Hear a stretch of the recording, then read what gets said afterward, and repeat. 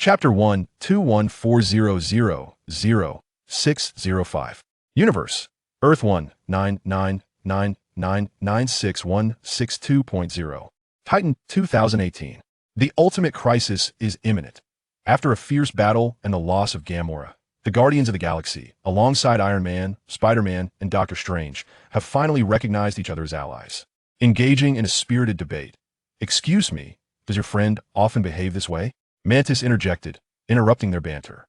The group turned to see Doctor Strange levitating cross-legged in the air.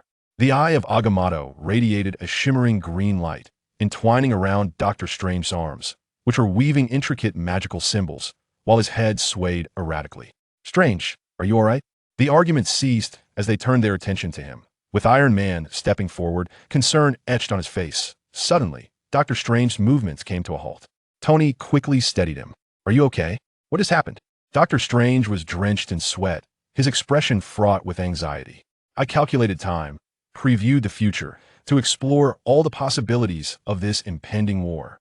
Star-Lord furrowed his brow and inquired, "How many possibilities did you see?" 14,605. Dr. Strange replied. "And how many times did we win?" Iron Man asked, locking eyes with him. "Once. No, to be precise, it was half a time," Dr. Strange clarified. "Half a time? What does that mean?" Iron Man pressed. A flash of green light emanated from Doctor Strange's hands, materializing a visible timeline before them. He pointed to the thickest white line in the center. "This represents our current timeline. It intertwines with 14,605 potential futures, and this golden line signifies that singular victory. Then we should just follow this line, right?" Spider-Man cautiously suggested. "But do you see how slender this line is? It could easily snap at any moment," Doctor Strange remarked, his gaze flickering over the fragile thread. "And what is that?" Iron Man exclaimed, pointing to a particularly prominent, upright, multicolored line interwoven with golden patterns along the timeline. This line was nearly as robust as the primary timeline. Yet, its apex remained unentwined with the main line, standing alone. "That is the half possibility," Doctor Strange answered.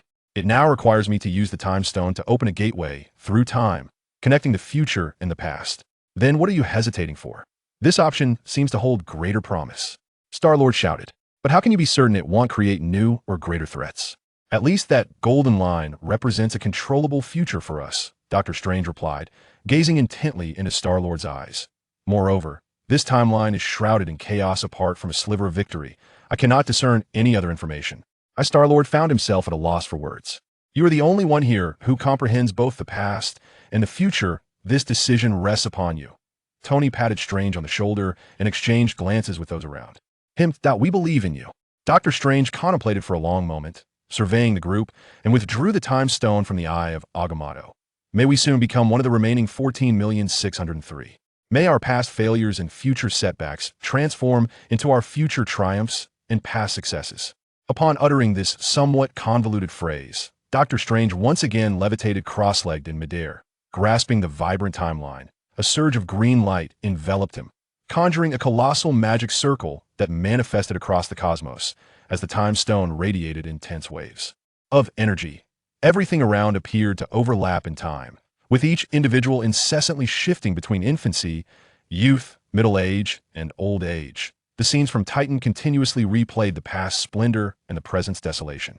The energy from the time stone traversed the cosmic expanse, moving toward an unknown destination, a T1 moment. The colorful timeline suddenly diverged, entwining the past and the remaining 14,604 possible futures, coalescing into a singular reality. When all came to a halt, only a dim, lifeless stone remained in Strange's hand. In an infinitely distant realm, eternity sensed a stirring at its essence, opened its eyes to cast a glance, and then returned to the void. "Ow, my head hurts." In a restroom stall of a nightclub in New York, a man standing at 6 feet tall, with extravagantly dyed, multicolored hair, was scrutinizing himself in the mirror. His vibrant locks were dampened with a mixture of sweat, alcohol, and blood. Clinging to his face, he had sustained a head wound, though it had ceased bleeding. Remnants of shattered glass still lodged within his hair. Compared to the average Asian individual, his complexion was notably paler, though not in a healthy manner, likely due to intoxication and the considerable blood loss.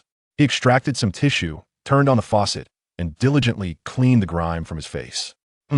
He appeared rather pleasing to the eye. With a prominent nose, perhaps he was of mixed heritage, as indicated by his slightly deep-set eyes.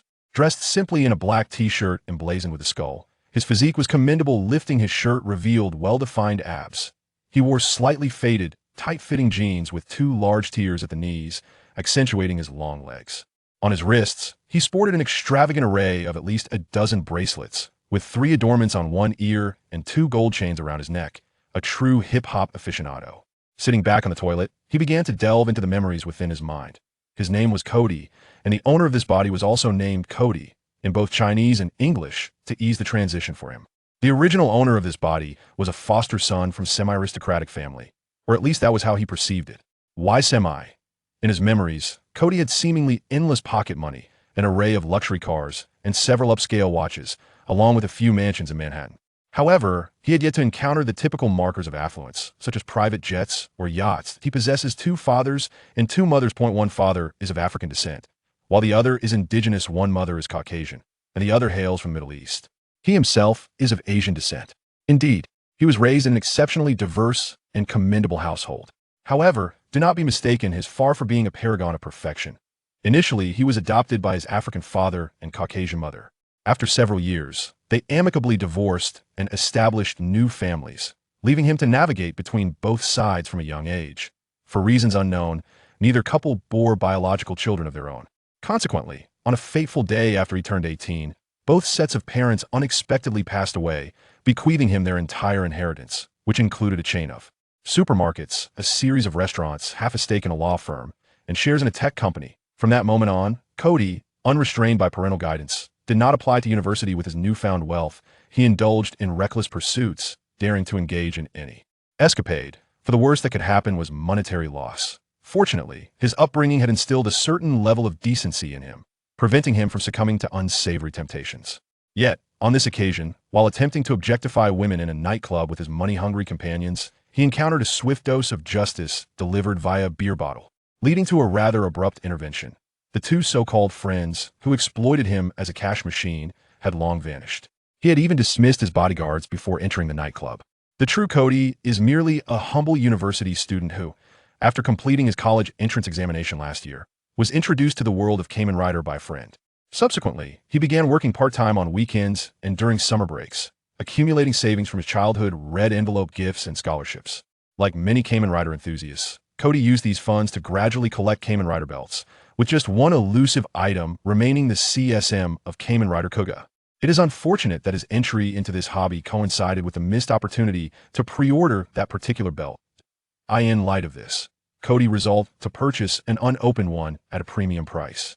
Ultimately, he spent 3,000 yuan for a lesson learned, knowing the market value ranged between 3,500 and 4,000 yuan. One day, while at a seafood market, he stumbled upon a newly updated trading message from someone in dire need of cash, selling at a low price.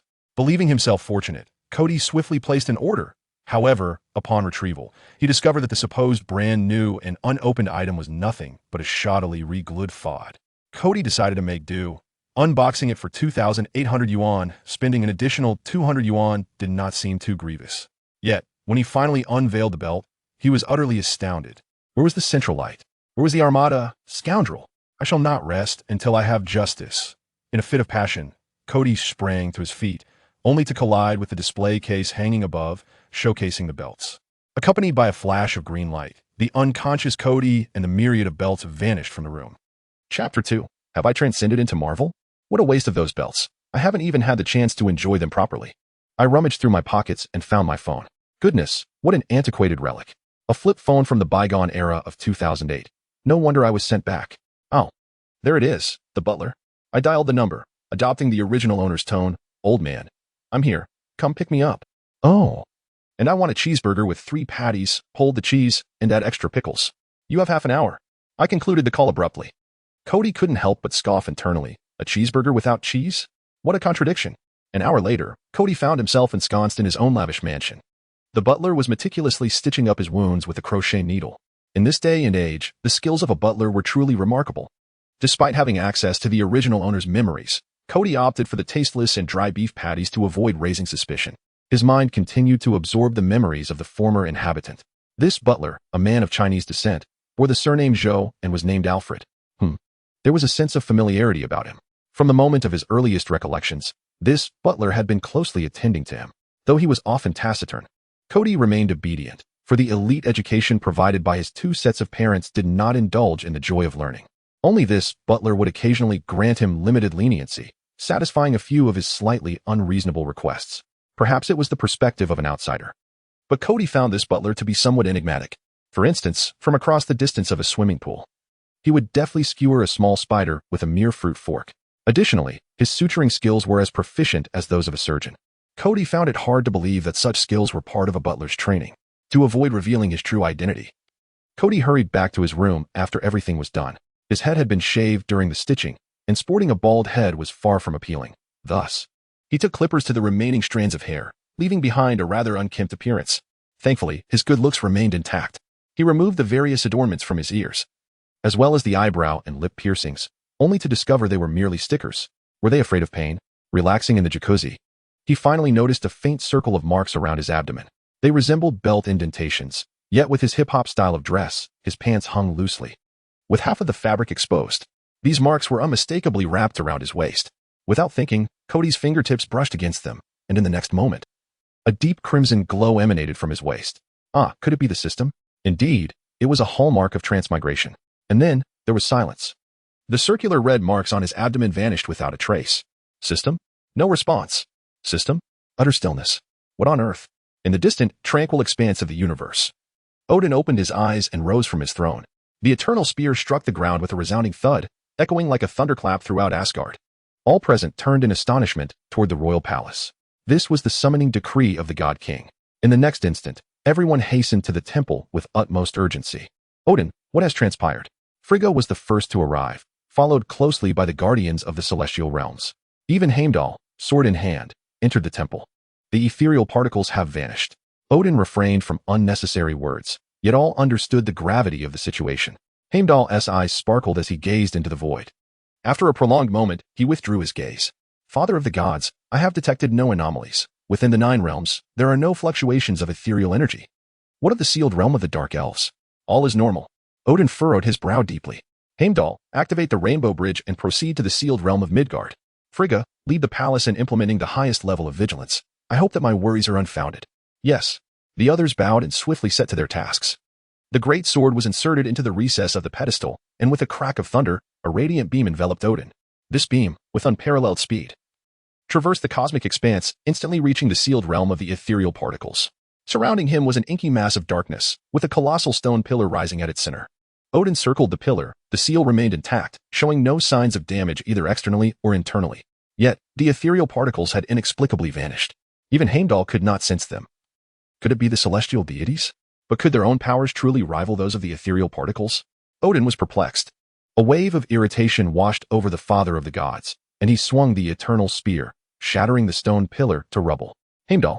The rainbow bridge ignited once more as Odin stepped into its light. From this day forth, we shall closely monitor the dark elves in Midgard. Should there be any disturbances in the ethereal particles, inform me immediately. Yes, father of the gods, Heimdall replied with a bow. Without summoning the 8-legged steed, Odin grasped the eternal spear and walked upon the rainbow bridge, his silhouette bearing the marks of age. Awakening from slumber, Kody stretched and jangled the bell above his head. Within a minute, the butler arrived, pushing a dining cart to the entrance, politely knocking twice before entering. The intricately designed cart was wheeled to the foot of Kody's bed. The butler pressed a button at the bedside, raising the head of the bed automatically, while Kody remained reclined. Today's breakfast consisted of Chinese crullers, soup dumplings, soy milk paired with English fried fish, American crispy bacon, a single-sided sunny-side-up egg, and souffle. Thank you, Kody instinctively replied, causing the butler to raise an eyebrow momentarily before resuming his usual stoic demeanor and turning on the television. No longer wishing to critique the peculiar culinary combinations of the previous occupant, Kody savored the delightful breakfast. The television broadcasted the news. According to our report, billionaire Tony Stark of Stark Industries has not been seen in public for several days. Reliable sources indicate that several days ago, while testing a new weapon in a remote area of the Middle East, Tony Stark was kidnapped and has since been unaccounted for. Stark Industries has yet to respond, but there is reason to believe the information has been tacitly acknowledged. We will provide updates as the situation unfolds. May God bless him. Uffed. A mouthful of soy milk sprayed onto the blanket. What? Tony Stark is missing? Is this the world of Marvel? Disregarding the need to tidy up, Kody flung aside the covers, leapt from his bed, and hurried to the television. He scrolled through several news channels, most of which were reporting the same story. It was confirmed. The butler had not yet departed, leaving Kody to grapple with a tempest of thoughts in his mind. He meticulously recalled the tales of Captain America, a figure he had learned about since childhood in history classes. His school had even organized at least 2 visits to the Captain America Memorial. However, he was taken aback to discover that there were actually 2 Captain Americas here. One male, Steve Rogers, indeed. The very captain he remembered with his striking physique, and a female counterpart named Peggy Carter. Could it be that this world had integrated a cosmic perspective? How perplexing. To be transported here without a system of any sort was bewildering. The flash of red light he had experienced yesterday seemed merely a figment of his imagination. Nothing had truly occurred. Reflecting on the ensuing movie plot, he dreaded the possibility of being turned to ashes by that infamous snap of fingers. The butler silently tidied up the dining cart and the bedding, casting a glance at Kody's somewhat withdrawn silhouette before gently closing the door behind him. Upon returning to his room, he secured the door and picked up the remote, entering a special combination of numbers. Instantly, a force field enveloped the room. From a secret safe disguised as a coffee table, he retrieved a recording device to monitor his target. Today's morning behavior had exhibited some irregularities, including expressions of gratitude. Significant emotional fluctuations were noted upon viewing the news of Tony Stark's disappearance, the reasons for which remained unclear. Further observation was warranted. After concluding his analysis, he restored the room to its previous state, exited once more, donned a jumpsuit and straw hat, and commenced his usual lawn maintenance. Chapter 3. Quite affluent. Kody calculated that in the film, Tony had been kidnapped and returned to hold a press conference after roughly 3 months. The battle against the Ironmonger was still some time away. With no real movie to watch, he resolved to carry on with his life as usual. After a few days of indulging in the lifestyle of a wealthy heir, he began to feel somewhat weary of it. A search online revealed that this world astonishingly lacked Kamen Riders, although it featured series on Super Sentai and Ultraman. Why was there no Kamen Rider? Naturally, the notion of establishing a company to produce a Kamen Rider television series flitted through his mind before he dismissed it. The chasm between industries is vast, and he couldn't even draw, let alone write a script. So how should he spend the remaining time? Surely, he needed to find something to occupy himself, or else the monotonous routine of sleeping with money in hand would become exceedingly mundane. Following the completion of his weekly report, he noted that his objective had presented 2 requests this week. 1. To hire a tutor to resume his studies. 2. To organize his assets. The task of securing a tutor had been reported to the relevant organization, which would dispatch personnel promptly. The inventory of his wealth had been meticulously compiled, and Kody sighed in relief as he perused the extensive stack of documents before him. He was wealthier than he had initially imagined. It wasn't that he couldn't afford planes or yachts, but rather that his 2 sets of foster parents were exceedingly discreet, deeming certain possessions entirely unnecessary in their eyes. Not only in Manhattan, but also in the Gold Coast, Beverly Hills, and even several countries overseas, there exists a considerable amount of real estate. His chain of supermarkets and restaurants is unified under a single entity known as Panda Department Limited, which is currently managed by professional executives. The law firm in question is called Nelson and Murdoch. Daredevil? Is the timeline somewhat convoluted? Kody pondered. However, this is not the crux of the matter. The significance lies in the fact that this law firm is far from the cramped quarters depicted in the television series, nestled within Hell's Kitchen. The Nelson and Murdoch law firm here boasts an entire office building and has gained nationwide acclaim as a prominent legal establishment. A brief internet search revealed that Matt Murdoch is one of the co-founders, alongside the now-deceased Foggy Nelson. Subsequently, the firm received independent funding from Kody's adoptive father, leading to its substantial growth over the years. However, there has been no word regarding other members of the Defenders, such as Luke Cage, Jessica Jones, and Iron Fist. The surprises continued to unfold when the enormous Stark Industries logo loomed before Kody. He thought to himself, this is it. I've truly struck gold. This original stock from Stark Industries can be traced back to the inception of the company, passed down from Kody's white adoptive mother's father, amounting to a remarkable 15 share. According to his grandfather's will, 90 of the dividends from Stark Industries shares are unconditionally donated to charitable organizations worldwide. Given Stark Industries' current valuation, that sum is indeed substantial. This likely explains why, despite numerous changes within Stark Industries over the years, this 15 share has consistently remained within Kody's adoptive mother's family, untouched and undiluted. With this, wouldn't he at least be able to connect with 2 superheroes? Yet, as the excitement waned, Kody's thoughts plunged back into despair. In the Marvel Universe, for ordinary individuals, and even some superheroes, life is not much different from hell. Those outside the movies can laugh at the special effects, but what about those who enter this world? Without even mentioning the unknown threat of Thanos that looms in the future, how is the secret invasion of the Skrulls progressing? And what of S.H.I.E.L.D., which is riddled with damage from Hydra's infiltration, and the underground crime syndicate led by Kingpin? These realities constantly remind Kody of the true nature of this world. Is he truly destined to drift like a mere weed, at the mercy of others? What, then, is the purpose of his crossing into this realm?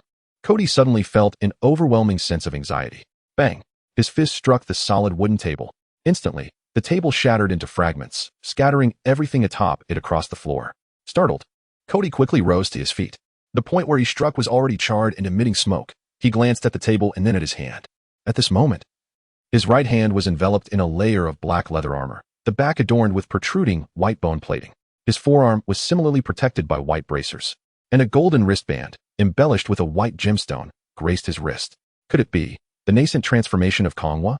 Indeed, there could be no mistaking it.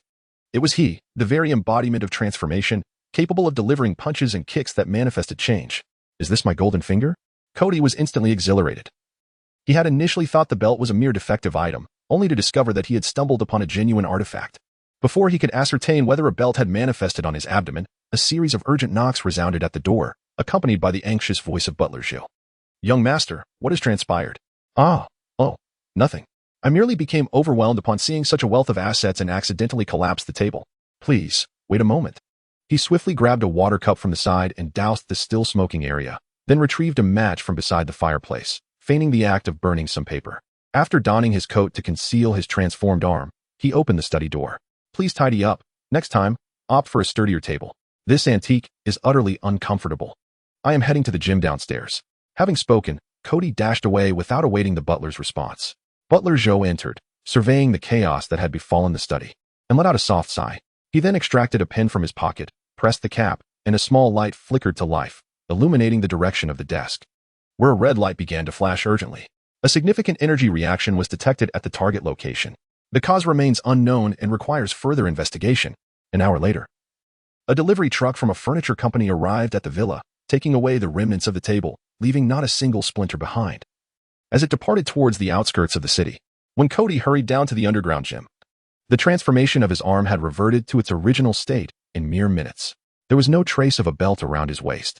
And mimicking the transformation posture of Kongwa, he shouted a few phrases. He then faced the punching bag, attempting unfamiliar punches and kicks, but no change occurred. Must it be so? If there is a system, then reveal yourself at once. Even an unintelligent one would suffice. Clenching his right hand, he delivered a final punch to the bag, muttering in disappointment. This is the second time. A glimmer of hope, only to be extinguished once more. Is the timing simply not right? Kody sat on the gym floor, his gaze unfocused as he stared into the corner, murmuring softly. Time passed, and suddenly, a doorbell rang against the frosted glass exterior of the gym. Kody snapped back to reality, rising to the door to deactivate the gym's isolation system. Young master, your tutor has arrived. Shall we commence lessons today? Very well, please ask her to wait. I shall tidy up first. Upon first laying eyes on the tutor, Kody nearly burst into laughter, the remnants of his earlier gloom dissipating almost entirely. Tony Stark has yet to return from the Middle East, and unexpectedly, Black Widow's previous mission turns out to be serving as his tutor. It is not that Kody does not trust her. Rather, he questions whether she, as a spy, can truly impart the knowledge he seeks, which consists of university-level courses. Kody is quite certain that Black Widow, along with Captain America, Daredevil, and Iron Man, bears an uncanny resemblance to their cinematic portrayals. How could she be any exception? After all, there are no Superman-esque glasses here, nor any such extraordinary disguises that alter the very fabric of reality, which suddenly clarifies many matters. He recalls the shares left by his grandfather and the relationship between Howard Stark and S.H.I.E.L.D. If his butler is indeed affiliated with S.H.I.E.L.D.,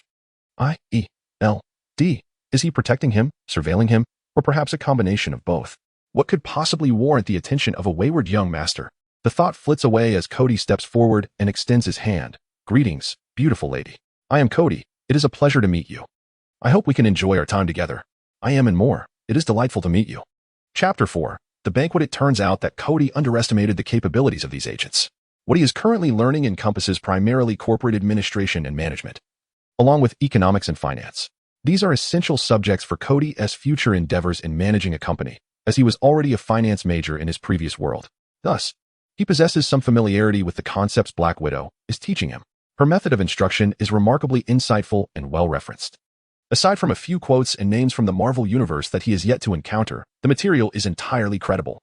Kody finds himself shedding his curiosity about Black Widow and immersing himself in the learning process. Sir, this is an invitation to the 8th anniversary banquet of the Nelson Murdoch law firm. Would you like to attend? After lunch, Butler Joe presented an invitation to Kody. Dear Mr. Kody, we sincerely thank you for your support over the past 8 years. We cordially invite you to join us tonight at 8 p.m. for a celebratory banquet at the Nelson Murdoch headquarters. Will my parents be attending? Kody inquired of Butler Joe. Yes, the 4 gentlemen and their spouses attend every year. Very well, I shall attend as well. Please arrange a styling team for me. I cannot possibly go in this attire. Butler Joe glanced at Kody's oversized shorts and sweatshirt and nodded. Of course, I will arrange it immediately.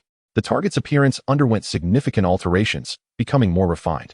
Excluding a ring and a bracelet, no other adornments were present, and a professional styling team was tasked with the transformation.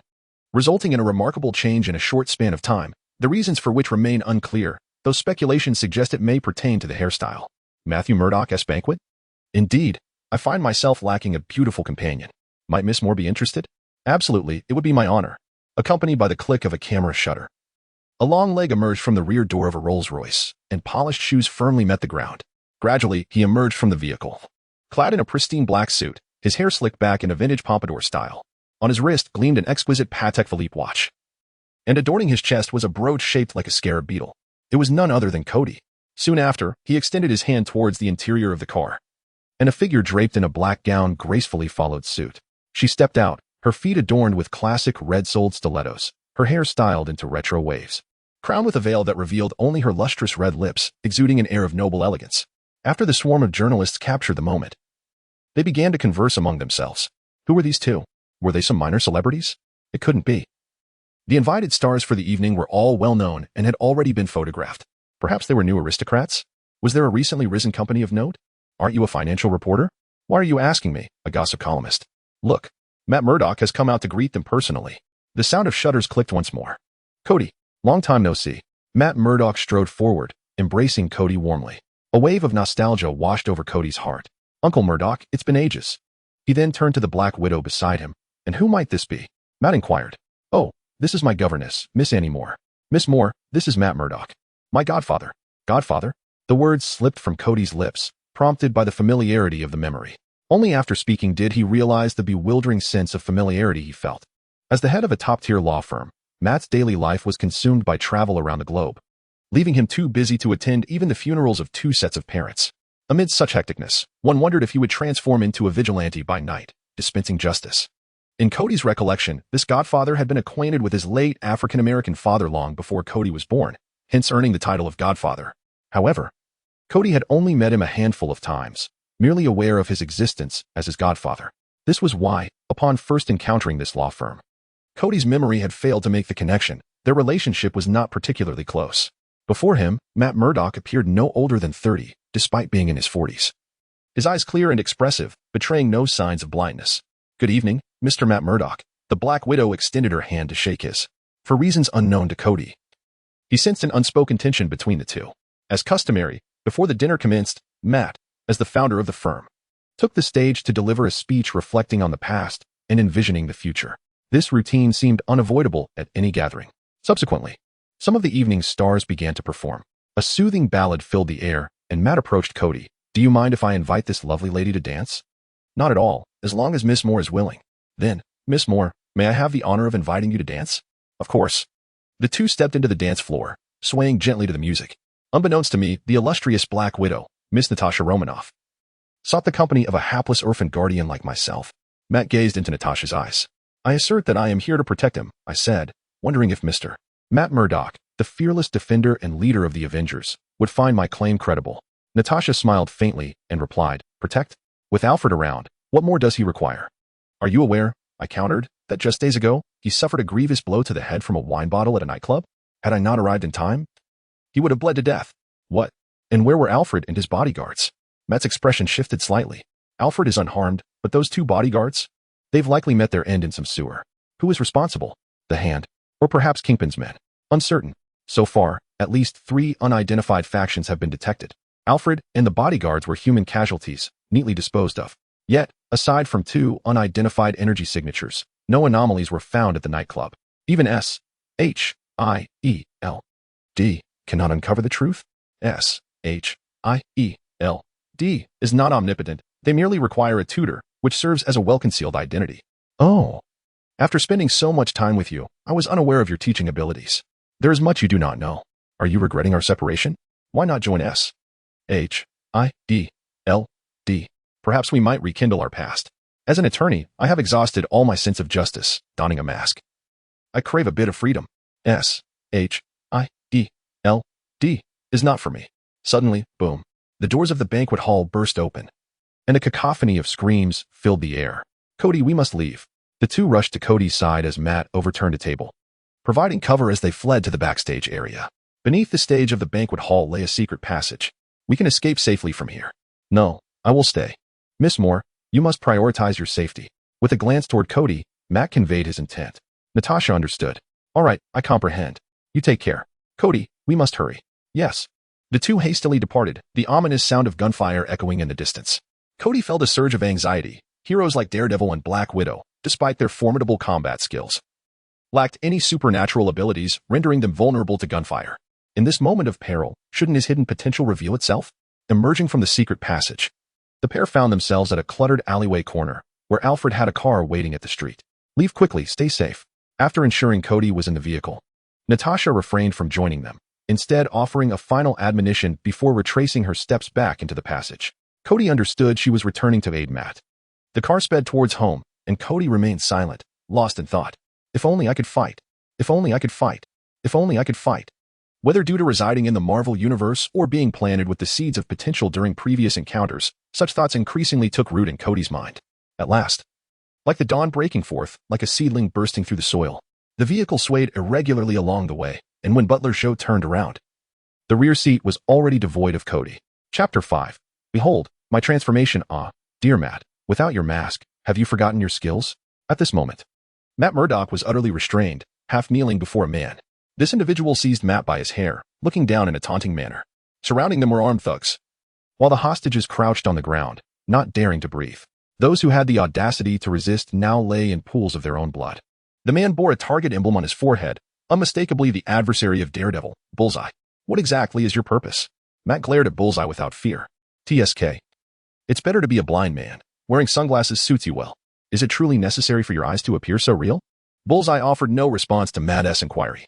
Instead, he produced a knife and gouged out Matt's eyeball, then crushed it beneath his foot. TSK, still high-tech. The eyeball on the ground emitted a couple of fizzles before becoming utterly useless. It was, in fact, two intricate miniature cameras. Fear not, Matt. This time the target is not you, nor the rabble here. It is a boy, an Asian lad, around 18 years old.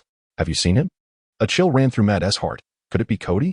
The Black Widow, hidden in the shadows above, overheard this statement and shared the same apprehension. Mr. Lester. These are all the individuals who meet the criteria. The thugs dragged a few people before Bullseye. There is no one here that you seek. If you wish to avoid being turned to mush by the Pure Justice Society's clubs, I suggest you release them and swiftly depart. Matt had already sensed the frantic heartbeats of several hostages, teetering on the brink of collapse. One of them exhibited audible wheezing, a clear sign of an asthma attack. The Pure Justice Society? Ha! Bullseye erupted with laughter, as if he had heard a grand joke. Then guess, why has it taken so long for the Pure Justice Society to come to your rescue? Oh, and your Defender Alliance. What a ridiculous organization they are. The thrill of vengeance flickered in Bullseye's eyes. Impossible. Matt suddenly surged forward, ramming his head into Bullseye's abdomen, causing him to stagger back in pain. In that fleeting moment, Matt, utilizing his special skills, freed himself from his restraints, executed a forward roll, seized a shard of glass from the ground, and severed the bindings on his legs. Then, with perfect timing, he caught the object that Natasha had thrown down from the rooftop, aiming directly at Bullseye's head. However, Bullseye's reflexes were quick. He yanked one of the thugs in front of him, using him as a shield to absorb the blow to the skull. In the process, he drew a firearm, aiming at Matt's heart. Yet, before he could pull the trigger, a light fixture hurled by Natasha altered its trajectory. The two immediately positioned themselves back to back, united against their foes. I have called for S-H-I-E-L-D. Reinforcements. We just need to hold out for 10 minutes, Natasha declared. Matt nodded, and the two instinctively separated, launching their attacks against the surrounding thugs. Matt, I will kill you. As the situation that once seemed assured of victory descended into chaos, the target eye indiscriminately unleashed attacks, oblivious to the presence of any potential adversaries. Have you lost your mind? Matt exclaimed, transforming the weapon in his hand into a spear. which he hurled towards the target eye's firearm, disregarding the other thugs as he lunged towards his opponent. Natasha dealt with the nearby thugs and flung open the door, urging everyone to flee. They then dashed towards the remaining assailants. The scene had devolved into utter disarray, with all individuals circumventing the clash between Target Eye and Matt, recklessly racing towards the escape route, trampling over anyone in their path, be they allies or foes. Some thugs, unable to even lift their weapons to fire, were trampled into a grotesque state by the surging crowd, meeting a grim fate. Yet many innocents also fell victim to the thugs' brutality. However, mere seconds later, the very crowd that had been escaping hastily retreated back into the banquet hall. A contingent of armed individuals, equal in number to that of Target Eye's crew, followed in. Lester, you truly are useless. How have you not resolved this yet? Erica? Matt gasped in astonishment at the sight of her. Hello, darling. I didn't expect you to remember me. Natasha raised an eyebrow. Yes, but when she killed Fudge, she ceased to be that. We are merely enemies now. Oh, come now. Dear Matt, I'm just following orders, Erica replied with an insincere shrug. Enough of this nonsense. Eliminate them and return with your report. Target Eye barked. TSK, this is why you're always a step behind me. Just complete your mission without indulging in futile provocations that complicate your task. Erica glanced at Black Widow, adding, however, I would be quite pleased to mar her face. Drawing out 2 trident daggers from behind her, Erica joined the fray, turning the originally 2-on-1 battle into a chaotic melee. When Kody regained full consciousness, he found himself within the secret passageway, utterly unaware of how he had arrived there. Approaching the tunnel's entrance, the sounds of the battle outside grew increasingly pronounced. Kody's abdomen had swollen severely. Even the slightest movement sent waves of excruciating pain coursing through him, as if 1,000 needles were piercing his flesh. He collapsed to the ground, still able to hear the clamor outside. Do not struggle. It will be over soon. Just a gentle touch. Faced with 2 elite fighters and the onslaught from other thugs, both Matt and Natasha, devoid of equipment and assistance, quickly found themselves stripped of their combat effectiveness. Damn S.H.I.E.L.D. Why is reinforcement always so sluggish? Do you think you're invincible? Erica's dagger pressed against Natasha's face, while Target Eye aimed his gun at Matt's head. Amidst the hostages, a young girl could no longer contain her terror and began to sob, her quivering cries breaking the hearts of all present, except for the merciless thugs. Shut her up. Kill her, Target Eye commanded. Please, spare her. She is just a child. Despite the desperate cries and pleas from the child's mother, the assailant struck the poor woman down with the butt of his gun, dragging the child into the center of the hall. As he racked the gun, preparing to take the girl's life, a shadowy figure, masked and cloaked in black, lunged at the assailant, delivering a powerful blow that sent him crashing to the ground. Then returned the little girl to the group of hostages. Everyone had been so captivated by the child that they had failed to notice the masked savior's sudden appearance. However, Matt and Natasha exchanged glances, instantly recognizing the newcomer. It was Kody. Yet, they were bound and unable to act. What are you doing here? Get out, Natasha shouted. No. I must fight, Kody declared, enduring his pain to steady himself. What nonsense are you talking? I refuse to watch anyone else shed tears because of these fiends. I want to see smiles on everyone's faces. So watch closely. Responding to an instinctive call, Kody spread his arms wide, placing them at his sides as a golden red glow flickered around his waist and a silver belt materialized upon him, engraved with mysterious symbols and featuring a large red gem at its center. Huh, what a trick. Target Eye kicked Matt down to the ground and leaped forward, swinging a punch at Kody, who countered with a punch of his own. When their fists collided, a layer of red armor enveloped Kody's body, transforming him into Kamen Rider Kuga in his almighty form. Target Eye let out a piercing scream. His arm was rendered useless beneath the force of Kody's strike. All the assailants and hostages stood frozen in shock. It was Erica who first regained her composure, ordering her men to shoot and attempting to flee with Target Eye. The mission could not fail, and Target Eye could not die. But how could Kuga be harmed by mere bullets? Kody completely disregarded the hail of gunfire, retreating on one leg and preparing to leap. Instead of targeting a specific individual, he sprang into the air, executing a 360-degree flip, his right leg igniting with searing flames as he kicked downwards, unleashing a surge of energy. The force of this energy washed over all the assailants, including the nearly incapacitated Target Eye and Erica, marking each with a seal. In the next moment, the assailants appeared to lose all their strength, blood oozing from their eyes, ears, mouths, and noses as they collapsed, unconscious. All weapons and gear on the assailants were rendered useless. The energy within their grenades and firearms had yet to detonate when it was as if it had been absorbed by a black hole. Upon witnessing this scene and hearing the sounds of a door being smashed from outside, Kody did not linger. He swiftly leapt through the shattered window, departing from the chaos, leaving behind traces of sealing symbols on the ground. Chapter 6. The Cosmic Cube. Wake up. Kody, please wake up.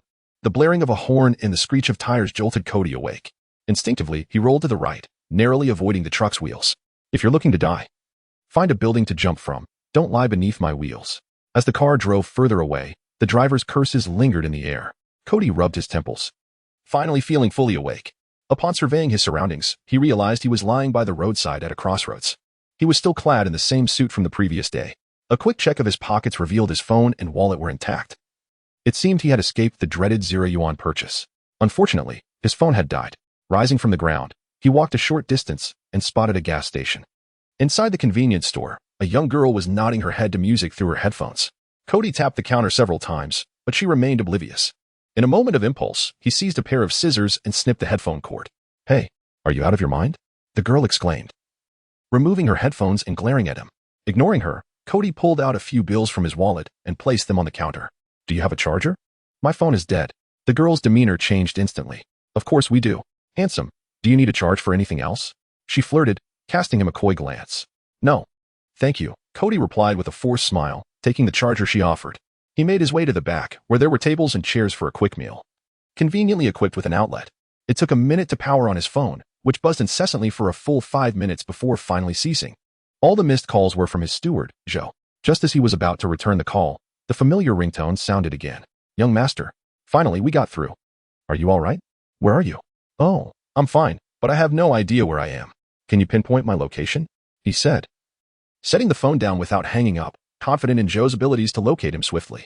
While waiting, Kody absent-mindedly toyed with a shovel-shaped insect brooch that had somehow become damaged.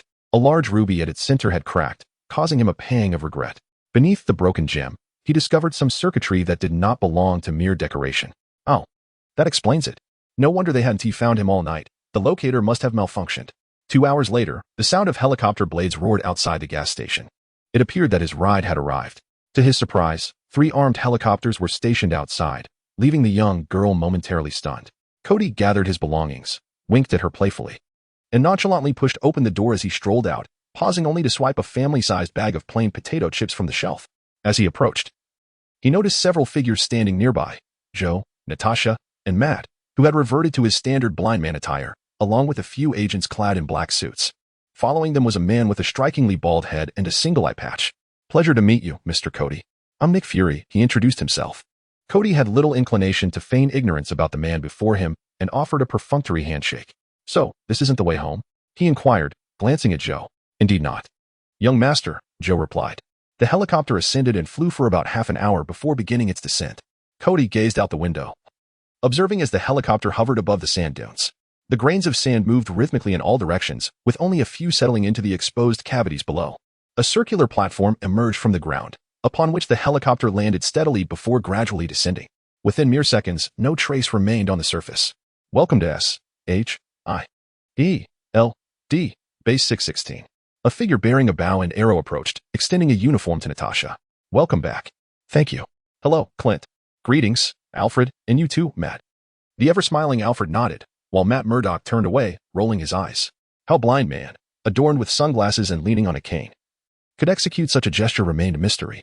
"Nick, when can I return home?" "Soon. We'll head to the conference room for a brief chat. I have a few simple questions for you. Afterward, you can take the Quinjet, and it will only take 10 minutes to get you back." "All right." Kody shrugged. "What do you think that was?" "Heimdall. Apologies, father of the gods, but with my limited knowledge, I cannot provide a precise answer, merely an instinct derived from my sight." The two occurrences of energy seemed akin to fireflies in Muspelheim, swiftly extinguished. "But are you certain it originated from Midgard?" "Indeed." Odin nodded, refraining from further instructions, instead inquiring about the whereabouts of the two brothers. "They are currently hunting across various planets, occasionally disturbing the borders of Jotunheim." Odin frowned. "Bring them back. As for the Dark Elves, ignore them. Focus on Midgard." "Understood." The projection before them displayed a vivid red armor, along with inscriptions upon the felons and the ground in Lindovian script. Some in large text, though incomplete, adorned Kody's being. "Allow me to introduce ourselves. We are the Strategic Homeland Intervention, Enforcement, and Logistics Division, commonly known as S.H.I.E.L.D. Our purpose is to ensure, to me, you are no different. You're far removed from my concerns. Hence, I have little interest in your operations. Let us get straight to the point, shall we?" Kody interrupted Nick's discourse. "Very well." Nick Fury chuckled. "Let us proceed with Agent Natasha Romanoff." "Ah, Ms. Moore, you are quite the enigma," Kody mused. feeling less resistant toward Natasha, though a hint of frustration lingered. He was acutely aware that after yesterday's incident, he would undoubtedly fall under S.H.I.E.L.D.'s scrutiny. If blame were to be assigned, it would rest on his own inadequate abilities, as his endeavors had not unfolded as anticipated.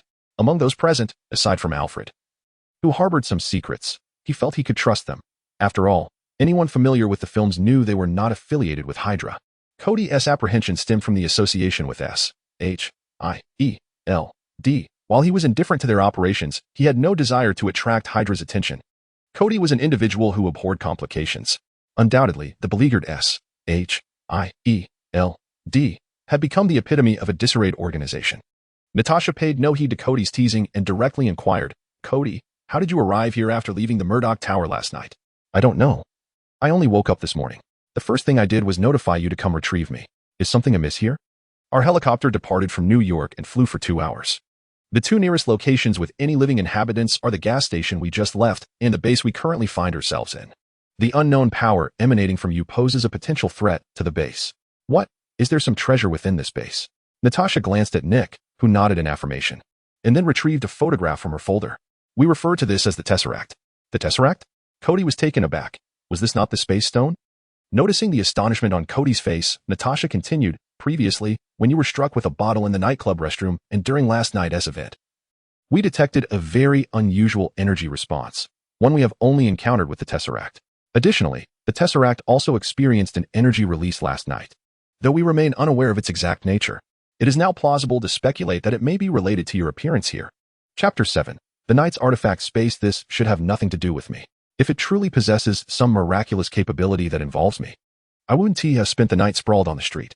There were no surveillance devices near that intersection. Kody himself was puzzled by the situation, logically. Whether it be the Space Stone or the Tesseract, if it activated its powers and opened a portal, he should have appeared beside the artifact, not ended up on the street midway. Furthermore, his memories from last night ceased at the moment he leaped through the window. Could it possibly be related to the belt? All present were highly trained agents, and interpreting micro-expressions was one of their fundamental skills. Observing Kody's expression of bewilderment, which bore no trace of concealment, they could ascertain, unless he were a natural actor, that he genuinely harbored no knowledge of the matter. Nick gestured for Natasha to continue her inquiry. Thus, Natasha placed the clear photograph of the Tesseract before Kody, alongside the image of the desk he had shattered with a punch in the study. "How did you acquire this ability? What exactly is it?" Kody glanced at the photograph of the desk and shook his head. "I don't know. That night, I was struck and left bloodied, experiencing a brief moment of unconsciousness. Upon waking, I had Alfred take me home. While taking a bath that evening, I noticed a mark where the belt had appeared, yet there was no other reaction. It wasn't until that day, when I impulsively shattered the desk, that I first realized I possessed such power. Then last night, my sole thought was to save everyone, and so I succeeded. It's that simple. As for the name, I dubbed it Kamen Rider, codenamed Sarah. An intriguing name. Does it hold any special significance?" Hawkeye interjected. "Wait a moment, let me correct something. It sounds more pleasing to the ear to simply call it All Right. As for the meaning, I interpret it as being indifferent to the name. Could you transform before us once more? I am quite intrigued by those words. Perhaps we could glean some crucial information from them." Nick Fury interrupted Kody's impending lengthy discourse. Interjecting, "I'll give it a try," Kody remarked, pursing his lips. "Hold on, the HD camera is ready. The surveillance equipment in the conference room is insufficient." The agents operated with remarkable efficiency. Within a mere 2 minutes, an entire set of professional photography equipment was established. "Let us commence." Kody nodded, shedding his suit jacket and tossing it aside. He mentally revisited the transformation pose of the void.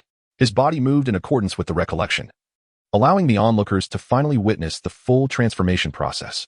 A belt appeared out of thin air around Kody's waist, followed by the gems illuminating with brilliance, as if the light were drawn into a black hole, spiraling into the belt. In the next instant, red armor enveloped Kody entirely, just as depicted in the photographs. Before anyone could reach out to touch the void's armor, an alarm blared throughout the base. "Sir, the cosmic cube has emitted a violent energy reaction. All nearby equipment has been destroyed, and the gravitational pull in the room is dramatically increasing. If this continues, the location may collapse into a black hole, beyond human intervention. Immediate evacuation is advised."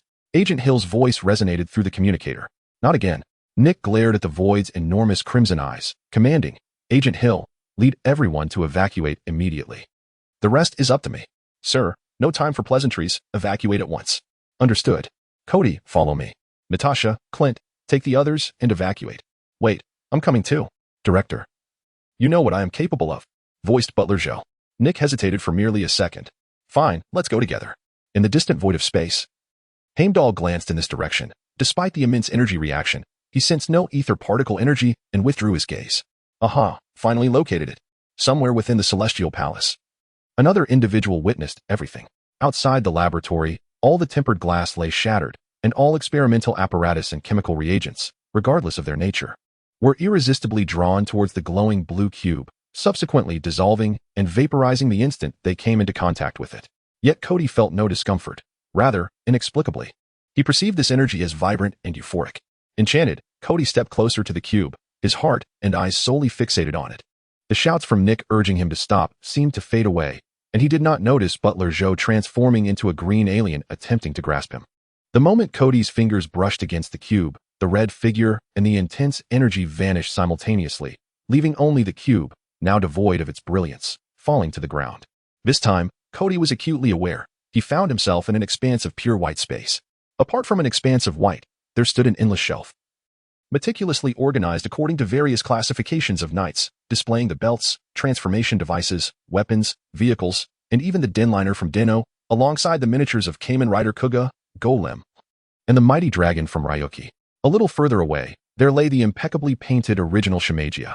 On a distant platform, an unidentified machine diligently produced the uncompleted seals of Kamen Rider Revi. Regrettably, everything existed in a monochrome, petrified state. The one thing conspicuously absent was the Kuga belt that should have adorned my waist. Indeed, this was beginning to resemble a golden finger moment. Drawing from my past reading experiences, I understood that the Kuga belt served as a novice's starter pack, while the items on the shelf could only be acquired through some form of exchange, particularly in the later stages. The diverse array of gadgets for the knights, with one knight's items occupying 2 entire shelves, was hardly surprising. Alas, my golden finger seemed devoid of an intelligent system, lacking any interactive spirit. Wait a moment. I hurried over to the section dedicated to Kamen Rider 01, eager to search. Aha! I found Aizu, though there was no system spirit. Having a robotic secretary was quite satisfactory. As I retrieved Aizu's figurine from the shelf, a colossal prohibition sign materialized above it. Please unlock Kamen Rider 01 before proceeding with the exchange. Unlocking fee, 222 rescue points, or payment of 222 US dollars. The unlocking content included the complete system for Kamen Rider 01, along with related technology and craftsmanship. Note that aside from the basic transformation devices and primary weapons, all other items could only be exchanged using rescue points. A lengthy string of 2s, 10, 100, 1,000, 10,000, 100,000, million, billion had me counting for quite some time. The comedic nature of the gadgets was matched only by their ludicrous pricing. Forget about this so-called rescue points. Even if I liquidated all my assets, I couldn't possibly muster 22 billion. Hey, while there is no intelligence here, could someone provide me with a manual? What exactly are rescue points? I shouted into the void. The silence of the vast space offered no echo. At that moment, a line of text appeared before my eyes. Rescue points are obtained through acts of salvation, encompassing personal safety, guidance towards righteousness, and any positive influence on living beings. The extent of the impact determines the amount of rescue points acquired. Does that mean I must be a good person? What if I wish to do evil? After a brief wait, when no further response emerged, it became clear that it was all a preset program, triggered solely by specific keywords. How do I get out of here? The next instant, a blue light enveloped me, and the Aizu figurine automatically flew back to the shelf. No, I want my old one. The pristine white space returned to its tranquil state, while in the distance, the machine was completing the final spray painting of the Spider Knight seal. Chapter 8. The first mission. With a flash of blue light, I reappeared in a ravaged laboratory. Who are you? I am the young master, Alfred. However, my original name is Alfer, and I am a Skrull, albeit born on Earth and raised among its inhabitants. Is this storyline somehow connected to Captain Marvel? By the way, do you have a cat? A cat? No. Would the young master like to adopt one? I can arrange it. Which breed do you prefer? Noticing Nick's somewhat convulsed expression, Kody mischievously remarked, I rather fancy orange cats. Ahem. Nick interrupted the two. You should head home now. I will arrange for Agent Romanoff to escort you. We can delve into today's matters at a later time. By the way, Nick, I have a request. I am willing to allow you to conduct a certain degree of research within reasonable limits, but I hope that this matter remains confidential to only those present today, including the S.H.I.E.L.D. itself. Why? Nick inquired, puzzled. There is no reason. Your S.H.I.E.L.D. has become a sieve. Why do you question me? I simply detest complications, and as the director, you should comprehend what I mean by complications. Furthermore, having been influenced by the cosmic cube, I discovered a peculiar fragment in my mind. It consisted of a series of numbers, likely coordinates, alongside an encased figure clad in a blue uniform. I could not discern the features clearly, yet it bore a slight resemblance to Captain America as seen in the memorial. If you acquiesce to my request, I shall disclose this to you. In the long run, one cannot avoid it. Thus, I shall delay for a day until I have grown, rather than remaining in this state of ignorance regarding basic combat skills. Consequently, Kody unceremoniously recounted a segment from a film. As for those coordinates, they were entirely derived from the meticulous observations of the previous life, pieced together from various cinematic details concerning Captain America's entombment. Whether they can be found is beyond Kody's purview for after-sales service. Very well, I agree. All your records will be entirely expunged, and no one will know except us. However, should you be discovered on the streets in the future and your records reinstated, that is beyond my control. All right, no problem. Where is Natasha? Alfred inquired. Let us return home. Yes, young master. From the following day onward. Kody's mansion seemed to transform into a clandestine S-H-I-E-L-D base. The entire basement level was supplanted with intricate apparatus, including the dimly lit cosmic cube. At night, he rested in a specially designed sleep chamber, while during the day, a professional tutor instructed him in various subjects. The remainder of the time, he trained alongside Black Widow and Hawkeye, with occasional visits from Matt. Naturally, for the most part, Kody found himself in a state of being relentlessly pummeled by the three. And fortunately, the durability of his armor prevented him from emerging each day with a bruised visage. None among them possessed research talent at that time. Dr. Banner had yet to be irradiated, and Iron Man was soon to return.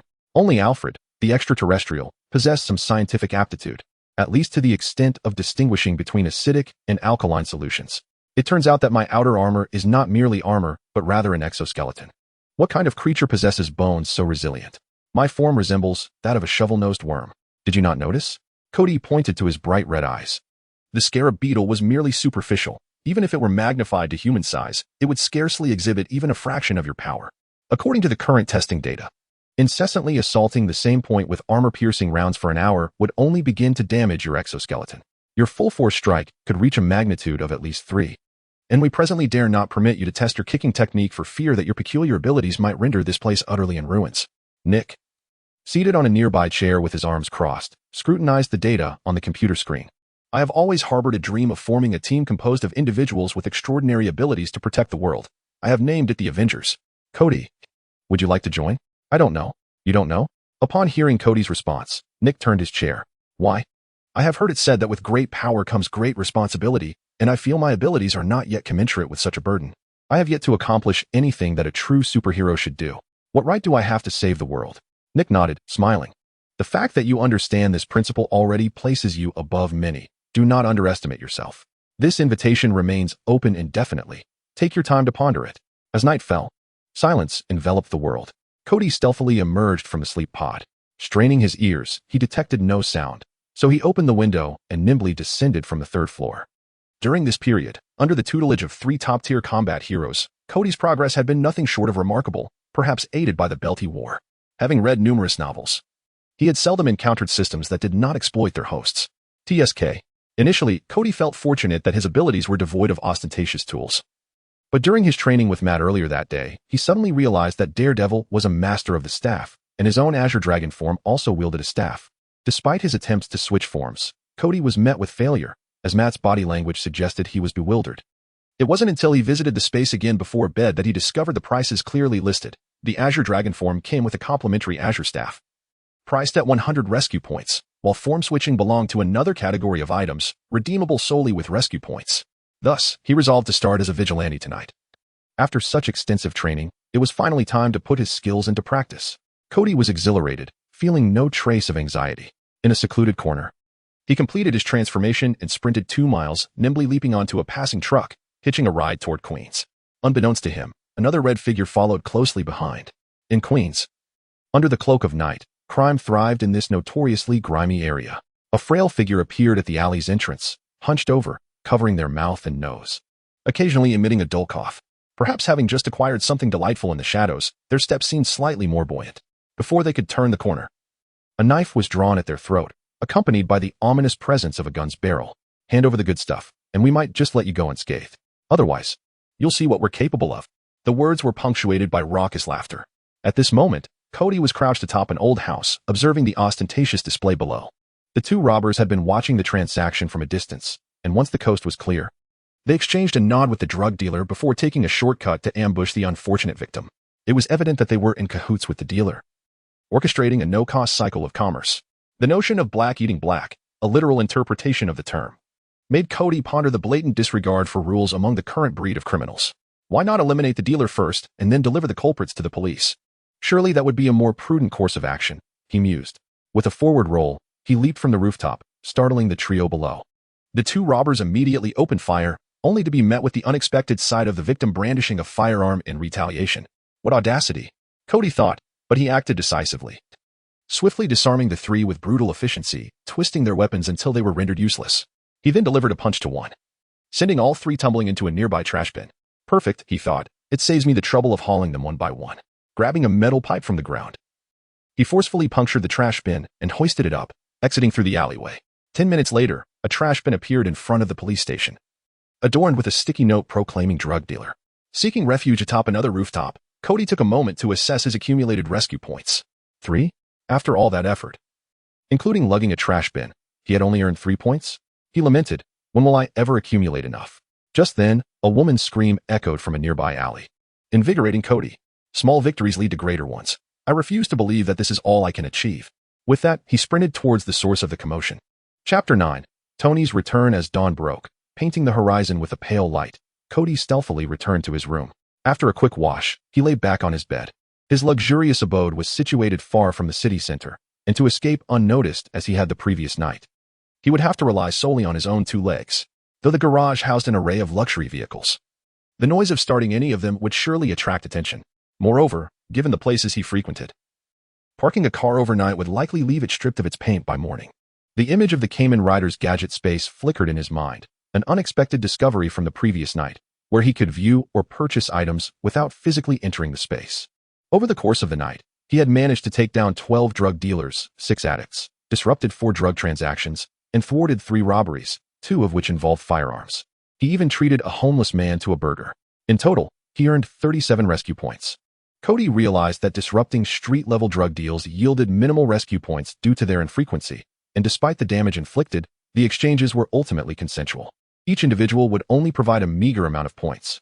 It wasn't until he delivered an overdose victim to the hospital, watching as the individual was carried inside for treatment, that he received a noteworthy reward of 2 rescue points. Kody contemplated that perhaps he needed to dismantle the root of the issue, the large-scale drug trafficking cases that impacted a multitude of individuals, to acquire more points of salvation. Each of the 3 robberies had yielded him 2 points of salvation. Just as Kody was about to conclude his mission, he noticed a group of homeless individuals rummaging through a dumpster that had recently toppled over, searching for food. He decided to generously provide them with a heap of pizzas. And to his astonishment, each person offered him 3 points of salvation in return. Was this the joy that wealthy philanthropists experienced? At this moment, his base form was entirely sufficient, making the exchange for the Azure Dragon form less urgent. However, he needed to first address the issue of his vehicle. On the shelves, only the well-developed models of the 2000 and Golem were available. The initial experimental model of the 2000 was nowhere to be found. The Golem, priced at 150 points of salvation, remained beyond Kody's reach. Conversely, the only true knightly vehicle, the Dynamic Pursuer 2000, had always been one of Kody's favorites. Its price was a mere 30 points of salvation. Without hesitation, Kody made the exchange, and as the vehicle automatically leapt off the shelf and restored its paint job to normal size, he realized an unfortunate truth. He seemingly had no skill in riding a motorcycle. The only memory from the original owner's past involving a motorcycle was a fall from the back of a Harley, resulting in a fracture, after which there had been no trace of motorcycles in his household. This was rather awkward. Lying in bed with his eyes wide open for 2 hours, he found himself devoid of any signs of fatigue, perhaps due to the influence of his newfound abilities. As he checked the time, it seemed appropriate to ring the bell at his bedside. 10 minutes later, as usual, Butler Wong pushed a cart filled with delectable dishes before Kody. Today's breakfast consisted of spicy Chinese soup, meat sandwiches, accompanied by Vietnamese rice noodles, with drinks of pumpkin porridge and milk with fermented eggs, a delightful fusion of flavors to start the day. In other news, it was reported that Tony Stark had emerged from danger and safely returned to the country.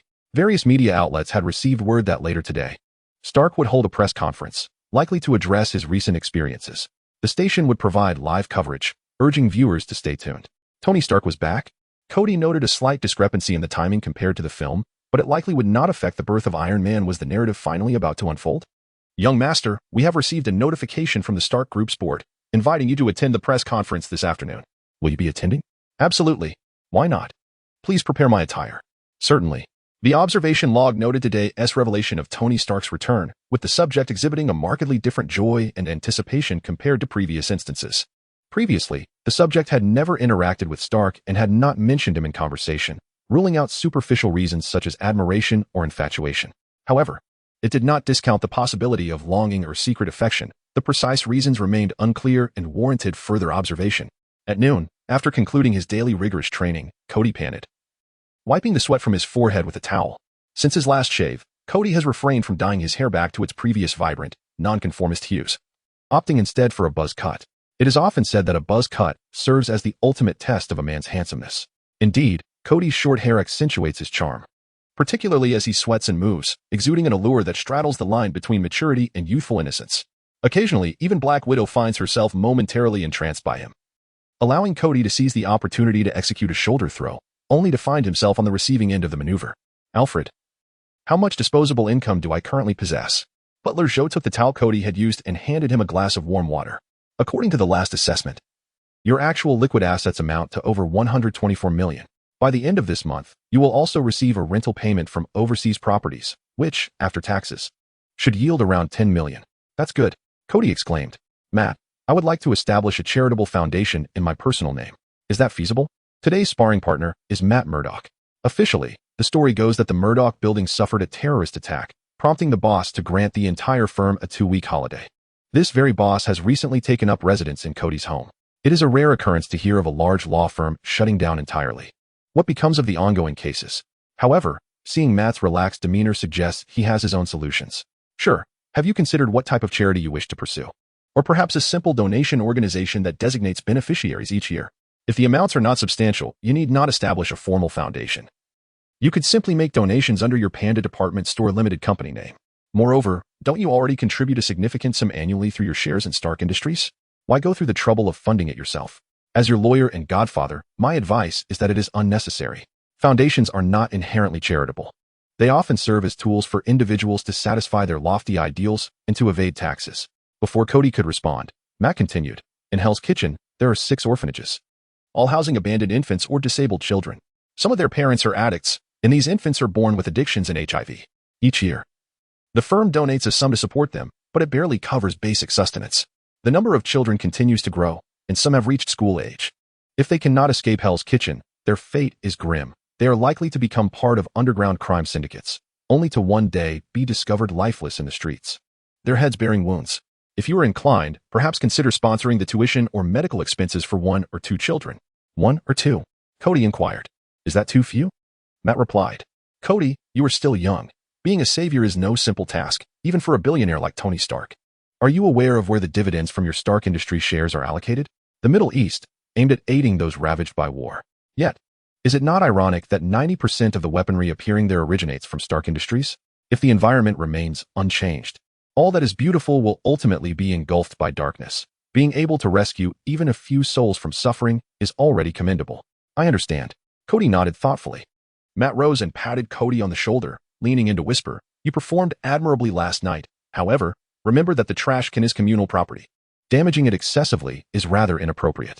Moreover, you must cultivate your counter-surveillance awareness. Kody stood frozen in place. Chapter 10.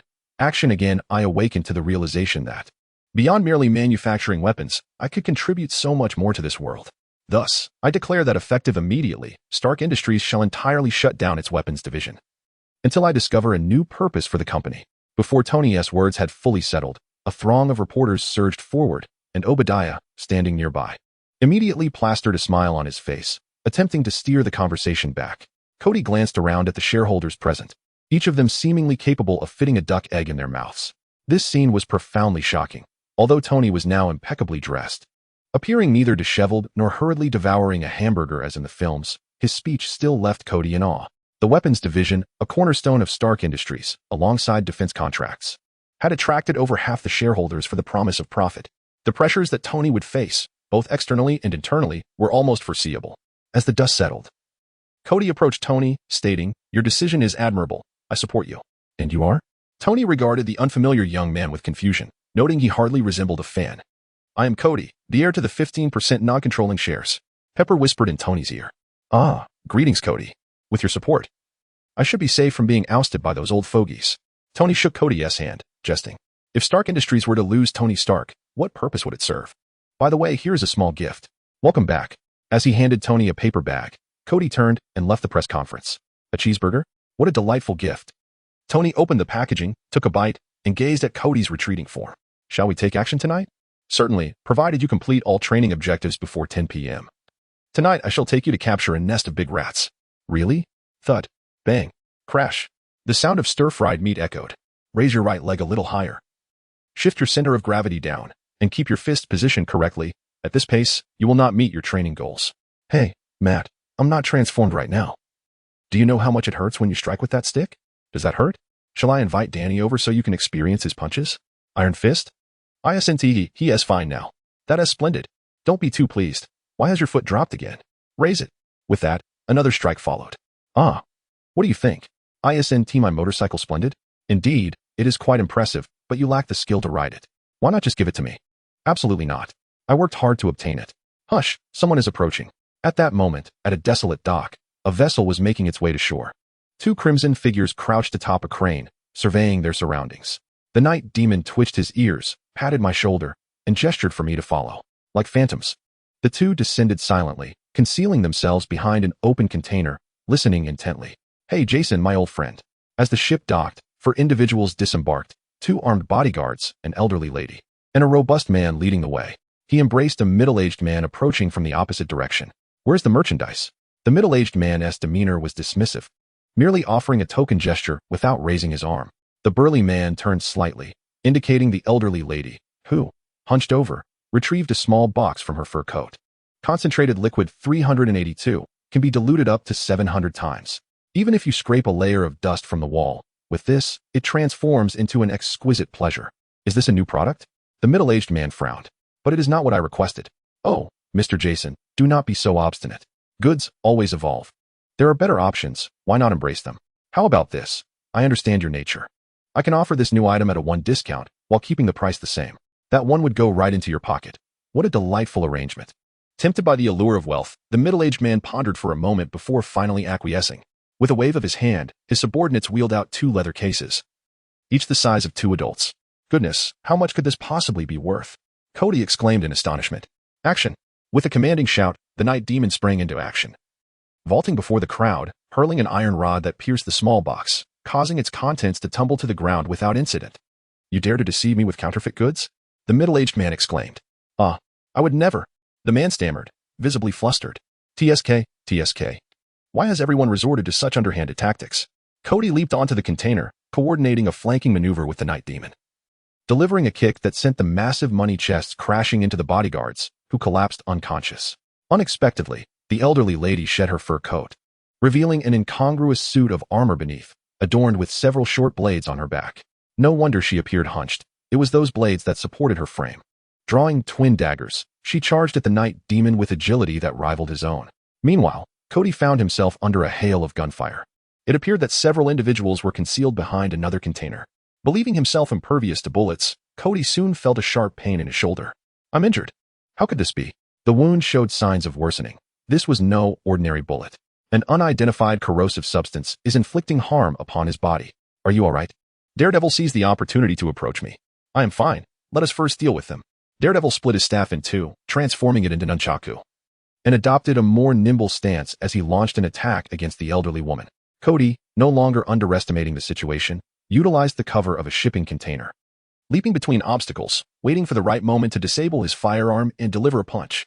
However, he refrained from delivering a lethal blow, as Matt had specifically instructed him to interrogate them later to glean further insights. Recently, a new type of contraband has emerged in Hell's Kitchen, presumably originating from these individuals.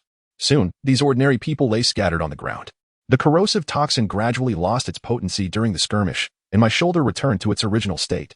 The 2 of us assumed a surrounding posture, encircling the elderly woman. To our surprise, she called out Daredevil's name directly. "Matt, long time no see." Why are you now accompanied by such an oddly shaped little brother? What has become of your good friends? Is it not better to sever ties with Hell's Kitchen after being away for so long? Such lingering connections only serve to wound many. Lady Gao, do you still remember me? Are you still a lackey under her command, or have you thrown in your lot with Wilson Fisk? How did you fall to the point of having to handle transactions yourself? Daredevil retorted without reservation. Enough with the banter. I warn you, do not meddle in these affairs. Out of respect for our past, consider this your final counsel. Respect?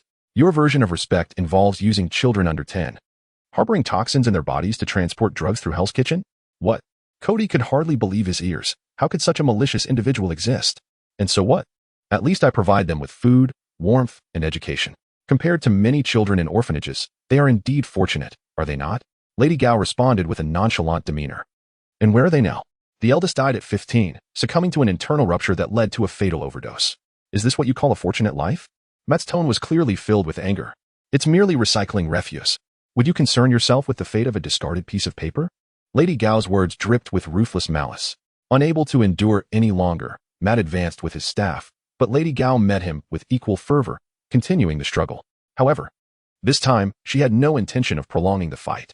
Employing some arcane technique, her hands began to radiate light, and golden patterns illuminated her blades. With a swift stroke, she severed Daredevil's weapon, and then crossed her blades, unleashing a shockwave that hurled Daredevil onto the shipping container, the immense force causing a significant dent in its structure. Daredevil coughed up blood and fell unconscious. Chapter 11. The first encounter with the Defenders Alliance. Astonished by the elderly woman's prowess, Kody quickly assessed Matt's condition. His ribs and arms displayed varying degrees of fracture, and the contact with the blade's back inflicted a severe, explosive wound on his right forearm. Clearly, she was no ordinary adversary. Kody rose to his feet and approached the elderly woman. Lady Gao, shall we have a contest? Madame Jean scrutinized my appearance and remarked on the exquisite gems adorning my belt, stating that she would graciously accept them. Seemingly assured of her victory, she promptly shed her armor, enhancing her agility. With what remained of her energy, she observed the monstrous figure before her. Apart from its brute strength in disarming weapons, its combat skills were severely lacking, unable even to execute the most fundamental evasive maneuvers. In contrast, Madame Jean was unafraid of a direct confrontation. As she watched the creature charge and leap, flames igniting from its feet as it prepared to kick, she smirked disdainfully. Once more, her hands radiated with golden light, and her dual blades crossed over her chest. At the moment of contact between foot and blade, time seemed to freeze for an instant. The twin blades bore the sigil of sealing, and all their power was drained away, only to be forcefully absorbed through Madame Jean's hands, consuming her own abilities. This was inconceivable. The dual blades clattered to the ground as she clutched her heart. Why mimic another when one could not emulate the likes of Tortoise Brother? As the seal manifested upon her body, a violent explosion ensued, affecting even the vessels docked nearby. The cacophony roused the unconscious Daredevil, who managed to open one eye. He beheld the crimson silhouette of Madame Jean amidst the blazing inferno, which soon coalesced into the gems upon her belt, restoring tranquility to the dock. Matt, are you all right? Should I call Natasha to retrieve us? Kody inquired as he assumed his normal form, supporting the struggling Matt. No, once Natasha arrives, this situation will inevitably escalate into S-H-I-E-L-D matter, and you've expressed a desire to avoid further entanglements with them. Haven to you? Then shall I escort you to the hospital? No need, dial the first number for me. Matt handed over an old Nokia, which bore only a handful of digits. Devoid of names, replaced instead with numerical codes. All right. Kody dialed the number, and a mechanical beeping resonated, followed by a voice requesting that he remain on the line while the location was being determined. Half an hour later, a cargo van arrived at the dock, whisking the two away along with the two men involved in the transaction. You must be Mad Esprot G, Kody, correct? Inquired the driver, who remained turned away from Kody. Yes, that is correct. Nice to meet you. Hello, I'm Danny Rand. Iron Fist? Greetings, Kody. I'm Claire Temple. Matt often speaks of you. The woman in front was tending to Daredevil's wounds with care. Midnight Nurse? A large figure partially obscured by shadows, standing over two drug traffickers, also nodded in acknowledgement. I'm Luke Cage. With that, Kody felt he had gathered the full roster of the Defenders, save for Jessica Jones. Could you enlighten us on the circumstances? Danny inquired first. Indeed, how did Matt sustain such severe injuries? His lips appear pale. I suspect he may be experiencing internal bleeding. It was a strange woman. Matt referred to her as Madame Jean. Madame Jean? I recall her powers had been nullified. How could it be her? Danny questioned, perplexed.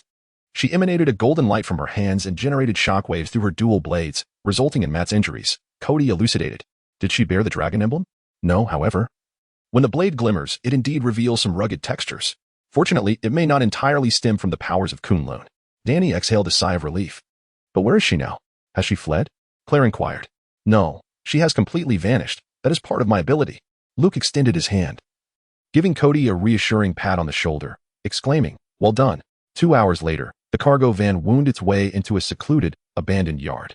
Luke Cage, grasping a drug dealer in one hand, was the first to leap from the vehicle. Danny and Claire, carrying a stretcher, assisted Matt down and led him to the basement. Kody, please knock on the door. 3 quick knocks followed by 1 slow. After the correct password was given, a stunning woman with flowing black hair opened the door for them. Darling, you've worked hard. You too. A kiss conveyed to Kody that this was indeed Jessica Jones. Jessica wore a ring on her finger. According to the narrative of the series, the Purple Man had been dealt with. But who could it be? In Hell's Kitchen, atop a towering office building, an equally aged woman was venting her frustration, hurling objects across the room. There were still traces of blood around her lips. Madame Gao, please, remain calm. It's merely a minor setback. We can negotiate again. Behind an opulent desk, a burly bald man watched the frenzied woman with a look of resignation. He was none other than Wilson Fisk, the leader of New York's, and indeed, America's, largest criminal organization. Wilson, you speak lightly, but do you comprehend what I have just endured? That Madame Gao is dead. A portion of my Kunlun power has vanished utterly. Do you grasp the magnitude of this loss for me? Upon hearing Fisk's words, Madame Gao turned to glare fiercely into his eyes, a gaze that sent a shiver down Fisk's spine, though he quickly regained his composure. How about I present you with a gift? We have captured a little bug that might prove useful. Felix, bring him up. Shortly thereafter, a vacant-eyed man was wheeled in. What use do I have for a cripple? Of course not. Look who he is. Fisk approached the man, grasping his chin to reveal his face. Madame Gao's expression shifted to one of shock. The Punisher? How did you acquire him? A touch of psychological manipulation, coupled with a drop of concentrated serum number 382. The formidable Punisher is merely a pawn in my grasp. Very well, Wilson. I hope you do not disappoint us this time. I want everyone associated with this matter, without exception, to pay for my lost Kunlun power. Fisk whispered a few instructions to the Punisher, who then lifted his head, the haze of confusion dissipating from his eyes. He nodded and swiftly exited through the open window, vanishing into the night. Kody, it's getting late. You should head back. I'm fine now. A short rest will suffice. Once outside, head straight southwest, take the shortcut, and you'll return in an hour, before Alfred rises. Matt's condition has stabilized. Within this underground facility, a plethora of medical equipment and pharmaceuticals are readily available, including sterile wards and operating rooms. Well then, I shall take my leave. Is there anything I can assist with? Or do you require anything? We are lacking for nothing here, rest assured. This is an encrypted number. Contact us if needed. Claire gently patted Kody's shoulder. With great haste, Kody managed to return to his quarters before dawn. Recently, with Nick Fury and Hawkeye absent, Kody surmised that there must be some progress with Captain America. In the vast mansion, it was relatively easy to evade Butler Joe and Natasha. As information flooded his mind, Kody was astounded by the figure of 500. It was not a cumulative 500, but rather the contributions of Lady Deathstrike alone, which amounted to 500 points, in addition to the remaining 7 points he possessed. With a total of 507 points, Kody found himself quite affluent. The Azure Dragon form required 100, the Golem form 150, the Pegasus form 120, and the Titan form 150. Just 17 points shy. If he depleted all his basic forms, he could unlock them all and merely needed to take action for one more night. Suddenly, Kody sprang out of bed, opened his computer, and anonymously donated 100,000 from his personal account on the Red Cross's official website. Fixated on the salvation points, he watched as the number shifted from 507 to 508. 100,000 for 1 point. What a poor exchange. Could it be that this money could not directly assist those in need? Alfred, today I wish to visit the orphanage to donate some food and clothing. Please contact Fekin on behalf of Panda Department Store. Certainly, sir. Chapter 12. The Punisher and Domina. Mr. Kody, we are profoundly grateful for your kindness. This is precisely what we need. A beautiful African-American woman accompanied Kody as they toured the orphanage and exited the building. No need for thanks, Mrs. Monroe. This is but my duty. I too was an orphan. Were it not for my adoptive parents, I would not have survived. Thus this is my way of giving back to society. Kody gazed at the steadily rising salvation points, unable to suppress his excitement. Indeed. When he revealed his identity as an orphan, the woman's slight wariness dissipated. Just as everyone was preparing to leave, the roar of motorcycles pierced the air, followed by the sound of a fragile iron gate being smashed open. A rugged man clad in leather, black pants, and military boots dismounted from a Harley, brandishing a firearm. A large skull adorned his shirt, and he fixed a cold, unyielding gaze upon Kody. The Punisher? But why such an intense stare, as if I were his enemy? Kody was bewildered, yet this was not the time for contemplation. The situation was dire, and with so many children present, he needed to transform without delay. Just as the thought crossed his mind, a bolt of lightning shot from Kody's side, striking the Punisher, who deftly evaded the attack, leaving the Harley to bear the brunt of the impact. A tremendous explosion shattered the orphanage's windows, sending everyone screaming back inside the building. Only the Punisher, Kody, Butler Joe, and the matron remained. Kody turned to face the female dean, her eyes now clouded with a milky hue, her hair transformed into a silvery white, enveloped by crackling lightning, while dark clouds gathered ominously overhead. Aurora Monroe. Storm. He had been so engrossed in assessing the rescue value that he had failed to recognize Halle Berry's visage. Could it be that this orphanage was a fa constructed by the Punisher? Fearless of the Tempest. The Punisher retrieved a circular disc from his waist and affixed it to his chest. He then raised his firearm and fired at Storm. The disc seemingly functioning as a lightning rod, the bolt struck him without inflicting any harm. Storm ascended gracefully into the air, and the skies shifted dramatically. A whirlwind rapidly forming, hurling the debris of bricks and stones toward the Punisher. The soles of the Punisher's boots extended iron spikes, anchoring him firmly to the ground, while a grappling hook shot from his weapon, ensnaring Storm's neck, yanking her toward him and disrupting her control, causing the storm and lightning to cease instantly. However, Storm was no slouch in combat. She nimbly engaged the Punisher in a fierce struggle, seizing the opportunity to remove the lightning rod. With a fist charged with electricity, she struck the Punisher squarely in the face, sending him crashing against a fallen iron gate, blood streaming from the impact. Impressive, Kody silently applauded, recognizing Storm's prowess. It seemed he would not need to intervene. As Storm approached, poised to deliver a final blow to the Punisher, a small girl suddenly emerged from the building behind her, wrapping her arms around Storm's waist. "Sister, please spare Daddy, don't hit him anymore." Kody's confusion deepened. The Punisher's wife and children had long since been murdered. A pivotal reason for Frank Castle's transformation into the Punisher. So, where had this girl come from? Storm, retracting her powers, cradled the weeping child and returned, giving the Punisher a chance to escape. As Kody observed, his mind swirled in a haze. The little girl, with her delicate features and twin ponytails, was instantly recognizable to any audience familiar with Marvel characters. Meet the first ever critical hit, Hit Girl. Hit Girl was at the orphanage, referring to the Punisher as Daddy. Where could the old man be? A small boy with curly hair and a running nose approached, offering a candy to Hit Girl Mindy. "Don't cry. Here is my candy for you. It's chocolate, quite delicious." "Thank you, Dave, but that is not necessary." The Kingpin was present here. As Kody departed the orphanage and settled into the car, he reflected on the day's events. The Punisher had been fixated on him since entering the orphanage, clearly targeting him. How had he known his whereabouts? Could hidden cameras at the docks have captured his encounter with Daredevil? The Punisher's strength was well acknowledged, and Kody was certain that however he had tracked him down, it was not a chance occurrence. Such an assault could not be a singular event, given his own abilities. Facing the Punisher would likely leave him defenseless, with scarcely a moment to transform. Upon returning to the villa, Kody entered his consciousness space, exchanging all his basic forms and golem for enhancements. As his eyes fluttered open and his thoughts raced, Kody grasped at the void, and a staff adorned with intertwining gold and blue materialized in his hand. In his other hand, a golden-green crossbow appeared. It was indeed a delightful surprise, the Azure Dragon Staff and the Pegasus crossbow. Weapons from the Knight's realm that required no external force and could be wielded even in an untransformed state. With only 50 points of rescue value remaining, he needed at least 500 points to unlock the sublimated form. It seemed he would have to wait for another villain like the Golden Lady or perhaps the Punisher. A gleam ignited in Kody's eyes. With the prospect of rescue value dangling before him, he suddenly found the Punisher far less intimidating. "Natasha. Today I wish to learn the art of the crossbow. Are you skilled in it?" After lunch, Kody, as was customary, accompanied Natasha to the training room. While Clint was more adept with projectile weaponry, teaching her the basics should not be too difficult. Mid-sentence, Natasha abruptly halted and reached toward Kody's shoulder. "Hey, what are you doing? Are you trying to assault me?" Kody jumped back, clasping his hands over his chest, adopting a comical expression. "Ugh. I certainly do not fancy your type." "Oh, then who do you fancy?" "Matt. Enough with the nonsense. I ask you, what is the matter with your shoulder?" "My shoulder?" Kody approached the mirror in the training room, where he noticed a faint, barely perceptible purple mark, the very spot where he had been struck by a corrosive dart. "And no, it's nothing. I must have bumped it during training." Natasha rolled her eyes.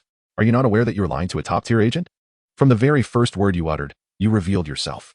Furthermore, regarding Matt, to my knowledge, he has had no incidents recently.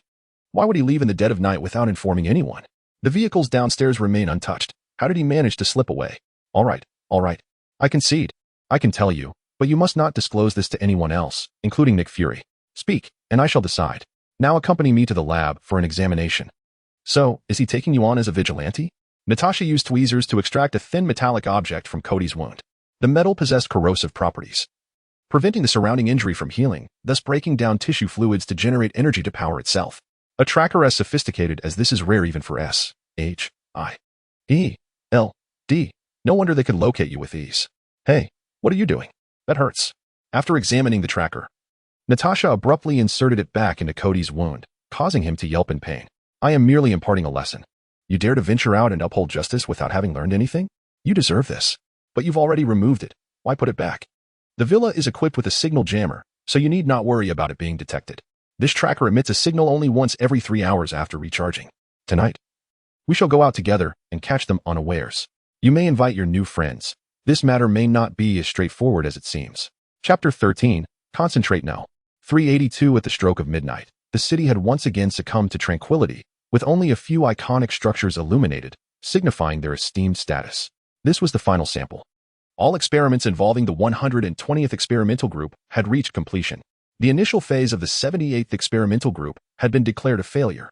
Henceforth, I shall be unable to provide you with the solution, as my task is concluded. Shouldn't you also adhere to our agreement? In a shadowy corner of Manhattan, distanced from the Osborne Industrial Group, an unassuming, stout man was handing 2 vials of distinctly colored, unidentified liquids to a man in a suit across from him. The vials emitted a faint green luminescence in the darkness, rendering them both eerie and exquisite. No problem, this is your compensation. A check worth $500,000 was presented to the stout man. Return home for a while. Soon, you shall reunite with your wife and child. Observing the hasty retreat of the stout man, the man in the suit softly added, in heaven or in hell. The suited gentleman entered his vehicle, which swiftly departed toward a clandestine laboratory in Hell's Kitchen. Madame Gao, according to the mouse, this is the last original solution we can obtain. Mr. Jean has instructed me to inquire about our next steps. Felix, inform Wilson not to be alarmed, although we lack the original solution. There are numerous lab mice that have been ejected with the concentrate number 382 product. We can commence blood recovery. What do you mean? As long as they remain alive. The solution will regenerate within their bodies like blood. A simple extraction will yield a continuous supply of concentrate number 382. Felix regarded Madame Gao with astonishment, remaining silent. He inclined slightly and departed swiftly. In the subterranean laboratory, Madame Gao's visage appeared ghastly under the glow of the reagents. Energy will soon accumulate, this time.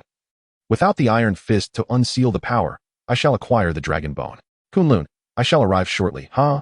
Natalia, are we truly wandering aimlessly? Will we catch him? What if the locator exceeds its range? Do you see the streetlights, power lines, and trash bins around us?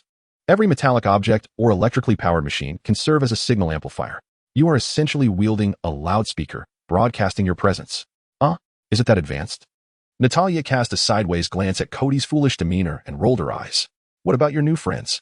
When will they arrive? I haven't notified them. I prefer not to involve them for now. Besides, this matter does not concern them. You're in charge. Attention, our little turtle has arrived. Above a dessert shop adorned with a colossal donut decoration, a black sniper rifle extended slightly, concealed by the night. Bang! The weapon had no silencer affixed, and the sound resonated sharply down the tranquil street. The bullet did not strike any individual but, while traversing between streetlights, was diverted by an invisible force field, ultimately hitting a bus stop sign on the opposite side. Seizing the opportunity, Kody immediately transformed. Natasha, when did you deploy the force field? This, Natasha replied, her fingertips pinching a candy wrapper-like device capable of temporarily harnessing surrounding electricity to generate a formidable magnetic field, the origins of which were a mystery even to the director. The Punisher, realizing his initial strike had failed, swiftly leaped down from the donut decoration and positioned himself in the center of the street. Stand aside and witness how I engage in actual combat. Natasha pushed Kody aside, elegantly flicking her hair, and drew out dual batons from her waist, advancing boldly. The Punisher discarded his sniper rifle to the ground, retrieving 2 automatic handguns from his leather attire, unleashing a barrage of bullets towards Natasha. With remarkable agility, Natasha evaded the onslaught, using her batons to consistently harass the Punisher. This was a relentless showdown between an all-around Special Forces operative and a super spy. Kody recalled the files he had perused on the Punisher, Frank Castle, a battle-hardened warrior proficient in various forms of combat and weaponry. Even the espionage techniques in which Natasha excelled were well within Frank's expertise. He had been personally designated as a level 10 agent by Nick Fury, epitomizing the pinnacle of human combat capability. In Kody's eyes, if he were to possess a protagonist's aura rather than exist as an anti-hero, he would likely surpass Captain America, emerging as a true force to be reckoned with. Yet at this moment, Kody scrutinized the Punisher before him, whose appearance was identical to that in the series. But his gaze appeared somewhat vacant, frequently glancing towards Kody's direction. Each weapon switch lacked the fluidity and grace portrayed on screen, seemingly requiring deliberation. This resulted in his relentless attempts to attack Natasha yielding little harm, while he himself suffered considerable injury, his head bleeding from mere strikes of Natasha's batons. There was something amiss with his Punisher. Natasha, use this. Strike him on the head. Upon hearing Kody's words, Natasha instinctively stepped back a few paces. Catching the object, Kody tossed her way. It was an exquisitely crafted blue baton, adorned with mysterious engravings akin to seals. At this moment, Kody had transformed into a blue form. You can still change? Never mind, we'll discuss it later. Natasha wielded the baton as instructed, deftly knocking away the Punisher's newly drawn weapon with 2 swift strikes before delivering a blow to his forehead. Half of a seal's mark materialized on Frank's brow, leaving him momentarily dazed before collapsing to the ground. As you suspected, this is indeed derived from his blood. Kody took the test tube from Natasha, containing a colorless, odorless liquid. Concentrate 382. What? Natasha inquired, puzzled. Do you recall the operation I mentioned with Matt? I assumed they were preparing to backstab, providing a counterfeit item? Are you saying this is what Matt destroyed? Yes. Wait here. I'll be back shortly. Where are you going? To the docks. Hey. Natasha's words fell on deaf ears as Kody departed. Golem. Kody entered the courtyard and scanned his surroundings. Noticing the absence of Butler Joe, he promptly summoned Golem. The items within the knight's space were indeed advantageous, free from the peculiar restrictions often found elsewhere, allowing for immediate utilization. 20 minutes later, Kody returned, cradling a stone slab, precisely the one from the location where the original liquid had fallen. All traces of battle at the dock had vanished without a trace. The individual behind this was exceedingly cautious, fearful of revealing any details. Your speculation holds merit, although the contents remain unknown. The chromatograph indicates a remarkable similarity of 996 in composition between the 2 samples, the remainder comprised of this person's blood tissue and dust from the dock. Even after such a duration, remnants of those substances still exhibit a certain vitality, as if imbued with life. Kody, this matter is of utmost significance. I must report it to S.H.I.E.L.D. You understand, do you not? Of course, I shall endeavor to obscure your information. Yes, I am aware. Thank you, Natasha. Frank lay in the laboratory, undergoing a cycle of blood dialysis, in hopes that this substance could be expeditiously eliminated from his system. The half-seal upon his forehead continued to emit a soft glow, maintaining Frank in a tranquil state. After casting one last glance at the Punisher, Kody retreated to his chamber, his consciousness transitioning into the night space. The rescue value was gradually increasing at a slow pace. According to the notes, all these values stemmed from saving the Punisher. It had now surpassed 300, and acquiring another 500 rescue points seemed quite feasible. Additionally, beside the shelves, a counter had emerged, adorned with a sign, Belt Rental Office. Belt rental? Does this imply I can rent unlocked belts? Belt rental permits the host to lease unlocked belts for others' use. The user shares identical permissions with the host, allowing for seamless switching. Any currently unlocked items associated with the belts are available, including the unlocked belt of Kamen Rider Kuga. The rental price is 10 rescue points per hour of transformation. Rental eligibility is restricted to those who share a close safety score of 80 or above with the host. Currently, eligible individuals include Natasha Romanoff at 85, Matt Murdock at 93, and Alfred Joe at 98. So it is indeed for others to rent? Chapter 14. Iron Man 1 begins. The serene and tranquil city of New York commenced the day with news of an explosion. According to information released by the police, the fire resulted in the tragic deaths of 3 individuals, a family of 3, with the male victim being an employee of Oscorp. Oscorp has publicly expressed their condolences through the media, pledging to provide the deceased parents with a form of compensation to express their sorrow. The cause of the incident remains unclear, pending further investigation by relevant authorities. Kody's gaze fell upon the name Oscorp, along with the notorious figures of Spider-Man, Green Goblin, Lizard, and Electro. It was undeniably a den of villains. One could only wonder about the fate of the spider that had bitten Peter Parker. Young master. The individual in the basement has awakened, Butler Joe announced, knocking on the door. Understood, I shall be there shortly. Upon entering the underground laboratory, the Punisher lay bare-chested, connected to an array of tubes, as instruments tested and analyzed his bodily data. Beside Natasha Romanoff stood a man, engaged in conversation with her. Upon noticing Kody's arrival, the man beamed with a radiant smile and extended his hand. Greetings, Mr. Kody. My name is Phil Coulson. It is a pleasure to meet you, and I am grateful for the information you provided. We have successfully located him. Though his words were not fully articulated, Kody comprehended that they had indeed found Captain America. As Coulson's ardent admirer, his elation was entirely understandable. "This is merely my duty," Kody replied, glancing at the Punisher on the bed. At that moment, the latter's eyes had opened, yet he remained unresponsive. Kody approached, placing his palm above the man's forehead. Half of the seal mark dissipated into Cody's hand, and Frank suddenly gasped as if awakening from a profound slumber, fully alert. Cody's rescue score increased, halting at the figure of 600. "Mindy, my daughter," Frank exclaimed, displaying evident aggression as he struggled to rise from the bed. However, his hands and feet were securely bound, rendering him unable to do anything but writhe like an eel. "Mr. Frank Castle, please remain calm. Your daughter is well and safe. There is no need for concern," Coulson interjected. "Who are you?" Frank scrutinized the group before him. Having lost a portion of his memory upon regaining consciousness, the last recollection he had was of being captured by a group of people who injected him with something. He remembered seeing Mindy hiding in the ceiling, tears glistening in her eyes through the cracks. "We hail from the Strategic Homeland Intervention, Enforcement, and Logistics Division. You may refer to us as S.H.I.D.L.D. I am Agent Phil Coulson. S.H.I.D.L.D. I have heard of you. Don't you have a one-eyed black agent? He was supposed to recruit me, but after witnessing my methods, he deemed me too ruthless and declined. That I cannot comment on. However, I am here to gather some information from you. How can you prove my daughter is unharmed?"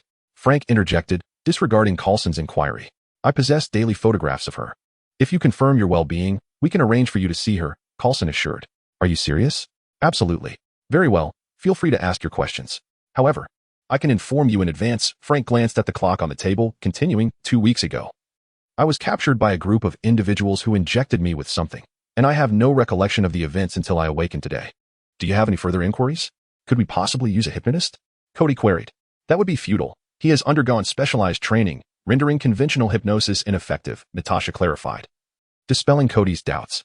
"Thus, the lead appears to have reached an impasse," Coulson remarked, stroking his chin contemplatively. "Not quite. There remains another avenue. The concentrated liquid 382 is distributed through drug trafficking. It may be prudent to monitor the addicts within the Hell's Kitchen vicinity. It will pose some challenges, but it could lead us to further clues." Coulson nodded in agreement. "Very well, I shall make arrangements at once." With that, he turned to depart. "Wait. When can I meet my daughter?" Frank inquired. "After this matter is resolved, or if you are unafraid of your daughter being implicated or harmed.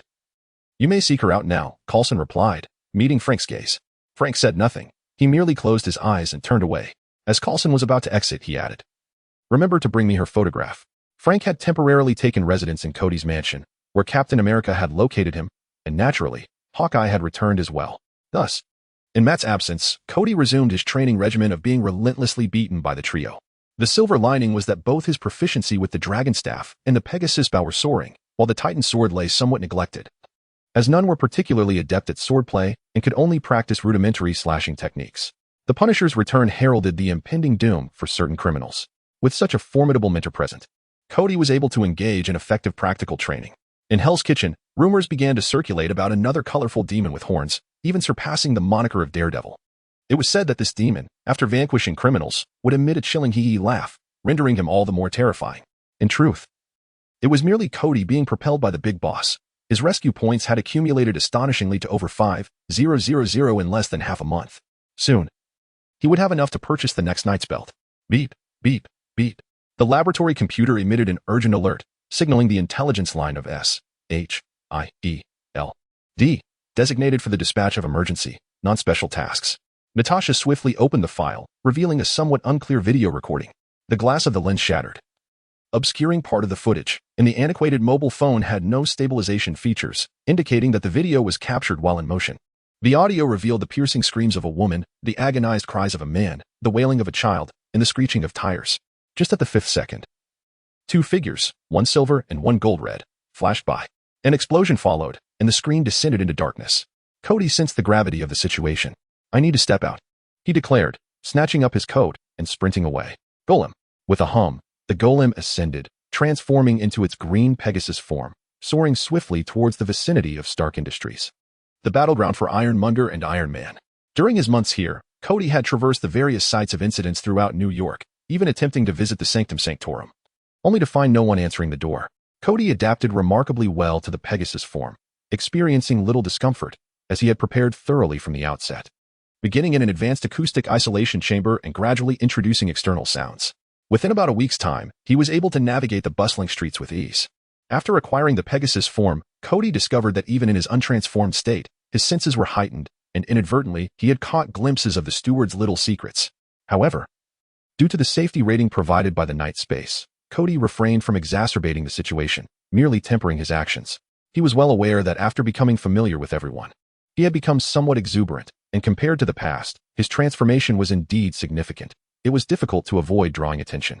To return to the main narrative. Upon arriving at the scene of the accident, before he could even descend, he witnessed Iron Tyrant raising the diminutive Iron Man, launching him in a trajectory aimed squarely at Kody. Behind Kody loomed a slightly shorter building, filled with numerous onlookers. Kody deftly caught the incoming Iron Man. "Who are you?" Tony inquired, gazing at the armored figure that had caught him, topped with an oddly shaped flying apparatus. "You may call me Kamen Rider. Now, let us focus on the formidable adversary before us, shall we?" "Very well," Tony replied, nodding decisively, stabilizing himself to fly autonomously alongside Kody. In mere seconds of dialogue, Iron Tyrant had already aimed its cannon at them, its lethal firepower poised to engulf the two. Kody immediately transitioned into Titan mode, drawing closer to Iron Tyrant to divert the bullets. Seizing the opportunity, Tony ascended, targeting Iron Tyrant's head with 2 miniature missiles. Yet, to Iron Tyrant, it was akin to a mere tickle. With a sweeping motion, Iron Tyrant swatted the Titan away, flames erupting beneath as it seized Iron Man's leg and forcefully slammed him to the ground. "For 30 years, I have aided you. Without me, this company would not bask in its current glory. No matter who it is, none shall obstruct my path." Chapter 15, Clash with Iron Tyrant. Ugh. What an insufferable iron clump. That blow sent Kody crashing directly into a storefront, shattering through 2 walls before finally halting. The unfortunate conclusion of his tumble was within a cold storage facility, leaving his Titan mode's purple suit smeared with a mixture of cream and butter. What a waste of food. Such a naughty child. Kody swiftly switched forms, reverting to his golden red Omni mode, flames igniting beneath him as he sprinted towards Iron Tyrant's back with astonishing speed. "Warning, unidentified energy approaching," the system warned. Before Obadiah within Iron Tyrant could fully comprehend the alert, he instinctively dodged. Bang! Accompanied by a resounding metallic clash, Iron Tyrant was kicked into a burning bus by Kody. The bus erupted in a violent explosion.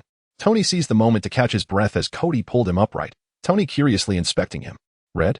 You certainly have an array of colors." "Indeed." Clang. Iron Tyrant emerged from the charred remains of the bus, its blackened hands prying apart the wreckage. The kick, having missed its target due to Obadiah's evasive maneuver, ultimately struck Iron Tyrant's head, which now glowed with a sealed mark, the energy rendering it searing hot, as if on the verge of melting. This energy seemed to be spreading as well. Warning, warning, overheating detected. Head cooling system malfunctioning. Imminent explosion. The visual interface within the Iron Tyrant flickered incessantly with warnings. Obadiah immediately raised his iron hand, tearing off the armor from the head. However, unlike in the movies, he did not expose himself. Instead, a half-enclosed cockpit was revealed, housing targeting, detection, and visual systems. With the head of the Iron Tyrant removed, Obadiah could only rely on the body systems to scan for targets, rendering him incapable of witnessing the actual situation outside. "Obadiah, cease your foolish actions. We can still sit down and discuss this." Tony issued his ultimatum. "Then wait for me in hell." The Iron Tyrant extended missiles from its back, mercilessly unleashing a barrage of 6 missiles in rapid succession. Even the Titan could barely withstand it, let alone the Mark III, the true embodiment of the original Iron Man suit. Regrettably, the destruction of the targeting and detection systems rendered these missiles tragically inaccurate.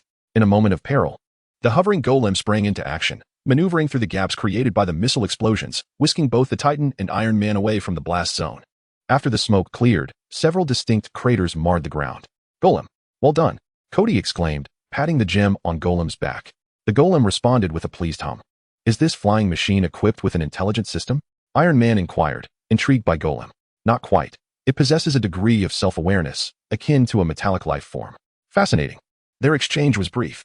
Obadiah raised his weapon again and opened fire, prompting both to swiftly evade. Kody transformed into his Azure Dragon form, skillfully dodging Obadiah's swinging fists, while the Azure Dragon staff delivered a heavy blow to the spiral barrel on the side of the Iron Tyrant.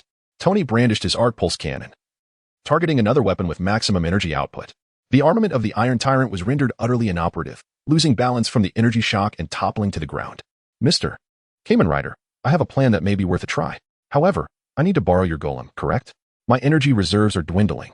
After such an extended battle, Iron Man's energy core was down to less than 10%, a mere fraction of what was needed. All right, no problem. Kody surmised that Iron Man was likely preparing to lure the Iron Tyrant into the high altitudes, where low temperatures would incapacitate its systems. Coupled with the impact from a fall, this could potentially neutralize the hulking behemoth.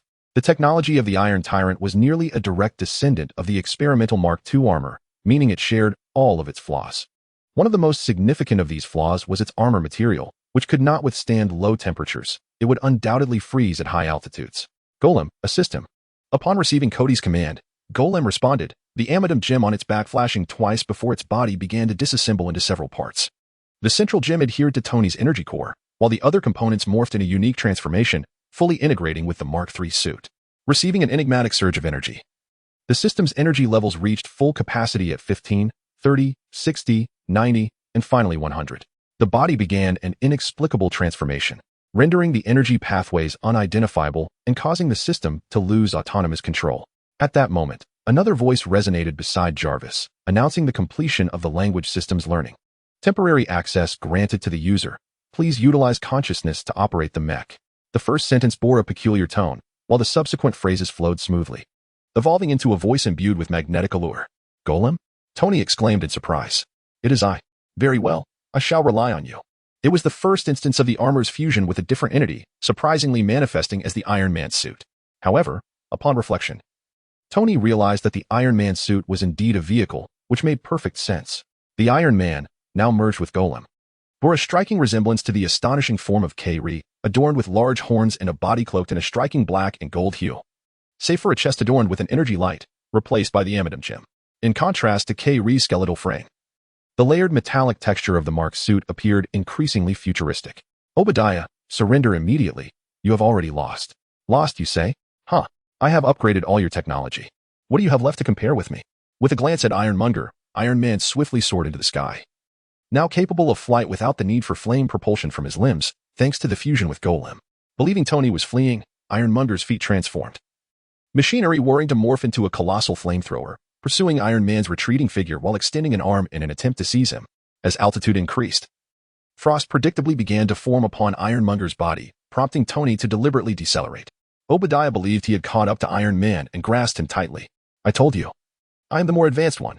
I have triumphed. Oh, is that so? Pray tell, how do you intend to resolve the issue of the frost? Tony replied with a smirk. The frost issue? Before Obadiah could react, the screen before him went completely dark, the system rendered utterly inoperative. A massive silver iron suit plummeted from the heights, and shortly thereafter, Golem detached from Iron Man, reverting to its original form and returning to Kody's side. The energy of Iron Man's Mark III suit had been fully restored, and all bodily damage completely mended. At the moment Golem separated, Jarvis came back online. And Tony immediately felt a sense of clumsiness in his operations, a stark contrast to the previous fluidity he had experienced. What manner of technology is this? Jarvis. Was there any data recorded just now? Data has been stored and is accessible at any time. Below, Kody observed Ironmonger, still clinging to life and attempting to rise, suddenly realizing that before him lay a veritable goldmine of rescue points.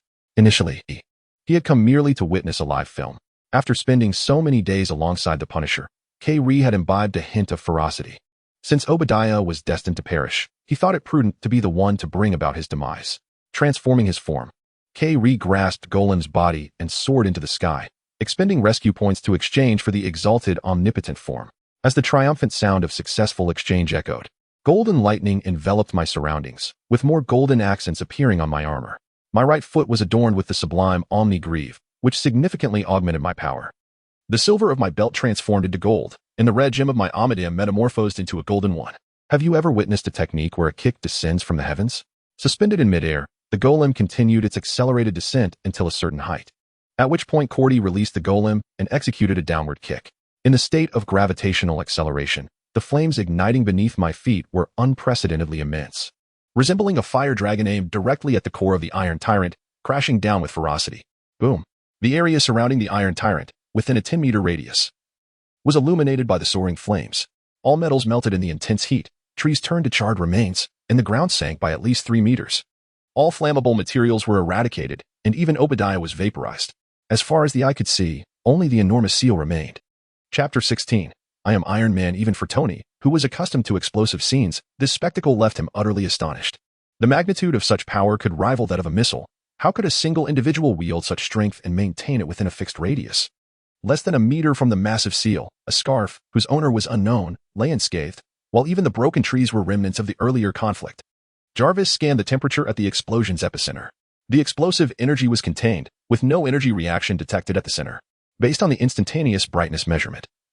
The temperature at the very center soared above 6,000 degrees, with surrounding levels gradually decreasing. Currently, the predicted temperature within the blast radius was continuously declining. With Jarvis's alert, Tony observed the flames within the explosion zone spiraling toward the center, the scene becoming increasingly clearer. Standing at the core was the masked rider, seemingly untouched by the explosion, as his belt continually absorbed the surrounding flames. Soon, the indistinct patterns on the ground were reduced to mere black lines. Rescue points, 20,000. Note, earned by defeating the main storyline antagonist. Seeing such a substantial influx of rescue points, Kody was instantly elated. So much. Haha. I can get a new belt now, but which one should I choose? Perhaps 01? Oh, how I desire is a secretary. Or should I adhere to my obsessive collecting habits and unlock all my forms first? Ah, what a delightful dilemma. Just as his joy lingered for a few seconds, Kody noticed a swarm of helicopters rumbling into the sky, including those from the media, military, and, of course, S-H-I-E-L-D. This completely exposed the golem. Buzzing, I decided to flee. Wait, Mr. Masked Rider, can we have a chat? Iron Man sped towards me. Apologies. Perhaps next time. Kody accelerated and vanished from Tony's sight. Coulson, I'll head back to check on his condition. Understood, Agent Romanoff. Not far away, the Battle of the Night had been meticulously documented, with these files designated as top secret, to be sealed within the confines of S-H-I-E-L-D. Director. All communication channels within a 5-kilometer radius have been blocked, and electromagnetic jammers have been deployed to ensure that cameras and civilian devices cannot capture any footage. However, an inexplicable breach in the airspace allowed media helicopters to enter the vicinity, although the live broadcast signal was completely severed within 5 seconds. Yet, they still managed to capture their silhouettes. How could such a breach occur? Nick Fury sat in his office, his brow furrowed. That 5-second clip had rapidly surfaced on the internet and television, disseminated through various media outlets. Particularly, the 2 media organizations that had entered the scene had already summoned so-called experts to commence discussions on the matter. Everything unfolded so swiftly and so deliberately. A sense of unease stirred within Nick Fury. Perhaps it was time to conclude the promise made to that young child sooner than anticipated. Coulson, activate the emergency protocol and suppress this incident, Nick Fury instructed. Yes, Director. Iron Man? That name has a certain charm, though it is somewhat misleading. As I utilize titanium alloy, Tony remarked, glancing at the newspaper that bore his moniker, shrugging nonchalantly. The name is rather amusing. Golden Horn Hero, huh? It sounds rather dreadful. I wonder how he feels about it. As for Rhodey, he certainly found it quite unpleasant, far worse than the Rainbow Demon moniker he received in Hell's Kitchen. At this moment, the Stark Industries conference room was filled with journalists, alongside various shareholders. With Obadiah deceased, his shares naturally reverted to Tony. Yet a formality was required, a meeting to inform the shareholders, so they decided to hold the press conference simultaneously. Thus, Rhodey once again stepped into the conference room. This is the prepared excuse. You may review it. We will minimize the impact of this incident, Coulson declared as he entered and handed Tony a piece of paper. Previously, during Tony's announcement of the closure of the weapons division, Coulson had already contacted Tony through Pepper. Understanding the nature of their department, Tony was not surprised to see S-H-I-E-L-D involved in resolving the matter. Obadiah died in an unlikely plane crash. A factory error caused an explosion. And the 2 armored figures seen were merely robotic toys? I was on a yacht vacation with 50 people? Is this your method of minimizing the fallout, spinning a fabricated tale? You simply need to respond to the journalists' inquiries as per the provided script. Leave the rest to us. You have 1 minute to prepare. With that, Coulson departed. You know, being Iron Man feels rather exhilarating, Tony said, gazing into Pepper's eyes. You are not Iron Man. You are Tony. Iron Man can be wounded, but you cannot. Pepper returned his gaze with deep affection. Perhaps, Tony mused, kissing Pepper on the cheek, donning his suit, and making his way toward the press conference. Mr. Stark, we have received a statement from the military. Is what they said true? Before Tony could utter a word, a bold male journalist from the front row inquired in an aggressive tone. Who are you? Eddie Brock, Daily Globe. Upon hearing this name, Kody glanced at him, thinking, Character Collection 1. Unbeknownst to Tony on stage, Eddie Brock's future significance was yet to unfold. He could only respond helplessly. You certainly have the right to question the official statement, but could you please provide evidence before doing so? Of course, there is evidence.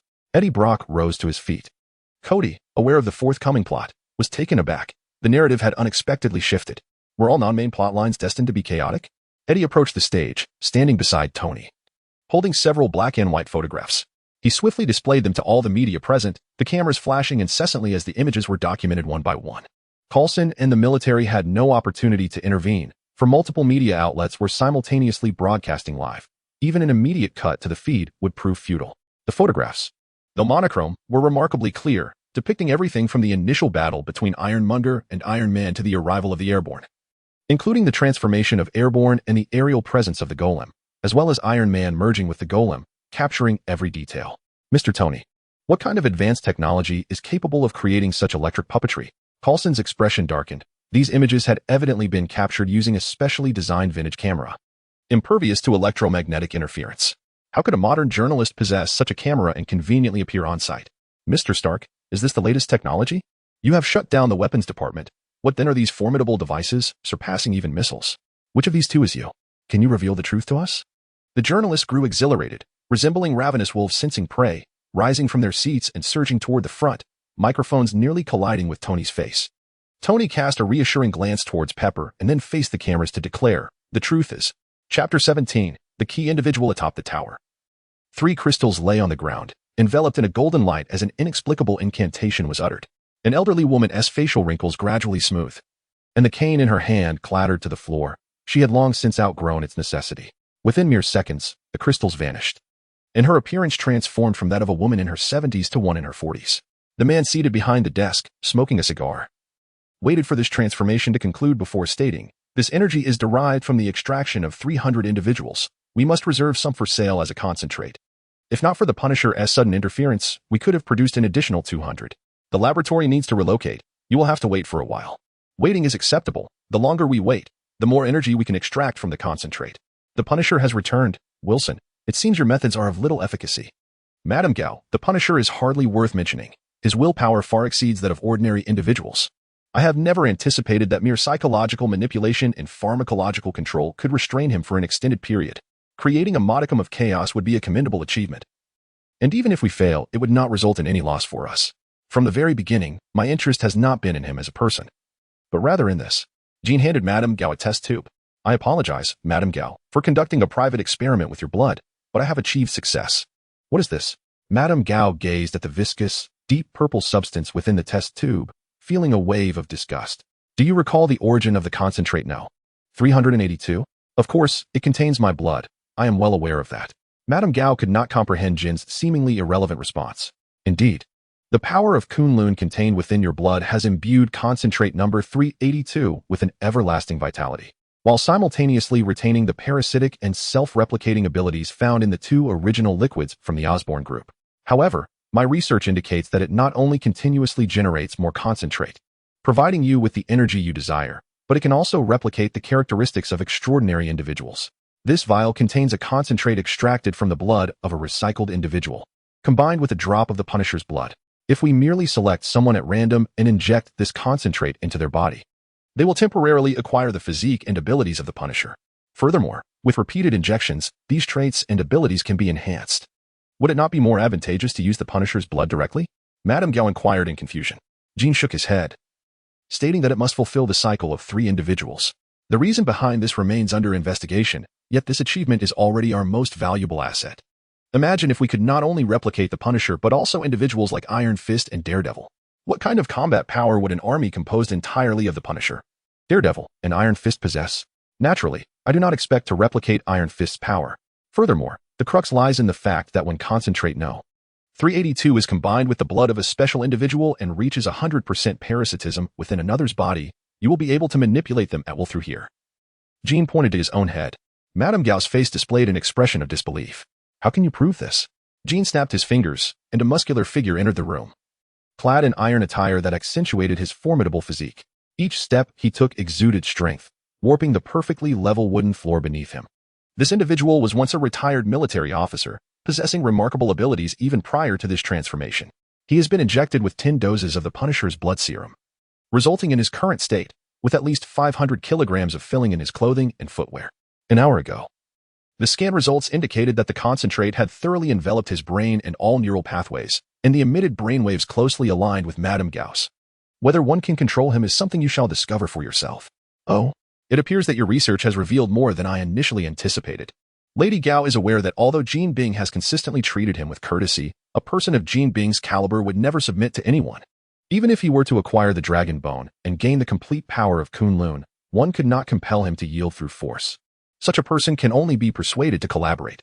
Lady Gao refrained from further comment, instead turning her gaze to the experimental subject. Initially, the subject stood motionless. But after a brief moment, he began to twitch his fingers, then raised his arm to deliver a resounding slap to his own face. Following this, he extended a finger and forcefully jabbed it into his left eye, extracting a mangled eyeball without emitting a sound of pain throughout the ordeal. This gruesome act caused Jean Bing's expression to momentarily darken. A smile graced Lady Gao's face as she remarked, "Wilson, you truly are the most astute individual I have ever encountered. It is a pleasure to collaborate with you." Jean Bing regained his composure and replied, "Indeed, Lady Gao. The remarkable effects of this reagent are largely attributable to your blood. Have you not yet located Erica and the target? Their abilities would be invaluable at this juncture."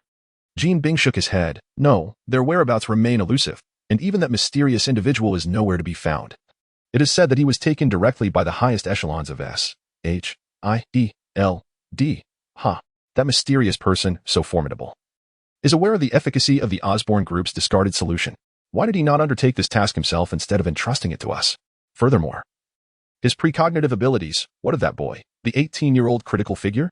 If it were not for him, how could we have lost Erica and the target? Perhaps it is time to part ways. We have acquired the reagent. What further need do we have for him?" Lady Gao.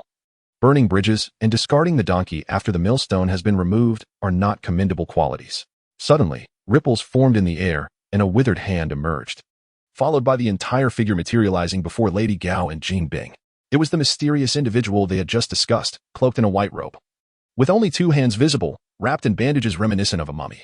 The idiom he had just spoken was articulated in Chinese. What theatrics, Lady Gao scoffed, as the stationary experimental subject lunged at the mysterious figure. However, before he could close the distance, the mysterious figure raised a finger and, with a mere gesture, ignited the subject in intense flames. Within seconds, he was reduced to a pile of ashes, yet the smoke alarms and fire sprinklers in the office remained utterly unresponsive. I desire nothing more than a harmonious collaboration. I have no intention of controlling or coercing you, merely a mutually beneficial arrangement. Therefore, it is best to refrain from harboring such thoughts in the future, is it not, Lady Gao? "I understand," Lady Gao replied, clearly shaken. "The reason I am unable to locate them directly is due to the constraints I face here. If I were to unleash my true abilities, I would also be discovered, and all we have accomplished would be in vain. Thus, that boy, the critical figure, you must continue your search. Recently, I have sensed his presence in Hell's Kitchen with great frequency. Have your personnel mobilize. With his presence, all troubles are effortlessly resolved. This is the mirror cage. Once he is found, we shall utilize it." After speaking, the enigmatic figure cast aside a glass-like orb, causing ripples in the space before vanishing from sight. Lady Gao sank to the ground, staring at the ashes beneath her, rendered speechless for an extended moment. Chapter 18. The Captain America Couple Knock. Knock. "Young master, Mr. Nick Fury has arrived with two guests who wish to pay you a visit," came the voice of Butler Zhou from outside the door. Splendid. Today is a rare day of respite. The Black Widow and Hawkeye have received a new assignment and departed last night, while Frank has likely sneaked off to observe his daughter's circumstances. Thus, Kody has been indulging in a languid morning, and after several calls from Butler Zhou, he decided to let things be. Following the press conference yesterday, news of Tony Stark being Iron Man began to gain momentum. Within an hour, the story had spread across the globe. However, the issue lies in the fact that this revelation was not made voluntarily by Tony, but rather coerced from him by Eddie Brock. Consequently, Iron Man did not receive universal acclaim. Instead, Eddie Brock transformed from a mere intern to a national hero, with whispers of this year's Pulitzer Prize already being claimed by him. Aside from the casual spectators, many harbored discontent towards Iron Man, accusing him of colluding with the military to infringe upon citizens' rights to information, even suspecting that he was developing secretive weaponry that could incite further warfare. Thus, on that day, numerous activist organizations began to stage protests outside Stark Industries. Nevertheless, as a charismatic billionaire, he has never lacked admirers. Coupled with Iron Man's almost fantastical persona, support for Tony surged. This was evident in the stark contrast between the plummeting stock prices following the announcement of the closure of the weapons division and the subsequent surge in Stark Industries stock, which, within less than 24 hours, had doubled in value, continuing to rise. Any astute Marvel traveler would grasp the significance of seizing the opportunity to invest in Stark stocks. Thus, Kody, in his room, was grinning foolishly while monitoring the ascending indices. Through Panda Corporation, he had nearly acquired every available Stark stock on the market, much to the chagrin of the professional manager currently overseeing the company, who lamented the extravagance. However, it was certainly not Kody who was left dumbfounded. With the inherited 15 original shares, Kody had become the second-largest shareholder of Stark Industries, and with the Nightspace S over 26,000 rescue points, his financial future appeared remarkably promising. As Kody entered the underground laboratory, he instantly recognized the visitor. Captain America, the embodiment of American spirit, the first superhero in history. An immortal legend, Steve Rogers.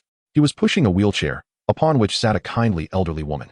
After a moment of contemplation, Kody realized with astonishment that it was indeed Peggy Carter. In this Marvel universe, the foundational narrative continues to align with the films, a notion deduced by Kody through the striking resemblance of characters and the familiar faces of the stars portrayed. However, as the storyline of the inaugural Iron Man film has just unfolded, numerous deviations have already surfaced, leaving Kody momentarily uncertain. Within this realm, there exist two Captain Americas, one being Steve Rogers and the other Peggy Carter, indicating that there were indeed two crucial vials of the serum at that pivotal moment. Furthermore, within the archives of the Captain America Memorial, Kody discovered two identical shields, albeit considerably smaller in size collectively. They might approximate the dimensions of the original shield from the film, as they are, after all, accidental alloy products lacking in replicability. It is an honor to meet you. Captain America, I have grown up listening to your tales, Kody exclaimed. Peggy smiled warmly, grasping Kody's hand. The honor is mine. Were it not for you, I fear I would never have seen Steve again. Indeed, I am profoundly grateful to you for allowing me the chance to return the dance that I owed her for decades. Regardless of Peggy Carter's age in Steve's eyes, she remained the enchanting woman who had captured his heart all those years ago. Through Nick's introduction, Kody learned that after Steve's sacrifice, Peggy Carter ascended to become the first director of SHIELD, a position she held until her illness led to Nick Fury's succession. Prior to that, Nick was merely one of the 6 deputy directors of the organization. This aspect diverges slightly from the cinematic universe. Today, aside from meeting Kody to express their gratitude in person, they harbored another intent, the Tesseract. This was the very object Steve had fought valiantly to protect. Since the energy upheaval, the Tesseract had remained shrouded in darkness, rendering it undetectable by any instruments. For so long, the Tesseract had been a beacon of hope, representing boundless energy for humanity's future, yet that hope now seemed extinguished. Kody felt a twinge of embarrassment, even he could not deny responsibility for the predicament. Upon his transformation, the Tesseract had immediately reacted, and upon contact, the Knight's realm had manifested, indicating that the Tesseract had lost its energy, suggesting that the Infinity Stones within had also been stripped of their power. At the very least, Thanos could no longer gather the Infinity Stones, Kody reassured himself. Before him, the Tesseract, once magnificent, now appeared dull and lifeless. Steve examined it in his hands for a moment before shaking his head and passing it to Peggy, who similarly shook her head. What is lost, it matters not. It signifies that it is not destined to be with humanity. We shall rely on ourselves. Kody too reached for the Tesseract, merely cradling it gently in his hand, yet in the next instant, it crumbled to ashes, cascading through his fingers and landing upon the table. It wasn't me. I didn't apply any force. How could it have shattered?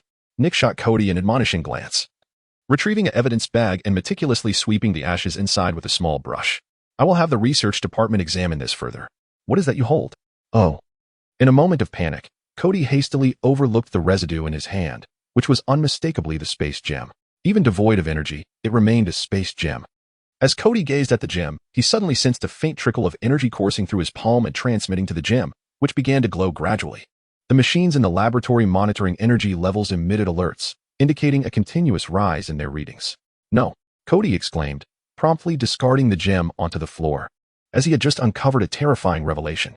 With the escalating energy of the gem, his own salvation value plummeted at an alarming rate, vanishing entirely within a matter of seconds. Is this even permissible?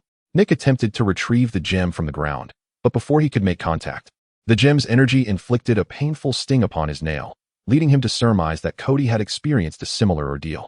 Carefully, he utilized instruments to secure the gem, which had regained some of its luster. Kody, what just transpired? Nick inquired.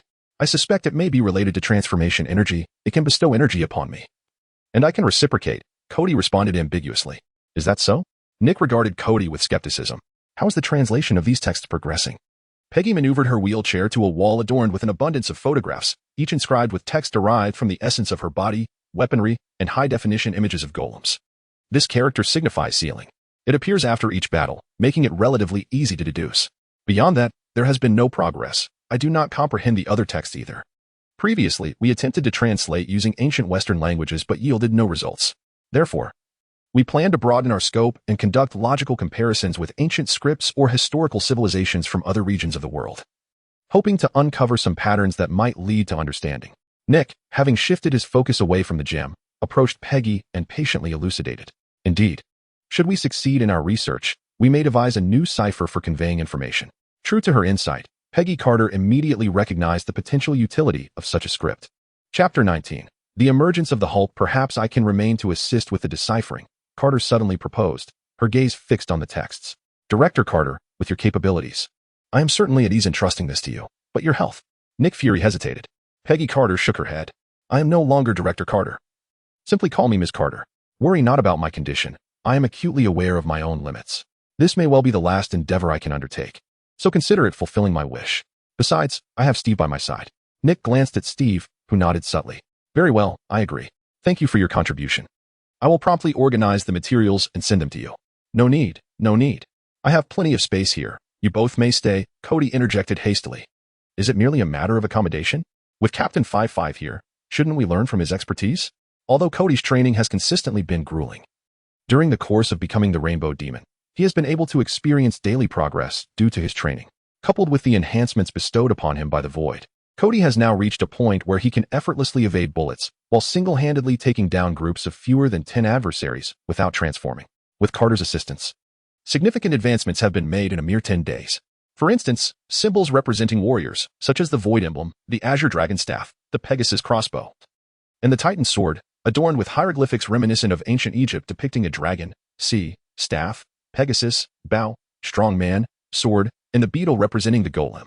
Furthermore, Kody has received the much-anticipated, albeit gentle, thrashing from Steve.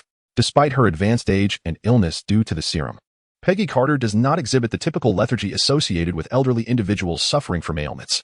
She engages in 6 hours of work each day before enjoying leisurely strolls in the garden with Steve.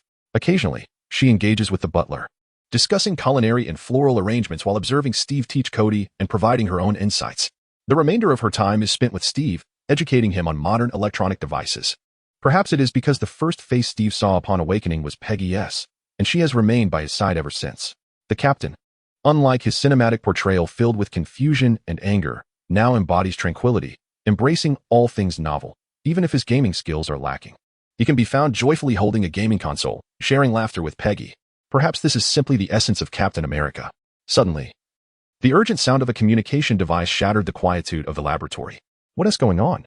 Reinforcements are needed. I'll handle the rest. Nick answered the call with urgency. Miss Carter, I have an emergency situation here. I'll leave the rest to you. Peggy smiled and nodded gently in acknowledgement. In Rio de Janeiro, Brazil, a few days prior, a stunning female worker appeared at a soda factory. With her beauty and vivacious personality, she quickly endeared herself to everyone, capturing the attention of those unrefined men who had never encountered such charm. Naturally, a solitary girl would attract the gaze of certain individuals, just as she was being harassed. A male voice suddenly interjected, "Let her go. It's none of your business. Get lost." The leader of the bald thugs retorted, turning around to face a man dressed as a mechanic, his fingers wrapped in cloth as if he had just sustained an injury. I'll say it once more. Let her go. And what if I refuse? The thug pushed the man aside. Don't make me hungry. You won't like me when I'm hungry. What nonsense. The thug, irritated by the absurdity of the statement, prepared to teach this insolent man a lesson. Hey, what are you doing? Just before the conflict escalated, the factory owner suddenly appeared. Hey, nothing, boss. We were just having a chat. The thug quickly donned a disingenuous grin. Seizing the moment, the man pulled the female employee away. Am I going to be a burden to you? The woman asked with concern. I am merely a repairman, not a factory employee. They have no authority over me. The man replied, nodding as he prepared to leave. Wait, I am Betty. What about you? The name Betty evoked memories of a beautiful woman from his past. What is it? Is there something wrong with my name? The woman inquired, observing the man's silence with curiosity. No, I have matters to attend to, he responded curtly, turning on his heel and departing hastily. Hey, you still haven't told me your name. As he walked away, a sly smile illuminated the woman's face, and she turned back toward the factory. Long time no see, Betty, the man murmured upon returning home. He retrieved a picture frame from the corner of a drawer, dusting it off with his sleeve. Inside was a photograph of himself with a beautiful girl. I must hasten. He powered on his computer, accessing the familiar encrypted communication. Dr. Blue, the experiment with that flower has failed. He quickly received a reply. No need to attempt the flower again. Send me your blood sample. And perhaps I can find a solution in it. He glanced at his fingers, then back at the smiling girl in the photograph, and resolutely made up his mind. In the following days, every time he ventured outside, he encountered the woman who shared his name, Betty. Although he still had tea revealed his name to her. They gradually became more acquainted, sharing conversations over tea. One day, Dr. Blue contacted him, announcing a breakthrough in the experiment, requesting more detailed data, and expressing confidence in imminent success.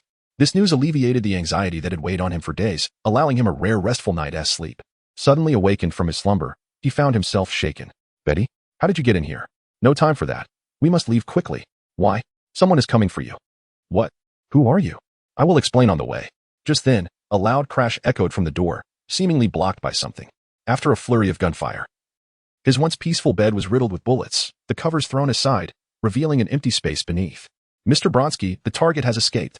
Seal off the factory area. We cannot allow him to get away.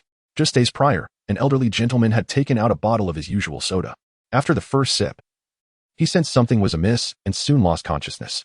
Upon awakening, he found himself surrounded by armed personnel, with severely damaged furniture and a man dressed as a general.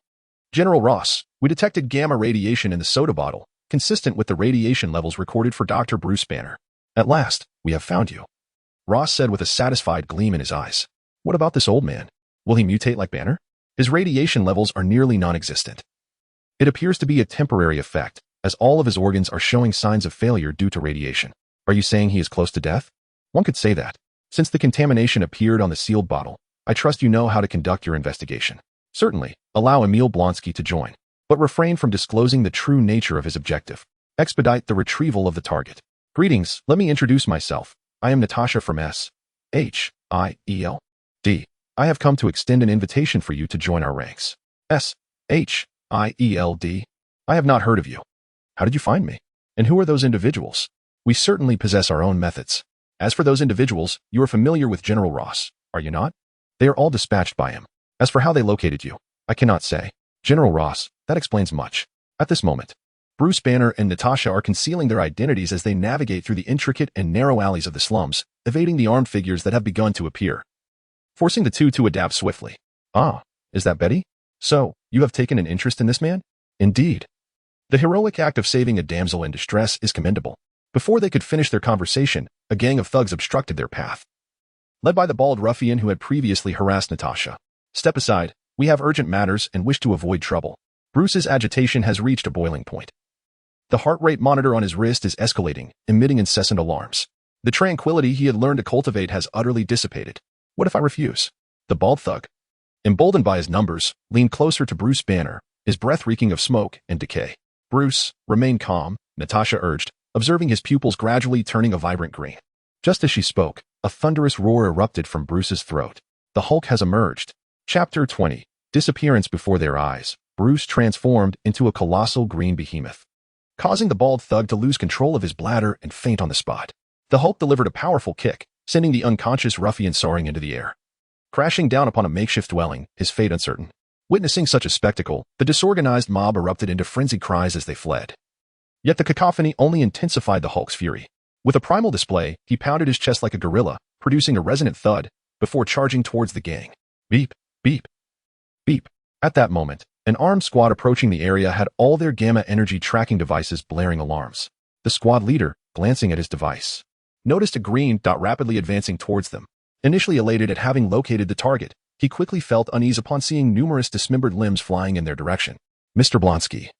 A target has been identified in the slums southwest of the factory. However, the squad leader's voice trembled slightly. What do you mean? Blonsky furrowed his brow. He is transformed into a monster. It is charging towards us. Then, Blonsky heard a flurry of gunfire through the communicator, accompanied by a terrifying roar, followed by the ominous crackle of static. Everyone, follow me.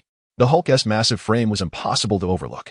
Ultimately, after a brief confrontation with Blonsky, the Hulk made a hasty escape. Natasha concealed herself amidst the ruins, watching the retreating figure of Hulk as she dialed Nick Fury's communication device. Director, the operation has failed. What transpired? The military disguised themselves as mercenaries to pursue Bruce Banner. According to Hawkeye's intelligence, they are indeed General Ross's men.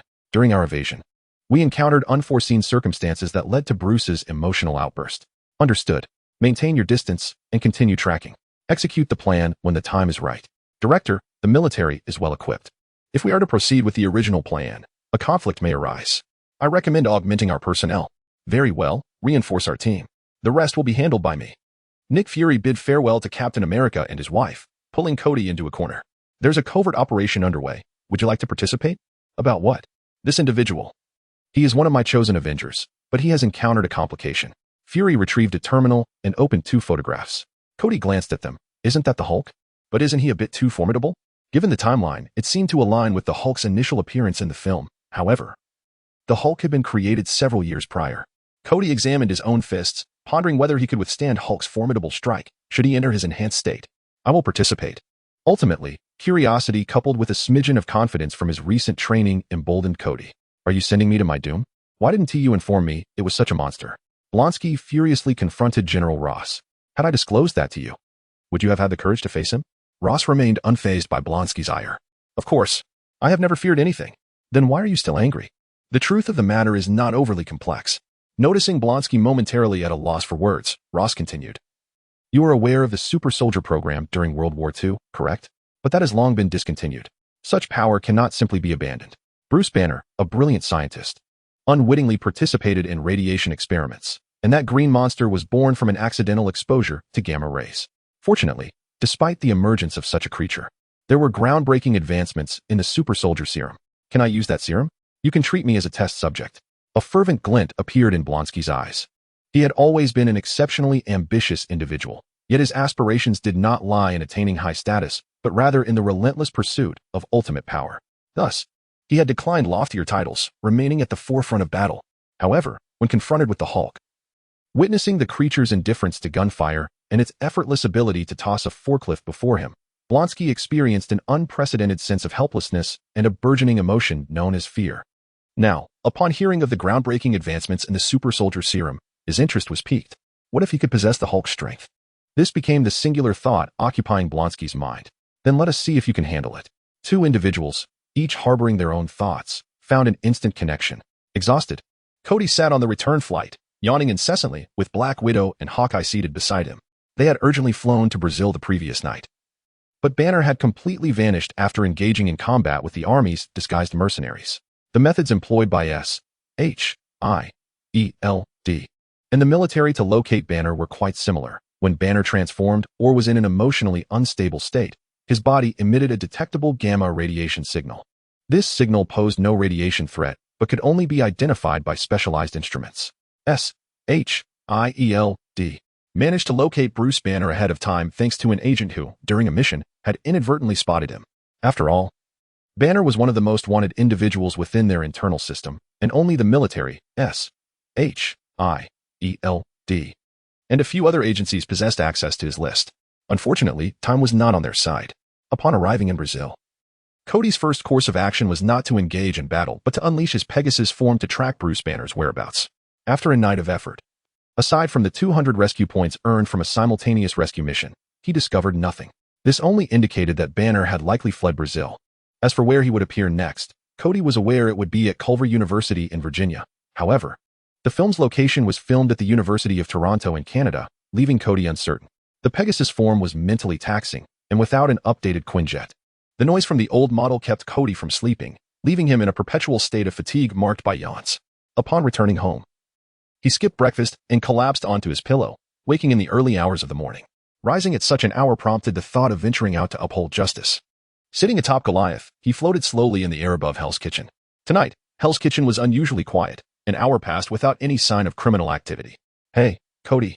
Long time no see. A voice suddenly startled him, nearly causing him to tumble from Goliath. Turning to investigate, he found it was Jessica Jones. Jessica, have you heard the saying? People can scare people to death. Haha, sorry, it's just been so long since I last saw you that I got a bit excited. What are you up to? Just flying around aimlessly? Pretty much, though I'm actually investigating a few matters. Oh, is there anything I can assist you with? Kody's interest piqued. Indeed there is. Jessica settled onto Goliath beside him. Have you noticed how eerily silent Hell's Kitchen has become? I certainly have. Normally by this time, I would be on my way to the precinct with a drug dealer. Since last night, nearly all criminal activities have ceased. At the very least, all drug-related activities have stopped. We all scoured Hell's kitchen and found some gang members still present, but all the addicts have vanished. Jessica elaborated. What? I was gone for just one night, and such a significant event transpired. Suddenly, a thought struck Kody. Oh no, where are Matt and the others now? Chapter 21 Investigation. Coulson, could you enlighten me on the progress of your inquiry regarding the syndicate and the concentrate number 382? On the way, Kody managed to reach Coulson. In this world, if there exists an organization with remarkable infiltration capabilities, it is undoubtedly S-H-I-E-L-D. Having previously provided a hint, Kody speculated that S-H-I-E-L-D must have gathered substantial clues about various matters. However, circumstances often unfold contrary to one's wishes. Regrettably, Kody, all our agents went missing last night. Missing as well? How could that be? Kody increasingly sensed the gravity of the situation. As this is a covert investigation, we did not deploy many agents. There were only 6 in total, each scheduled to report every hour. Yet, since 10 p.m. last night, there has been no communication for 6 hours, and our vital signs detectors have lost signal. Here is some intelligence previously gathered. You may review it. As Coulson finished speaking, Kody received the information sent by Coulson on his phone. For this operation, Coulson had dispatched 6 agents who had uncovered 5 critical points in Hell's Kitchen. Each of the 4 cardinal directions housed laboratory-like facilities, while the 5th location was a prominent building at the heart of Hell's Kitchen, where footage had captured Jean Bing and Madame Gao of the Syndicate. A few days prior, various boxes had been dispatched from this site into the 4 laboratories. Among these, one laboratory was in the core area, heavily fortified with visible isolation and armed facilities, rendering it inaccessible. Only one small box had been delivered there. Additionally, products manufactured in the other 3 laboratories were sent to the central laboratory, leading to reasonable conjecture that this was the ultimate origin of concentrate number 382. Moreover, this laboratory had previously been severely compromised by an individual known as the Punisher, who utilized the lab's armaments to demolish a section of it. Subsequently, a large number of personnel arrived to begin transferring experimental equipment and materials. The final page of the dossier contained several images depicting the comings and goings of individuals at the laboratory. These individuals were all addicts, and rough estimates indicated that each of the 3 laboratories witnessed between 100 to 200 addicts daily. This phenomenon had persisted since the investigation commenced, leaving their activities within the premises uncertain.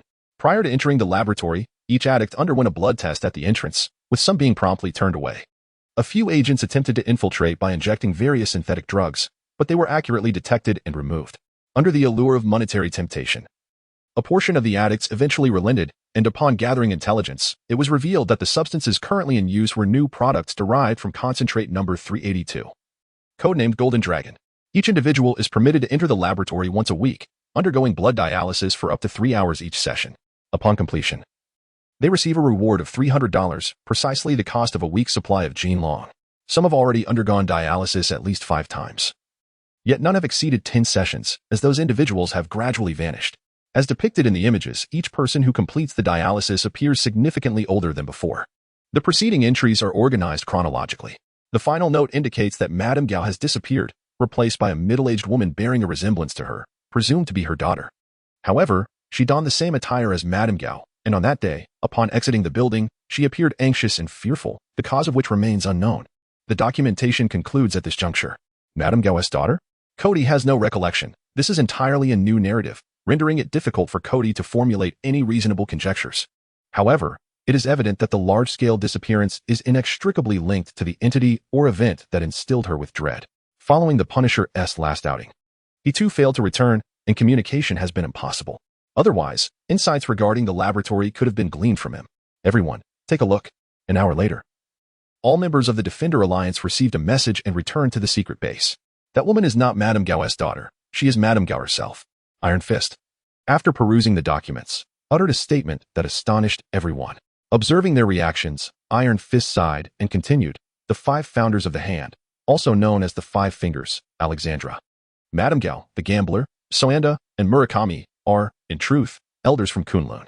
Centuries ago, the Divine Realm, known as Kunlun Paradise, began to seal itself off, severing connections with the lower world. The divine power within Kunlun has dwindled, such that only the inheritor of Iron Fist can access Kunlun's strength, with a select few elders retaining a modicum of divine power. These individuals are among the few who have acquired such power. Yet their insatiable greed led them to covet Kunlun's strength. Ultimately, They attempted to harness the power of dragon bones to extend their lives, transgressing sacred boundaries, and were thus expelled from Kunlun. Decades ago, through unknown means, they learned of a fragment of dragon bone hidden underground in Manhattan, prompting them to establish the hand. However, there is no cause for alarm. The seal on the dragon bones can only be broken by Iron Fist. I believe they lack the requisite power. After Madame Gao descended into darkness, she distorted her divine power. Her current ability allows her to absorb the life force of others to sustain herself, whereas previously, her divine power was used to absorb the vitality of Flora to heal humanity. Thus, it is highly probable that those who have gone missing have become her sustenance. Claire's voice trembled. Bang! Luke Cage, in a fit of rage, struck the punching bag with such force that it burst, sand scattering everywhere. We must act immediately to rescue them. We cannot allow innocents to perish at her hands, even if they are addicts. Everyone, let us remain calm. At this moment, Matt, who had remained silent, finally spoke up. We need to devise a plan. Recklessness is tantamount to courting death. We have yet to fully comprehend the peculiarities of this concentrate number 382. It may possess extraordinary effects beyond merely rejuvenating Lady H. In a fit of impulsiveness, we might end up failing to save anyone. Claire, try to reach out to the Punisher. If the communication fails, contact Ms. Monroe and ask her to check the entrance. Monroe? Isn't that Storm? Kody suddenly remembered. Indeed, given the Punisher's temperament, he was likely lurking not far from the orphanage, secretly watching over his daughter. In this world, where the violent girl had not yet transformed into the violent girl, one could only hope that she would not, now or in the future. What do you want from me? Haven't I made it clear that I can handle this alone? You need not interfere. An hour later, the Punisher, with an expression of impatience, pushed the door open and entered. Hey, Frank, long time no see. How have you been? Kody, what are you doing here? The Punisher's brow furrowed deeply, his demeanor growing increasingly grave. In a terse tone, he remarked, what does a child like you have to do with this? This is not simply a matter of apprehending a few drug dealers. You need to leave now. Frank, although my experience may be lacking, I possess sufficient strength. If it comes to blows, I can merely stand behind you and provide support, Kody responded, somewhat helplessly. To him, this situation was undeniably perilous. Yet he was a man imbued with the power of the Kamen Rider. The strength of Kunlun was formidable, but most of it had been inherited by Iron Fist. What could an old lady's residual power accomplish? Moreover, the circumstances had changed. Frank, since last night, all the junkies on the streets have vanished. There is likely a significant conspiracy at play. You must take a look at these files. Ding, ding, ding. Before Kody could finish his sentence, the telephone on the desk rang. Claire answered and listened for a moment, her expression suddenly shifting to one of horror as she cast a terrified glance at Frank. Is this for real? The group sensed something was amiss and immediately grew alert. What do you mean? Is this for real? Of course I am. The Punisher, feeling perplexed and somewhat irritated, replied. Ms. Monroe just informed me that two individuals identical to you just burst into the orphanage, injured her, and abducted Mindy. Upon hearing this, Frank felt as though the world around him had gone dark. How could such a thing transpire in such a short time? Mindy.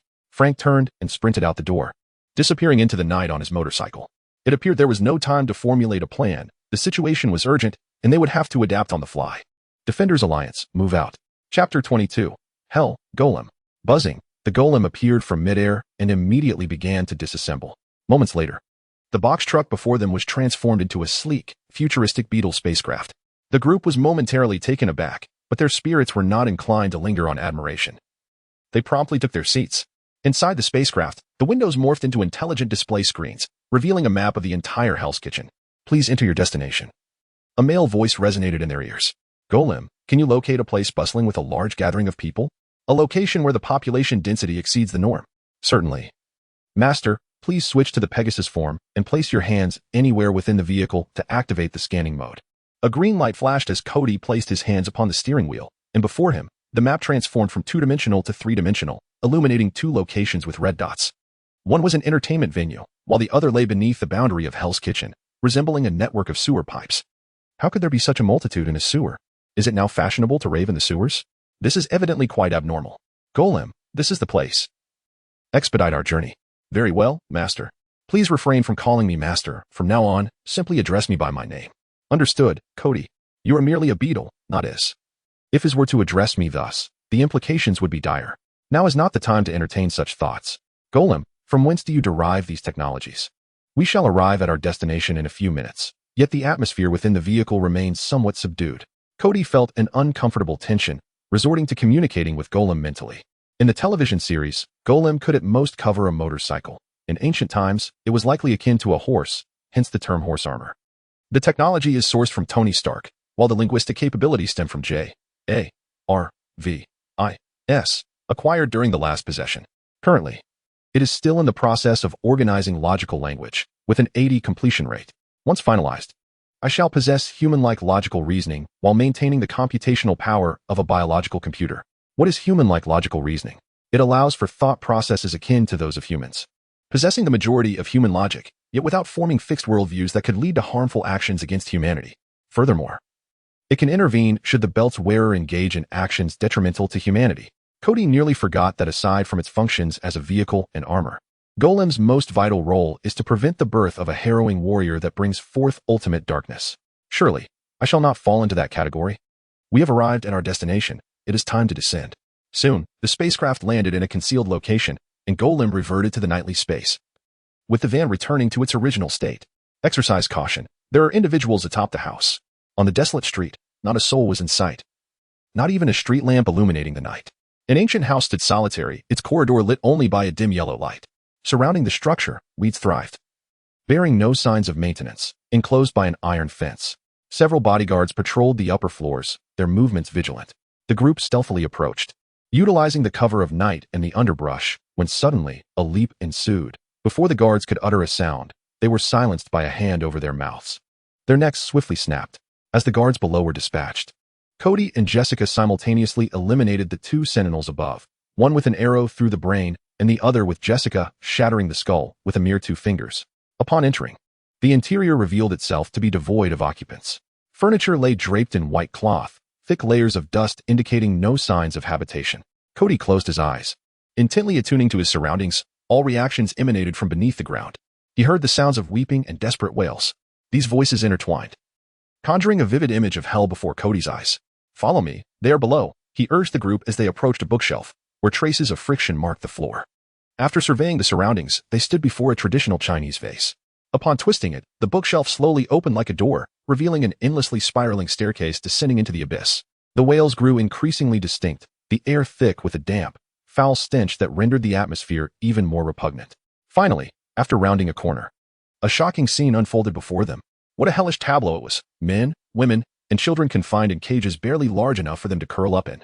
The cages were stacked one atop the other, each with a hand extending outward, connected to tubes from which crimson blood was incessantly siphoned, flowing into a colossal pumping machine. Thousands of individuals formed a dense network of veins, a sight both harrowing and grotesque. Jessica stepped forward, attempting to remove the tube from a young woman who appeared ghostly pale, devoid of the strength to plead for mercy. "If I were you, I would refrain from doing that." A voice emerged from behind the machinery. It was Lady Gao, cradling a goblet filled with a golden substance, sipping it as she approached. Kody felt an unsettling illusion that with each sip, her face grew a touch younger. She was consuming the essence of life. "Aren't you that rainbow demon? You seem to know quite a bit. You wouldn't happen to be from Kunlun, would you?" Lady Gao inquired, regarding the armored figure with green, large eyes, as she toyed with a glass pendant hanging from her neck, which seemed to quiver, especially when directed towards Kody. "Enough with the nonsense. Release them at once." "What are your intentions?" Iron Fist shouted in fury. "Release them? They came here of their own volition. Moreover, they signed a contract in black and white, perfectly legal. Wouldn't you agree, Judge Gaius?" Lady Gao turned to a nearby cage. "Indeed, Lady Gao. I wish for more. Please," came the frail voice from within the cage, as an emaciated old man extended a hand in a pitiful plea. Thus, he received his desire. Beside the blood transfusion tube was a thinner one, inserted into his outstretched arm. With a mere glance, Lady Gao signaled, and a translucent liquid flowed forth into the judge's veins. He held, tears of warmth streaming down his face, an exclamation steeped in pain, tinged with ecstasy. It became clear that the sounds they had mistaken for cries of despair were, in truth, expressions of drug-induced pleasure. Iron Fist's fists began to glow, the dragon emblem on his chest radiating light as he charged angrily towards Lady Gao. In a composed manner, she finished the golden liquid and casually tossed the cup towards Iron Fist's approaching fist. Instantly, an impact wave erupted upon collision, forcing Iron Fist back several feet, while Lady Gao remained elegantly poised, imbuing hidden weapons with power. This is a skill reminiscent of Murakami's capabilities, isn't it? Indeed, it is Murakami's prowess that proves effective. You actually eliminated your own collaborator? Huh, of course not. I merely extracted a small amount of his blood for my own use. With a composed demeanor, Lady Gao's gaze returned to Iron Fist, her eyes fixed upon his. urging him to harness his strength to vanquish those behind you. Rand felt a wave of disorientation, the dragon tattoo on his chest flickering momentarily. When he snapped back to reality, he realized his fist was mere inches from striking Daredevil's face. Rand hastily withdrew his fist, recognizing it as Bullseye's brainwashing ability. "Matt, why did you not evade?" Matt, with a smile, patted his shoulder. "I believe in you, brother." Meanwhile, Kody discreetly retracted his energy-laden Pegasus crossbow. Aware that had combat ensued, he would have intervened in time. "Alas, this time we have faltered, and I find myself weary. Let the young ones entertain you for a while." Lady Gao casually gestured, and several individuals concealed in the shadows promptly emerged. Each was adorned in attire identical to that of the Punisher, yet with each step they took, deep imprints were left upon the iron plates beneath their feet. An unprecedented crisis loomed. Chapter 23, The Goddess of Kunlun. A great battle was imminent. Jessica was the first to leap forward, launching a punch at a false Frank. The imposter, unfazed, removed his sunglasses and locked eyes with Jessica, employing a brainwashing ability akin to Lady Gao's. However, this time, the ability was misapplied. Jessica had previously endured severe mental manipulation and torment at the hands of the villainous Purple Man, and through a prolonged struggle, she had gradually liberated herself, becoming entirely immune to psychic control. Not to mention, this rudimentary form of brainwashing elicited nothing but disdainful laughter from her as she unleashed her full strength, embedding the false Frank's head into the floor tiles. This message was conveyed to the others. Luke Cage received the information and, seizing two protruding bricks from the ground, sent another false Frank flying, blowing a kiss to Jessica. As a fellow product of the Super Soldier program, Luke possessed a physique and combat prowess that rivaled Captain America's. To some extent, his strength even surpassed that of Captain America. However, he was generally taciturn, only displaying a lively side in Jessica's presence. These false Franks exhibited the same flaw as Frank when under the influence of the serum 382. They would experience noticeable delays during their subsequent actions, although their robust bodies and rudimentary mental control provided them with a moment of respite, allowing for smoother transitions. Lady Gao's envisioned combat capability of 11 surpassing 2 failed to manifest. To secure formidable combat strength, Lady Gao had instructed Jean to procure test subjects resembling special forces. And after administering doses of Frank's blood serum, her expectation was for them to possess remarkably strong physiques, coupled with weapon proficiency and a dash of extraordinary ability, transforming them into perfect instruments of murder under her command. The emergence of the enigmatic figure startled Lady Gao, compelling her to hastily alter and initiate her plan before the comprehensive experiment could be fully realized. Upon discovering that these counterfeit Franks possessed a modicum of mind control abilities, the group resolved to act swiftly, targeting fatal points with unrelenting ferocity.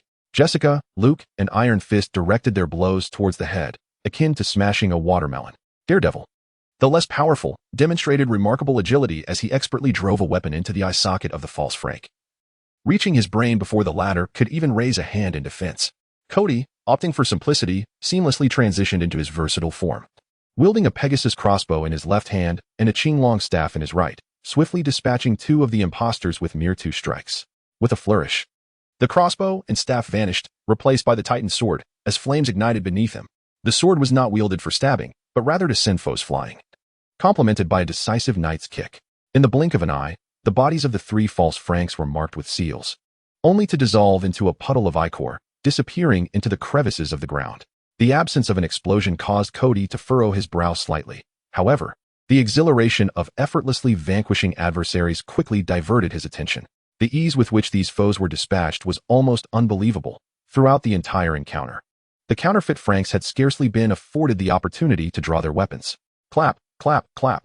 Lady Gao emerged from behind the machinery, applauding with delight, exclaiming that it was a splendid battle. Unleash whatever tricks you possess. Iron Fist seethed at her nonchalant demeanor, perceiving the fallen false Franks as mere insects, utterly disregarded by her. Their combat prowess was woefully inadequate. He lamented his haste, which had prevented him from conducting a thorough study. You all experienced a lackluster battle, but there is a silver lining. You at least encountered them, no? A frenzied light sparkled in her eyes. Daredevil's ears perked up, detecting the violent rhythm of Lady Gao's heartbeat, a manifestation of exhilarating anticipation as if a certain objective was on the verge of fruition. A foreboding sense of dread washed over him. Everyone, be cautious, danger lurks. Huh. Too late.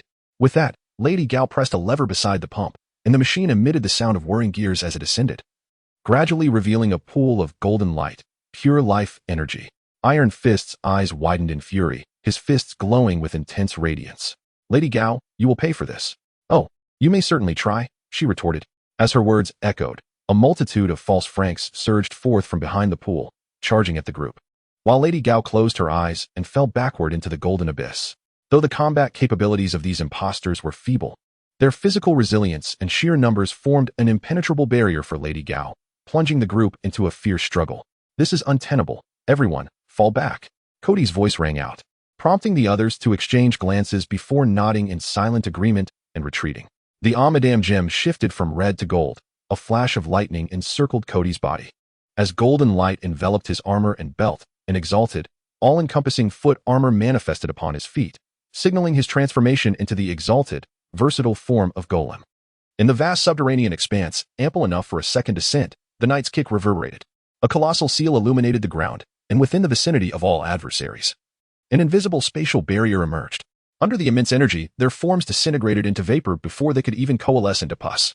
Astonishingly, the knight's kick failed to ensnare Lady Gao within its confines, leaving Kody utterly perplexed. He deliberately descended closer to the life pool's radius and pondered when the knight's kick had acquired such discerning intelligence and target selection. Could it be due to the ordinary life energy contained within the pool? Casting a glance at the nearby golem, Kody momentarily dismissed the thought. Ultimately, it was too late. All the life energy within the pool had been thoroughly absorbed by Lady Gao. Rising from the depths, she floated in midair, her form rejuvenating until she appeared as an 18-year-old. Unimpeded, Iron Fist launched another strike, but Lady Gao merely raised her hand to deflect it. Instantly, Iron Fist felt an overwhelming force rebound upon him, rendering him unconscious. He plummeted through the air, but fortunately, Jessica caught him just in time. Then, Lady Gao descended slowly, her radiant light retracting into her being. She gazed at the crowd that harbored animosity toward her, leisurely forming a hand seal. Subsequently, everyone except Kody began to manifest speckles that surged toward Lady Gao's palm, all the while sensing their abilities being siphoned away. The parasitic seed of Soanda proved to be an exceptional power, fulfilling the sole purpose of those false punishers, to approach and touch you, thereby appropriating your abilities. Turning her attention to Kody, she lamented, "What a pity, one among you is absent, and this seed holds no sway over you. However, fret not, for I have prepared another gift for you." The rapid extraction of abilities from the parasitic seed transpired within mere moments, and soon the others collapsed, unconscious. Kody and Lady Gao locked eyes, a palpable tension thickening the air between them. It became evident that this entire scenario had been meticulously orchestrated. "Mindy, Lady Gao, Jean. Release Mindy, or I shall ensure you pay dearly."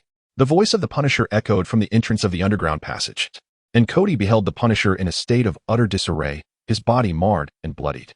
"Ah, I wondered why one was missing. You did not act in unison." It dawned on Kody that from Mindy's abduction to the nominal guards at the entrance, and through these illusory battles, Lady Gao had devised an elaborate plan. Had they all embarked on this endeavor together, they would have faced a series of challenges and skirmishes starting from the orphanage. Unfortunately, with Kody's intervention, the Defenders' Alliance had arrived prematurely. Frank had impulsively set off alone, shouldering the burdens that would have required several to endure. Kody shook his head, realizing he was still too young. Having just acquired some power, he had let it cloud his judgment, unaware that he was being maneuvered like a pawn in a grander scheme. Regardless of the nature of the plan, Lady Gao's ultimate goal has essentially been achieved, albeit with a slight deficiency, which is the direct acquisition of Frank's more efficient and pure abilities. With her hands gently raised, she floated in midair, her skirt billowing as if caught by an unseen breeze, radiating a golden light. "From this moment forth, I am no longer Lady Gao. My name is the Goddess of Kunlun. Bow before me, mortals." Chapter 24, Conclusion and New Challenges. The goddess is a demoness, is she not? Without further ado, Kody ignited with a fierce flame beneath his feet and charged at Lady Gao with full speed. Perhaps influenced by the Infinity Stones, or perhaps enhanced by the capabilities of his Pegasus form, Kody possessed an acute sensitivity to energy. He could distinctly sense that Lady Gao had yet to fully assimilate the life energy, while the power within her continued to accumulate, a sensation that made Kody profoundly uneasy. He understood that failing to stop Lady Gao immediately would only lead to greater peril. With a sublime kick infused with all his might, Kody confronted Lady Gao, who stood unwavering, arms outstretched as if to embrace the impending devastation. Alarmed, Kody attempted to retract his strike, but it was too late. The glass orb around Lady Gao's neck emitted a sinister black light and instantly engulfed Kody. This transpired in mere moments. The Punisher witnessed everything but was powerless to intervene, a wave of helplessness washing over him. Drawing an automatic rifle from his leather jacket, he unleashed a barrage of bullets at Lady Gao. Yet, before they could reach her, an invisible barrier intercepted them, transforming the projectiles into molten iron that fell to the ground. When the light returned to Kody's eyes, he found himself in a realm composed of countless mirrors, each reflecting his image. As he moved forward, the space seemed endless, with no discernible end in sight. Simultaneously, he realized that his transformation had been undone. Attempting to summon the belt of the void yielded no response. Key individual, my God, it is a pleasure to meet you. Please accept my submission. The myriad reflections around him faded, leaving only one mirror that displayed his figure, yet the Kody within the mirror knelt, bowing to the Kody outside. The dissonance was profoundly unsettling. Who are you? How did I end up here? Kody assumed a defensive posture, wary of his surroundings. There is no need for alarm. Key individual, my name is Milo, a member of the Eternal Clan and the incubator of the New Celestial. This is my mirrored realm. A shiver coursed through Kody at the mention of the Eternal Clan. Had he not recently seen a film about them? Deep within the Earth's core, a new Celestial was gestating, and the price for its birth was the sacrifice of all human lives on Earth, leading to the planet's annihilation. Kody had initially thought he had fallen victim to one of Lady Gao's peculiar abilities, but it now appeared that her role was minor. With the true puppeteer standing before him, one could hardly expect a minor villain like Lady Gao to orchestrate such grand designs. If there was indeed an Eternal Clan behind her, the stakes were dramatically altered. Was not Thanos also a member of the Eternal Clan? He is capable of creating disasters on a cosmic scale. How could the individual before me be any less formidable? Thus, the actions that Lady Gao is currently undertaking are intrinsically linked to you? Yes, but she is merely a pawn. Once her energy is fully amassed, it will all be available for your absorption. Subsequently, we shall seek another individual of similar nature. Milo explained with an impassive expression. Wait, what does this have to do with me? 18 years ago, a traitor emerged from the Eternal Clan, thwarting your birth. Your body could never be restored. Yet the spirit of the divine remains imperishable. By chance, it entered the body of a deceased human infant, granting him a soul anew. Thus, you have become who you are today. Originally, my task was to nurture you, but the betrayer found me, grievously injuring me and causing me to lose track of you. Until just a few months ago, when, after a wave of temporal and real energy fluctuations, I finally sensed your presence again. To avoid drawing attention and for your safety, I had no choice but to locate you in this manner and acquire life energy. Oh, how time has passed. Kody maintained a stoic facade, though his mind was tumultuous. Merely traversing dimensions and possessing a golden opportunity akin to that of a Kamen Rider is already quite fortunate. Why must I be burdened with such a melodramatic identity? Should I become a celestial being, Thanos would pose no threat, yet the price would be the sacrifice of an entire planet. From Earth's perspective, would I not be more ruthless than Thanos himself? Furthermore, even one of the 5 primordial deities, the planet Devourer, has been vanquished numerous times. As for myself, this insignificant and obscure celestial entity, would I not be easily crushed? Moreover, I have already been extinguished once before my birth. So, let us negotiate a matter. Kody hesitated before speaking. You may command me. I shall fulfill your request without fail. The reflection of Kody in the mirror slightly bowed, indicating his attentiveness. Could you allow me to be an ordinary person?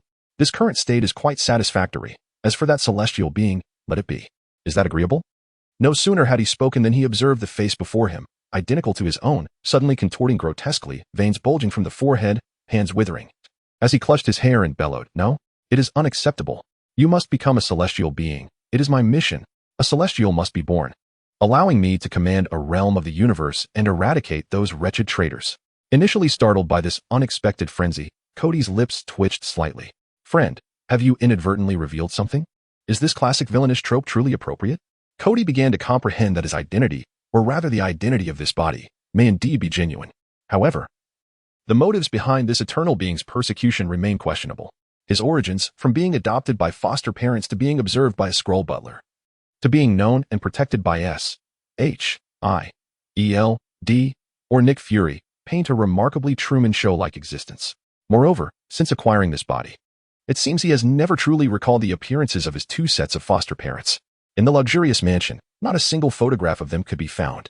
As memories of the former inhabitants flooded his mind, he could only perceive his own reflection in the depths of another's eyes, or hear their lips moving in speech. With only the profiles of each person remaining, how could he fail to recall the true visages of his 2 sets of parents? Or perhaps one or more among his adoptive parents belonged to the eternal lineage, those so-called traitors? Otherwise, how could this individual have lost track of his own existence? Only to be found just when his parents had passed and he had recently arrived? Kody's myriad thoughts dissipated in an instant. Before him, the mirror reflected a version of himself reminiscent of Milo, already having shredded his garments, his mouth still emitting anguished cries. A mere declaration of wishing not to ascend to divinity had provoked such a profound reaction. Milo's exposed skin was ensconced in bandages like a mummy, his eyes flickering from black to white and then back to black again. The curse of eternal oblivion, whether it be obsession or other underlying reasons. Kody was acutely aware that he needed to depart from this place. Who could tell if he might succumb to madness and inflict harm upon himself? The melodramatic origins of his lineage could wait for another day. Kody glanced around at the mirrored world, though this realm differed somewhat from the narrative-esque depiction. What did it matter? He decided to give it a try. The night space was forged from the energy of spatial gems, and Kody was pleased to discover that it remained unaffected. Without pausing to consider the cost, he rapidly exchanged for a complete Dragon Rider belt. In the next moment, as Milo lifted his white eyes to gaze ahead, he found nothing but emptiness. It seemed he had forgotten his purpose for being there, standing in a daze before turning to step into the mirror-esque reflection. As this mirrored world began to crumble, the glass orb around Lady Gao's neck shattered into fine powder and vanished into the ether. A thunderous roar of a dragon echoed from an unknown realm, and within the reflection of the remaining liquid at the bottom of the pool of life, a colossal red dragon appeared alongside a knight clad in black armor with a crimson hue. The Punisher, having exhausted all means to confront the immobile Lady Gao, was taken aback as she ignited in a scorching blaze, akin to the flames of a red lotus, purging the filth of the world.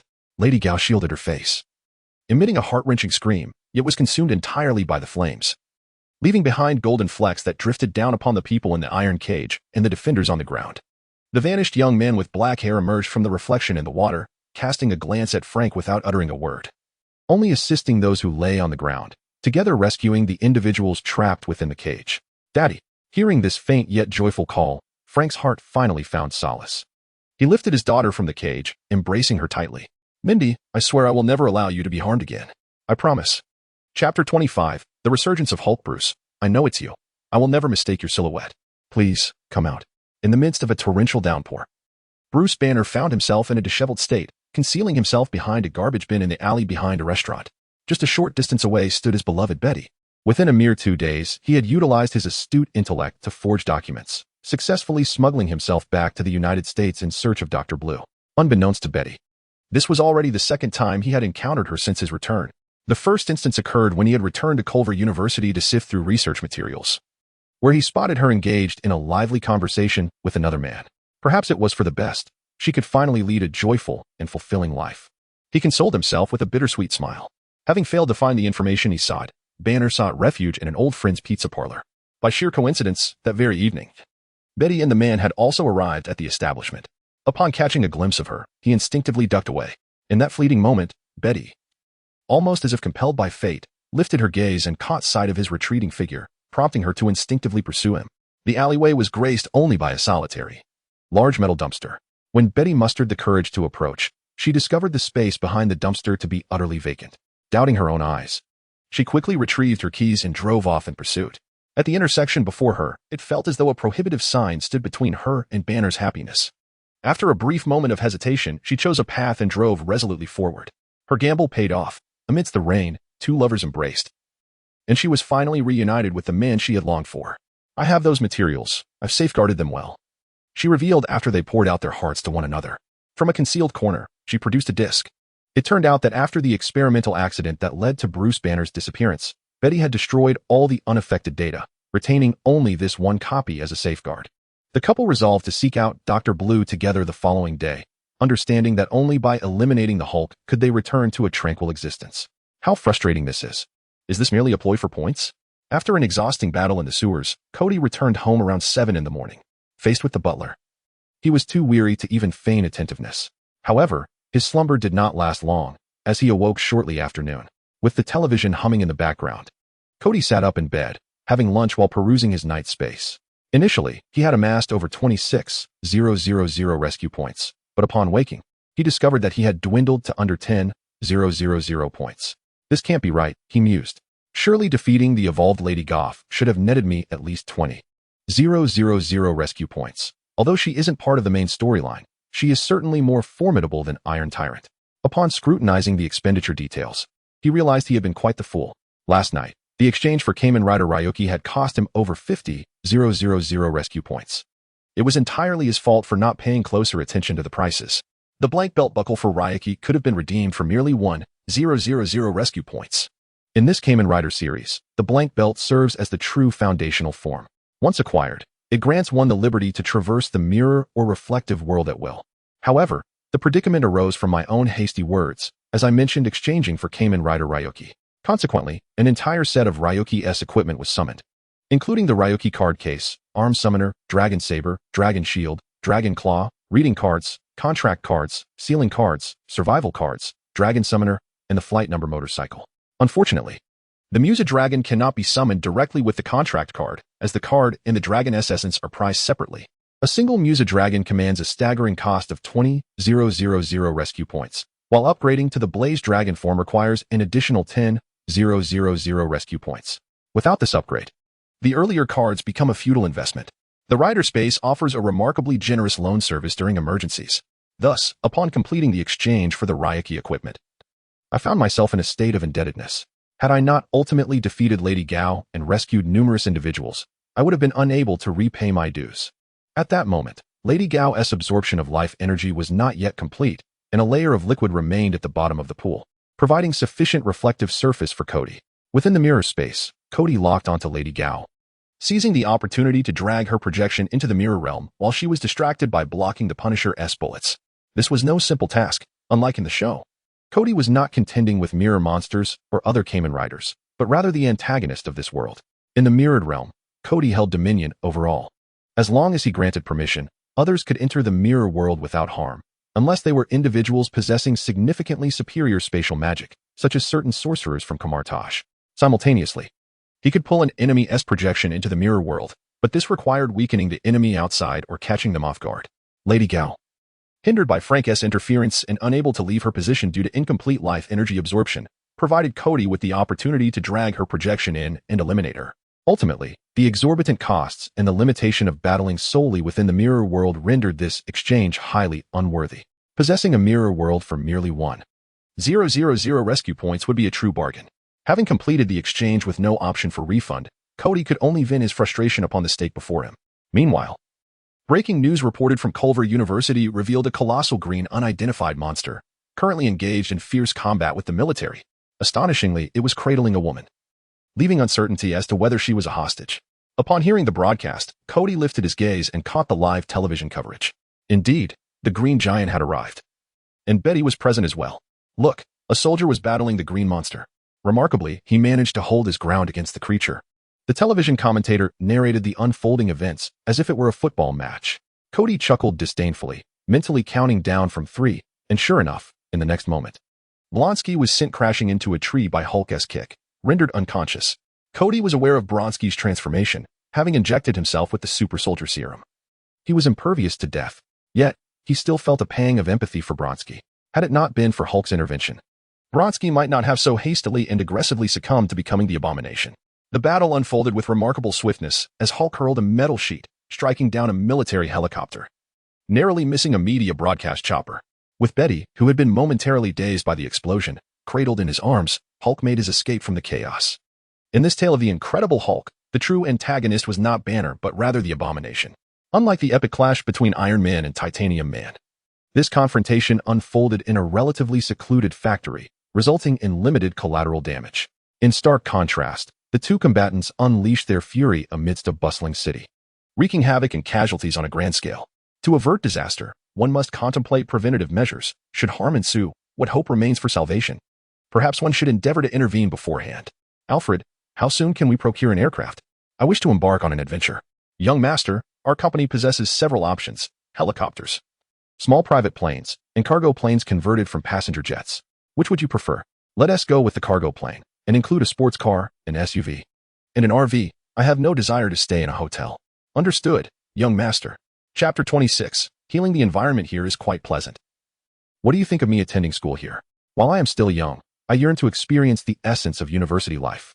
The following day, Kody strolled through the campus with Natasha, leisurely wandering while awaiting the arrival of Banner and Betty. They were set to meet Dr. Blue, also known as Samuel Stearns, in hopes of curing Banner.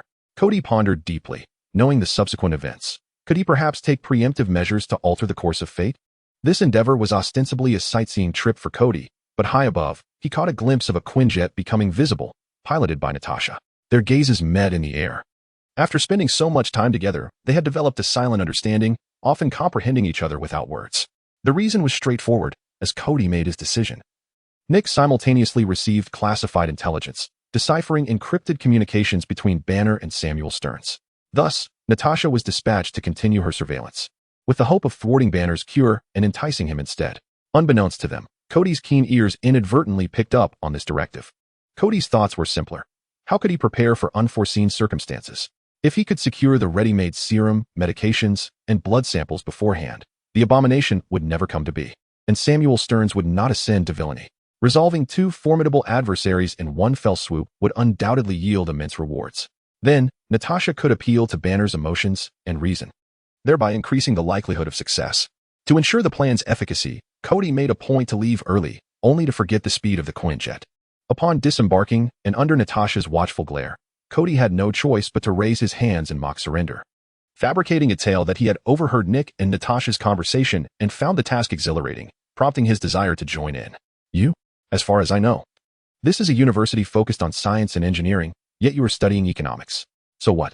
I have heard that with a sponsorship fee of merely $30 million, one can gain admission to MIT. Surely $10 million is sufficient here, is it not? What difference would it make to get in? Do you know what the professors here have in common with the ducks in the pond over there? I do not know. What is the similarity? The lectures they deliver are akin to the quacking of ducks to you. In any case, you cannot comprehend either. Do you think I am that foolish in your eyes? Oh, not foolish?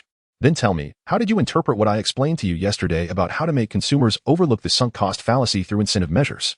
It is simple. Make consumers irrational, allowing them to spend more money while feeling that their expenditures are justified. As Kody was speaking, Natasha suddenly pressed his head down, turning it to face another direction. Look, they are coming. Let us follow them. Wait, I have a plan. Kody pulled out a black card case adorned with a golden dragon head emblem. Is this your scheme? Upon initially expressing her astonishment at the mirrored world, Natasha was taken aback by Kody's crude approach. At that moment, the two were in the mirrored realm, observing Samuel Stearns conversing with Banner and Betty through the glass reflection, while exchanging their respective plans. Indeed, as long as it proves effective, that's what matters. If we replace those elements, Banner will remain incurable, will he not? Or do you intend to defy Dr. Lunik's orders? I can see that he is a good man.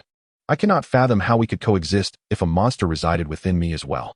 For all these years, he must have endured constant torment. If the treatment succeeds, it would not be a bad outcome. Natasha felt a pang of sympathy for Banner. During her brief interaction with him, she learned that for years, aside from working and seeking tranquility, he had quietly supported local children and the elderly with his meager salary. What a compassionate soul. But Kody knew that this treatment was no different from previous attempts. It was merely a temporary suppression. Samuel Stearns was merely a mad scientist pursuing his own interests. The so-called treatment was simply a facet of his research. Kody's ears perked up as he heard the distinctive sound of specialized vehicles approaching from outside the campus. This was a result of his dominion over the mirrored world, combined with his unique abilities. He could thoroughly secure a certain area of this realm, allowing him to sense any disturbances outside. Perhaps these powers stemmed from the peculiar influence of the space stone. Kody was unsure of the reason, but had come to understand instinctively that he could do so. This commotion indicated that the military had deciphered the communications between Banner and Samuel Stearns. The climax of the narrative was approaching. It was time to take action. Then let us leave enough of the serum for his treatment, and we shall take the remainder with us, Kody proposed. All right, Natasha agreed, having no better alternatives. In the front, where several individuals were engaged in conversation, lay a laboratory housing potions and blood samples, separated by a special isolation barrier. As long as the two parties exercised caution, no sound would escape. Once consensus was reached, their movements quickened. Within the mirrored space, all the containers devoid of inscriptions bore an identical appearance to those outside, save for the absence of any substances within. To ensure the safety of the samples and potions, Samuel Stearns utilized opaque alloy-sealed containers, rendering them indistinguishable from the originals. Kody swiftly replaced the empty vessels from the mirrored realm, subsequently swapping the reflective labels, completing the entire process in under 5 minutes. Let us begin. I can hardly wait, came Banner's voice from outside. The three were approaching. Kody and Natasha had already returned to the mirrored world, witnessing the entire treatment process. Once tranquility resumed, Kody addressed Natasha. Our task is complete. Let us relocate. Trouble is imminent.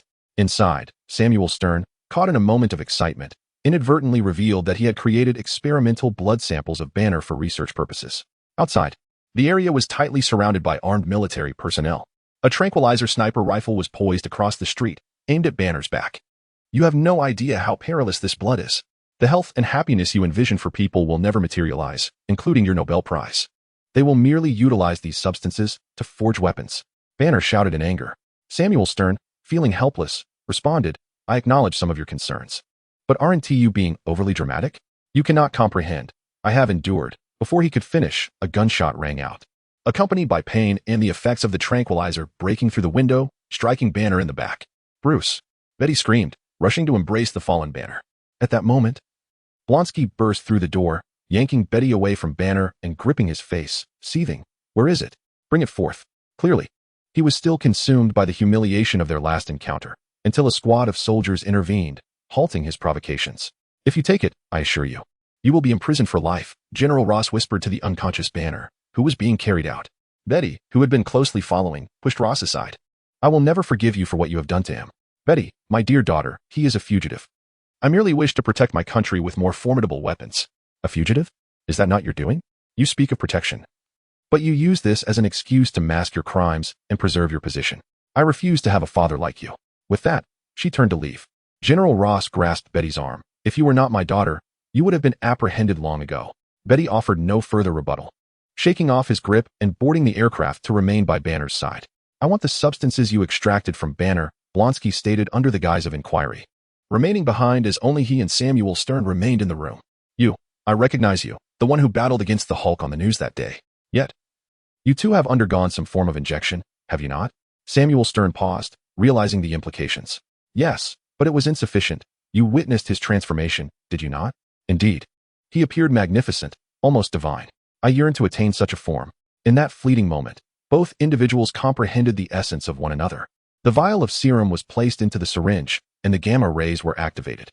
Within seconds, a terrifying monstrosity manifested within the laboratory. The abomination emerged. Samuel Stern was violently hurled against the wall, collapsing to the ground, unconscious. The abomination shattered the window, pursuing the scent of Banner as it raced into the distance. In the shadows of the corner, a withered hand flickered before vanishing into darkness, alongside the fallen Samuel Stern. In Kamartage, Master Wong was meditating when suddenly, the eye of Agamotto around his chest activated, momentarily revealing the shimmering time stone within. This peculiar phenomenon signified but one thing. An unknown intruder had made subtle alterations to the timeline. Merely a detour, yet what was destined to occur would inevitably unfold. A slender thread, akin to countless inconspicuous events that would not affect the timeline, vanished without a trace, leaving uncertain whether it would reemerge and what consequences it might invoke. Chapter 27.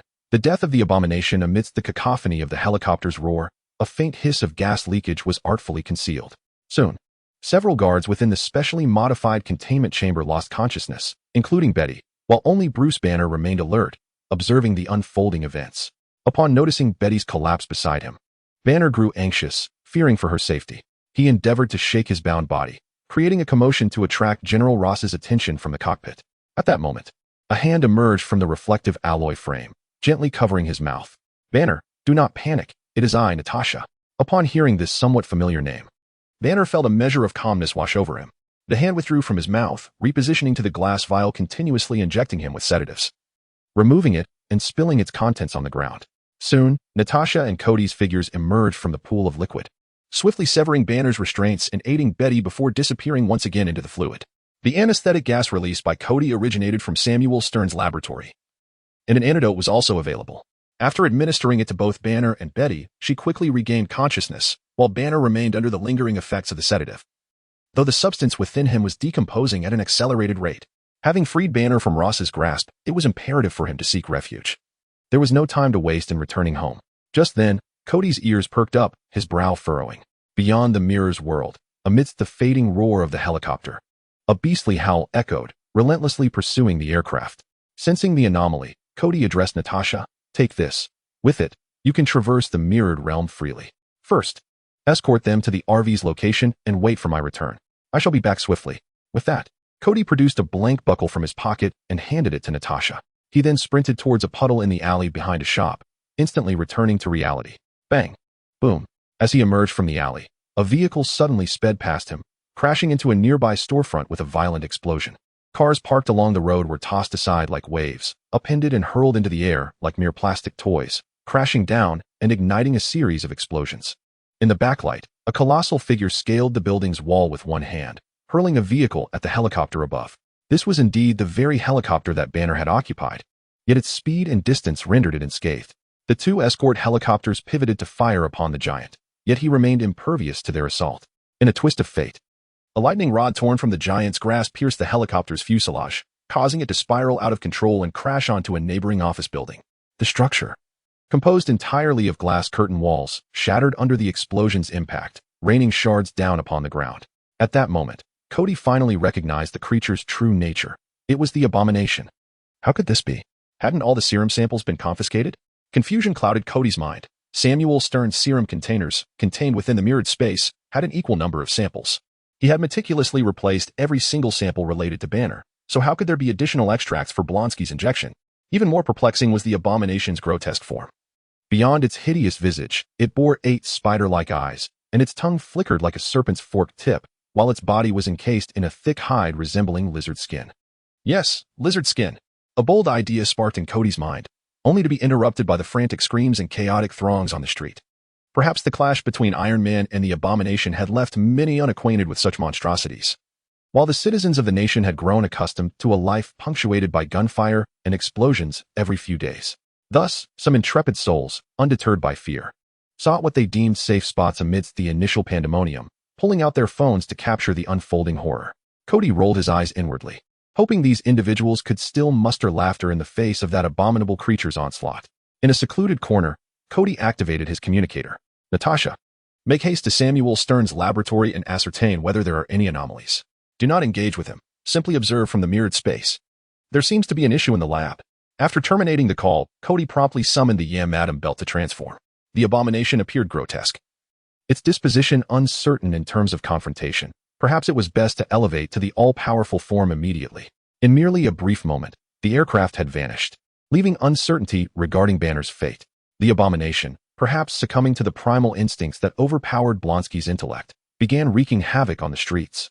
Particularly enraged by those capturing his image with incessant flashes from their mobile devices. In a fit of fury, he launched an assault. Just as the abomination lifted a street lamp to test the hardness of a Gothic man's skull, Kody swiftly summoned the Pegasus crossbow, aiming at the creature's arm without the need for charge, firing 3 consecutive shots. The abomination let out a pained howl, the angle of his attack diverted, sparing the Gothic man from peril. Kody arrived just in time to rescue the unfortunate soul. Simultaneously, he hurled the Qing longstaff, striking the abomination's head with considerable force, and delivered a kick that sent the beast tumbling into a nearby pile of burning wreckage. Instantly, 2 crimson seals manifested upon the abomination's head and chest, emanating light before erupting in a deafening explosion. Are you the golden horned hero who fights alongside Iron Man? Believing the crisis averted, a throng emerged from the shadows, encircling Kody. First and foremost, I am Kamen Rider.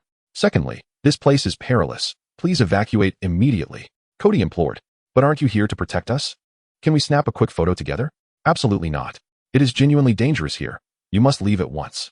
Kody discerned sounds emanating from the rubble. Ordinary attacks would have little effect on the abomination. Suddenly, a battered car door hurtled towards him, and sensing imminent danger, Kody executed a swift kick, sending the door back along the same trajectory. This time, however, the response was not one of terrified screams, but rather exclamations of delight and applause. That was so cool. If I post this online, it's bound to go viral, right? I filmed it too. The media hasn't arrived yet. Do you think we could sell it to a newspaper for a profit? Absolutely. Just capturing a photo of Tony Stark flying will fetch hundreds of dollars. This battle could be worth even more. Haha, I'm glad I started filming right away. It's exceptionally complete and will surely command a high price. Observing the throng of individuals fixated on their cameras, akin to an audience at a cinema, Kody felt a profound sense of resignation. Although there was a commitment to heroism before him.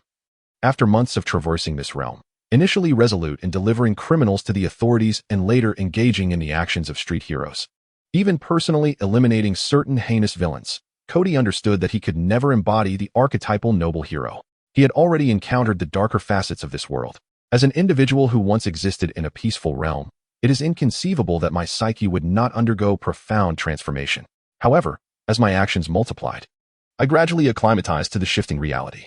At times, Kody felt that some individuals were merely courting their own demise, utterly unworthy of salvation. He distinctly recalled the first criminal he had slain. That individual had succumbed to the allure of drugs, losing everything, only to become embroiled in the very trade he had once sought to escape. Initially confined to a rehabilitation center by Kody, the man had vowed to reform. Yet, on a fateful day, when Kody once again rescued him from a gang, the man, now consumed by avarice, had metamorphosed into a nefarious supervillain. Faced with a cache of narcotics left behind by the gang, he, emboldened by malice, perceived Kody as an obstacle to his ill-gotten gains. As Kody prepared to depart with the drugs in hand, the man unhesitatingly fired a bullet at his head. Consequently, the box of drugs became entwined with the remnants of the man's brain matter, fulfilling Kody's grim desire. Much like the individuals before him, they were acutely aware of the peril that loomed nearby yet chose to gamble for trifling rewards, or perhaps they believed that with a savior at hand, they could rest easily.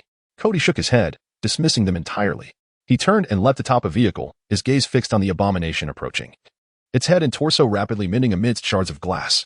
He retrieved a small object resembling a candy wrapper, an electronic barrier bestowed upon him by Natasha.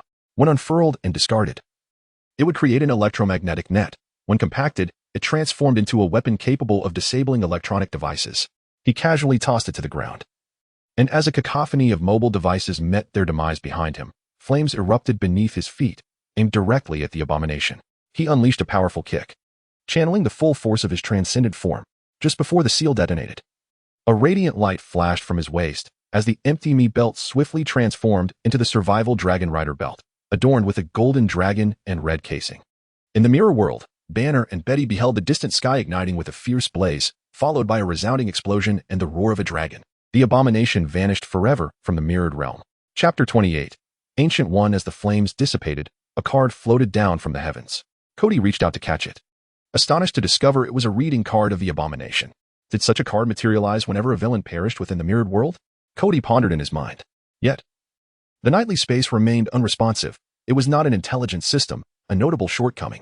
Examining the card closely, he noted that the central illustration resembled a holographic card's design, revealing not only the abomination itself, but also, from different angles, a spider and a lizard. During the battle, that peculiar thought resurfaced. Spider, lizard, how unmistakably they echoed two elements from the Marvel Universe. Was there a connection to the Osborn group, or was it merely coincidental? If not mere chance, how had the abomination come to be? Ding. The communicator chimed. What is it, Natasha? Samuel Stern is missing.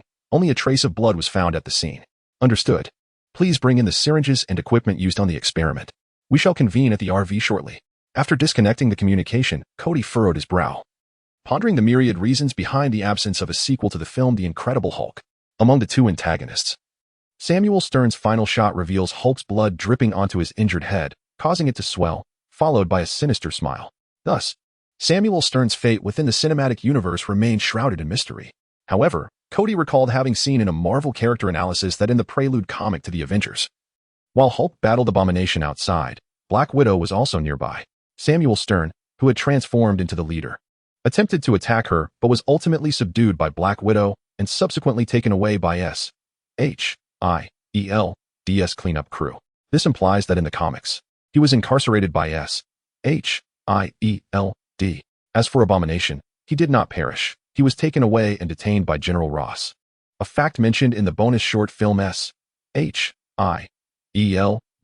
consultant included with the Blu-ray of Thor. Clearly, the circumstances of both have since changed dramatically. The proportions of the two solutions differ, yet their components remain identical. Banner raised his head and spoke to Kody.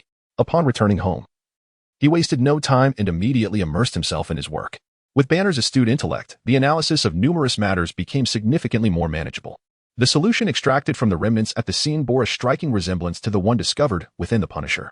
Moreover, the blood sample that Kody had brought back from Banner had indeed been partially replaced with some form of animal blood. However, the mere knowledge of their identical components connected many clues at this moment, regardless of whether Madame Gao and Jean obtained their materials from Oscorp. The provider of the formula is undoubtedly the Eternal known as Milo. The concentrated solution number 382 and Abomination's serum both originated from this individual, making it highly probable that Samuel Stern was taken away by him. Thus, is Samuel Stern the next pawn in this intricate game? It was the first time witnessing someone coercing another into becoming a so-called deity. Such ambition raises the question of why one would not aspire to ascend themselves. Dr. Banner, can you ascertain the specific components involved here? Kody inquired. No problem. I actually have results already, Banner replied. Oh, Hulk cells, I am well acquainted with. So no analysis is necessary. The other two types consist of a certain mutated reaction resulting in spider-like aberrant cells, which, according to my conjecture, also utilize gamma radiation, albeit in varying doses. The other type comprises lizard neural stem cells, primarily serving to acquire characteristics of primordial embryonic appendages. In simpler terms, they facilitate the regeneration of the lizard's limbs.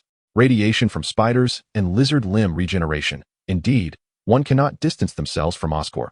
One can only hope that Oscorp has not become one of Milo's pawns. This mission yielded a mere 15,000 in rescue value. 10,000 was awarded for defeating Abomination, while 5,000 was for saving Banner, and Samuel Stern was scarcely mentioned at all. According to reports from our station, multiple eyewitnesses have confirmed that the battle in the third block today featured none other than the golden-horned hero who had previously appeared alongside Tony Stark. However, he referred to himself as Kamen Rider. After engaging in combat with a creature, he vanished amidst the shards of the glass curtain wall. It has been reported that an unidentified electromagnetic interference at the scene rendered all electronic devices inoperable. Hence, there are no photographs or video records. Upon the arrival of our reporters, they captured images of the chaotic scene, where the glass fragments had already been taken away by relevant authorities for investigation. In light of this incident, our station reached out to Stark Industries, but received the same response as before. Tony Stark is unaware of the true identity of this Kamen Rider. After dinner, a few individuals were enjoying fruit when news began to broadcast on the television. "Are you prepared to reveal your identity?" Natasha inquired. "Nick informed me that your file has been re-established, albeit as Kamen Rider S file. Your true identity remains a top secret." Kody thought to himself that such matters could wait until Hydra was eradicated, yet he naturally replied, "As a Kamen Rider, one must certainly wear a mask. Is there another layer beneath your mask?" Just as Kody finished speaking, an unfamiliar voice echoed from behind him. Natasha remained poised, listening for his response. While the television momentarily froze on a scene transition, everything around them seemed to be paused, as if a stop button had been pressed. Subsequently, the surroundings began to fold and twist kaleidoscopically. As the scene assembled like building blocks, Kody found himself sitting cross-legged in an antiquated room. A cup of tea resting on the table before him, opposite a monk clad in a brown robe. The proud and ethereal visage could only belong to the Ancient One. "You recognize me." The Ancient One spoke first, her tone imbued with certainty. "Indeed, Ancient One, in the presence of such an individual, deceit would be unwise and unnecessary. You are truly complex. I can discern a portion of you, yet another lies shrouded in mist. From you, I perceive immense energy and the vastness of the cosmos. Your essence is closely intertwined with the universe, yet transcends the infinite." The Ancient One grasped the Eye of Agamotto in her hand and paused momentarily. The artifact trembled, exuding an aura of excitement and delight. "And the complete laws of time." What? Kody found himself bewildered by the Ancient One's words. The immense energy might pertain to the powers of Kamen Rider, while the vast universe could hint at his divine identity. Yet, what could the complete laws of time possibly signify? He had not yet exchanged for the Deno train or the Zeo belt. After speaking, the Ancient One removed the Eye of Agamotto from her neck and placed it on the table. With a gentle sweep of her hand over the artifact, the Eye of Agamotto opened automatically, revealing the Time Stone within. This was the second Infinity Stone Kody had seen, aside from the Space Stone. Though this one radiated a faint glow, seemingly on the verge of extinguishment, reminiscent of the Space Stone after absorbing 1,000 of Kody's rescue points. A sense of foreboding surged within Kody's heart, and indeed, the Ancient One spoke. "This is a gem returned from the future. By the time it came back into my possession, it had lost all its luster. Only a few months ago did I sense fluctuations in the timeline. And then it began to gradually illuminate once more, emanating waves from you." The Ancient One extracted the gem from the Eye of Agamotto and presented it before Kody. "Would you care to touch it? I can feel its current delight." "Well, all right." Hesitantly, he extended his hand and grasped the gem. Within mere seconds, its brilliance intensified. And upon glancing at the salvation value, he noted a decline of over 1,000. Quickly, Kody returned the gem to the Ancient One, who merely smiled and placed it back into the Eye of Agamotto. "Aside from the law of time, there are two other energies within you that are of equal magnitude." Just as Kody was about to sip from the tea before him, the Ancient One's next words startled him. Of equal magnitude to the law of time? Although he did not comprehend how the time gem was connected to him, wasn't the space gem of equal stature? His night space had manifested only after he had interacted with and absorbed the space gem. What could the other energy be? Surely it wasn't another of the Infinity Gems? The Reality Gem was sealed by Odin. The Soul Gem was guarded by Red Skull on Vormir. The Mind Gem would soon make an appearance alongside Loki. And the Power Gem remained in the cosmic sphere, hidden in some dilapidated temple on a remote planet. When had he unknowingly absorbed something of equal stature to the Infinity Gems? As Kody pondered, the Ancient One remained undisturbed, closing her eyes to meditate. After a considerable time, Kody regained his senses, overwhelmed by the increasing questions swirling in his mind. He had always believed that having watched all the films and knowing every plot would grant him peace of mind. Yet, the reality was that new questions continually emerged. For him now, this was the real world. While the overarching narrative might align with significant events, The intricacies of reality had no fixed script. Your presence has resolved many of my inquiries. Consider this a token of our meeting. You are welcome to visit Kamartaj frequently. Our library holds a wealth of knowledge on the magic of space and time, as well as insights into the universe and power, which may help address some of your questions. With that, the ancient one handed Kody a crystal ball. This is the key to opening the magical passage to Kamartaj. Shouldn't it be the sling ring? Kody remarked. It appears you possess much knowledge. The use of the sling ring requires extensive study, should you be interested. You are welcome to come to Kamartaj at any time. I believe that for someone with your talents, mastering magic should not pose a challenge. Thank you for your kind words. Chapter 29. Heritage. When Kody blinked once more, he found himself back on the sofa in the living room. Were it not for the ball now resting in his hand beneath the cushion, he might have thought he was dreaming. Was this the manifestation of the blended magic of time and space? Wearing a mask? Indeed, not everyone possesses the qualities of Tony Stark. Although he was compelled to reveal his identity, he has managed to completely shift public opinion in a remarkably short time. Natasha continued the conversation. Oh, you admire him? Kody casually tossed the ball into the void, inquiring. Not quite. I've merely conducted a thorough study, and soon, I shall serve as his girlfriend's secretary. Natasha replied with an impassive expression. Kody cast a sidelong glance at Banner and Betty, whispering, Isn't this a covert mission? Can we discuss it openly? It seems the plot of Iron Man 2 has already commenced. Of course, it can be discussed. While you were battling that creature in the mirror dimension, they signed a contract with the S.H.I.E.L.D. Special Operations Group, reporting directly to Nick, without involving the internal matters of S.H.I.E.L.D. This group also includes Captain America and his wife, Hawkeye, and myself. By the way, Nick is persuading Tony Stark to join. It should prove quite intriguing. You aren't referring to the Avengers, are you? Indeed, Natasha nodded. And what about you? Have you made up your mind regarding joining the Avengers? I'm still contemplating. Let me mull it over a bit longer, hehe. The notion of joining the Avengers certainly stirred Kody's excitement. This exhilaration primarily stemmed from watching the films, particularly the Avengers saga, where the seamless teamwork and grand collective battles sparked fantasies of being among those superheroes. Yet now, as this opportunity materializes into a tangible reality, he finds himself burdened with numerous apprehensions. Setting aside the tumultuous implications of the Superhero Registration Act, which incited civil war, the immediate concern is his bizarre divine identity. If he were to join the Avengers, should he divulge this cosmic absurdity to Egg? Should he inform others? It feels like a ticking time bomb. If he continues to conceal it, what will happen when others eventually discover his identity, realizing that he requires the life energy of all Earth's beings to manifest? His identity would inherently stand in opposition to everyone else's. Can he genuinely assert that he does not wish to become a god, and simply desires to maintain the status quo? How many would truly abandon the prospect of divinity if they were assured it could be theirs, albeit through a cruel process? Over time, he has gleaned the depth of human selfishness through Hell's Kitchen. What if he does not hide it and reveals it to Nick Fury and others now? What would be the outcome? This body is certainly extraordinary, that much is certain. Initially, he believed he attracted S.H.I.E.L.D.'s attention solely due to his transformation. He later discovered that the original owner had been in S.H.I.E.L.D.'s secret files since childhood. Though those files remained in Nick's possession, with the butler being a Skrull who publicly revealed his identity before Nick Fury, regarding his adoptive parents' identities.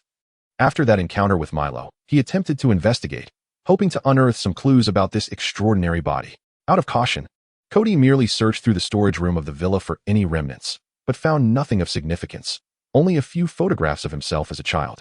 As he grew older, the collection dwindled, and most of the images depicted him in profile or with exaggerated laughter, rendering his features indistinct. Subtly inquiring with Matt, he learned that the African-American foster father was quite humorous and talkative, which led to a strong friendship and partnership between them, ultimately resulting in Matt becoming Kody's godfather. However, Matt, being blind, had never seen their faces. Kody could only speculate that Nick and the others were also unaware of what made him special. After all, there were no anomalies in his blood or bodily tissues. Upon traversing into this body, he had acquired the powers of a Kamen Rider. This led Nick Fury to conclude that transforming into a Kamen Rider was Kody's unique trait. Little did he know that within this body resided the spirit of a deity, which had been occupied by this otherworldly visitor. Well, take your time to ponder this. Furthermore, Nick will arrive shortly to discuss matters regarding the mirrored world with you. Sure. No problem, Kody replied, producing the item and using it openly, never intending to conceal it from Nick Fury. After all, the cinematic filter was rather thick. Aside from the early appearances of Loki, Kody realized he was unperturbed about showcasing his abilities, particularly in front of this group of protagonists, especially the Earthlings. He even contemplated whether, after acquiring the 01 belt, he should collaborate with Tony Stark to establish a Shemagia factory, especially with the impending Ultron crisis looming ahead. Kody had meticulously reviewed the description of the 01 items. Upon exchanging for the 01 belt, he would gain the complete manufacturing technology for Shemagia. However, possessing the technology meant he still needed to procure the factory, precision lathes, photolithography machines, and all other requisite equipment in reality. Otherwise, even a standard Shemagia robot would command a staggering price of 10,000 rescue points.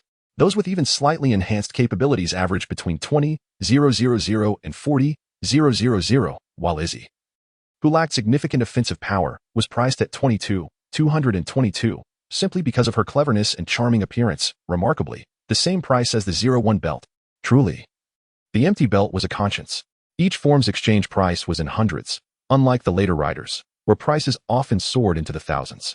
Yet, with only this single novice benefit available, it was imperative to strive earnestly for rescue points. That evening, after Nick's arrival, Kody guided several individuals through the mirrored world. It was indeed a wondrous realm. Was it related to that gem? Yes. Do you believe that utilizing that gem could create an identical world? I think not.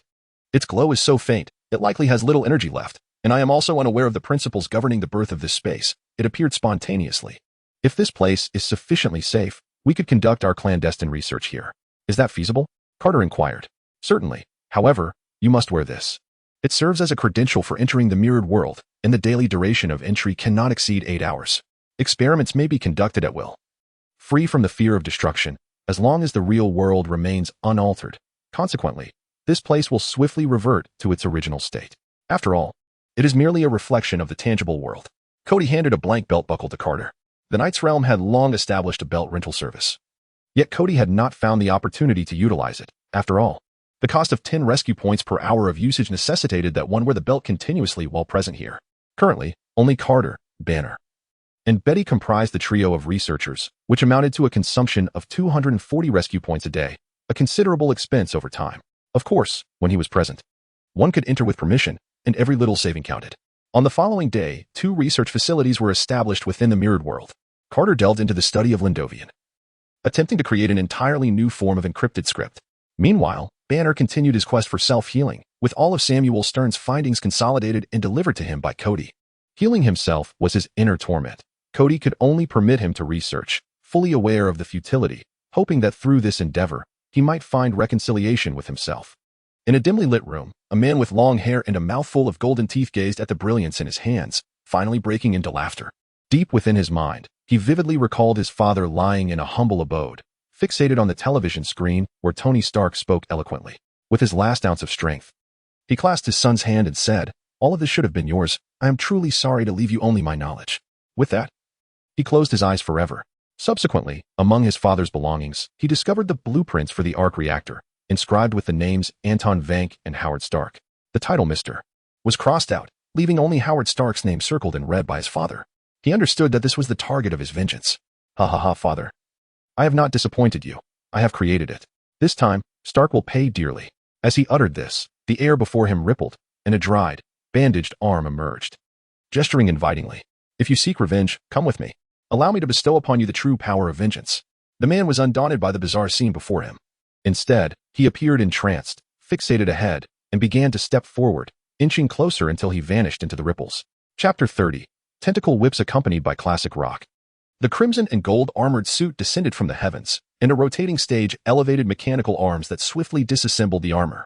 Tony Stark emerged from within, impeccably dressed in a tailored suit, waving to the enthusiastic audience below. "Tony! Tony! Tony!" The cheers resonated even more fervently than before at the sight of him. All right. No need to be overly excited," Tony said, raising his hand to quell the crowd's fervor. Once the cheers subsided, he continued, "I never claimed that the world has achieved a prolonged state of peace solely because of me. Nor did I assert that there are no others like me. A Kamen Rider." Someone shouted from below. "You are correct." Tony pointed at the individual. "He truly is remarkable. It is regrettable that after we fought side by side just once, we lost all contact with him. Kamen Rider, if you were present here or watching on television, I would be delighted to befriend you. After all, some individuals still covet my battle suit. Your appearance could help alleviate some of the pressure, could it not?" Tony feigned a conspiratorial whisper, his tone laced with mischief, eliciting a chorus of laughter from the audience. since Tony Stark admitted to being Iron Man. He has attended innumerable hearings, all centered on finding various excuses to assert that the Iron Legion technology should be surrendered. The audience was aware that just before arriving here, Tony had concluded a live public hearing. This time, the hearing featured Justin Hammer of Hammer Industries, who presented a maliciously edited video to validate the weaponization and dangers of the Iron Legion. His audacity stemmed from the fact that since Tony Stark announced the closure of his weapons division, Hammer Industries had become the primary arms supplier. However, during the hearing, Tony's arguments regarding prosthetics and his technological prowess exposed Hammer Industries' failed imitation of the uncontrollable iron armor, leaving Justin Hammer and others humiliated before the audience. Thus, the comedic effect of the mockery was remarkably potent. Setting aside those amusing fellows, let us return to the matter at hand. Our gathering here today is not about me, nor is it about you. What truly matters is legacy. What shall we leave for future generations? This is why, starting next year, for the first time since 1974, we will gather global talent and leading companies, inviting them to provide resources and their invaluable insights to collaboratively forge a brighter future. Ladies and gentlemen, welcome to the Stark Industries Expo. Following an impassioned oration, a large screen behind him began to showcase footage of Howard Stark during the inaugural Stark Industries Expo. At that moment, a massive metallic tentacle burst forth from the screen, piercing through the section displaying Howard Stark's visage. The audience erupted in cheers, assuming it was merely another entertaining spectacle. Only Tony's expression shifted dramatically. Pressing a button on his watch, a rotating platform ascended rapidly, and within moments, he re-emerged before the crowd in his Iron Man guise. Simultaneously, another steel tentacle extended from the damaged screen, tearing the colossal backdrop asunder. A tall, long-haired man stepped through the rift. His arms resembled the elongated tentacles of an octopus, adorned with countless metallic barbs, from which electric currents surged incessantly. J-A-R-V-I-S. Immediately connect to the backstage and initiate the evacuation alert. Understood, sir. However, the toxin levels in your system have risen to 16. And you have yet to receive treatment today. Engaging in combat is not advisable. The primary armor is under repair, but the backup armor can be activated for remote assault. Enough of the chatter. The backup armor is approaching, but it will take 3 minutes. Time is of the essence. Aim for his head. An ear-piercing alarm blared throughout the arena as 2 shoulder missiles from the armored suit were launched, only to be effortlessly swatted away by the tendrils, which shattered the stage. It was then that the crowd realized an unexpected crisis had unfolded, inciting a wave of panic and commotion. The incident was broadcast live on television, transforming the event's title from Stark Industries Expo to the live battle of Iron Man. One media outlet even took the liberty of bestowing a fitting moniker upon the antagonist. This man's weaponry was remarkably peculiar. All the bombs were deftly flung away by the 2 whips before they could draw near, even ricocheting back towards Iron Man's position. Only the energy-concentrating palm cannon could not be deflected, yet the whips responded with astonishing swiftness. Whenever a gap presented itself, the tendrils would strike the armored suit with ferocity, each blow igniting sparks, and as the barrage continued, the internal circuitry of the suit began to falter. Earlier that morning, Tony had been engaged in a skirmish with a band of terrorists and having faced an onslaught of heavy weaponry. The main suit now required component replacements and a fresh coat of paint. The suit he currently donned was merely a hollow shell intended for display, lacking precision targeting systems and equipped only with rudimentary weaponry, rendering it utterly defenseless. Witnessing Iron Man's predicament, the whips ensnared his body with the tenacity of an octopus. Tony could distinctly hear the sounds of the armor being twisted and contorted. Simultaneously, a powerful current surged from the core of the whips, destabilizing the internal systems of the armored suit. Damage level 50, Jarvis alerted. Jarvis, how long until the backup armor arrives? 20 seconds, sir. Countdown, 19. Upon hearing Jarvis's words, Tony felt a slight sense of relief. Who are you? A thief, a liar, a traitor. You, like your father, deserve to die. The man did not answer Tony's inquiry, but instead spat vitriolically. Tony found the tirade rather exasperating. Jarvis, elevate the exterior armor's energy to 200 and initiate overload melt-through. Yes, sir. As Tony's command rang out, a pulse of energy equivalent to that of the whip's arms surged along the edges of the gold-red exterior. Almost immediately, the tendrils binding Iron Man seemed to lose their strength, rapidly releasing him. Seizing the opportunity, Tony ascended into the air, while simultaneously the auxiliary armor disassembled in midair, perfectly adhering to the suit that had lost its outer shell. A form reminiscent of Iron Man's golem fusion state appeared on screens across the nation. Kody was initially taken aback, but continued to observe the spectacle unfold. Indeed, Kody was present. The whips did not materialize in the racetrack as depicted in films, but rather wreaked havoc during the opening ceremony of the Stark Industries Expo. Aware of the escalating situation, Kody had hurried to the scene. opting to view events unfold through a mirrored world rather than making a reckless appearance. Tony extended his arms, pressing them together, and the armor upon them immediately began to amalgamate and transform. In a swift motion, the palm cannon morphed into an arm-mounted cannon. The dual-horned guidance system atop the Iron Man suit precisely locked onto the whip. Subsequently, a surge of formidable energy was unleashed from the cannon, instantly engulfing the whip. However, the whip was enveloped by a violent current, creating an electromagnetic force field that rendered the cannon's assault nearly ineffectual, allowing his arms to swiftly recuperate. Gazing at Iron Man suspended in the air, the whip bore a sinister grin. With a forceful thrust, he plunged his tendrils into the stage, the metallic spikes at their ends embedding themselves like roots, securing the whip firmly in place. Thereafter, the whip crouched down, its hair began to cascade away, and the scalp slowly parted at the center, revealing not a brain, but a futuristic cannon barrel extending forth. All the electricity in the vicinity was drawn towards the whip. Invisible forces severing wires, which wrapped around the whip's arms as a torrent of electrical currents converged upon its core. The cannon barrel brimmed with energy, beginning to exude a visibly terrifying power. In a moment of peril, a blue knight emerged from the glass of a media helicopter, and before anyone could react, a commanding voice echoed, "Protect!" A massive blue magical circle materialized in the sky, from which torrents of water surged forth, rapidly descending. In the blink of an eye, both Iron Man and the whip vanished, taking the blue knight and the magical circle with them. Chapter 31.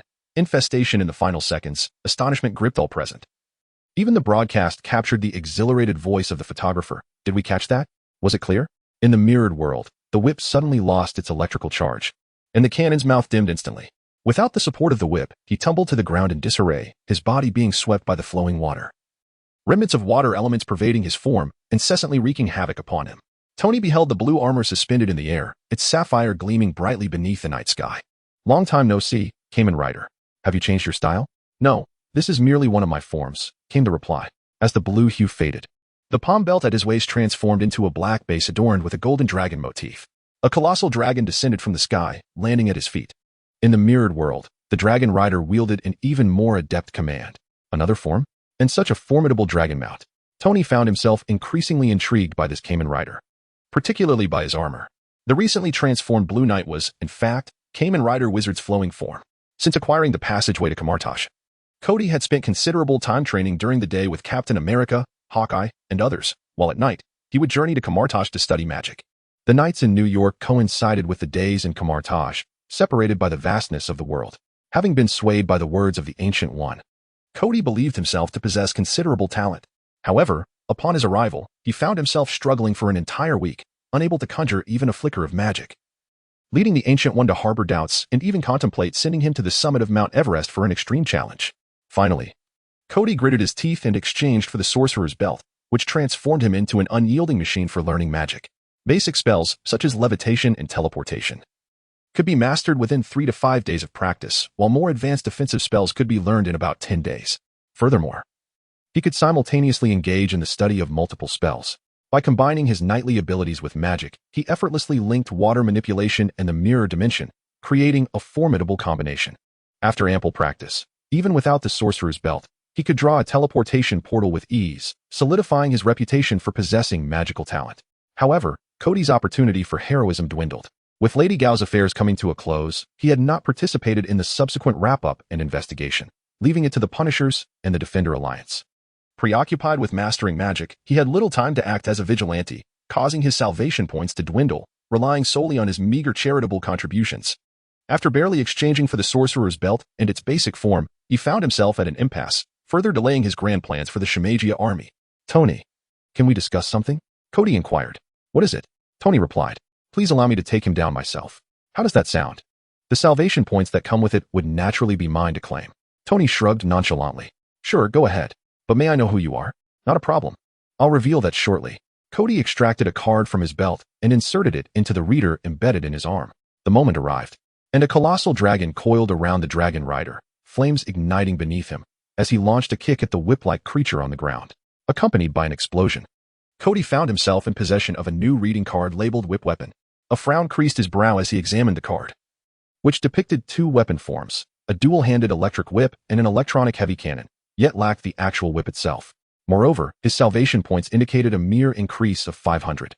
The whip, known as Ivan Vanko, was not truly dead. It was merely an advanced robotic replica. Where had such sophisticated technology originated? unaware of Kody's inner turmoil. Tony descended from the sky and patted him on the shoulder. Let me properly introduce myself. I am Tony Stark. Tony, I apologize. But I have urgent matters to attend to. I cannot engage in conversation tonight. I must ask you to leave now, but I will seek you out tomorrow. Just a hint. I am someone you know. Farewell. The battle against the whip had caused Kody to miss his previous opportunity to visit Kamartaj. Under the direct tutelage of the Ancient One, he had already faced the jealousy of Caecilius and his future traitorous cohort. Arriving late today, he dreaded the scornful remarks that awaited him. With a mischievous spirit, he left Tony in suspense and traced a circle with his finger, creating a void in the ground that instantly transported Tony back to his home. An acquaintance? Who could it be? Standing on his own lawn, Tony found himself in a rare moment of contemplation. Sir, Miss Potts has made a total of 18 missed calls. Mr. Happy has 13. And Colonel James Rhodes has dialed 10 times. He is currently en route to your location. Shall I return the calls? Jarvis interrupted Tony's reverie. Oh. Please inform James that I have safely returned home. The trouble has been resolved, and he need not come. Additionally, notify Happy to cancel the trip to Monaco. I have other matters to attend to. Dial Pepper's number. I shall speak to her personally. The phone rang only once before it was answered. My God, Tony, are you all right? Where are you now? A voice filled with urgency and concern resonated through the line. I'm fine, Pepper, no need to worry. I'm at home. Please come back. Okay, I'll be there right away. As he entered the laboratory, mechanical arms swiftly removed the suit from Tony's body. Warning, toxin levels have risen to 30. Please administer soothing medication and rest immediately. Jarvis's voice echoed once more. Prepare me a chlorophyll juice. And also print the documents I drafted, Tony instructed. Half an hour later, Pepper returned home, accompanied by a strikingly attractive woman. And who might this lady be? Hello, Mr. Tony Stark. My name is Natalie Rushman. I am Miss Potts' assistant. No, you are not merely Miss Potts' assistant. You are the assistant to the newly appointed Pepper Potts of Stark Industries. Tony, what are you saying? Pepper was taken aback by this unexpected title. Nothing of great importance. Just take a look at this and sign your name. Tony, what is going on with you? First, you donated all your collectibles without regard for the company's operation, spending your days either researching machines or battling across the globe. Now, you're organizing this industrial expo, and on the very first day, you find yourself in danger. What on earth are you doing? Without even glancing at the documents in her hand, Pepper set them aside and grasped Tony's hand, her expression serious and filled with concern. I'm fine, truly. I'm just a bit tired today. Moreover, I've canceled the trip to Monaco. I intend to rest properly. Of course. If you wish to go, that's another matter, Tony said, feigning nonchalance. Tony, you should rest. Get a good night's sleep. I'll handle everything. Pepper interrupted him, shaking her head, before departing with Natasha, who was disguised as her assistant. Tony glanced at the documents left untouched, then at Pepper as she walked away. Letting out a deep sigh, he lacked the courage to reveal the grim truth of his condition to her. Standing before the mirror, he lifted his shirt. The area around the arc reactor was marred by black, lightning-like veins, the palladium's poison beginning to spread. The effects of the chlorophyll juice were becoming negligible. Wong, where is everyone? As usual, Kody arrived at the library of Kamartaj, but the scene of diligent study was absent. Only Wong was left sweeping the steps. Oh, it's you, Kody. Today, a hellbeast mistakenly wandered into the village below, and many witnessed it. Master Wong has gone to seal the beast, while the others are helping to erase the villagers' memories. Ah, what a pity. I have inadvertently missed it. However, why did you not go? Master Ancient One instructed me to remain here and await your arrival, to show you a particular book. A book? What book? Just follow me. Very well. Kody nodded, trusting him, and followed Wong deeper into the library. Shouldn't we not be here? Wong did not respond, merely continued onward. In the depths of the library, there lay tomes of forbidden magic, each bound by magical chains, allowing only the covers to be glimpsed from the shelves. Among them was the Book of Cagliostro, notorious for having its pages pilfered by Caecilius, alongside the illustrious Book of Vishanti, the most potent tome of light magic in the Marvel universe, as well as the Darkhold. Upon first encountering the Darkhold, Kody was taken aback. How had this book not yet been stolen? Moreover, where did the Darkhold in the S.H.I.E.L.D. agents and WandaVision originate? Was it merely a matter of time before it fell prey to theft? As Kody's thoughts whirled, Wong, who had been leading the way, suddenly halted before the Darkhold, turning to Kody, his eyes darkening and a mark of the dark dimension appearing upon his forehead. Before Kody could evade, Wong employed an unusual and sinister technique, swiftly grasping Kody's hand and reaching toward the Darkhold. This is it. This is bad.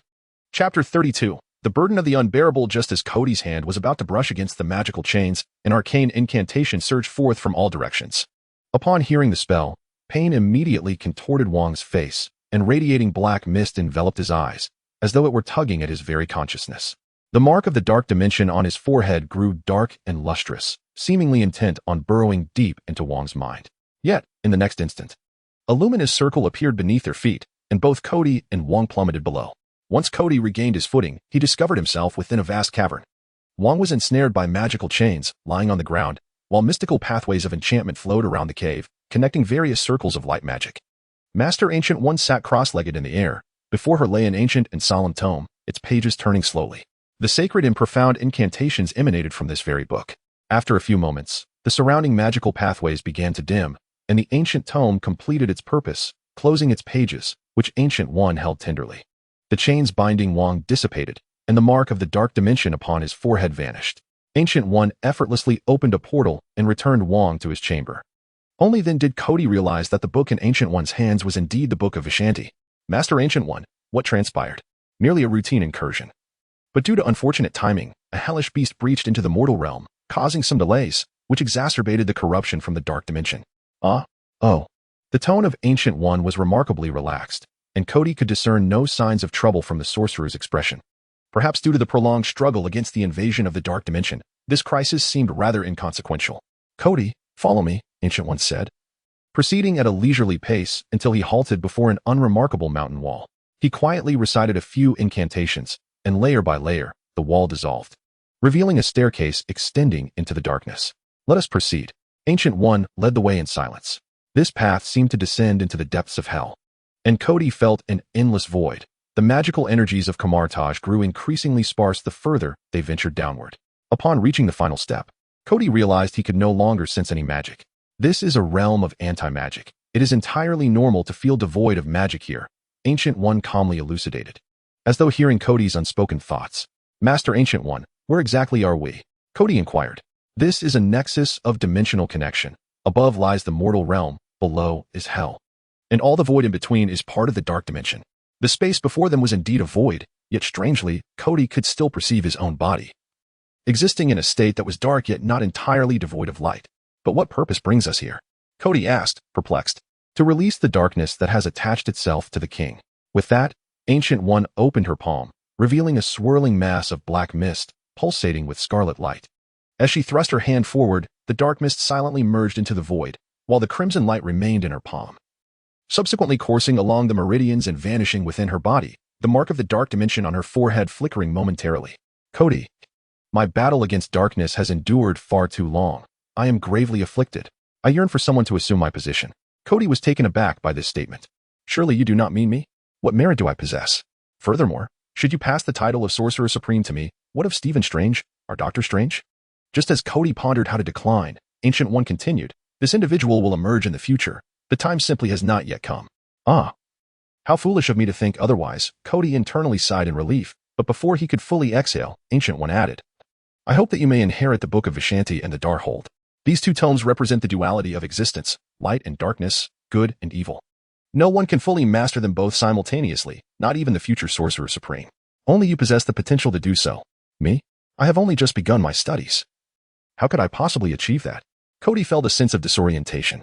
Perhaps you should attempt to touch the darkness before you. Ancient One gestured towards the void. Master Ancient One, you cannot have been completely corrupted by the dark dimension, can you? Kody's resolve wavered, and he felt an urge to turn and flee. For many years, in the effort to protect Earth from otherworldly incursions, particularly those from the dark dimension, Ancient One had indeed drawn strength from that very darkness. Yet, magic demands a price. The dark forces have stripped this supreme sorceress of her prolonged lifespan, binding her soul, condemning her to eternally resist the shadows, whether willingly or by compulsion. Perhaps in the film, the Ancient One's ultimate choice to embrace death was merely a means of liberation.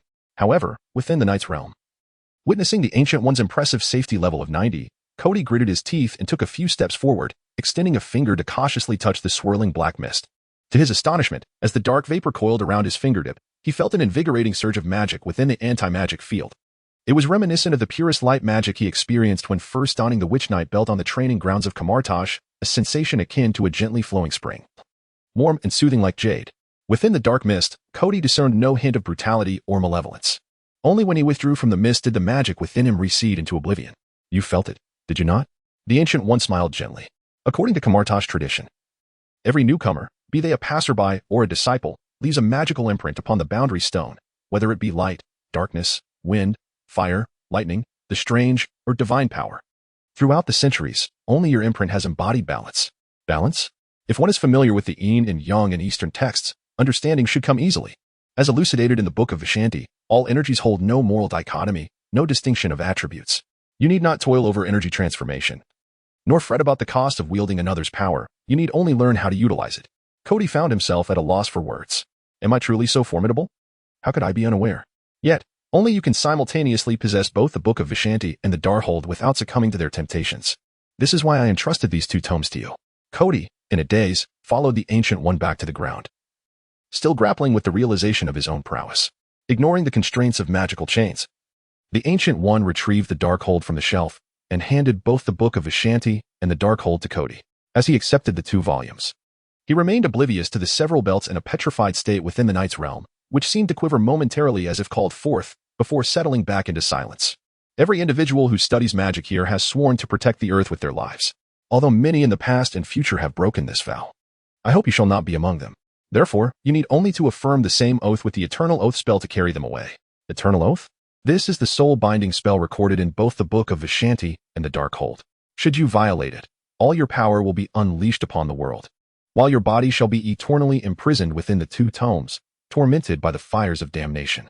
Kody jolted, finally regaining clarity in his mind. This oath, akin to the golem that prevents the birth of a fearsome warrior heralding ultimate darkness, serves as a limitation on formidable power. This is indisputable. However, having accepted these two tomes and established this vow, Kody finds himself encumbered by yet another shackle, stemming from an inner turmoil regarding the adage that with great power comes great responsibility. Indeed, it is a sense of panic, even with immense strength and a youthful fantasy of saving the world. The burden of safeguarding the entire earth is a weight too heavy for a boy who has yet to live even 20 years across 2 lifetimes. Although he has begun to confront darkness and battle it over the past few months, this does not indicate that he has grown numb to the act of killing or lost his reverence for life.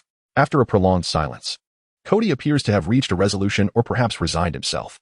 With a deep sigh, he places the two tomes upon the table, cuts his palm, and then rests his hands upon the books, invoking the names of Agamotto, Oshter, Hogarth, and Thon. He swears by my life that he shall forever guard the earth and shall not betray it. Should he fail, he shall suffer the torments of retribution. As his words resonate, the tomes in his hands erupt with an unprecedented brilliance, and this oath transcends the boundaries of the universe, reaching into the realms of the unknown. In the void, a golden giant with 3 faces, one of which is blank, materializes. Before him, 5 slightly smaller deities bow in reverence, the Court of Life. A new member of the Celestial Assembly has been born. Born in Midgard, within the World Tree's 9 realms, he has become the primordial deity of Midgard. The Celestial Assembly?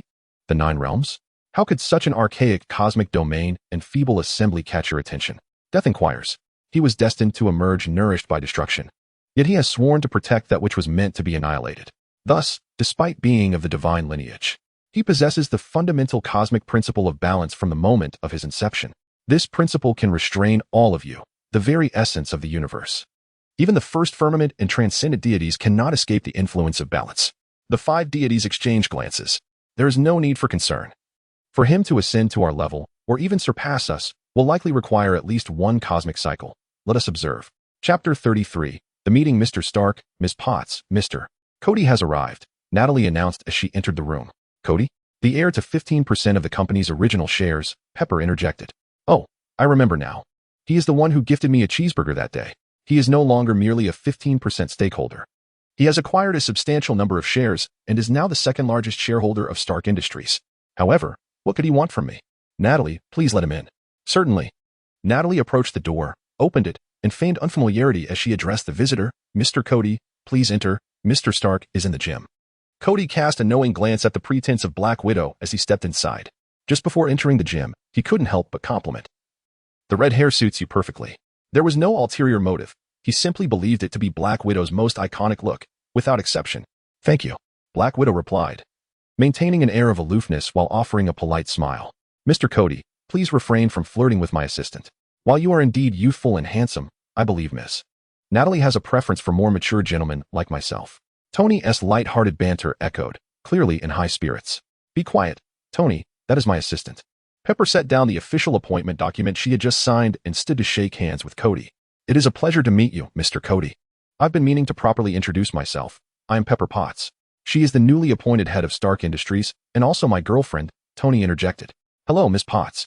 I am confident that under your leadership, Stark Industries will achieve unprecedented heights, Kody replied, smiling as he shook her hand, unabashedly jabbing at Tony. Tony grimaced, tossing the towel draped around his neck onto the table, sipping his chlorophyll juice before inquiring, Mr. Kody, what brings you here? We had an agreement, didn't we? Who are you? Tony abruptly halted, the chlorophyll spilling from his hand unnoticed as he approached eagerly. Are you Kamen Rider? Absolutely, Kody affirmed. How can you prove it? Despite his excitement, Tony remained skeptical. Kody unfastened his suit jacket, placing his hands on his waist. As a radiant white light flashed, the familiar Kamen Rider belt materialized before Tony, leaving him momentarily speechless. JARVIS. Activate full isolation protocols to ensure no eavesdropping can occur during our conversation. Understood, sir. Mr. Kody, I believe our scheduled meeting was yesterday? Tony's demeanor shifted abruptly to one of seriousness. Oh, right, my apologies. I was delayed by some matters yesterday, Kody replied, a hint of embarrassment tugging at the corners of his mouth. In truth, it was not so much a matter, but rather the journey to Kamartaj that had left Kody with profound realizations. Thus, he spent the entirety of yesterday lying in bed, staring blankly at a fixed point. Lost in thought, concerned, the housekeeper even brought out scroll technology for a health check, and Nick Fury set aside his duties to visit. Ultimately, Kody was reluctantly subjected to a medical examination, and once confirmed to be in good health, he insisted everyone leave to regain his solitude. Do not misconstrue. Kody was not in a state of depression, but rather his consciousness was immersed in the Rider space, his mind overwhelmed by the experience. At the moment of his oath, he felt an inexplicable connection to something greater. Unfortunately, he could not discern what that was. Upon returning home, he instinctively checked the Rider space, only to discover that his rescue value had surged by 100,000, annotated as rescue from an unborn crisis. Kody could surmise that having vowed to protect the Earth, it was inconceivable that he would annihilate the life on it in the name of becoming a deity. However, he found the reward insufficient. The lives of billions warranted far more than a mere 100,000 rescue points, leaving him to ponder the limitations of this space. Continuing, Kody discovered that within the night's space, two belts radiated a luminous glow, transforming all associated items into vibrant colors, specifically those of Kamen Rider game. Simultaneously, two portals emerged within this realm, one adorned with the emblem of Agito, and the other etched with the insignia of game. However, Kody could currently only access these portals through his consciousness. Inside Agito's domain, the space was distinctly divided into black and white, with the Book of the Emperor and the Book of Darkness floating alternately within this monochrome expanse. Conversely, game's territory resembled a misty forest, which Kody immediately recognized as the Helheim Forest, the source of lost seeds. The complication arose from the fact that in both Norse mythology and the Marvel Universe, this place also belonged to Hela, the Norse goddess of death, commonly referred to as Hel. Hela and Hel are merely differences in translation. Out of an abundance of caution, Kody felt a twinge of concern that this might become a vulnerable point within the Kamen Rider realm. Thus, for the next considerable duration, he lingered in this space, aimlessly wandering. By chance, he knocked down a fruit, surprised to discover that his consciousness could interact with it. Picking it up, he noticed it had not transformed into a lock seed, so he attempted to peel it and popped it into his mouth. It must be said, the fruit was crisp and delectable. This forest seemed interminable. After wandering for most of the day, he continued to encounter endless trees. Perhaps in the Marvel Universe, the place where Hela was sealed by Odin does not reside here, but rather in a separate space located in the Nordic region. This could elucidate why Hela appeared on that cliff after Odin's demise. It seems Odin had a penchant for sealing things on Earth. After all, the ether particles, which represent the reality stone, were also sealed on Earth. After meandering through the space and indulging in daydreams, Kody briefly perused the two magical tomes and attempted to don the Agito and game belts. Upon realizing he was unable to transform for some inexplicable reason, he suddenly remembered his prior engagement with Tony. Glancing at the time, he noted it had already passed midnight, compelling him to recline and spend the morning engrossed in reading until noon before preparing himself for the meeting. However, before the rendezvous, Kody paid a visit to Nick Fury. The contents of their conversation remain a mystery, but when Kody emerged from Nick's room, he possessed an additional box. It's no problem at all. As long as you're here, let us head to the lab. I have so many ideas I wish to discuss with you, Tony exclaimed, stepping forward to embrace Kody's shoulders, his demeanor transforming into that of an old friend, a broad smile gracing his face. The swift change of expression a testament to his charismatic Robert Downey Jr. charm. Okay, Kody replied, struggling to withstand Tony's exuberance. You know, I have been analyzing the combat data from that day. It's truly astounding. Your final strike had an impact equivalent to that of a meteor with a diameter of 20 meters, plummeting from a height of 5,000 meters, accelerating downward at a speed between 500 to 1,000 meters per second. How does your armor withstand such tremendous impact? This does not even account for the additional energy you release, you know? The energy core has already reached the temperature of the sun's surface. Moreover, you transform using that belt, which suggests your exoskeleton must be based on nanotechnology, correct? Can the strength of nanobots truly achieve such a state? How would I know? Kody mused internally, reflecting on the armors in Kamen Rider that intersect with technology. Only a few, like Flea's, Game, and 01, could be loosely categorized as genuine human-made technology. The rest are merely examples of advanced black technology, not to mention the various bioenhancements. Indeed, Mr. Stark. Just call me Tony. Well, Tony, what I possess is not armor, but an exoskeleton. Tony exclaimed, momentarily speechless. Observing Tony's rare display of astonishment brought a smile to Kody's face. He placed his hands behind his back and retrieved a silver box from the spatial realm, setting it before Tony. This is for you. Feel free to explore the technology inside and apply it to your Iron Man suit. As Tony examined the contents, silence enveloped him. He became utterly engrossed. The unprecedented technology, the unparalleled craftsmanship, the astonishing bionic science, each element surpassed the capabilities of the Iron Man suit. Kody refrained from interrupting him, opting instead to sit on the sofa and delve into two magical tomes. The tranquil atmosphere persisted for several hours until Jarvis's voice broke the stillness, announcing it was time for Tony to take chlorophyll. Upon hearing Jarvis's reminder, Tony's elation instantly waned. Indeed, what was the point of pursuing this research? Life was nearing its end. Even the energy solutions mentioned in the technology Kody had provided would require extensive experimentation. Did he still have time for that? In that fleeting moment, Tony felt as though everything had lost its significance. Kody, this technology is invaluable. If you wish to realize any of its advancements, I can assist you in establishing a company and introduce you to some remarkable engineers. Although I have no idea where you acquired these resources with such comprehensive documentation, I estimate that by next year, you could become the next Tony Stark. No, you would surpass me by far. After all, my father was a close friend of your adoptive father. We are indeed connected through our families. Your adoptive father? There's that connection? Kody thought. But that was not the crux of the matter. No, that is the crux. Is there a better excuse than this? I find the idea of starting a company quite promising. However, like you, I lack interest in financial reports and office settings. You have the funds, I have the technology. Perhaps we could collaborate and establish a company together. As for our familial ties, I am aware of them, as my mother shared many stories about your father, recounting them from her childhood. Oh, what was your mother's impression of my father? Was he cold, cunning, and quite unfond of his son? Tony quipped self-deprecatingly. How could that possibly be true? My mother remarked that your father believes you possess the potential to alter the future and forge a better world. And I find his assertion to be quite accurate. After all, do you not embody that very notion in your current self? This contrasts sharply with my recollection of my father. I have conducted an investigation into the robotic entity that assaulted me. Its exterior resembles that of an individual named Ivan Vanko, whose father, Anton Vanko, collaborated with my father and your grandfather in the development of the arc reactor. However, your grandfather, after participating in the research, received only a mere 15% stake, while Anton Vanko was subsequently reported and exiled. All the benefits were monopolized by my father. To my knowledge, your father intended to utilize the arc reactor to resolve energy issues for the betterment of humanity, whereas Anton Vanko was expelled for attempting to exploit the arc's energy to establish a monopoly and control the economic lifeblood. Kody paused momentarily before unveiling a crucial piece of information. Furthermore, Nick Fury, I entrust this to you. It is an item preserved by your father with an S-H-I-E-L-D, containing a glimpse of your future. Your father was also one of the founding members of S-H-I-E-L-D. Kody produced another metallic box from behind him. S-H-I-E-L-D. I never anticipated you were also a messenger for them. Do you wish to use this to persuade me to join their ranks? Do not misconstrue my intentions.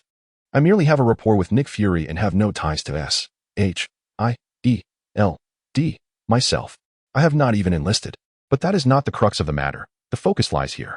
The future, do you comprehend? Kody tapped the box in his hands. The future? Stark scoffed. What future do I possess?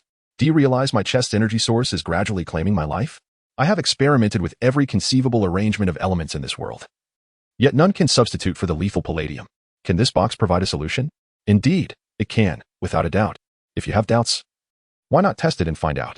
I await your good news. You know where I reside. With that, Kody waved his hand and turned to leave. Given Tony's capabilities, I trust he will resolve the matter swiftly. Have you entrusted everything to him? Yes. Now, may I inquire about the illusion that dissuaded you from joining SHIELD? It is rather straightforward. A creature adorned with a skull, possessing 6 tentacle-like appendages, emerged from the darkness and crushed the SHIELD emblem.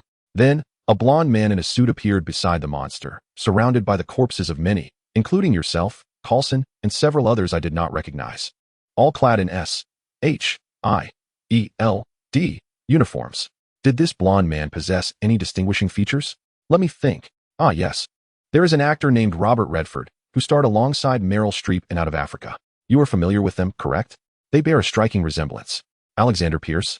Nick Fury immediately recalled, recognizing that the similarity in appearance rendered Alexander Pierce quite popular among the female staff within the organization, and like Nick, he was exceptionally capable. It is said that, back in the day, Carter nearly chose Alexander Pierce to be the next director of SHIELD. However, now it is Nick who has ascended to that position, while Alexander Pierce remains the deputy director.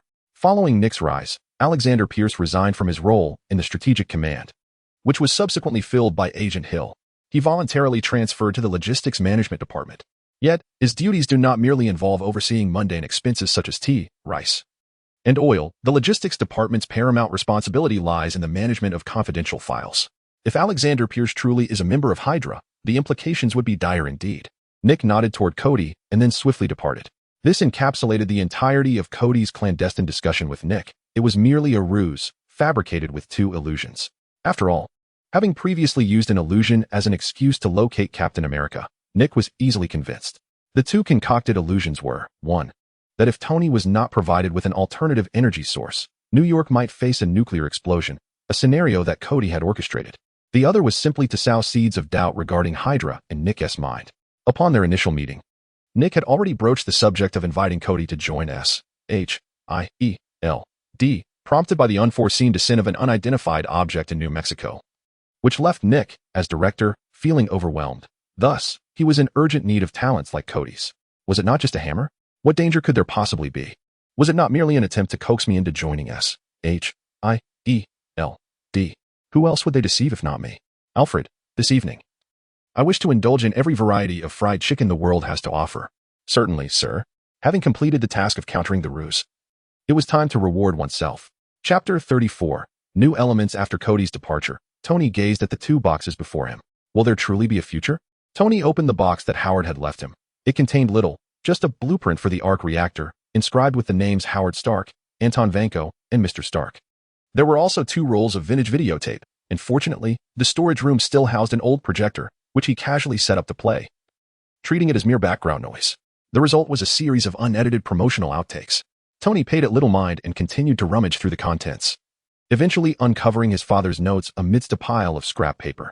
A cursory glance revealed nothing of particular value. At that moment, Howard's solemn voice emanated from the videotape, a tone that had never graced Tony's memories. Tony, at this moment, you are still too young to comprehend all of this. So I have decided to record this segment for you. Everything behind me is constructed for your sake. One day, you will understand that this is not merely a human invention or the culmination of my life's work, but rather the key to the future. I am constrained by the limitations of contemporary technology, yet I have faith that one day you will realize all of this. When you do, you will change the world. The footage briefly shifted away from Howard's face, capturing the complete model behind him, which was the design model for the inaugural Stark Industries Expo, a project entirely conceived by Howard Stark himself. Tony gazed at the screen, suddenly struck by a thought. He rose swiftly, preparing to depart, just as Howard Stark's image reappeared. Uttering his final words, "The greatest and most precious creation of my life is you." Tony stared intently at Howard's visage, his gaze lingering until the projection concluded, a fleeting glimmer passing through his eyes before he hurriedly exited. "Knock, knock, knock. I presume you know who I am?" he inquired. "I'm looking for Kody, and I'm in a hurry." The butler, witnessing the Iron Man before him, who had disabled the villa's defense system while carrying a large frame, was rendered speechless. "Please wait a moment. I will summon him." "No need, Alfred. I just saw him. I will attend to this. Could you prepare me a cup of Hong Kong-style yin yang, please?" "Certainly, sir." "Tony, follow me," Kody said. Recognizing from the object in Tony's hand that he had discovered his future, they descended into the underground laboratory, where Tony placed the framed key to the future on the table. He arranged 4 small devices at the corners of the frame and gently lifted it, causing a massive blue projection to materialize in the expansive room. Tony meticulously eliminated all extraneous information until only the essential elements remained, which he centered on an image of the Earth. Jarvis, bring them to life. As Tony spoke, critical points began to orbit the central Earth, rotating in a rhythmic pattern, gradually transforming into electrons. When the Earth image morphed into an atomic nucleus, a brand new atom was ignited. Kody, do you see it? This is the future my father spoke of, a completely new element. I spent an entire night deciphering his riddle. And to think he still has lessons to impart even after 20 years. His tone was devoid of any barriers, filled solely with joy. However, there remains a minor issue. How do I synthesize it? Isn't that simple? I can introduce you to a brilliant, brawny individual who can assist you. If you don't mind? Oh, that sounds good. Banner, step out from the mirror and lend a hand. Silence, Justin Hammer. Your foolish suggestions only serve to hinder my work, understood? Don't forget who your benefactor is. I invested $1 billion to construct this place with one request, to ensure that Tony Stark's armor appears like a mere pile of refuse in the presence of my Hammer Industries products. Armor? Do you comprehend? Pure steel products. Why would you want to taint it with any detritus? And who is this oversized brainiac? Stern? Where did he come from? Detritus? The man working on the armor paused, leaping from his steel framework, his two tentacle-like appendages firmly anchoring him to the ground, while his hands tightly ensnared Justin Hammer's body. Ivan Vanko, both in intellect and capability, surpasses Tony Stark 1,000-fold. What is my reliance? It is precisely what you deem detritus. This is the miracle bestowed upon us by our master. If I hear those two words escape your lips again, I shall reduce your body to mere flesh and bone. Do you understand? Stain, our tasks for today have been accomplished. The rest is to be entrusted to our esteemed CEO. It is time for us to return and offer our prayers to our deity. With that, Ivan Vanko unceremoniously cast Justin Hammer to the ground. Long after their departure, Justin slowly rose from the earth, his legs still trembling with fear. Gazing at the mechanized suit before him, he struck himself sharply, overwhelmed by profound regret. Months prior, when Tony Stark announced the closure of his weaponry division, Hammer Industries had seamlessly stepped in to replace Stark Industries as the supplier of national defense armaments, believing it to be the dawn of his illustrious era. However, his elation was short-lived. The revelation of Stark's Iron Man suit marked the resurgence of Stark's prominence. While Hammer Industries stagnated, unable to produce anything beyond conventional weaponry, let alone anything of the caliber of Stark's advanced technology, fearing comparisons. And knowing that defense subsidies were not easily acquired, the military, unable to procure Stark's armor technology, began to pressure him as a cooperative entity. As if he could merely conjure such innovations at will. The Department of Defense had allocated an order worth $2.5 billion. Yet he had already invested nearly $2 billion with no tangible results in sight. Not long ago, a peculiar man with a thick Russian accent appeared before him, brandishing the coveted arc reactor. Initially, he believed all was well. However, after establishing a dedicated tech department for this man, he gradually discerned a growing strangeness about him. The man's hands elongated like rubber, sprouting two agile tendrils from his back, allowing him to work with 4 hands simultaneously. What he had assumed were advanced mechanical arms revealed themselves to be genuine biological limbs during an unexpected visit to observe the man's work. Rather than crafting the armored suit as requested, the man had instead created a robot that bore an uncanny resemblance to himself. Subsequently, he witnessed, through the news, the shocking moment when Tony Stark was attacked by this very robot at the opening ceremony. Regrettably, the robot inexplicably vanished. He was indifferent to this. As his sole desire was for Hammer Industries to surpass Stark Industries, Stark's fate was of little concern to him. However, Ivan Vanko, in a frenzy, returned the next day with an enormous man named Samuel Stain, who lacked a mouth and could not speak, yet communicated through thought. The two began to implant grotesque flesh chunks into the limbs and brain of the mechanized suit. With any excess, they would chuckle and, like indulging in sashimi, bite off pieces directly, discarding the remainder into the suit. Each mechanized creation was coated in a mixture of grease and blood, the pungent aroma nearly driving him to madness. Yet now, he realized he was utterly powerless. Ultimately, all these mechanized suits would make their grand appearance at Tony Stark's industrial exposition. Perhaps the moment of utter destruction for Hammer Industries has arrived. Chapter 35. The Hammer Industries press conference. It may be attributed to Kody's alteration of the narrative that Banner did not engage in combat with the abomination, while Betty remained steadfastly by his side. Coupled with Samuel Stern's research findings, not long ago, Banner developed the serum in the Mirrored Realms laboratory that temporarily suppresses his transformations.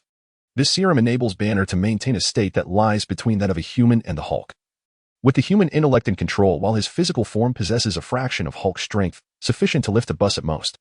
This newfound state imbued Banner with remarkable advantages, especially when he became involved in Tony Stark's groundbreaking research project on new energy materials. The initial construction of the particle accelerator was nearly single-handedly accomplished by him. Meanwhile, Nick, amidst his busy schedule, delivered a lithium dioxide agent from S.H.I.E.L.D. to Tony, effectively alleviating his poisoning symptoms.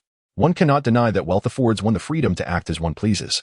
Tony purchased all the luxurious estates within a kilometer radius in one fell swoop and subsequently constructed an extensive prism particle accelerator. This facility was not only to experiment with Tony's new element, but also to accommodate the in-depth research of Technology 01, the very first container that Kody had brought to Tony that fateful night, within the realm of Technology 01 provided by Night Space. All alloys crafted for the creation of Shimagarath employed unprecedented manufacturing techniques, requiring the prism accelerator to intricately weave the alloys using various rays and wavelengths of lasers. Though only the most basic copper-iron alloy was utilized, tests revealed that the resultant alloys, despite differing tactile sensations, achieved an astonishing hardness exceeding 90 of adamantiums.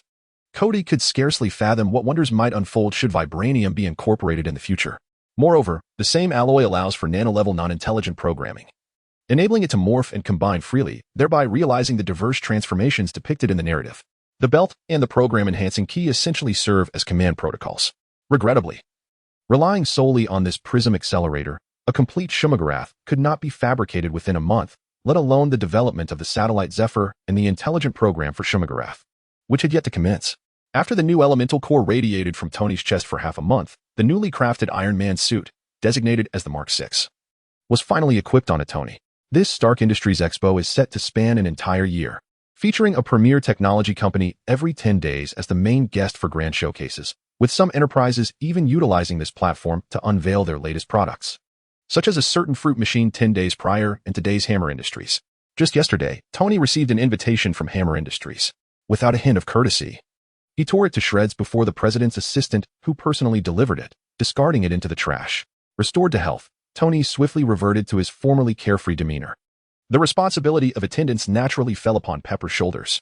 Aware of the events that were to unfold that evening, Kody accompanied Pepper in the capacity of a Stark Industries shareholder, with Natasha also present. From the very onset, this press conference was markedly different. Justin Hammer's entrance did not feature the extravagant choreography typical of cinematic performances. Instead, he hurriedly took to the stage like a young student addressing the school for the first time, clutching his notes as he began to read aloud. Ladies and gentlemen, for a long time, our soldiers have made tremendous sacrifices for our country, even laying down their lives. When Iron Man emerged, we believed such tragedies would no longer occur. Regrettably, he is unwilling to disclose his technology, which is simply unacceptable. Though his words were veiled attacks on Tony, Justin Hammer's demeanor suggested that he was far from eager to deliver them. Even Pepper, seated beside him, wore an expression akin to that of a weary subway patron engrossed in their phone. But today, ladies and gentlemen, I will introduce to you the Hammer Iron Soldiers. At this proclamation, the stage lights shifted and the music swelled. Yet, Justin Hammer shrank back, resembling a timid chick retreating to the edge of the main stage. As the platform at the back of the stage ascended, a line of impeccably uniformed Iron Soldiers saluted, presenting a formidable sight. However, the unnerving red lights positioned where their eyes should be only added to the discomfort. These Iron Soldiers were designed for land, sea, and air operations. With their presence, I assure you, our soldiers will never again make the ultimate sacrifice. This nation will experience unprecedented security. Really? Came a familiar voice from the surround sound system, laced with skepticism. In the distance, a golden red figure soared through the sky. The lightweight 01 armor, enabling the current Iron Man suit to weigh no more than a long coat. This innovation had tripled its flight speed compared to the previous generation. In the blink of an eye, Tony landed beside Justin Hammer, casually patting him on the shoulder. Strangely, Kody observed that Justin seemed to relax momentarily. Yet, in the following heartbeat, the Iron Soldiers lowered their saluting gestures, their shoulder-mounted cannons now aimed squarely at Tony. In a sudden panic, Justin Hammer dropped to his knees, clutching Tony's leg and pleading, "Tony, please save me. If you can rescue me, I'll hand over Hammer Industries to you." "What on earth is going on?" Tony asked, disdainfully kicking him away. "It's that Ivan Vanko," Justin gasped. "He claims to have a grudge against you. He orchestrated all of this." "Huh, indeed, that's me," came a voice from the foremost Iron Soldier, thick with a Russian accent. "Everything you possess is rightfully mine. I shall rewrite the history of the Stark family, returning to you in 40 minutes all that your father has done to my family over the past 40 years. I hope you are prepared." 40 minutes? We shall see what your rusty contraptions are capable of. Prepare to perish. In an instant, the heads of all the Iron Soldiers on the stage split open, revealing a gruesome array of bald skulls, each adorned with the visage of Ivan Vanko. A piercing scream echoed, plunging the audience into chaos. "Natasha, quickly take Pepper and get out," Kody commanded, noting the emergence of a palm-sized belt at his waist. Natasha?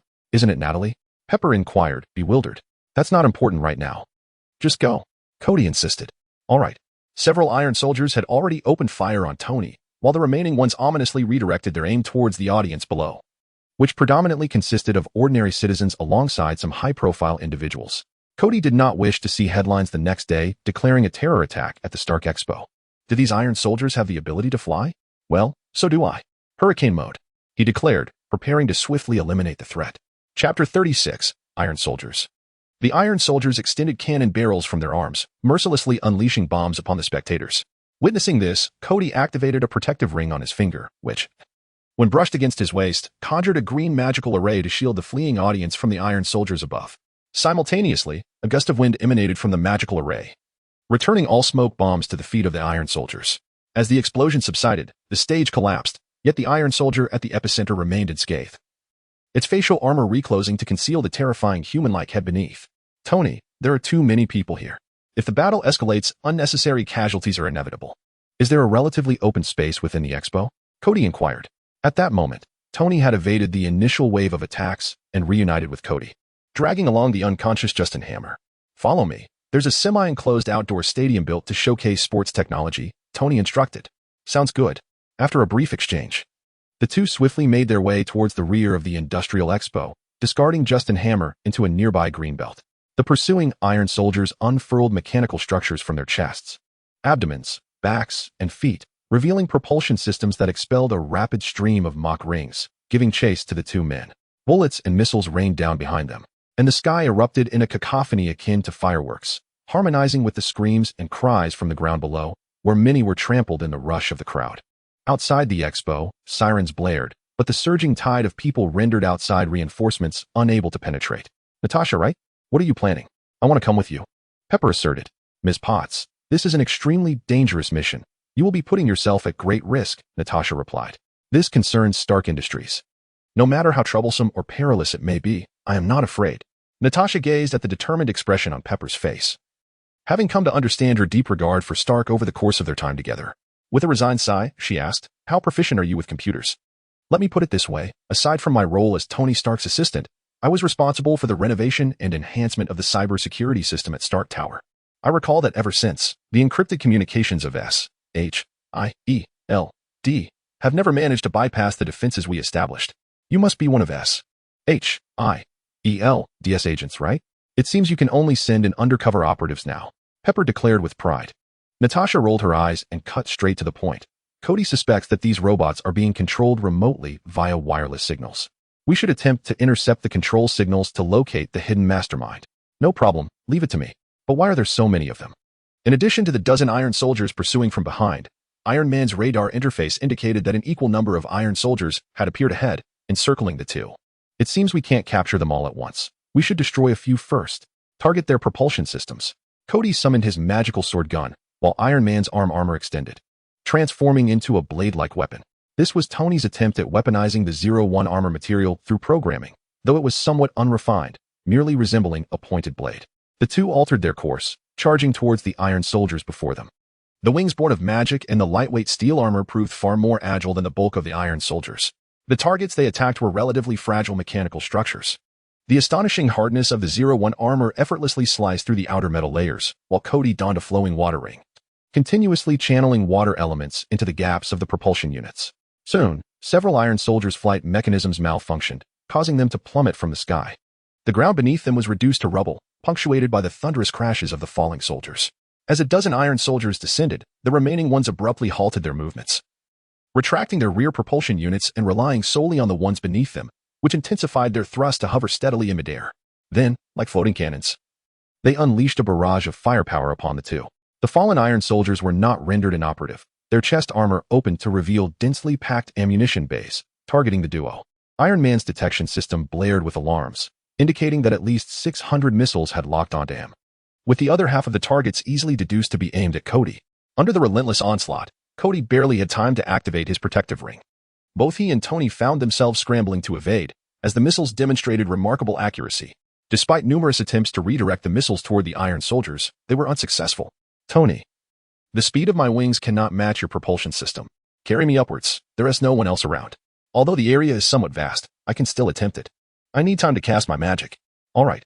Upon hearing Kody's words, as he retracted his wings, Tony embraced him tightly. The auxiliary propulsion units beneath them surged to life, and the two ascended rapidly into the sky, pursued closely by the missiles. From a distance, the fiery trails resembled an inverted umbrella. Look, a green whirlwind and lightning. At the exhibition venue, a multitude of individuals gathered outside, receiving rudimentary treatments and bandaging. Thus, everyone bore witness to the unfolding scene within the garden. High above, a fierce tempest radiated a green luminescence, and soon the once sparsely dotted night sky became shrouded in ominous clouds. Subsequently, thick bolts of lightning descended like divine retribution, illuminating the horizon. Accompanied by a cacophony of explosions, the park's electrical systems were utterly obliterated. On the ground, the once formidable steel soldiers had nearly melted into molten iron, while the remnants of flesh within the mechs had turned to charred carbon. This was the exclusive magic of the hurricane form, the power of the lightning magic ring. Kody, now transformed into the hurricane dragon form, swiftly caught the plummeting Iron Man, gently landing on the ground where the earth still retained warmth. The energy from the recent lightning strike had surpassed the energy storage capacity of the armored suit, leading to a malfunction in the propulsion system. Although the internal systems began immediate repairs, flight was temporarily out of the question. Are you all right, Tony? Oh, I have a problem. You've wrecked my suit worth 200 million. How about you part with a piece of that emerald on your armor as compensation? Tony revealed his face, his expression earnest as he contemplated which piece to relinquish. Isn't it just that you're a bit foolish while he is remarkably capable? Is this noise truly bothersome? One day, I'll give you a taste of the ancestral forms of the Time King. Who says noise cannot be a weapon against foes? Fine, I'll give you one of each color, but don't sell them. Each gem harbors immense energy. The Shimagia factory needs prism accelerators, doesn't it? Perhaps these gems could serve as substitutes, eliminating the need for extensive construction and enhancing efficiency. After the Kamen Rider belt was exchanged, a colossal chest appeared in the night space, filled with an assortment of magical gemstones. By infusing specific spells, and through successful elemental matching, a new magical ring would manifest. However, this matching process was quite abstract. Who could fathom why the combination of red and yellow gems resulted in a sand ring instead of a magma ring? Could it be that fire had desiccated the earth? Indeed, the efficiency was lacking, but when we return, we shall conduct further experiments. 100 meters, 50 meters, 10 meters. Natasha, the signal source is in that warehouse ahead. As Kody engaged in battle with the steel soldiers, Pepper had already pinpointed Ivan Vanko's south hiding place. Simultaneously, she discovered that these steel soldiers were not receiving electronic signals, but rather a unique signal amplified by a transmitter. In contrast to the sporadic nature of electronic signals, this special signal remained continuously transmitted, which led Pepper to locate this signal beyond ordinary detection ranges. You stay here. I'll go in. Don't tell me you also know martial arts. I practiced Taekwondo for 2 years. Does that count? All right, you contact Tony. We need backup. Okay, just be careful. Beep, beep, beep. Intrusion alert. The moment Natasha bypassed the electronic lock and stepped through the warehouse door, an intrusion alarm blared within. 2 bodyguards rushed out of the room wielding electric batons, but before they could lay a hand on Natasha, 2 wooden sticks struck their faces. Following that, a sweeping kick sent their heads crashing against the floor, rendering them unconscious. At this moment, a well-trained Agent Espraus was manifest. The security personnel that charged out along the way collapsed to the ground without even reaching Natasha. At the end of the corridor, only one last room remained. Natasha executed a flying kick, forcefully opening the tightly shut door. Before her stood a multitude of screens, now darkened, encircling an odd chair at the center, adorned with numerous probes, particularly over the area where the head would rest, which was entirely covered by a dome. A brainwave detector? Natasha had encountered similar devices in past missions, yet none were as intricate as this one. A communication alert sounded in her earpiece, and Natasha promptly connected. How is it going? It was a call from Kody. He has already fled, but I've come across some intriguing information. The robots at the venue might be controlled by brainwaves. How fascinating. Bring it back, and let me examine it. Tony's voice interjected. The discovery is mine. Thus it belongs to S.H.I.E.L.D. as evidence. As long as Mr. Stark can join S.H.I.E.L.D., he will naturally have the opportunity to study it. S.H.I.E.L.D. assigned an agent to assist me. And I haven't even sought out Nick Fury yet. It's Ms. Potts' assistant. Also, Director Fury has gone to New Mexico. You might not see him for a while. All right, you too. Natasha, we'll be there shortly. Wait. Boom. Just before the signal cut off, Natasha heard the sound of an explosion in her earpiece. A noise that echoed outside the warehouse as well. Ivan Vanko. Chapter 37. Special Whip Chain Tony. Be careful. After the smoke from the explosion cleared, Before Kody and Tony appeared a monstrous amalgamation of steel and flesh. Its size was comparable to Iron Man, yet much of its exposed body was embedded with steel nails, resembling a grotesque patchwork of blood and tissue. The chest and arms were encased in iron armor, and 4 tentacles, including both arms, coiled around its body, their metal exoskeletons crackling with blue electricity.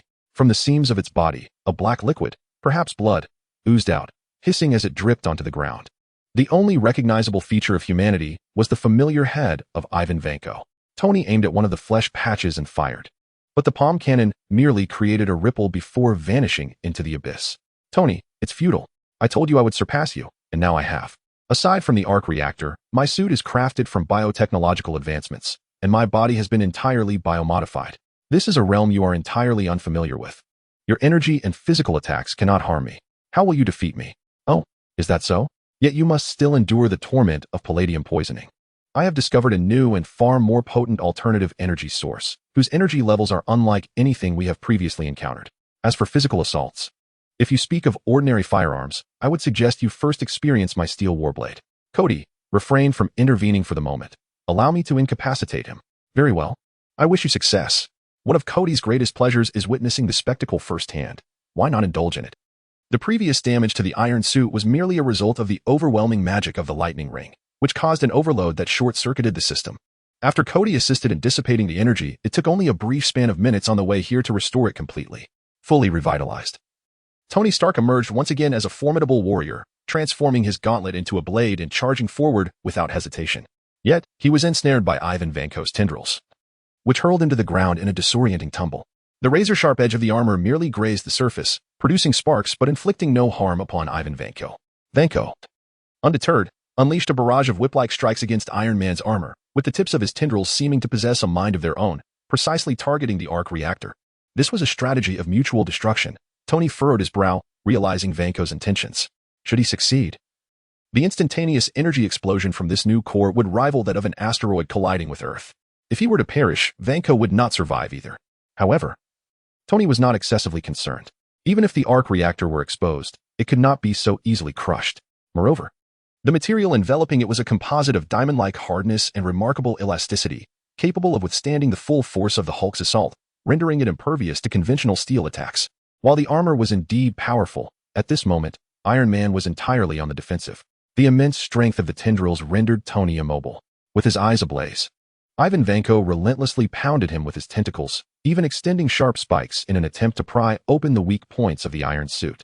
This was untenable. He was too passive. J-A-R-V-I-S. Initiate maximum power to the chest cannon and maintain continuous output. Understood, sir. In the next moment, the arc reactor of the iron suit erupted in blinding blue light, and a torrent of energy surged forth, striking the tendrils that bound Tony. Ivan Vanko emitted a primal, anguished roar, immediately releasing his grip, and was subsequently propelled into a row of vehicles by the force of the chest cannon. The tendril that had made contact with the chest cannon melted away alongside the outer armor. It seemed that damage was indeed possible. It was merely a matter of insufficient energy. Just as Tony prepared to unleash another attack, J-A-R-V-I-S suddenly interjected, "Sir, the outer armor is suffering from corrosive damage, and the arc reactor's perimeter has detected corrosive substances. Simultaneously, the enemy's armor is undergoing changes, with energy levels continuously escalating." Tony looked up in astonishment, and even Kody, who had been observing, was no longer calm. Rising from the wreckage, Ivan Vanko was undergoing rapid transformation. The metal gradually transitioned from black to the crimson hue adorning Tony's form.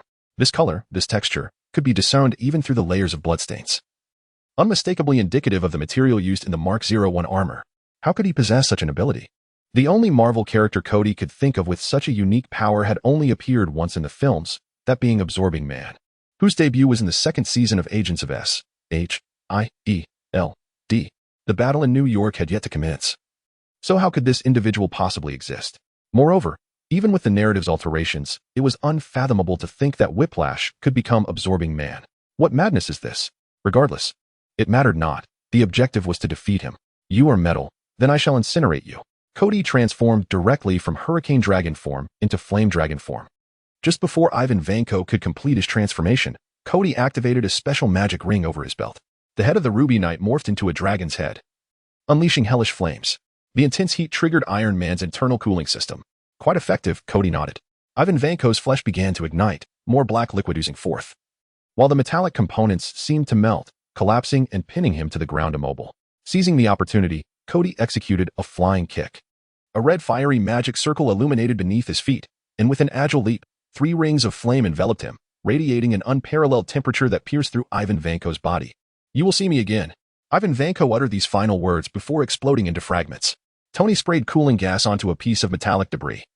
Inspecting it once it had cooled. Perhaps it was merely an illusion. How could he possibly replicate the Mark 01 metal? Kody shook his head and turned to Natasha, who had emerged from her concealed position.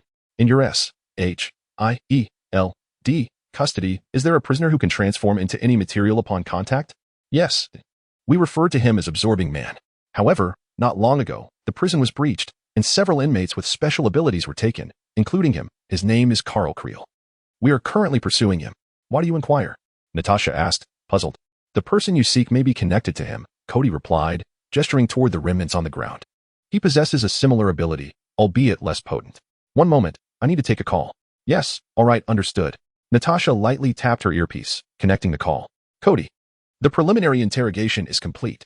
Justin Hammer divulged some information and mentioned a familiar name, the missing Samuel Stearns, who has undergone some form of mutation. Let me guess. His head has grown considerably?" "Indeed, and his mouth has vanished." While the fate of his mouth remained uncertain, Stearns' involvement was no surprise. He was renowned for his research on serums. If that Absorbing Man was indeed taken by him or those behind him, everything would fall into place. "All right, ladies and gentlemen. The rest is best left to the professionals. It's time for us to return home and rest," Pepper announced, pressing the horn a few times to signal. "See you tomorrow." Chapter 38. "The hammer, sir. Mr. Kody is calling." "Hang up. Can't you see what I am currently engaged in?" "Yes, sir." "Sir, Mr. Kody is calling again. Using the emergency communication channel." "Hang up and block him." "All right, Tony, you should answer. If he's using the emergency channel, it must be urgent." Pepper gently caressed Tony's cheek as she spoke. "Very well, my dear. I shall heed your advice." After vanquishing Ivan Vanko, Kody returned with the debris and Natasha, while Tony took Pepper to the rooftop for a heartfelt confession. Just as they were about to take a step closer in their intimacy, Cody's incessant calls interrupted them. "You had better have a legitimate emergency." "I do. Do you wish to meet an extraterrestrial?" Kody replied with a playful grin. "Are you joking?" "I am in earnest. More authentic than the gems I was about to present to you. At your residence, right? I shall wait for half an hour." With that, he ended the call and shared a tender kiss.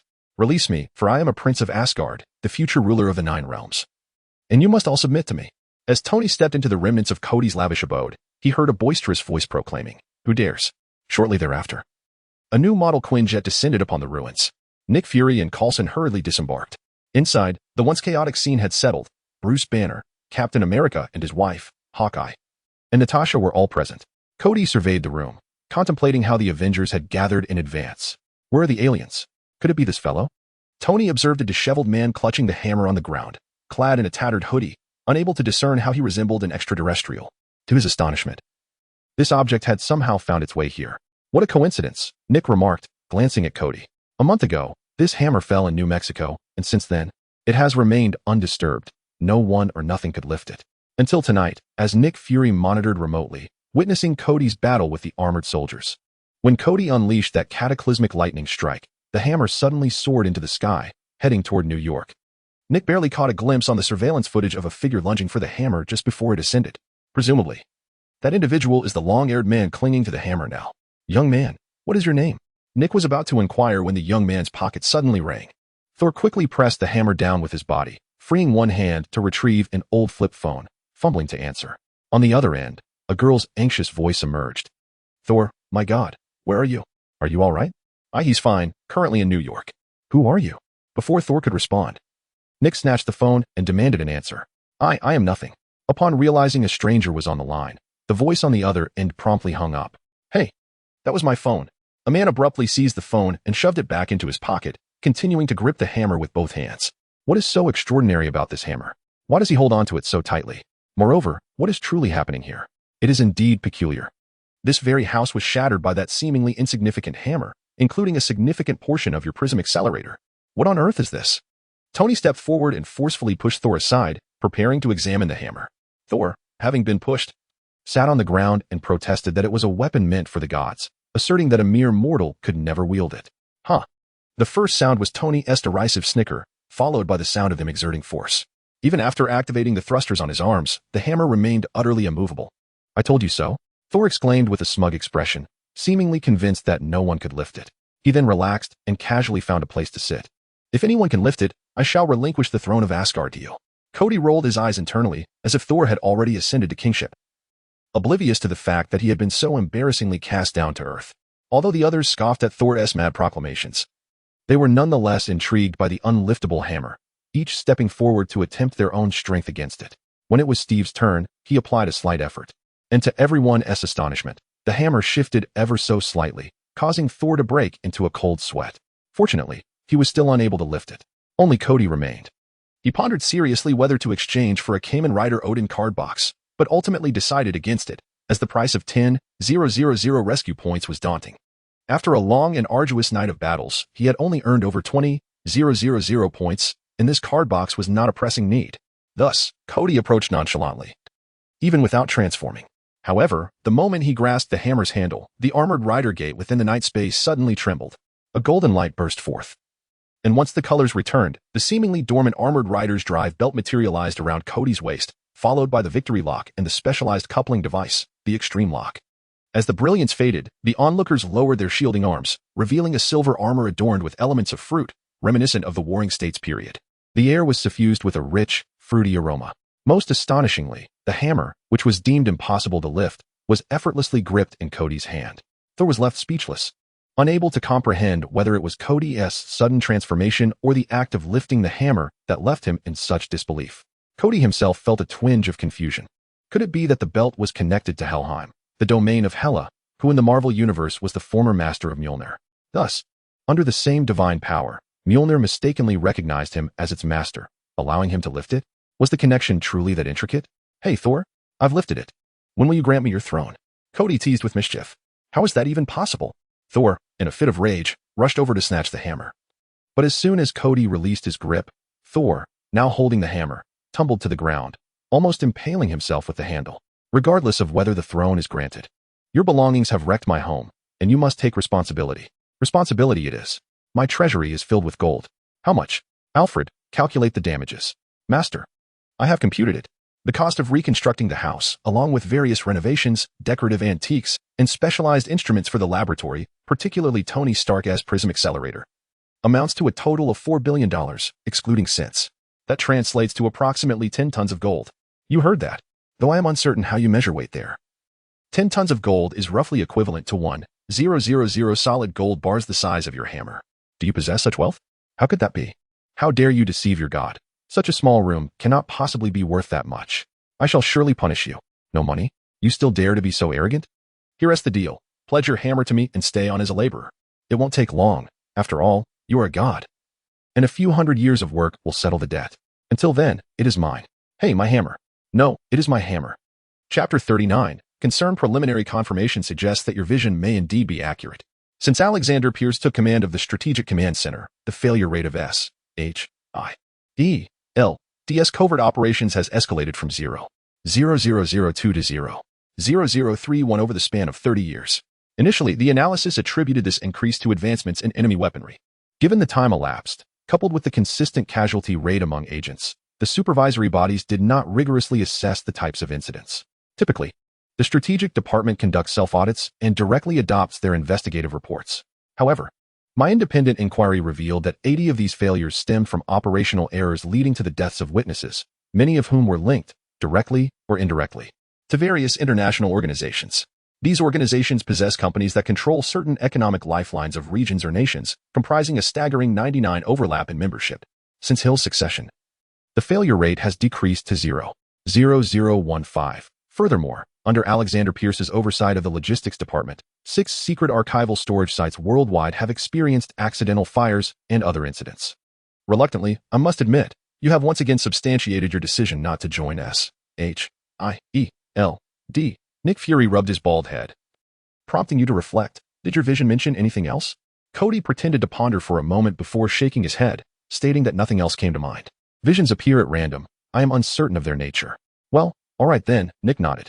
Additionally, concerning your dossier, you need not worry. The newly established file on the Kamen Rider has been classified as top secret for reasons of paramount importance, and I am directly overseeing it. You can rest easy for a while, just be cautious not to expose yourself. Thank you, Nick. Nick waved his hand dismissively. Do you truly believe what that lad outside has claimed?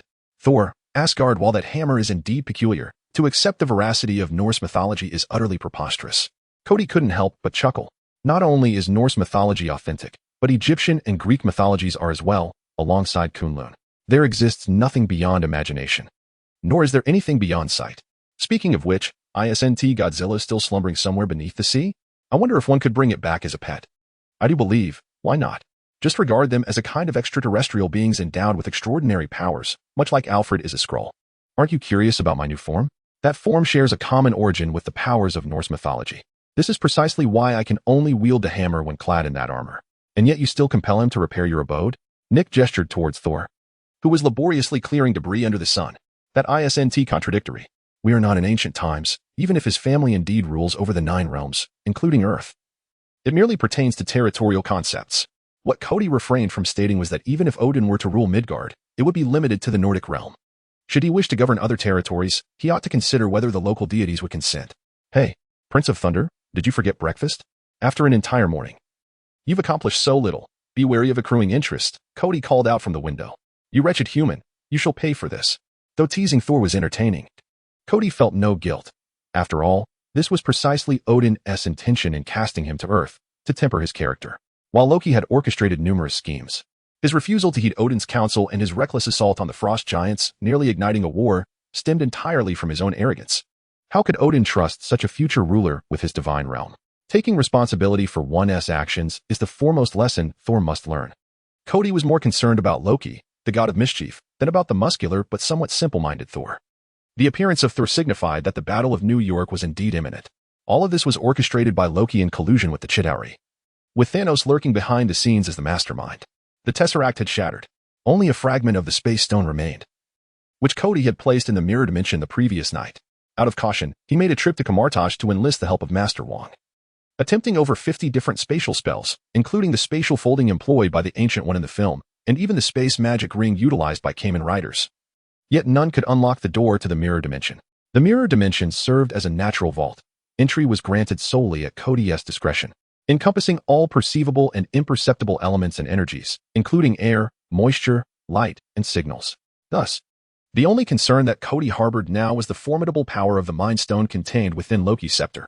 If he were to fall under its control, all efforts to conceal himself would be in vain.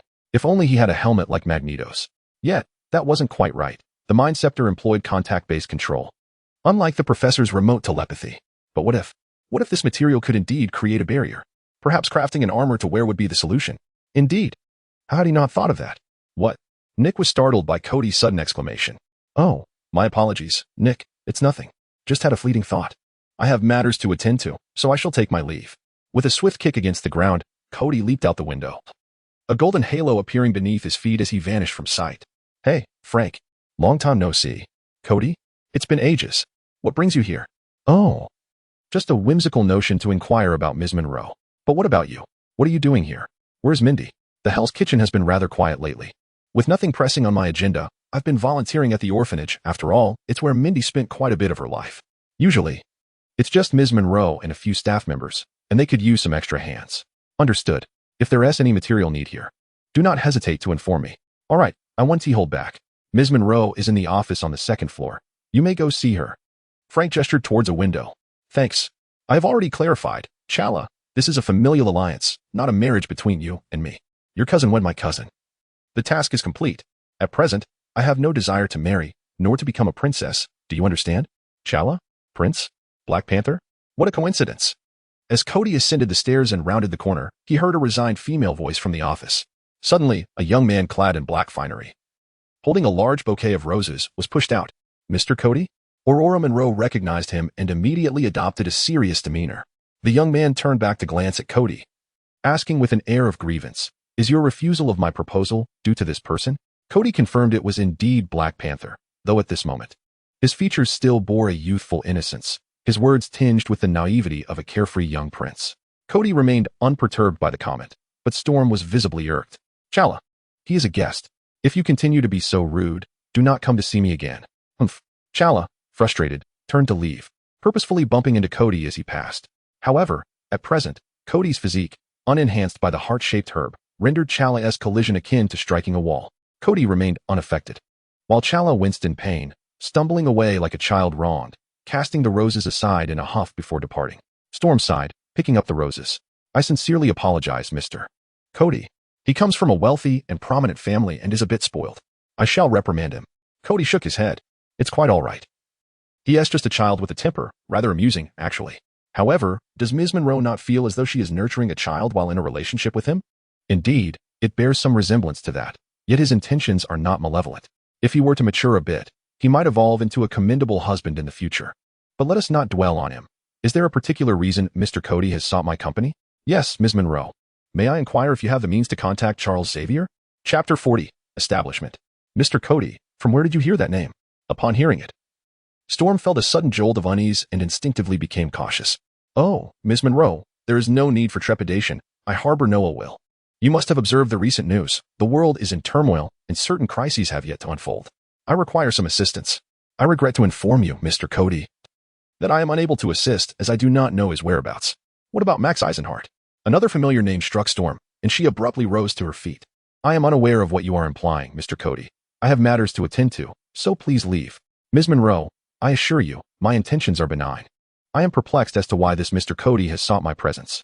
Just then, the office door swung open on its own, revealing not the outside world, but a radiant purple halo. Following this, a bald elder in a wheelchair emerged, accompanied by a beautiful woman with purple skin pushing him. It was none other than the professor and Blink. Greetings, Professor. May I address you as such? Certainly, Professor. I am in need of an item that I am uncertain where to procure. I only know that Mr. Magneto possesses it. Are you aware of his current location? I wish to solicit his assistance or to acquire the item. What Magneto possesses, you are not referring to his helmet, are you? Yes.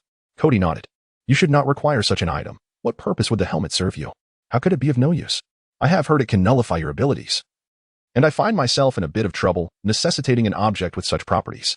The professor regarded Kody intently, causing him to feel somewhat bashful. I just attempted to initiate a telepathic connection with you. Did you sense anything? Really? I noticed it during your last visit. At that time, Aurora activated her powers, and we wished to keep her situation concealed from outsiders. Thus, all who witnessed the event had their memories altered to reflect that an intruder had been repelled by a collective effort. However, no matter how I tried, I could not locate your consciousness. Is this related to your shape-shifting ability? Kamen Rider, correct?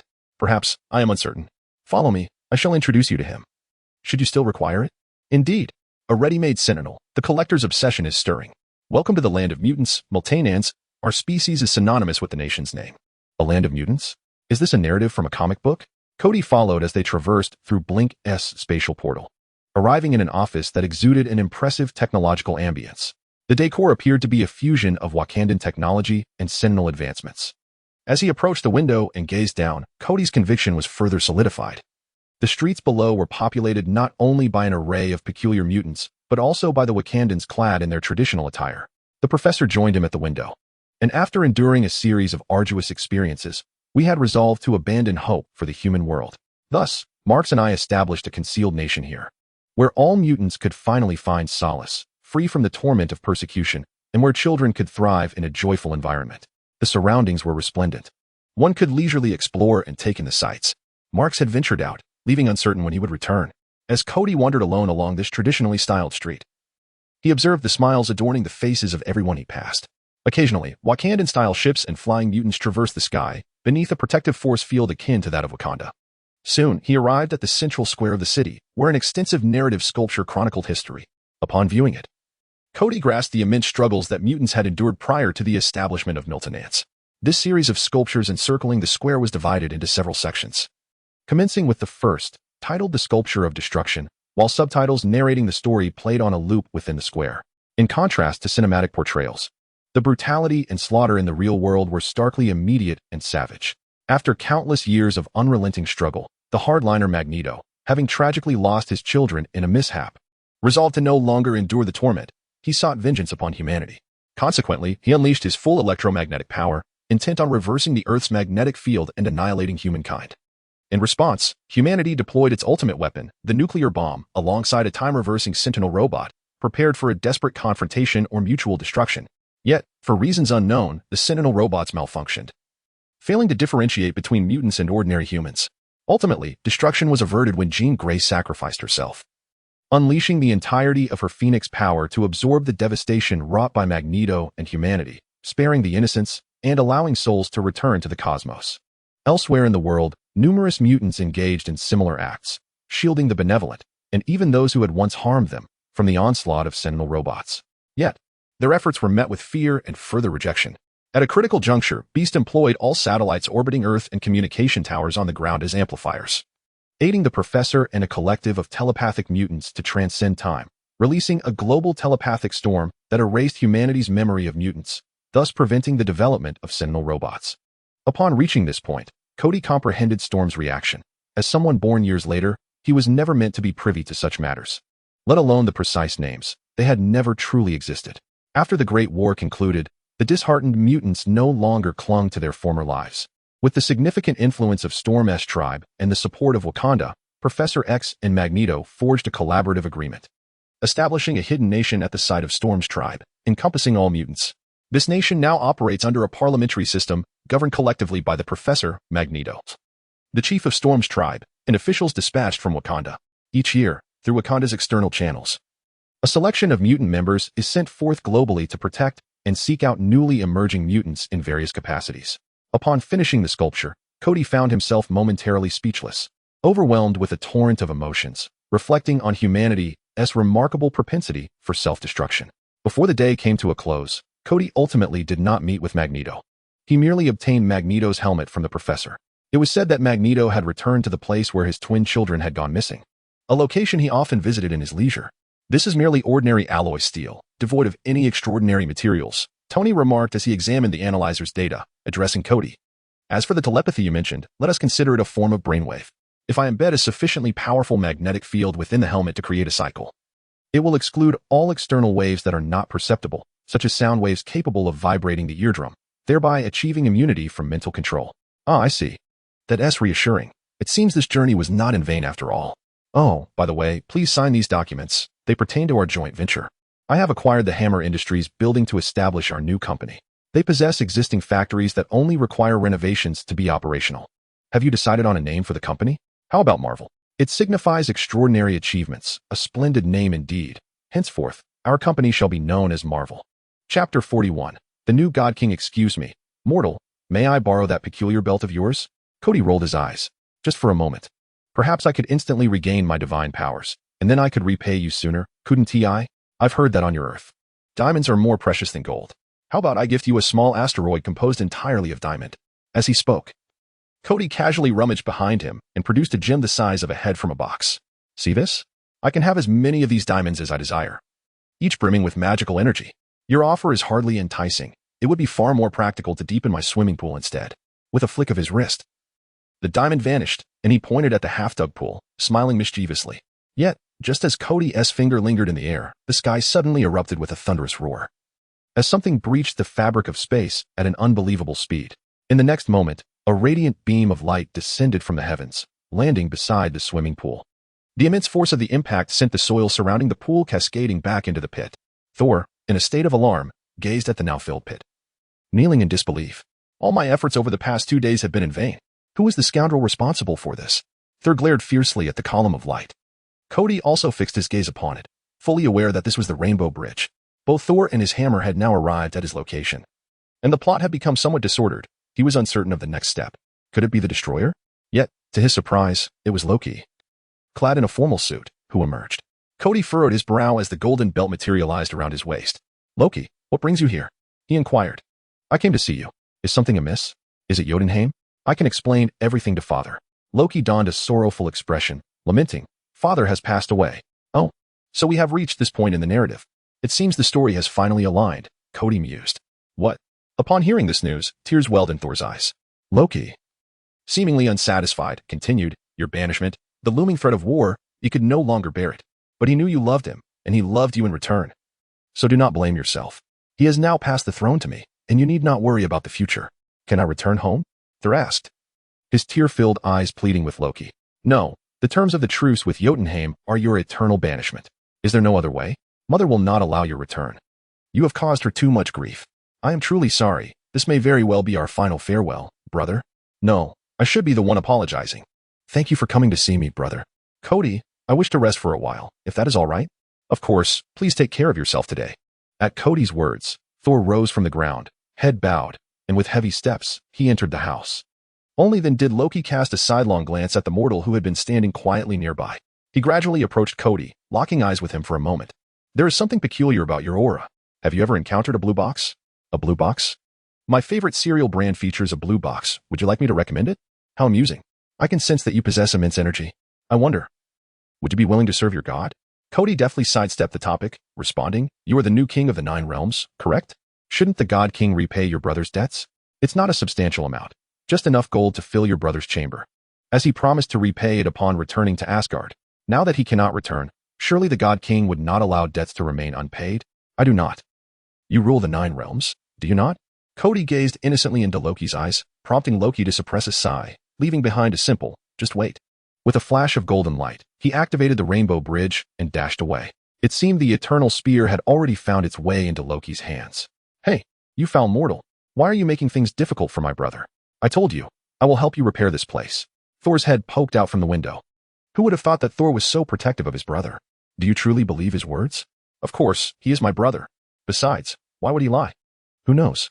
Power, the throne of the God King, surely. Both seem far superior to merely possessing a brother like you, don't they? By the way, since you have the day off, I highly recommend you immerse yourself in the historical dramas and palace intrigue from the realm of rabbits and fish and chips. They might offer you some inspiration. You have arrived, my child. I am the son of Odin, not your child. Bloodlines cannot deceive, and without your guidance, how could we have infiltrated Asgard last time? Do not flatter yourself. I merely exploited you to disrupt my brother's ascension ceremony. Oh, then what brings you here today? Odin slumbers. Upon the icy throne, the blue giant lifts his gaze. So what? When I am prepared, I shall activate the rainbow bridge, allowing you to re-enter Asgard. Assist me in slaying Odin, and I shall bestow upon you the box of ice. It should be returned to me. But why do you not act yourself? How could a new king bear the stigma of murdering the old king? And you, the invaders with historical enmity, are the most fitting targets for assassination. Ha ha ha. Truly, my child, you possess a certain ruthlessness. Very well, if you seek the throne of Asgard, I shall aid you. The passage of the rainbow bridge illuminated, and Loki emerged, only to be obstructed by a colossal sword. Loki, what on earth are you doing? Why conceal yourself, akin to those intruding frost giants? Heimdall's gaze pierced through Loki, as if he could see into his very soul. Perhaps you have lingered here too long, and your sight has faltered. Loki averted his gaze, heading toward the exit. No, perhaps it is merely that certain individuals do not wish for me to behold what ought not to be seen. Loki did not respond but inquired, has Odin ever feared your eyes? Certainly not. Why? Because I have sworn eternal loyalty to my God King. Now that I am the God King, you ought to pledge your undying fealty to me, should you not? Loki brandished the spear of eternity. Heimdall, fixated on the spear, struggled to utter yes. Then obey my command. Do not open the rainbow bridge for anyone. Heimdall watched Loki's retreating figure, his fists clenched tightly before relaxing. Long after Loki's departure, for shadows stealthily approached the end of the rainbow bridge. Hey, Heimdall, come here. A head peeked from beneath a cloak. Sif, what is it? Heimdall regarded his sneaky sister and the 3 valiant warriors of the ethereal palace with confusion. Shoo, keep your voice down. Come over here. Heimdall released his grip from the sword embedded in the mechanism and approached. Before he could utter a word, Sif suddenly lunged, casting her cloak over Heimdall. Following suit, the other 3 flung their cloaks as well. This was, in fact, a binding spell, 4-fold protection, rendering Heimdall immobile upon the ground. I am sorry, Heimdall, my brother, at this moment. Our friend is suffering. We must rescue him. Upon hearing this, Heimdall abruptly ceased his struggle. Such a simple binding spell would be effortlessly broken by him. Yet he suddenly felt compelled to listen to what these individuals had to say. Do you understand the gravity of treason?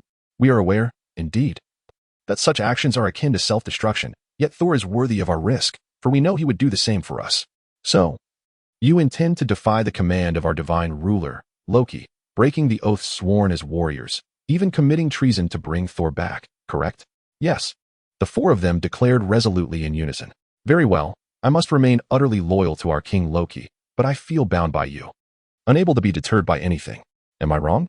Loki stood upon the terrace of the temple, gazing down at Asgard, lost in dreams of the glory of kingship. But it was not long before the radiant light of the Bifrost shattered his good spirits. Thor, my brother, you must be dead. Chapter 42, The Destroyer You Know, Kody. I watched a few of the palace intrigue dramas you mentioned, and it suddenly dawned on me that I am not so obsessed with the throne of divinity.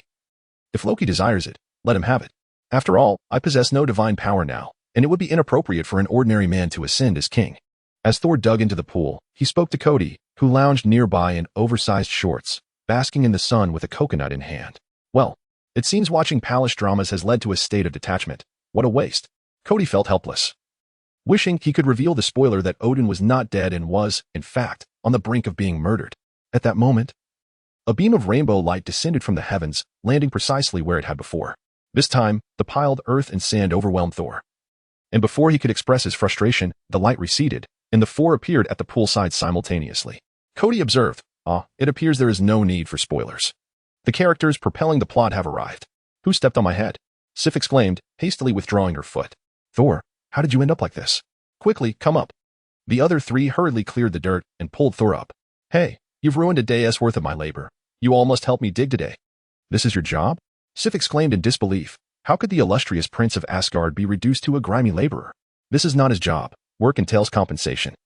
He is merely repaying a debt. Kody set down his coconut, donned a nearby shirt, and approached. Thor, care to introduce us? Oh, these four are my closest friends. Sif and the three warriors of the Celestial Palace. Kody internally scoffed. Best friends, yet they are unworthy of names? Brothers, this is Kody, he is my. Thor suddenly faltered in his introduction. His creditor and keeper of Mjolnir. Yes, that's right. He has been acknowledged and is permitted to wield Mjolnir. This statement left the four astonished, yet urgency prevailed, and they had no time to engage in idle chatter with Kody. Thor, return with us. Thor shook his head. You should not have come. You know I cannot go back. My father died because of me. I am condemned to eternal exile. Thor, your father is still alive. Sif exclaimed.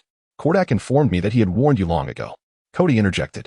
In an instant, Kody sensed the fury igniting deep within Thor's heart. A divine demeanor he had never witnessed before.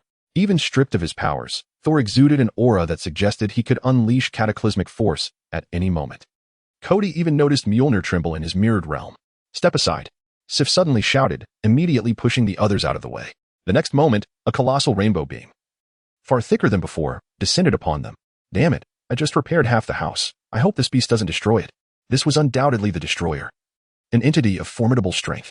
Kody had no time to transform into a dragon rider. He swiftly summoned magic, invoking the incantation of Kamartosh to open a portal to a western town. It resembled an abandoned film set, reminiscent of the quaint towns seen in movies. A subconscious thought that emerged during his spellcasting, likely due to the deep impression left by the films. All of this transpired within mere seconds. When Hulk and Tony emerged from the basement, everyone had vanished, leaving only an enigmatic magical pattern on the ground. Your magic is impressive, but the destroyer is forged from anti-magic materials. It will be impervious to any magic aside from Asgardian power. Stand back, the rest is up to us. Understood. Kody stepped back, pondering the exclusionary anti-magic materials. Wasn't it URU alloy? It seemed his belt was ineffective. As he placed his hand on his waist, the belt vanished. Which one should he choose? Kody, bring it out. Kody contemplated while observing the struggle between the four and the destroyer. Thor approached and grasped his shoulder. Bring what? Mjolnir. What? But you can't wield it. In the film, Thor sacrificed himself to reclaim Mjolnir as acknowledgement. With Kody present, could he bear to watch him perish once more? Was this the only way for Thor to truly awaken? Thoughts raced, yet Kody retrieved the hammer from his mirrored realm. Since the armor belt remained beyond his control, he could not lift it and was compelled to release it towards the ground. Thor grasped the handle with both hands, yet no matter his effort, the hammer remained immovable. Shaking his head, Kody summoned the empty belt, realizing time was of the essence. He transformed into his ultimate form and maneuvered around the debris to flank the destroyer. Split up. You draw their attention from the front, Sif instructed her three companions. Understood. The four coordinated seamlessly and immediately executed their plan. For Asgard, they shouted as they charged at the destroyer, wielding axes, swords, and shields. Sif climbed a tall tree, but alas, against overwhelming power, the trio was easily dispatched, flung into the nearby buildings by the destroyer. Seizing the opportunity, Sif leaped and plunged her sword into the destroyer's head. Yet, it appeared utterly unscathed. Instead, he hurled Sif to the ground, intending to stomp on her. Sif executed a backflip just in time to evade the attack. Before she could catch her breath, the empty visage of the destroyer suddenly ignited with flames. This is bad, Golem. The beetle emerged from the left rear of the destroyer, charging fiercely towards its head, followed by Kody's powerful ceiling kick. As anticipated, under the influence of the anti-magic material, the destroyer was merely knocked to the ground by Kody's blow. Two seals flickered briefly on the destroyer's head before vanishing, yet the perilous beam of energy was interrupted. Nice outfit, Sif complimented, raising her sword and charging forward once more. Even better. If my void can be considered magic, then let us embrace pure technology. A thought crossed his mind. And his original belt vanished, replaced by a sleek black belt adorned with yellow circles and a few silver-red accents. A cartridge-style box materialized in Kody's hands. It was his first time using it, and he felt a tad nervous. Jump. Authorization 404. Huh. Did something strange slip in? Wasn't that a giant grasshopper? After a moment of confusion, Kody recalled that the flying drive belt had indeed been exchanged, and the high-jumping grasshopper had also been acquired. However, his initial intention for the exchange was to unlock the 01 technology and subsequently create Shemagia. Including the satellites, he had yet to exchange these items, waiting for him and Tony's new company to research and manufacture them using existing technical data. After all, the salvation value of those items was quite steep. If they could be made in reality, why expend salvation value to exchange for them? The reason was simple. Many knight forms and props could not be crafted in reality and could only be acquired through salvation value. Hey, what are you dawdling for? Oh, I'm coming. Chapter 43, The Thunder God. As Odin's ultimate weapon to challenge the Aesir and guard the realm of the gods. The power of the Destroyer should not be underestimated. Although in the film adaptation, perhaps due to Loki's control, its abilities were significantly diminished.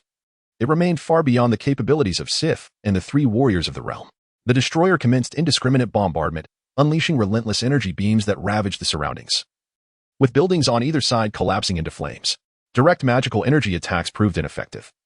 Yet Kody persisted in attempting to conjure ice spikes and boulders to restrain and assault the creature, however, against the might of the Destroyer. Such attacks were no more than mere irritations. The Destroyer paid no heed to these trivial disturbances. Clad in the Witch Knight belt, Kody created an icy surface and sought to employ the powers of the Dragon Knight to draw the Destroyer or its projection into the mirror world. Yet, for the first time, he encountered an entity capable of forcing open the entrance to the mirror world mid-entrance. Using energy beams as cover to disrupt Kody's skill and escape from the mirror world. It is crucial to note that this entire sequence of moves required Kody to swiftly transition between the Witch Knight and Dragon Knight forms. Any slight misstep would result in failure to execute the combination in a mere span of minutes. Sif and the three warriors of the Celestial Palace found their weapons utterly rendered useless, each sustaining considerable injuries. The Titan sword, once wielded by Kang-W, had been lent to Sif, along with the sword spear of the Necromancer, barely sufficient for the dire circumstances. Kody, in a state of enhanced versatility, was struck head-on by an energy beam, teetering on the brink of reverting from his transformation. Alas, under such conditions, he could only rely on his adeptness in hand-to-hand combat. Kody discerned that prior to the Destroyer unleashing its energy, whether through Kang-W's fists or kicks, if he could imprint the sealing mark upon its visage, the energy would be absorbed as it had been in the past, returning to Kang-W's belt. However, the Pegasus crossbow and the Azure Dragon staff proved entirely ineffective. The nature of this limiting mechanism remained a mystery. Nevertheless, even with the Golem's assistance, a sealing strike necessitated a buildup of energy. Disrupting the beam's discharge a few times yielded negligible restrictions on the Destroyer. Eventually, the Destroyer seemed to lose interest in the group, shifting its focus towards Thor. Despite their relentless assaults, it paid them no heed. Thor, forget about that damned hammer. You must flee, Sif implored. Indeed, Thor, if you linger here, you will perish. Thor, steadfastly gripping Mjolnir, rose from beside the hammer, casting a final glance before resolutely advancing towards the Destroyer. My friends, cease your efforts. You must depart. Return to Asgard. He urged. Kody, you too must go. Thor, what do you intend to do? Sif questioned anxiously. Thor smiled at them, reassuringly. Do not worry, I have a plan. As the Prince of Asgard, I possess my own secrets. Just ensure your safe departure. I would never deceive you, would I? Thor maintained an air of nonchalance, as though victory were assured. Only Kody realized the gravity of Thor's intentions. He was contemplating sacrifice. Thor, no, we can still find a way. Kody grasped Thor's arm. Kody believed he could conjure a spell to ensure their temporary safety. With the Hulk and Iron Man ready to assist, surely a solution to the Destroyer would manifest. If all else failed, Kody could exchange for a complete set of items to try and save the situation, accumulating more rescue points later. No, Kody, this is my battle. Thor asserted, gazing earnestly into Kody's eyes. Kody paused, recognizing that this was a crucial moment of growth for Thor, without facing such trials. Would he truly remain the God of Thunder? With this realization, Kody released Thor while assisting several injured comrades away from the fray. Thor stepped forward, inching closer to the immobile Destroyer, fixating on its hollow visage as if peering through the cosmos into Loki's eyes. Loki, my brother. I do not comprehend what I have done to incur such hatred from you, but I sincerely apologize. These individuals are innocent. Let them go. Take my life in exchange. And let this end here. In a fleeting moment, the energy coursing through the Destroyer receded within, its facial armor sealing once more, and it turned to depart. Alas, this was merely a ruse. Suddenly, the destroyer pivoted and delivered a devastating blow to Thor's face. Now, Thor is merely an ordinary human. How could he possibly withstand the impact of such cosmic metal? His body was hurled far away, crashing against a tree before plummeting back to the ground. Blood streaming from his mouth and nose. Thor. Sif broke free from Kody's grasp and rushed towards the fallen Thor. At that moment, the destroyer's facial armor fully opened, and energy surged forth from the circular metallic seams, gathering into an unprecedented beam of annihilation. Kody was taken aback. How could it have become so ruthless? Was Loki truly intent on obliterating Thor? The cataclysmic force erupted from the destroyer's visage, generating shockwaves that instantly reduced the debris by the roadside to mere powder. Just as calamity seemed imminent, chains tore through the sky, releasing a cascade of vibrant fruit-shaped armor that directly met the impending destruction. Subsequently, these armors, like meteors streaking across the heavens, pounded upon the destroyer with such ferocity that it momentarily distorted its form. An orange armor hovered above Thor, from which a stream of sweet juice flowed into his mouth, and beside him, Sif witnessed the wounds on Thor's body gradually mending. Mjolnir, which had long remained still, seemed to respond to the call, soaring towards Thor. The atmosphere crackled with turbulence, thunder roared, and a mighty bolt of lightning struck Thor directly. Armor, like scales, manifested amidst the lightning and rapidly enveloped Thor's form. His body levitated higher into the air, a crimson cape billowing in the wind. Thor's eyes opened, radiating bolts of lightning, and Mjolnir regained its brilliance, adorned with golden patterns. The god of thunder had returned to reclaim his divine stature. Haha, marvelous. Thor is back. Long live Asgard. The three valiant warriors of the Celestial Palace embraced each other in joyous exultation, and a smile blossomed on Sif's face. Meanwhile, in the Celestial Palace, Loki sprang to his feet in a flurry. The plan. Yes, the plan must be expedited, he exclaimed, picking up the eternal spear from the ground and darting towards the Rainbow Bridge. In the distance, Thor's hammer struck the destroyer with formidable force. Kody glanced at the belt around his waist and the fruit armor hovering above his head. Was this belt a limited edition associated with Asgard? Never mind, transforming comes first. Victory. Fruit basket. Extreme armor. The fruit armor swirling above Kody crashed into his body. Great, great, great general. Kody clenched his fists, reveling in the sensation of this second skin silver armor. Truly, the extreme armor exuded an exhilarating power. Regrettably, the transformation time was not short. Thor, spare some strength. Let me join in the fun. The destroyer, now devoid of Loki's control, had become significantly sluggish, instinctively resisting the onslaught. Faced with the rejuvenated god of thunder, the destroyer was forced into retreat. Thor unleashed the fury of thunder upon the destroyer, leaving it no opportunity to retaliate. Coupled with Kody's onslaught of various fruit weapons while clad in the extreme armor, cracks began to form on the destroyer's once impenetrable surface. Once again, Thor wielded his mighty hammer, striking the destroyer down to the ground, and Kody sensed that an opportunity to claim victory had arrived. With the flintlock orange gun in greatsword mode, the dual weapons coupled to form a colossal sword, unleashing 3 arcs of blazing orange energy that pierced the destroyer's form with an unmatched lethal force. Thus, the legendary weapon, the destroyer, met its demise. Chapter 44. The new god stepping once more upon the soil of Asgard was indeed a splendid experience. Ah, this ice sculpture, could it be a welcome for us? Enough with the chatter. Leave 2 guards to watch over him. Simply follow the plan, came the response. Very well, await my good news, my child. It is time to return, Thor. The Celestial Palace awaits us, Sif remarked, giving Thor a reassuring pat on the shoulder. Yes, I know. Allow me a moment to make a call. It will be quick. Thor retrieved his damaged phone, deftly navigating through the contacts to find the sole remaining number. The ringing persisted for a full minute, yet regrettably, the other party did not answer. Is she busy? He pondered of Jane. A month prior, after Jane Foster had discovered Thor in the desert, their relationship had blossomed through shared experiences, evolving from mere acquaintance to a profound connection. Yet, Jane had her own academic commitments. Since Thor had accompanied the hammer to Kody, their nightly exchanges were limited to phone conversations, where Jane would impart earthly wisdom while Thor regaled her with tales of Asgard. Even in their physical absence, they found solace in their discourse. She was the first to believe in his true identity. This departure left Thor uncertain of when he would return. Farewell, Jane, he whispered to the sky. Sif, let us depart. Heimdall, open the Bifrost. Heimdall? Thor called several times, but received no response. Kody felt a pang of anxiety. Heimdall was likely encased in the ice of the Frostbox. Given the destroyer's ruthless actions today, one could only hope that Heimdall had not suffered a fate worse than mere entrapment. Perhaps it was merely his overactive imagination. Yet Heimdall had indeed heard Thor's summons. Fully aware that Thor's divine power had returned, as he endeavored to break free from the frostbox's confinement. "I shall be there shortly. Wait for me," Heimdall roared, just as two frost giants advanced to attack him. In a swift moment, the icy shackles shattered, and the colossal sword cleaved through the necks of the two giants. Heimdall, using the last of his strength, kicked their lifeless forms off the Bifrost and hurriedly inserted the mighty sword into the mechanism. "They're coming," Sif exclaimed with delight. Witnessing the radiant beams of light descending from the heavens, Kody breathed a sigh of relief. "Kody, are you coming?" "Of course. That is precisely why I'm here." The beam traversed the cosmic expanse, and in mere moments, they found themselves back in Asgard. Heimdall, Thor was the first to notice the fallen figure. While the others rushed to check on Heimdall's condition, Kody hastily retrieved the colossal sword. If the Bifrost remained open, Earth would be obliterated in an instant by this starship capable of teleportation. "Sif, take Heimdall to receive medical aid. Kody, let us depart." "Very well." Thor swung Mjolnir, propelled by immense force, swiftly traversing the Rainbow Bridge. Kody, brandishing the Dandelion Cruiser, pursued Thor closely.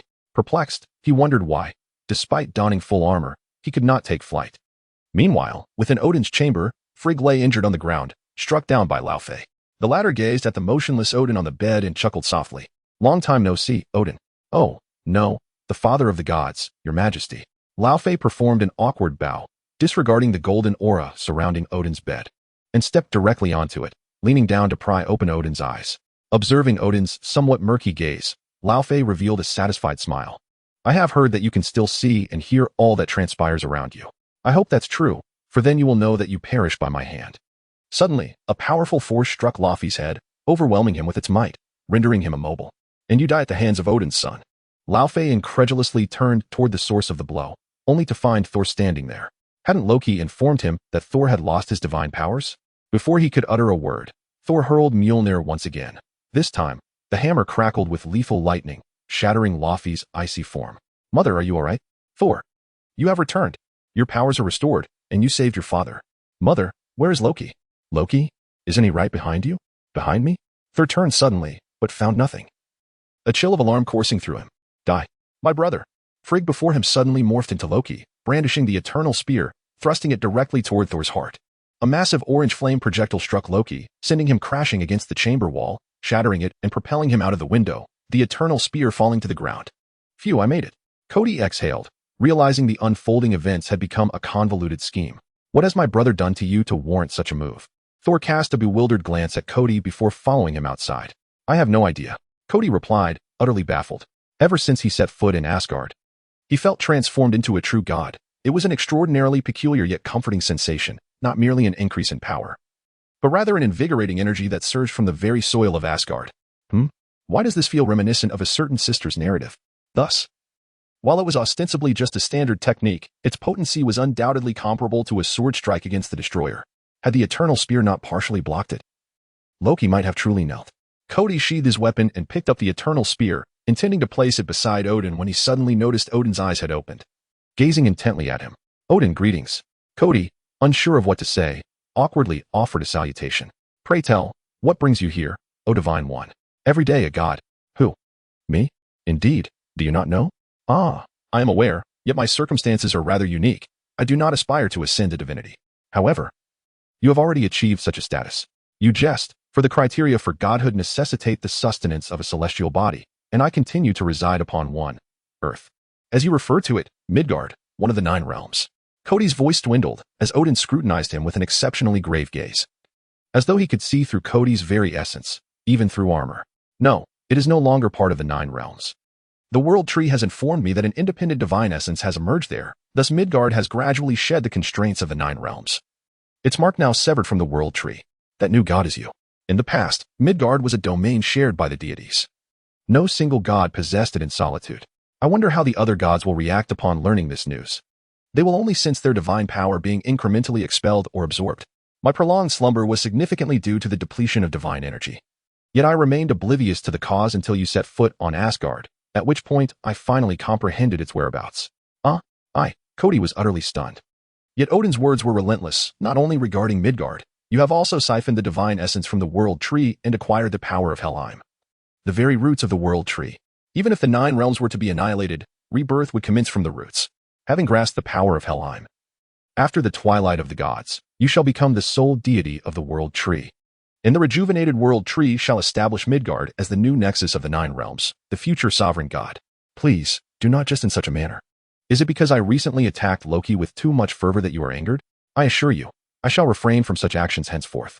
Well then, I shall assist Thor. Do take care and rest. With that, Kody dashed away before awaiting Odin's response. Perhaps, Odin murmured as he watched Kody vanish from sight. Chapter 45, The Box of Ice. Kody's hasty departure was prompted not only by the unsettling revelation that he had appropriated the power of Helheim, but more so by an unarticulated anxiety. He feared that the Rainbow Bridge might suffer destruction, as depicted in films, thereby rendering his return to Earth impossible. With the Eternal Spear now returned to Odin, Loki had lost the means to activate the Rainbow Bridge and obliterate Jotunheim, which ostensibly meant he also lost the justification for Thor to shatter the Rainbow Bridge. However, throughout his prolonged sojourn here, Kody had discerned that regardless of how the narrative unfolded, certain pivotal plot points remained immutable, especially those pertaining to the main storyline. Undoubtedly, the shattering of the Rainbow Bridge symbolized much more than merely a conduit connecting the nine realms. It represented the rebirth of the Thunder God, Loki's treachery, the decline of Asgard, and all demarcations of past and future. Navigating the skies aboard the Dandelion cruiser, Kody found little inclination to admire the breathtaking vistas of Asgard, instead hastily searching for the whereabouts of his two brothers. At that moment, a peculiar sight caught Kody's attention. Snowflakes began to descend from the sky, an unusual phenomenon for Asgard, a realm that enjoyed eternal spring. Moreover, the divine sea surrounding Asgard was now dotted with floating ice, swiftly forming vast glaciers that crept toward the land. A foreboding sense of dread surged within Kody. The Box of Frost, a treasure of the Frost Giant clan, possessed the power to encase an entire planet in ice, plunging it into an eternal ice age. The only being capable of wielding such power in Asgard, aside from Loki, who bore the blood of the Frost Giants, was inconceivable. Could it be that Asgard was being frozen? Kody activated the Dandelion cruiser, hastily heading towards the Rainbow Bridge, the most likely location to find the two individuals. Despite the cruiser's speed being insufficient, the unique magical fabric of Asgard, combined with the distinct ambient magical energies, rendered Kody unable to open a spatial gateway with his ring. He could only strive to accelerate. Although the Celestial Palace was not far from the Rainbow Bridge, he could reach it within 2 minutes at full speed, yet with the rapidity of the encroaching ice, every second was of utmost importance. Kody's conjecture was indeed correct. The two were locked in combat at the center of the Rainbow Bridge. As he drew closer, the biting chill intensified, surprising him even through his armor. Thor's body was already veiled in a layer of frost, while Loki had fully manifested his frost giant characteristics. His skin had turned a deep sapphire hue, wielding a spear of ice, seemingly impervious to the impact of Mjolnir. The frigid cold emanated from his translucent armor, reminiscent of a sapphire, and the surface of the bridge beneath him was thickly coated in ice, which extended downwards into the water, likely explaining the glaciers forming on the sea's surface. Loki's eyes glimmered with a blue-white light as he brandished his spear with lethal precision, abandoning his usual cunning demeanor. Thor dodged a strike and retreated a few steps. Spotting Kody approaching, he shouted, "Be careful. He has been possessed by an unknown entity. The armor he wears is the Box of Frost. Do not let it touch you." "Not a problem. I thrive on challenges," Kody replied, leaping from the Dandelion cruiser, swiftly drawing his flintlock pistol. He adjusted the mechanism to its maximum speed, seeking an opening to fire. 3 bullets sped toward Loki, but before they could reach him, the icy armor shimmered with blue light, and Kody watched in astonishment as the bullets transformed into ice chunks, plummeting to the ground. Such a capability? Before Kody could launch another attack, Loki swung his spear, summoning massive ice spikes from the sea that surged towards Kody. What an array of tricks! Kody swiftly switched to his greatsword mode, the orange-red sword energy shattering the ice spikes and continuing on its path directly toward Loki. In response, Loki's icy armor radiated with brilliance, erecting a wall of ice spikes before him to intercept the incoming assault. Not only did he thwart Kody's assault, but he also continuously advanced towards the two. Hu Tao unleashed a powerful punch, shattering the icicle, and then struck the ice wall. As the wall crumbled, the walnut gauntlets on Kody's hands disintegrated completely, vanishing from sight. Loki remained still, observing the two with a peculiar smile. A fleeting darkness flickered in his eyes, which would have gone unnoticed had Kody not been vigilant about his every move. Thor mentioned that Loki had been possessed, but what entity could possibly inhabit Loki? Venom? That seemed implausible, as Venom lacked such a method of possession. However, reality did not permit Kody to entertain such thoughts. Loki's gaze remained fixed on them, while an aura of frigid energy emanated from his icy armor, intensifying the snowfall above. Below the Rainbow Bridge, it had merged with the ocean's surface, and the waters of Asgard had completely frozen over, frost beginning to encroach upon the terrestrial structures. In the distance, A sorcerer cast fire magic in an attempt to halt the advance, but it proved utterly ineffective. When the ice crept beneath Kody's feet, he sensed that this layer seemed capable of severing energy. His perception of Asgardian power had significantly diminished, and the steady flow of energy that sustained him was rapidly dissipating. Thor attempted to summon the power of thunder, only to experience a similar stagnation. Yet, circumstances inevitably worsened. The surface of the Rainbow Bridge could no longer endure the onslaught of the icy force and began to fracture. Alarmed, Thor and Kody exchanged a glance and decisively charged at Loki. Kody once more merged the fire rope gunblade mode with the unparalleled sword, unleashing an ultimate blade impact that rivaled the destructive force. Yet, it was all too late. Thor was struck by a self-propelling icy spear, which hurled him backward across the Rainbow Bridge. Just as Kody's sword energy was about to reach Loki, a colossal ice spike erupted from the ocean's depths, cleaving the Rainbow Bridge in two, completely blocking the sword energy with its surface. A violent explosion of energy erupted from the fracture, ripping apart the oceanic tectonic plates and forming a void leading to the cosmos. Fragments of the Rainbow Bridge and torrents of seawater plummeted into the abyss of Yggdrasil. Kody rose from the ground, aiding Thor to stand at the edge of the chasm, gazing into the unfathomable depths of the universe. The ice had melted, and Loki's expression, like Thor's, was tinged with sorrow. "Thor, do you truly believe Loki was possessed?" Thor nodded, affirming that something had seeped from the icebox, corrupting Loki's body, transforming him into the being they had just encountered. Kody meticulously reflected on the narrative but could find no relevant storyline. All he knew now was that Loki was undoubtedly alive. "Come, let us return to the palace and see your father. He awakened just as you departed." Unfortunately, when Kody and Thor arrived at Odin's chamber, they found him still ensconced in slumber, with Frigga seated beside him, her worried gaze fixed upon Odin. "Mother, are you unharmed?" Thor stepped forward and embraced Frigga, who patted his shoulder and reassured him. "It is nothing. Loki merely diverted my attention. I am unharmed. Your father just awakened for a brief moment before returning to a deep slumber." After speaking, she turned her gaze to Cord. "Your Grace, I am grateful for your assistance." "Do not mention it. Simply call me Cord," he replied. Thor, still engulfed in sorrow over Loki's demise, paid little heed to their exchange and said, "Mother." "Loki, do not worry, Thor. I can sense it. Loki is still alive, though shrouded in darkness." Upon hearing Frigga's words, both Thor and Cord lifted their heads in unison. "Do you know what has transpired?" Frigga nodded. "It is a tale concerning the origins of our divine lineage. At the dawn of creation, there existed neither heaven nor earth, only a vast chasm known as Ginnungagap. To the north lay the misty realm of Niflheim, home to a spring called Hvergelmir, from which 12 rivers flowed, one of which was a river of deadly poison. To the south was the fiery domain of Muspelheim, eternally ablaze. When the glaciers formed from these rivers met the flames of Muspelheim, the primordial giant Ymir and the cow Audhumla were born. "Mother, these are lessons we learned in our youth."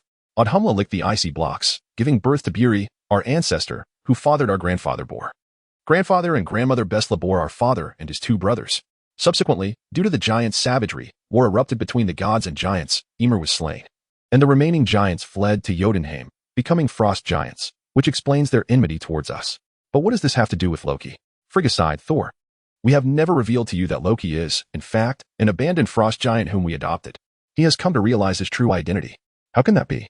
Thor gazed at Frigga in disbelief. "Indeed, it is so.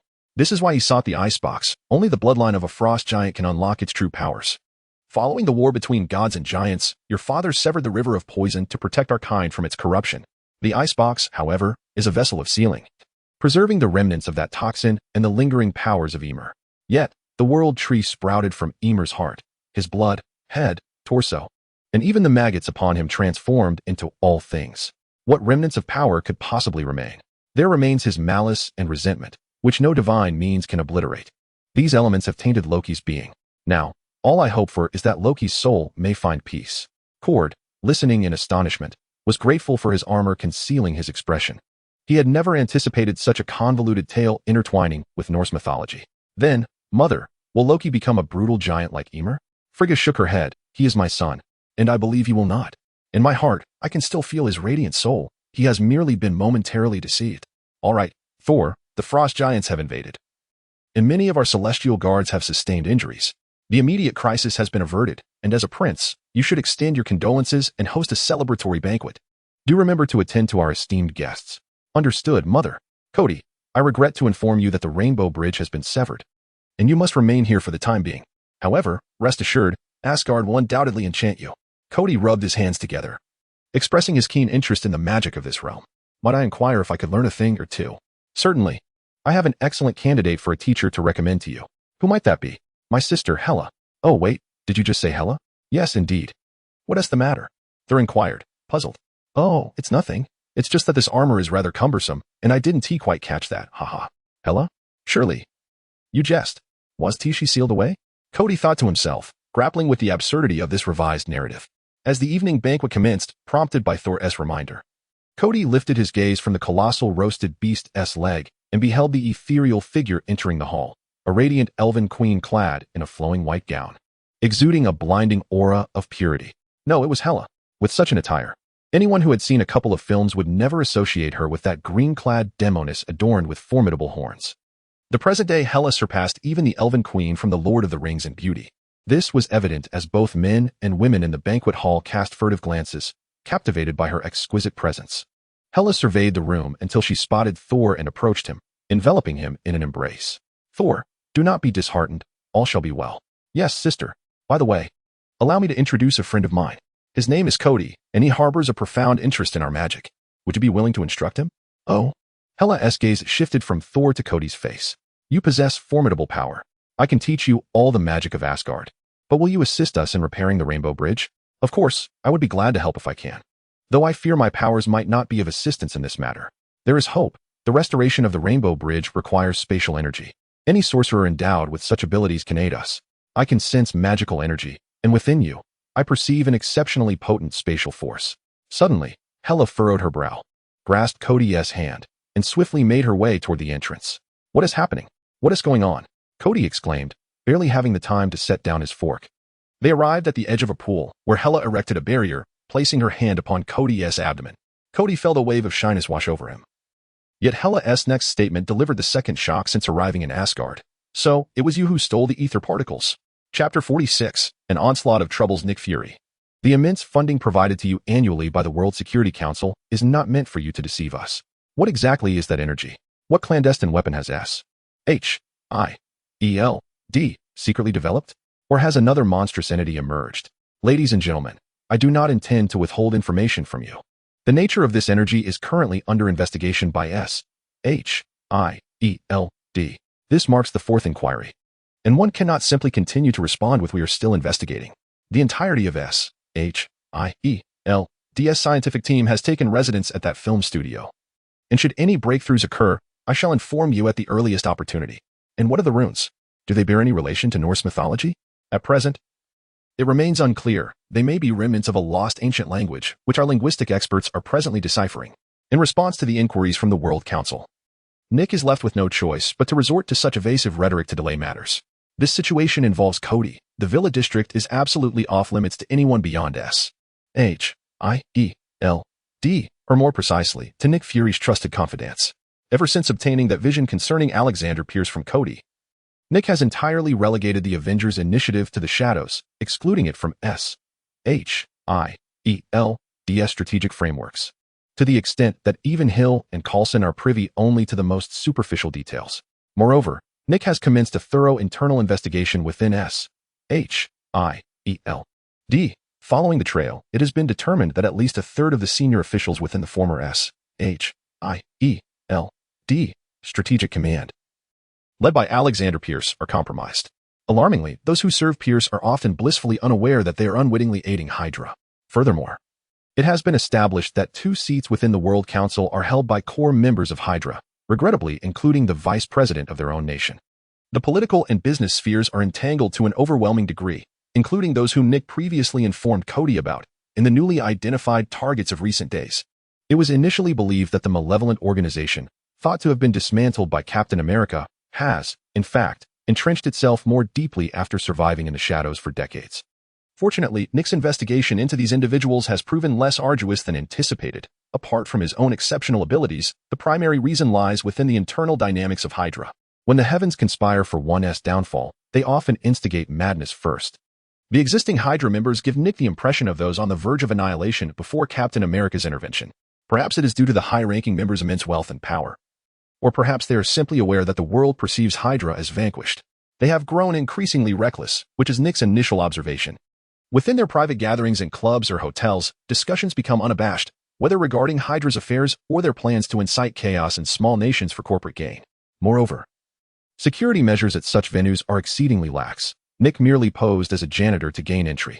After spending just one afternoon there, he had already amassed evidence that could lead to capital punishment for these individuals in every nation across the globe. Those who steadfastly cling to their faith, yearning for the return of their true deity, have become increasingly rare. To many members, Hydra resembles an organization akin to the Freemasons, where the notions of divine beings and faith pale in comparison to the allure of wealth. Thus, the individuals whom Nick seeks to guard against are precisely those like Alexander Pierce, who possess genuine faith alongside the means and capabilities to enact their will. Kody has been missing for 2 weeks, and his whereabouts remain a mystery. On the day of his departure, a series of Rainbow Bridge energies manifested, drawing attention to Kody's villa. Thanks to the precautions Nick had established following Kody's awakening, stringent protective and confidentiality measures were already in place. Tony arrived at this site, and after constructing an elongated prism accelerator underground, the surrounding area of 1 kilometer was fortified. Furthermore, with Agent Hill now overseeing strategic command, when military forces and various organizations detected unidentified energy and surrounded the location, Nick firmly denied entry, claiming it to be a secret SHIELD research base.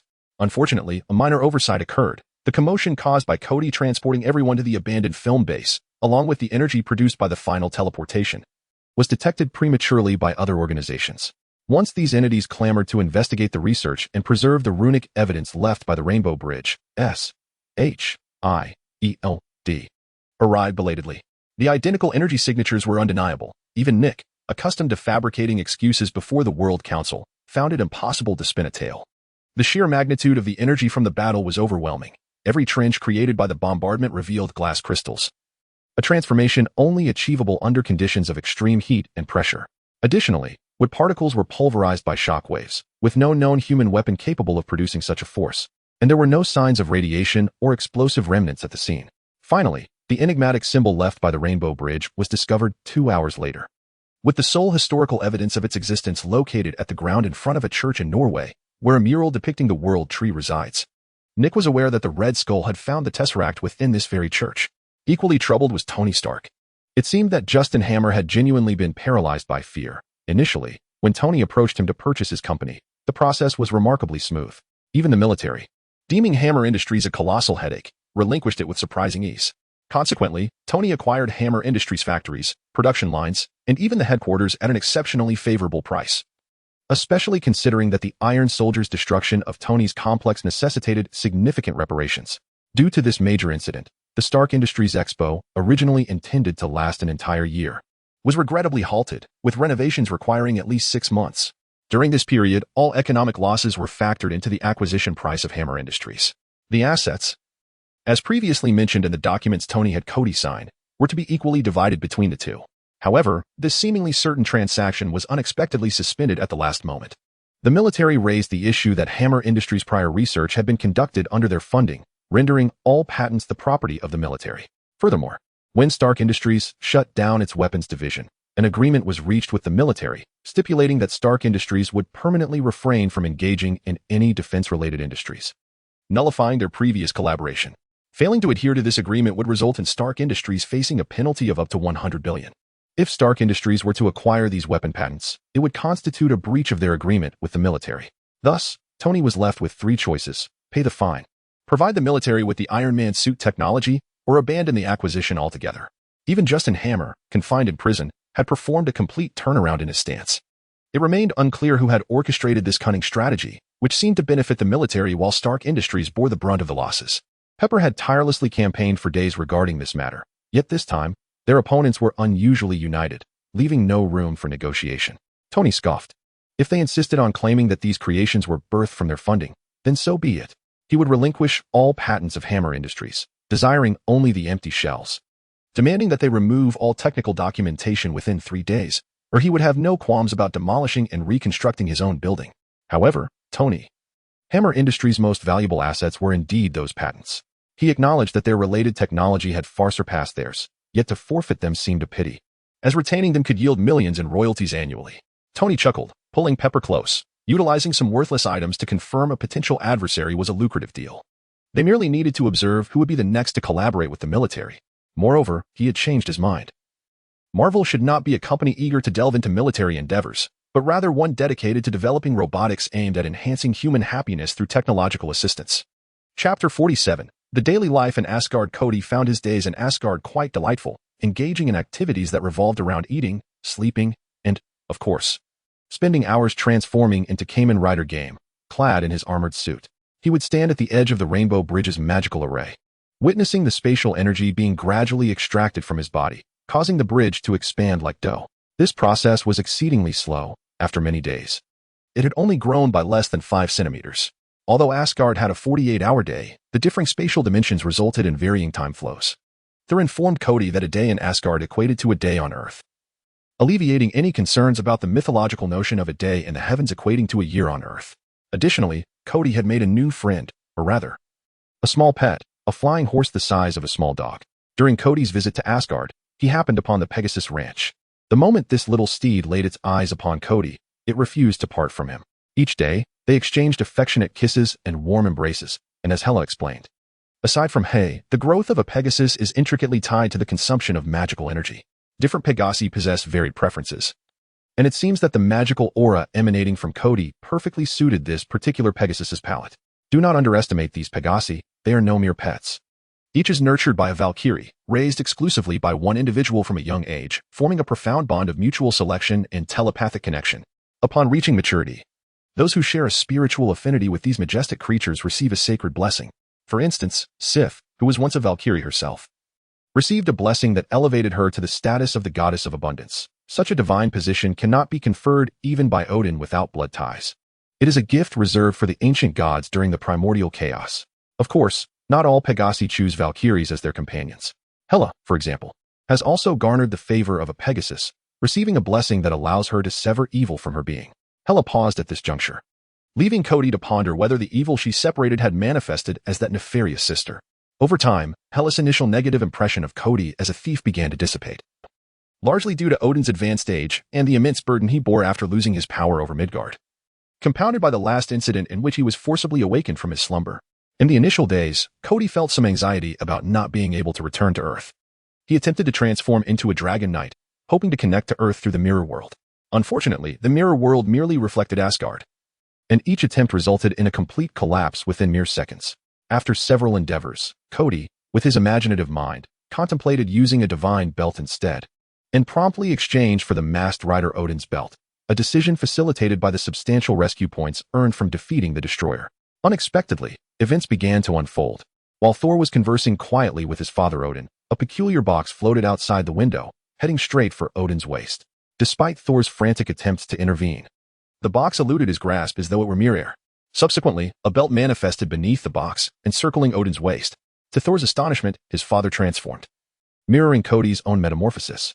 Meanwhile, Kody hurried over, nearly intercepted by the guards.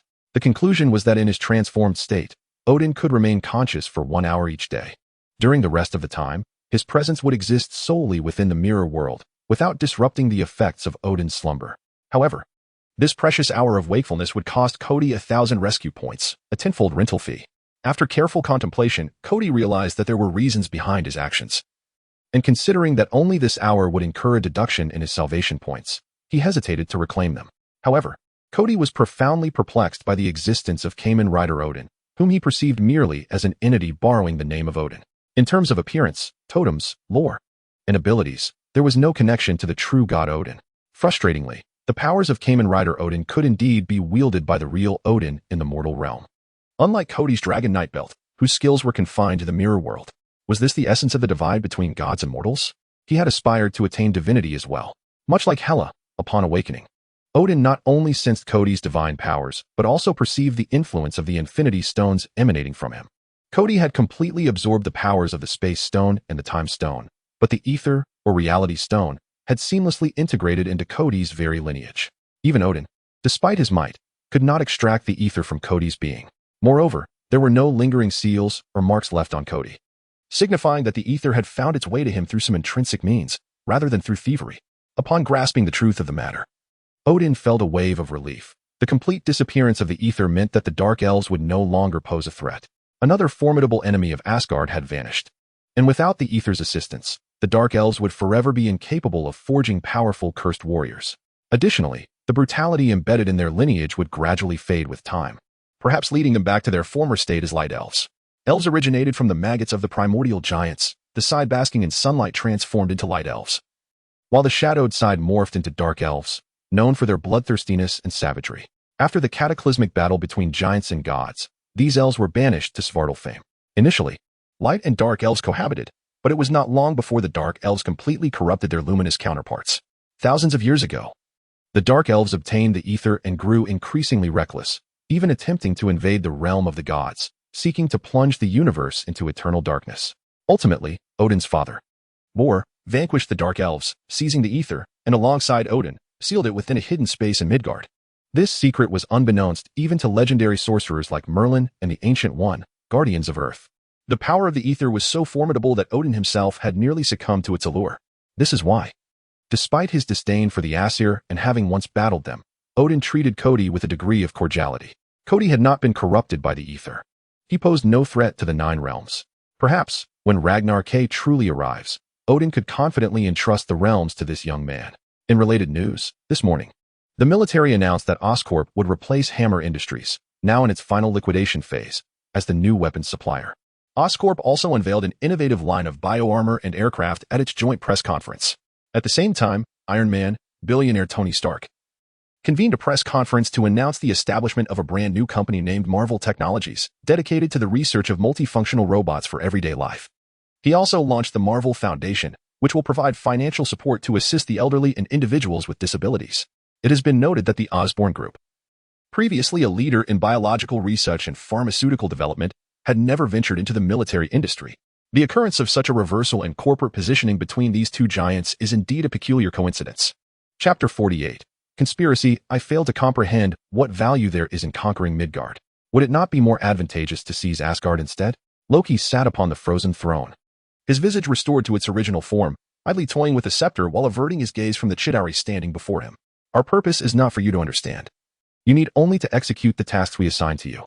The Chitauri, cloaked in black robes and adorned with metallic masks, concealed their faces in shadows, their voices grating like gravel, emanating an air of superiority. This was not the first encounter between the Chitauri and Loki. However, the Chitauri found it perplexing that, in previous meetings, this individual had been amiable and humble, yet now he displayed a chilling aloofness, even a hint of disdain. Nevertheless, the Chitauri did not concern themselves with such matters. As long as this Asgardian fulfilled his obligations, his demeanor was of no consequence. You are not referring to the Tesseract, are you? You fear that Odin will intervene during your invasion of Midgard, which is why you have tasked me with severing the Rainbow Bridge. Loki raised his eyes to meet the Chitauri's gaze hidden in the shadows. This scepter is, in fact, the key to unlocking the Tesseract, is it not? Where did you hear such things? The Chitauri, caught off guard, felt a surge of rage, drawing a dagger with the intent to strike. Loki merely chuckled disdainfully. Suddenly, the Chitauri felt his body stiffen, unable to move forward, realizing that, unbeknownst to him, he had been encased in ice up to his torso. You only perceive me as the discontented prince of Asgard, yet you fail to recognize that I am also the god of lies and deceit. There is nothing I cannot uncover, and if I had not wished to destroy the Rainbow Bridge, would I have truly undertaken such actions?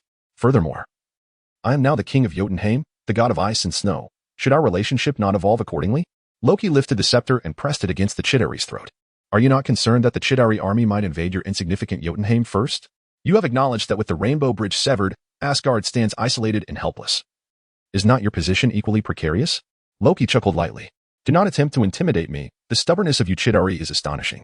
I shall not entertain your threats any longer. Let me enlighten you. The object you seek is no longer within Midgard. The Tesseract was once housed in Odin's treasury for many ages, and its presence in Midgard has only been a mere millennium. I am intimately familiar with its essence. I have long searched the earth, and at last, I have sensed its essence in but one human. This individual currently resides in Asgard. Therefore, assist me in conquering Asgard, and eliminate Odin and Thor. That human shall be yours to study at your discretion. How do you think I arrived here? I must report the situation to our leader. Do not take too long. My patience is rather limited. Master, the Chitauri have relayed some information. Atop the floating throne, a towering figure with purple skin opened his eyes from a feigned slumber, breaking free from the joy of his spirit. His gaze bore a hint of bloodlust. A woman clad in a white robe, her skin a shade of blue-green, hastily knelt in respect. Thanos swiftly concealed his expression and spoke. Speak, Celestial, what is it? It concerns the Space Stone. That Asgardian claims the Tesseract has been absorbed by a human from Earth. Presently, that individual is in Asgard. To acquire the power of the Space Stone, we must wage war against Asgard. Asgard, you say? That may prove difficult. Our strength is currently diminished, making it arduous to resist the Council of the Gods. If we were to directly assault Asgard, the ancient deities of Olympus, the Celestial Realm, and Heliopolis would undoubtedly come to their aid. No, Master, there is more good news. The Bifrost has been destroyed.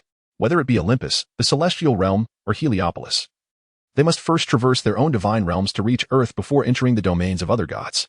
With the Bifrost in ruins, Asgard will be left isolated. Oh, so there exists a method for invading Asgard? Indeed.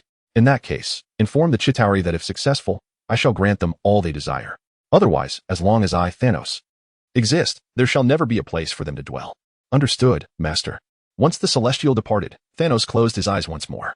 In his mental realm, a beautiful woman reclined upon the void, exuding a deadly allure in her languor. Of course, she was not corporeal, but rather a statue of a goddess carved into Thanos' very soul. My dear Death, soon, very soon, you shall feel the depths of my affection. Thereafter, Thanos knelt before her, continuing to revel in this silent solitude. J-A-R-V-I-S. Conduct a final comprehensive inspection. Certainly, sir. 150,100. The rocket has completed its checks. All is normal. Satellite systems are under inspection. 12,030. Voice systems have passed self-diagnostic. 60. 80 power systems are self-verified. 90. The intelligence system awaits installation. Hardware systems are all functioning correctly. Prepare for launch. The system must wait for Rhodey's return before a decision can be made. Tony, they are calling again and wish for you to disclose the specific purpose of the satellite. Otherwise, the launch must be postponed. Just then, Pepper Potts entered, interrupting Tony's preparations. Did you not inform them that this is a special satellite for S-H-I-E-L-D? It does not fall under their jurisdiction. For this excuse, I promised Nick I would join his so-called Avengers initiative. Certainly. However, I have just received a message from Coulson. The U.S. military, through the Vice President, has urged the United Nations Security Council to apply pressure on Nick, claiming that you are a citizen of this nation and thus have a legal obligation. Legal obligation? Then let them present the legal texts before me. After all this circumlocution, they cannot possibly fear that a mere satellite such as myself could disrupt the Osborn Group's dilapidated operations, can they? Pepper, if they inquire, simply inform them that my rocket was launched prior to their call. Jarvis, initiate the launch immediately. Yes, sir. The countdown concluded, and atop Stark Tower, a mechanical landing gear unfurled like petals, revealing 12 uniformly sized white cores. Each core housed a miniature rocket containing all components of the Zeus satellite. Upon reaching the designated orbit, they would autonomously release themselves and proceed to assemble according to their programming. The ascent of the 12 miniature rockets emitted little sound apart from the brilliance of their exhaust flames, while all forms of shielding had been activated, rendering any detection of the launch impossible to anything but the naked eye. Simultaneously, a traditional rocket emblazoned with the Marvel logo was launched from a remote rocket launch site, successfully detected by those with intent, who could observe its trajectory from launch to its ill-fated explosion midair. Tony glanced at the time. It had been a month and a half since Kody's departure, and he pondered how he was faring. The past month had indeed witnessed significant events related to the Osborn Group. After becoming a military supplier, their stock initially plummeted, yet just days later, they unveiled a miraculous drug. Regardless of the nature of injury sustained, as long as over 50% of organs or skin remains intact, complete restoration would occur within minutes. Below that threshold, at least 80% functionality could be regained. In the case of amputations, provided the severed limb remains viable, complete recovery could be achieved through suturing. Moreover, the drug was remarkably affordable, priced at merely $666, and with insurance, it could be reduced to the same amount. The number 666, often associated with the devil, is considered an ominous figure in Western culture. However, the Osborn Group boldly proclaimed their intention to rescue humanity from the hands of evil with this medication. The rationale appeared rather flimsy, especially considering their concurrent announcement of a collaboration with the military to produce an armored suit dubbed the Green Goblin Armor. Nevertheless, the majority of the public remained indifferent to the name, as long as the treatment proved effective. The Osborn Group further asserted that they had begun the development of a genuine limb regeneration drug, which would soon be available to the populace at an even more favorable price. Following this revelation, the stock price of the Osborn Group soared, surpassing the frenzy experienced when Tony Stark first declared himself Iron Man. Meanwhile, Tony's so-called company remained conspicuously silent. Chapter 49. Learning Tony, indeed, remained quite still. To be precise, he was simultaneously engrossed in study and creation.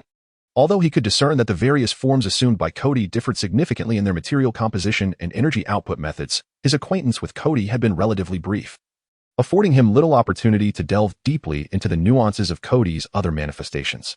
In terms of the 01 armor, however, he felt acutely that, even if he could meticulously fabricate components step by step according to technical specifications, grasping the underlying principles and seamlessly integrating these technologies with existing systems would require no less than a decade of dedicated effort. Among the numerous factories owned by Hammer Industries, one was situated far from the urban sprawl, on an artificial island in the sea, reclaimed from the depths. Tony chose this location as his manufacturing base. Upon completion of the renovations, he erected a tower of armor material weaving that reached an astonishing height of 1,000 stories, nestled deep within the factory's core. This tower was entirely constructed from prism accelerators. After receiving the magical gem from Kody, Tony discovered he could effortlessly carve this gem without tools. All it took was a thought. Upon inquiring with Kody, he learned that this ability was a gift conferred by the magical gem upon its possessor. Lacking the sorcery to engrave a magical gem ring, he resorted to using the gems as tools instead. Thus, the vibrant gems were divided into smaller pieces, forming the prism output ports of the tower. With these magical gems, the particle accelerator's channels could be reduced in size by a factor of 100, enabling the construction of this compact tower. The remaining diamond, which Tony found particularly appealing, he could not bring himself to sever. Instead, he placed it atop his arc reactor as an ornament. However, during a subsequent experiment, Tony realized that this magical gem was far from mere decoration. The chest cannon powered by the gem could amplify its minimum output tenfold, while a full power blast could penetrate 1,000 meters of permafrost in just 3 seconds. Beyond that, the other hardware within his armor would inevitably fail, while the exterior shell crafted from the 01 armor remained unscathed. This revelation prompted Tony to revise the factory's layout. Above ground, surrounding the weaving tower, there was no longer an array of hardware devices for camouflage, but instead an impenetrable security perimeter, a 500-meter-long armed encirclement. All remnants of Stark Industries weaponry, including internal laser weaponry, anti-aircraft guns, and anti-tank missiles, were upgraded and relocated to this site.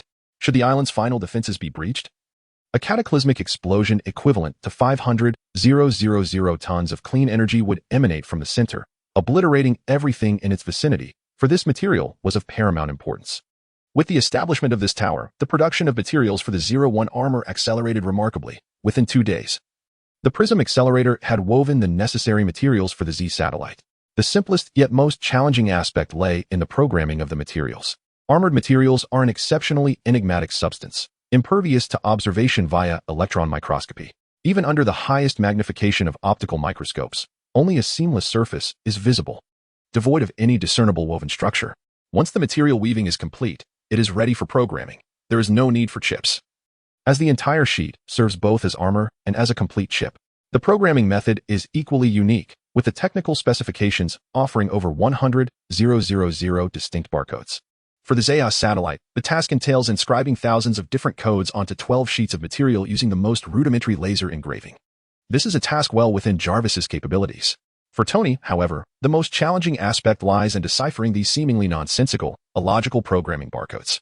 Upon completion of the laser engraving, the 12 sheets of material effortlessly transform and combine into a singular satellite equipped with a flight propulsion system. With the creation of the satellite comes the pressing concern of ensuring the security of transmitted information. Yet, Jarvis conducted an extensive 24-hour intrusion test, all of which failed. If even Jarvis cannot breach Zeus' defenses, Tony is confident that no one in the world can.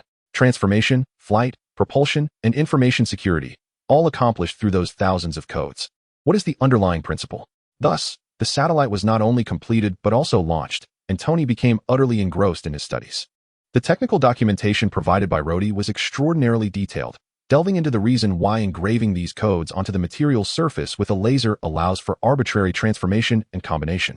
A question that warrants a compendium as thick as 3 Oxford dictionaries. Additionally, there was a reference book akin to a junior high school textbook, filled with chemical and physical formula illustrations. Regrettably, 90% of the formula combinations were unfamiliar even to Tony, the prodigy, and among the formulas he could comprehend, he discovered numerous equations that had been scientifically proven to be erroneous. For the first time, Tony profoundly experienced the anguish of being academically challenged. Sir, the Osborne Group has sent you another electronic invitation. Please attend the Osborne Group Technology Expo tomorrow with the research achievements of Marvel Corporation. A written invitation was delivered 2 days prior. TCH, are they trying to imitate me? What technology expo? Forget it. I find greater joy in my studies here. I've been working on this formula for 2 days now. Jarvis, create a holographic model based on my derived formula. Certainly, sir. Apologies, sir. But the database lacks the foundational verification process for this formula, making generation impossible. What about this one? Apologies, sir. Generation is not feasible.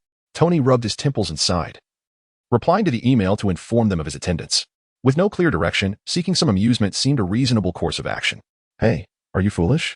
Casting this spell in reverse would turn it into a devouring curse. Are you attempting to take your own life? All right. I understand. I was wrong. Get your hand out. Hurry. Oh, what a far cry from the enchanting elven queen. Now, Kody perceives Hela as rather unappealing, embodying the quintessential image of a formidable antagonist, particularly during her instructive sessions. Ever since Kody enabled Odin to regain his consciousness, Hela has approached the task of imparting magical knowledge with renewed seriousness. The consequence of this earnestness is that mistakes are met with a sharp reprimand, and during these moments, Thor often finds amusement in the sidelines. Kody shot a glare at Thor, casting a furtive glance at Mjolnir, as if to convey a warning. Be cautious during tomorrow's training, lest I let Mjolnir unleash its thunder upon you. This is one of the few pleasures Kody relishes. Whenever he transforms into the Grand General, Mjolnir seems to become his loyal weapon. Even Thor is not exempt from the jolt of Mjolnir's power. It appears to possess a will of its own, understanding that its strikes are merely playful, thus not delivering an overly forceful shock. Hela, of course, is also capable of wielding Mjolnir. Yet she cannot harness the power of lightning, and for her, despite being able to lift it, Mjolnir remains exceedingly heavy. Kody has observed that when Hela raises the hammer, Odin's gaze becomes particularly complex. He wisely refrains from inquiring further, for that look speaks volumes. The study of magic is undeniably tedious. Back on Earth, as long as Kody donned the Witch Knight belt, he could freely sense various types of magic, amalgamating these insights with the translations provided in every tome from Kamartash. This rendered practice a matter of honing one's skills. However, the magical system of Asgard is fundamentally different. Its sorcery is primarily executed through the physical manifestation of runes. The patterns left behind by the teleportation of the Rainbow Bridge are indeed runes, an ancient script long extinct on Earth, with no one capable of deciphering it. Thus, the first step in Kody's journey to mastering Asgardian magic is to learn this script. He then engages in rote memorization of the corresponding gestural manifestations. A moment's inattention could result in the casting of an entirely different spell. For instance, there were days when a pig-headed creature stood at the restoration point of the Rainbow Bridge, and as punishment for his carelessness, Hela truly made him embody that form for several days. It is vital to note that if Kody were to err in another gesture, he could very well find himself transformed into a roasted pig on a banquet table. As someone who barely scraped through a level 4 proficiency in his past life and now relies on his transmigration to speak English, Kody once again felt the chilling dread of the teacher's deathly stare. Oh, Rainbow Bridge, do hasten your restoration. I yearn to return home. Chapter 50, the Osborne Technology Expo. The Stark Industries Expo was reluctantly suspended, but the awe it inspired among the general populace during its brief opening period has yet to fade.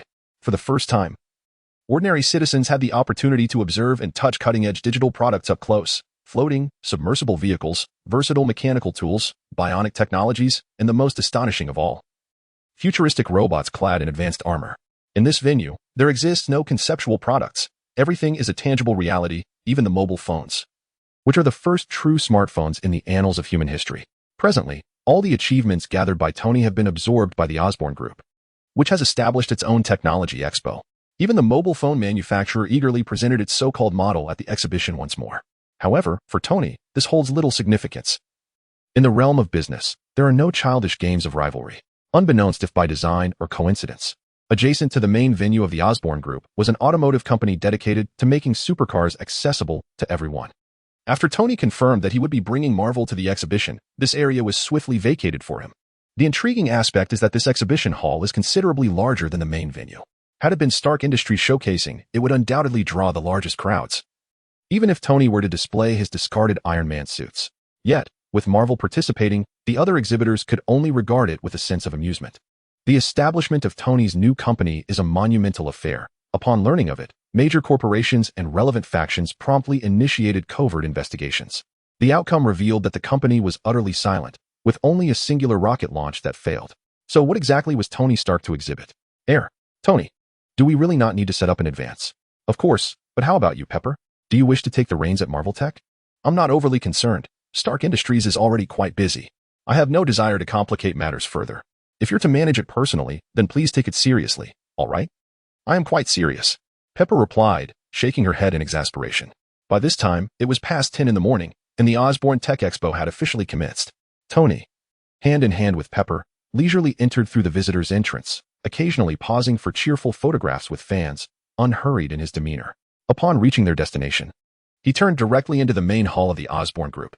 As for the Green Goblin armor coupled with flying apparatus, it could be excused for its agility. But this so-called Rhino armor was nothing more than industrial refuse, inferior even to tanks discarded after World War II. And what of this octopus-like mechanical arm? Was it inspired by Ivan Vanko's tentacles? They touted its four-pronged collaboration as a substitute for manual labor. Has the chip issue been resolved? I recall that the technology for brainwave control is a Stark Industries patent. How dare they claim it as their own? As Tony and Pepper strolled through, Tony voiced his critiques, gradually drawing the attention of those around him, who listened intently to his insights. The vast exhibition hall seemed to transform once more into a platform for Tony's oratory. Only the section designated for Tony remained dark and locked. At last, a representative hurried over, exclaiming, "Mr. Stark, time has passed. Shouldn't your exhibition be commencing as well?" "Oh, on a whim, I had forgotten. Let us go, Pepper, to our own exhibition hall." Upon hearing Tony's words, the surrounding visitors followed him out of the Osborne Group's pavilion, leaving it nearly empty except for a few latecomers. Infuriated, the venue manager stormed back to his office and spoke to the park director, Mr. Max. "I have seen enough of Tony Stark. There's no need to pay him any heed. In due time, he will be left with nothing to present, and it will be us who avoid the ridicule. You should go and see for yourself." Following the directional signs, Tony leisurely made his way to the entrance of his exhibition hall. He glanced around. The neighboring pavilions exuded either cutting-edge technology or luxurious elegance, each with its distinct style. In stark contrast, his pavilion, aside from the Marvel Technology Company sign, resembled nothing more than a skeletal structure left after a demolition. It was astonishingly tidy. Even the greenery had been uprooted. With a light tap on his wristwatch, a mechanical structure emerged, swiftly enveloping his hand. Grasping the large lock on the door, he squeezed gently, and it shattered like crumbling tofu. Pushing open the grand door, Tony addressed the visitors. "Please, come in." The guests, bewildered yet intrigued, entered but found themselves at a loss on how to navigate the barren exhibition space. The venue manager managed to push through the crowd and entered. "Mr. Stark, why didn't you arrange for any setup in advance? You did not inform us of the exhibits either. How can we promote your work without knowing? What are your intentions?" Stark ignored him, instead patting the arc reactor on his chest. The black suit began to fold and transform like a machine, morphing within seconds into the iconic Iron Man suit, eliciting a flurry of camera clicks from the audience. While witnessing Iron Man's transformation up close was awe-inspiring, the manager maintained his composure and said, "Mr. Stark, the Iron Suit is Stark Industries technology. We have invited Marvel Technology. Tony raised his hand, aiming it directly at the manager's head, and emitted a spray. The manager, thinking Stark was furious and about to harm him, nearly cowered in fear, causing laughter to erupt around him.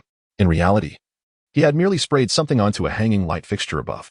After a few moments of anticipation, the crowd noticed no change in the light.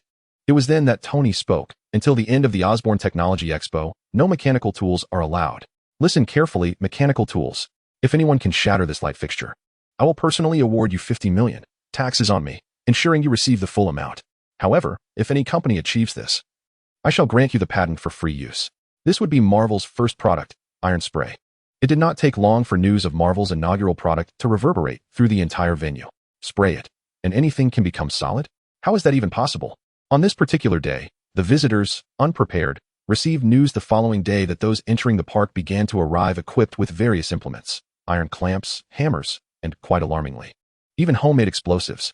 The Osborne Group and the military, covertly aiming to humiliate Tony Stark, found their intentions thwarted, ironically allowing him to bask in the limelight. Much to their chagrin. Consequently, access to these individuals was firmly denied. However, the prospect of $50 million on the table felt akin to a betrayal of parental trust. Soon, the entrance devolved from mere argumentation into genuine chaos, with security overwhelmed until the police arrived to restore order, particularly apprehending the individual with the homemade explosives. Yet, more individuals arrived with an array of tools, further escalating tensions. What was initially a joyous technology expo now teetered on the brink of disaster.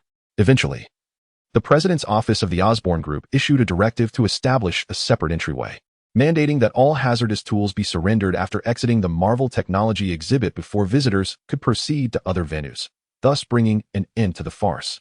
During the day, the fair was a celebration for visitors, yet once the doors closed at night, it transformed into a battleground for competing companies.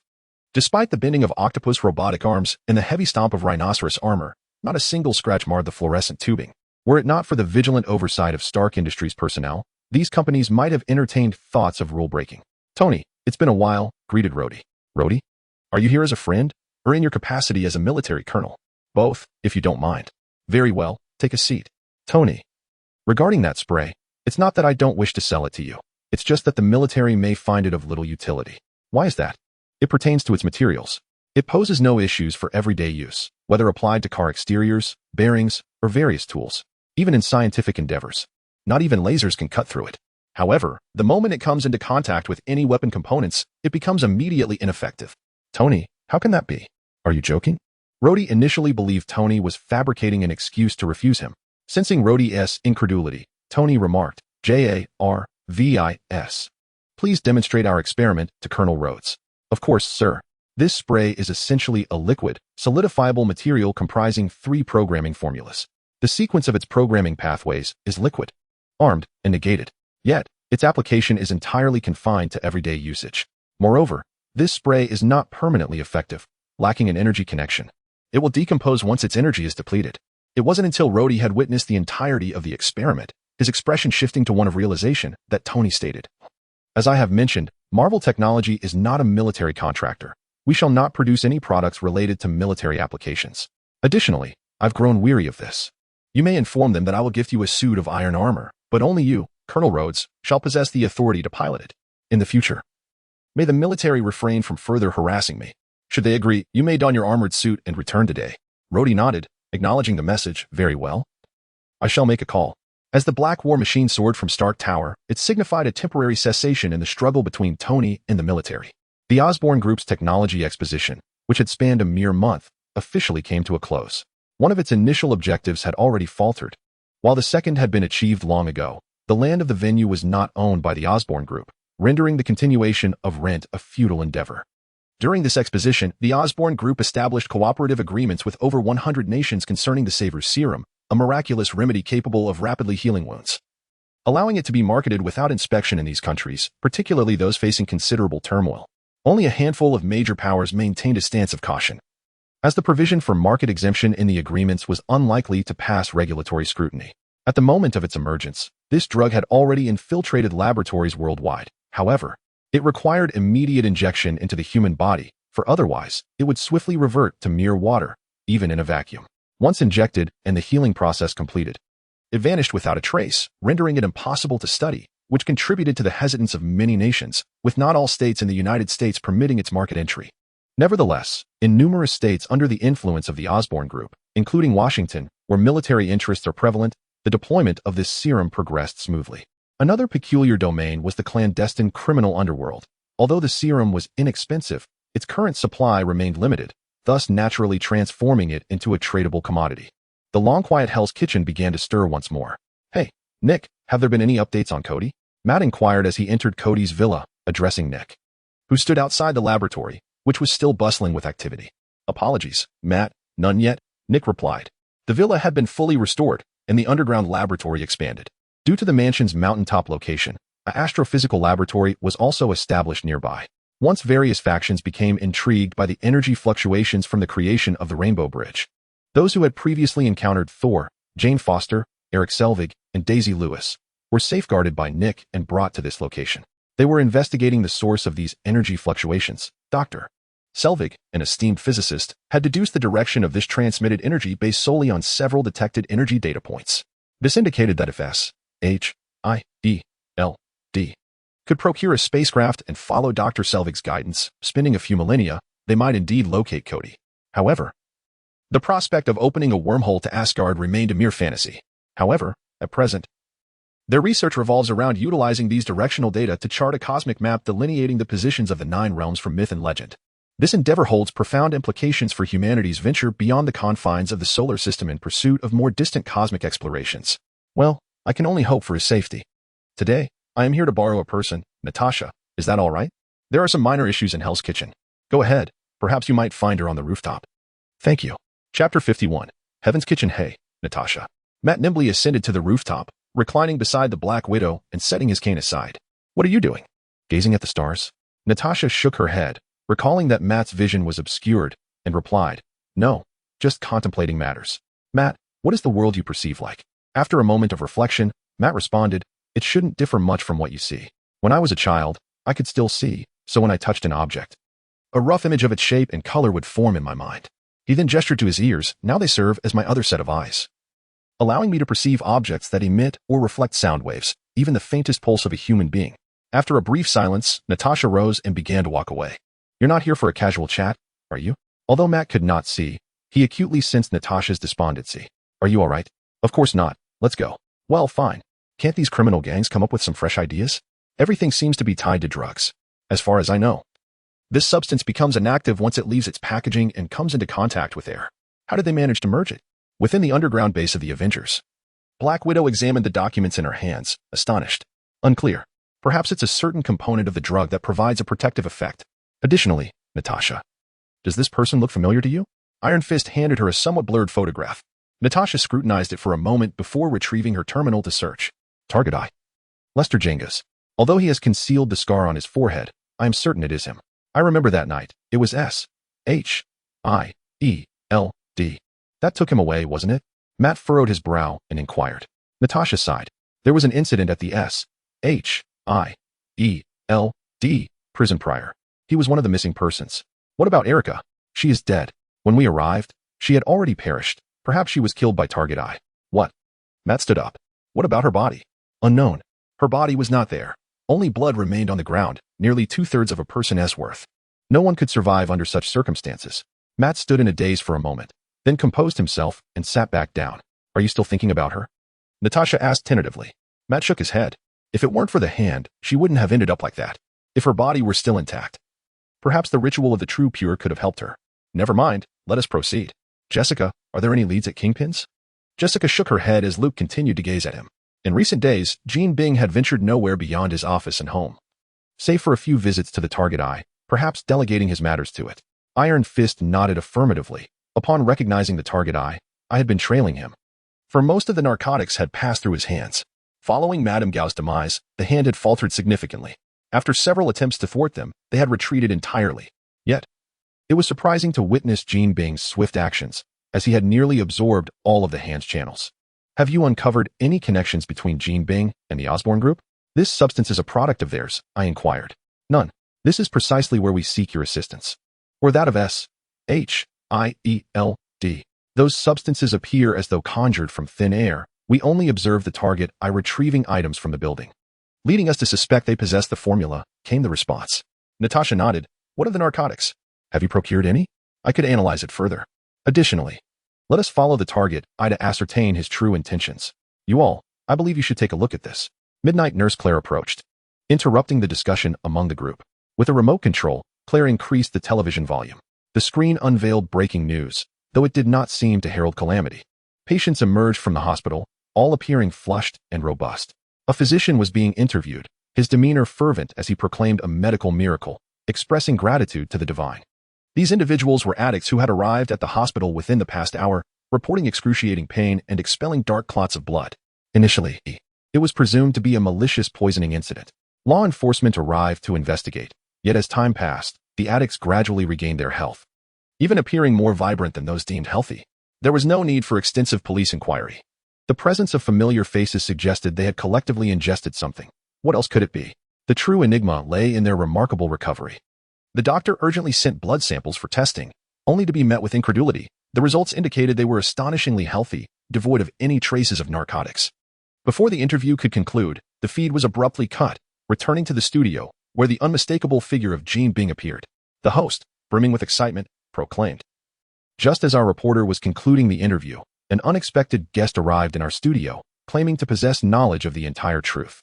We now invite the esteemed local entrepreneur, Mr. Wilson Grant Fisk, to share his insights. Thank you, host. I was raised here and have deeply felt the profound harm that drugs inflict upon us. My loathing for it is unceasing. I have dedicated myself to liberating my hometown from its grasp. For many years, I have dedicated myself to constructing hospitals and rehabilitation centers, funding addiction awareness campaigns, and even establishing a foundation aimed at helping individuals break free from the clutches of drugs. Regrettably, the results have been rather disheartening. As I reflect on this, a few tears escape my eyes. Were Kody here, he would undoubtedly commend my performance. Accepting a tissue from the host, I dabbed my eyes and continued. Eventually, I came to a realization. To truly address the problem, one must tackle it at its roots. Thus, I established numerous laboratories in Hell's Kitchen, investing substantial resources into researching addiction treatments. Now, I have succeeded. With my medication, combined with the miraculous healing agent from the Osborne Group, I can transform Hell's Kitchen into a paradise in just a matter of days. No need for a year or even a month. Mr. Fisk, are you saying that this medication is your creation? Indeed, I disguised it as a drug and sold it to the addicts. The effects are evident for all to see. My God, Mr. Fisk, you have saved us. The host exclaimed dramatically, rising from her seat to embrace me, her grandeur inadvertently brushing against my arm. Mr. Kim, several years ago, I underwent surgery, and the pain from my wound became unbearable, leading to an unfortunate addiction to painkillers. Can this medication cure me? Certainly. All forms of addiction can be treated. I retrieved a packet of powder from my suit pocket and handed it to the host, who, in front of thousands of viewers, familiarized herself with the substance using her nose. Almost immediately, she began to writhe in agony. Surprisingly, the television station did not cut the cameras, but instead focused on her torment. After a brief period, blood trickled from the corner of her mouth, yet she appeared revitalized. Mr. Fisk, I feel fantastic. That's splendid. Did everyone witness that? Starting tomorrow, I will provide this medication to all hospitals in Hell's Kitchen. If anyone has related issues, they can visit their nearest facility. Furthermore, each individual who uses this medication will receive a healing agent from the Osborne Group. My aim is to ensure that everyone enjoys good health. The interview with me extended significantly, even encroaching upon the time allocated for the subsequent program, much of which was consumed by the host's painful convulsions. Upon turning off the television, we exchanged glances, fully aware that while the public may remain oblivious, we understood that whatever Kim intended, this venture was a blatant scheme. Everyone witnessed the transformation of addicts back to health, and now, should someone raise concerns about the medication, they would be opposing the tide of public sentiment. Natasha spoke, I will take this substance for testing. Understanding its composition is crucial for addressing the situation. Pursuing Kim and the target has become moot. Our priority must be to locate and neutralize this medication discreetly, avoiding becoming the center of attention. Chapter 52. The new attire. Natasha, I cannot ascertain the mechanism of action or the nature of the reactions involved. Is it because the sample size is too small? Natasha inquired. No, Banner shook his head, turning away. Dear, could you please fetch file number 8 for me? Banner took the document handed to him by Betty and flipped to a chromatogram. Observe this. What similarities do you discern with what we obtained today? After careful scrutiny, Natasha uncertainly remarked, these frequency bands appear to be identical. Precisely, that is the commonality between the two. This chromatogram represents the analysis of the 382 concentrate, and this segment signifies its life response. What we have today, much like the 382 concentrate, is alive. However, its activity diverges entirely from that of the virus. Thus, I am unable to ascertain how it manifests its unique effects within the human body using the existing instruments. So you are suggesting that this drug possesses similar effects to the 382 concentrate? It's hard to say. Perhaps they merely share the same engine. Yet one is a ship and the other an aircraft. The destination remains the same, does it not? Natasha pondered thoughtfully. Hey, Banner, come out and spar with me, quickly. Tony, we are currently occupied with important matters. It's all right, Banner. Go have some fun. We have sufficient data. Did you hear that, big guy? Fine. But if I smash your iron suit, do not expect me to compensate. I am not made of money. Rest assured. The profits from iron spray over the past few days are ample enough for me to craft another. Oh, by the way, I brought you a special concoction. So you can transform into the Hulk without being bare. The universe's mightiest underwear spray. What do you think of the name? Banner rolled his eyes, twisted the device on his wrist, and injected the release agent. In an instant, a colossal green figure stood before Tony. This medication allows Banner to retain most of Hulk's abilities while preventing him from losing control due to rage. It is a direction he and Betty discovered based on Dr. Stern's research. If it cannot be eradicated, why not coexist? Banner, why the rush? Do you intend to fight here? Be careful not to destroy the house. Kody will return and kick your butt. Enough chatter. Lead the way, and I shall follow. Big guy, make haste. With that, Tony soared southwest at breakneck speed, while Hulk merely crouched to gather momentum before leaping beyond the villa's confines. 20 minutes later, they arrived at a flat expanse strewn with sand and gravel. Surrounded by endless yellow, devoid of any soul, no matter how loud they became, there was no fear of disturbing anyone. Shall we begin? Wait. Let me show you a treasure. With that, the iron suit began to automatically fold from the visor down, eventually shrinking to the size of a suitcase and resting at Tony's feet. This is my old suit. I plan to create a museum at home and display it there. This will be its final use, a farewell of sorts. Oh, and then what? Only Tony could conceive of building a museum for himself at home. Keep your eyes peeled. Tony raised his right hand, adorned with a magnificent gemstone ring. With his other hand, he gently rotated the gem, and an enigmatic sound echoed from an unknown source. He then brought the gemstone close to the arc reactor nestled against his chest. This time, Banner could clearly see and hear the source of the sound emanating from Tony. A beam of golden red light cascaded from the heavens, enveloping Tony in its glow. A projection of a robot swiftly descended, landing before him. The enormous gemstone melted from the tip of Tony's finger, flowing onto the arc reactor and emitting a dazzling radiance. Dark matter streamed from the reactor, rapidly engulfing Tony's body, while the robot's projection disassembled into a golden red exterior, seamlessly conforming to Tony, transforming into a brand new suit of armor. With the final utterance, all light effects and sounds faded into silence. Is this what you intended to do with Kody's satellite? This is precisely the function of Zephyr. Impressive, isn't it? I'm still seeking a producer to customize the background music. Everything else is on par with Kody, especially since I've merged the designs and technologies of two armors. Gazing at Tony's expression of pride radiating from the armor and the large diamond light on his chest, Banner forced a smile and said, "It's already incredibly cool. It doesn't even need background music." How could that be? The background music is essential for completeness. Besides, you can't compare, or else I'll be taking my leave. Banner could no longer contain Tony's arrogance. Even Hulk was clamoring to emerge and smash his head. Very well, you shall be the first test subject for my new suit. Seeing that Tony had ceased his banter, Banner leaped into the air, aiming to stomp down on Tony. Tony executed a nimble backward jump, evading the attack, while simultaneously unleashing a palm repulsor towards Banner's body, as a glowing electric whip materialized in his right hand, striking swiftly at Banner. Undeterred, Banner caught the electric whip with his bare hands, unfazed by the crackling sound, and pulled Tony closer before delivering a punch that sent Tony flying. The might of the Hulk was undeniably formidable. While the Mark 01 armor ensured Tony would not easily sustain injury, it could not amplify his strength to an unbeatable level. However, Banner's fist felt a twinge of pain. This strike was more painful than striking a surface coated in iron spray. It seems your new armor is remarkably resilient. I shall not hold back. With a powerful push off the ground, Banner closed the distance to Iron Man and delivered a close-range ultrasonic slap. The shockwave generating a swirling sandstorm filled with debris. The resistance to the shockwave is quite impressive. Continue, Hulk. Banner grasped Iron Man firmly, exerting pressure. Yet the armor displayed no signs of yielding, let alone cracking. It's worth noting that Hulk is capable of bending steel pipes coated in iron spray. Particleize. With those words, the dark matter in Banner's hands dissipated, settling onto the ground and returning to its original form. It is still inadequate. The energy accumulated by the arc reactor can only sustain particleization for a mere 3 seconds, suggesting an upgrade of the auxiliary energy storage apparatus may be necessary. Is this truly insufficient? Seizing the opportunity, Banner launched another punch. Instantly, the armor on Tony's feet elongated, transforming into legs reminiscent of a locust, propelling him into the air, albeit at a slightly awkward angle. Subsequently, the feet of the suit reverted to their original form, emitting magnetic light waves that allowed Tony to hover gracefully in midair. Experience my final strike. The arc reactor radiated brilliance, as if luminous particles were being incessantly absorbed. When the light transformed to crimson, a torrent of intense energy surged forth from the reactor. However, the shockwave destabilized Tony, causing him to lose his balance in the air. The energy explosion struck the ground beside Banner, creating a deep crater filled with crystallized sand moments later. There are indeed numerous issues. I shall return to my research. Banner, are you not a biologist? How do locusts maintain stability while jumping? As Tony descended, reverting to his previous suit, he asked, "Do you have a misconception about biologists? Besides, locusts are crouched while you are upright. Even without studying biology, one can deduce that this position is unstable, no? Could you not simply add a few microjets at your shoulder joints? That is unfeasible. This material cannot integrate with steel." Tony shrugged in response. What he had previously employed was merely a layer of 01 material over a skeletal frame. This hardly constituted fusion and offered only minimal protection.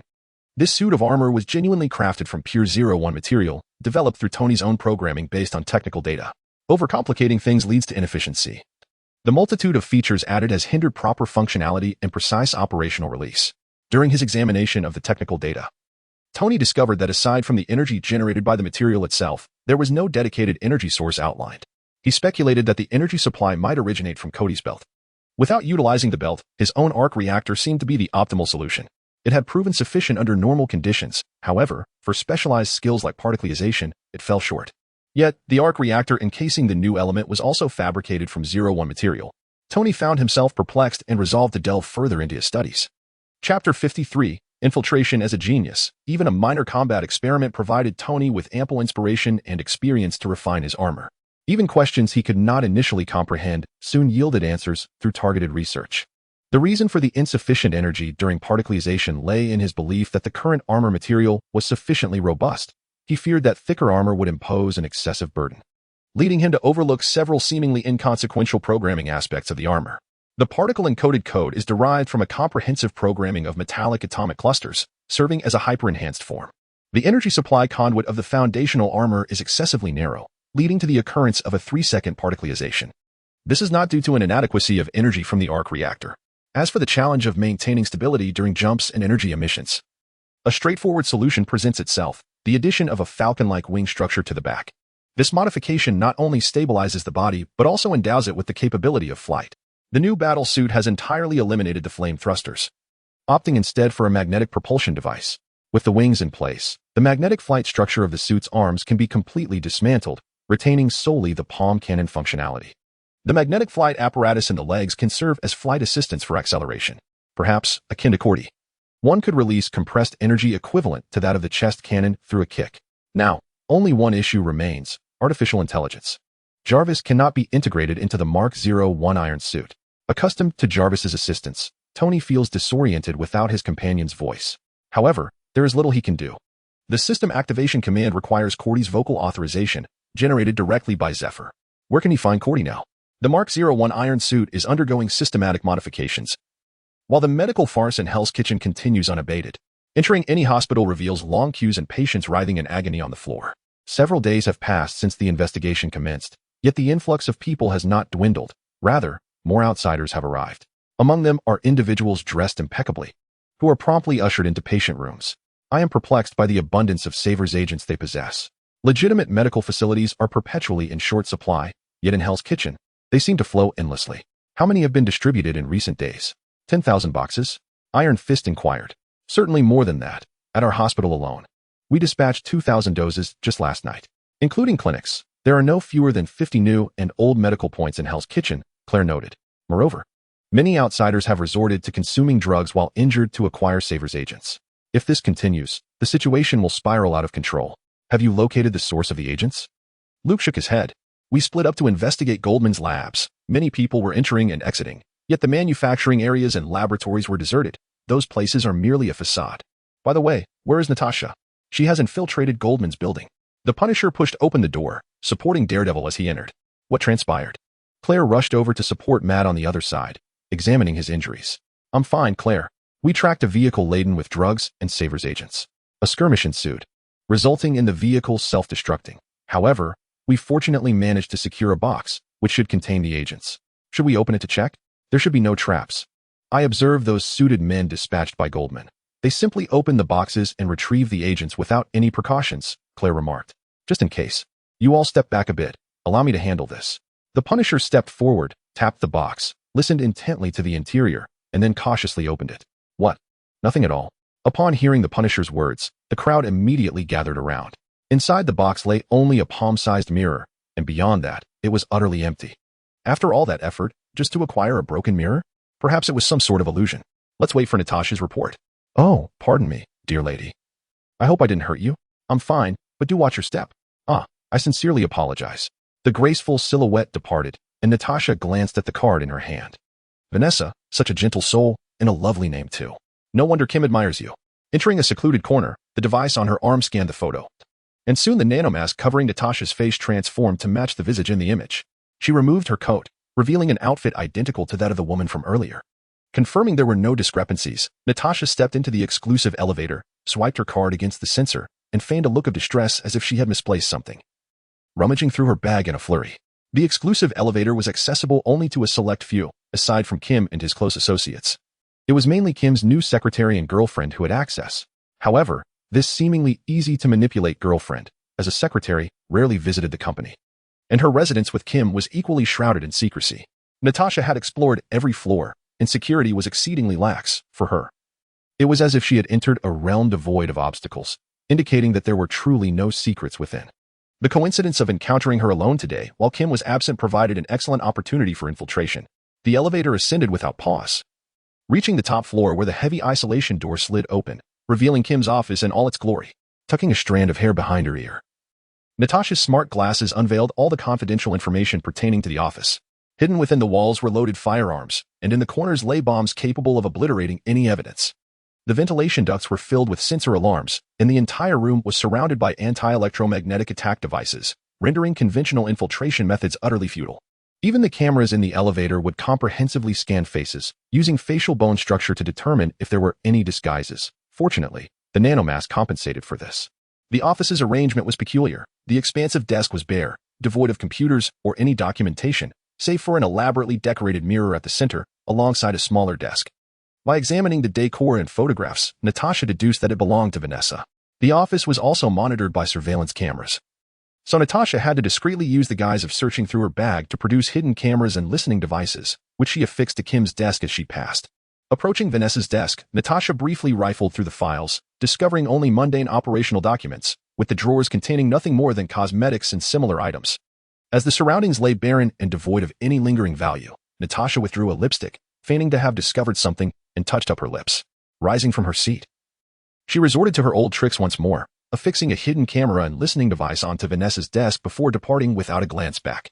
Upon exiting the elevator and navigating through a blind spot, Natasha clicked her arm, and the nanomask instantly transformed her visage into that of another person. She loosened the collar of her attire, allowing it to morph entirely in mere seconds. Observing Vanessa hurriedly return in search of her belongings, Natasha nonchalantly discarded a card onto the very ground where they had collided, then took an alternate route out of the Kim into building. Early in the morning, Kody was roused by the resounding melodies echoing throughout Asgard. Shortly after, Thor's boisterous voice could be heard outside the door, accompanied by the sound of the little Pegasus scratching at it with its hooves. "Let me sleep a little longer, don't bother me," Kody protested. "Today is the Harvest Festival, an unparalleled occasion of significance. How can you still be asleep?" Thor retorted. "You ought to ask your sister why she made me study advanced spells under the moonlight last night. I've had barely 2 hours of sleep. Enough of this slumber. Father will personally oversee the festivities. There will be blessings from the All-Father himself. Don't you desire that?" Thor entered, thrusting his hammer into Kody's arms. The cold weight of the hammer jolted Kody awake, and with the little Pegasus tongue licking him, he reluctantly rose from his bed. As he strolled down the street, Kody occasionally plucked a morsel from the neatly arranged haystacks lining the roadside to nibble on. The Harvest Festival, second only to the gods' birthdays in significance, saw both deities and ordinary Asgardians erecting haystacks beside their homes, adorned with roasted meats and an array of fruits and vegetables for passers-by to freely partake. Simultaneously, the All-Father Odin would bestow his blessings upon the populace. "What benefits do the blessings from the Father of all provide?" Kody inquired, cradling the little Pegasus as he neared the square, having nearly satisfied his hunger. "Not necessarily anything specific, but generally, they encompass health and happiness. It could also manifest as a weapon. Only newborns and young children receive innate abilities, so who knows, perhaps today we might witness the emergence of future great sorcerers." The resounding beat of drums emanated from the Celestial Palace, signaling the commencement of the Grand Harvest Festival.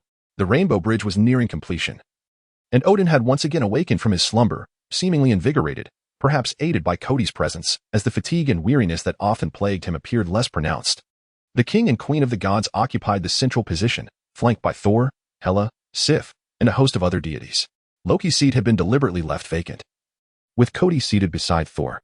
The ceremony commenced with the blessing ritual, as Odin, wielding the eternal spear, inscribed golden runes of blessing in the void, which subsequently enveloped the sky of Asgard, showering it with a golden radiance.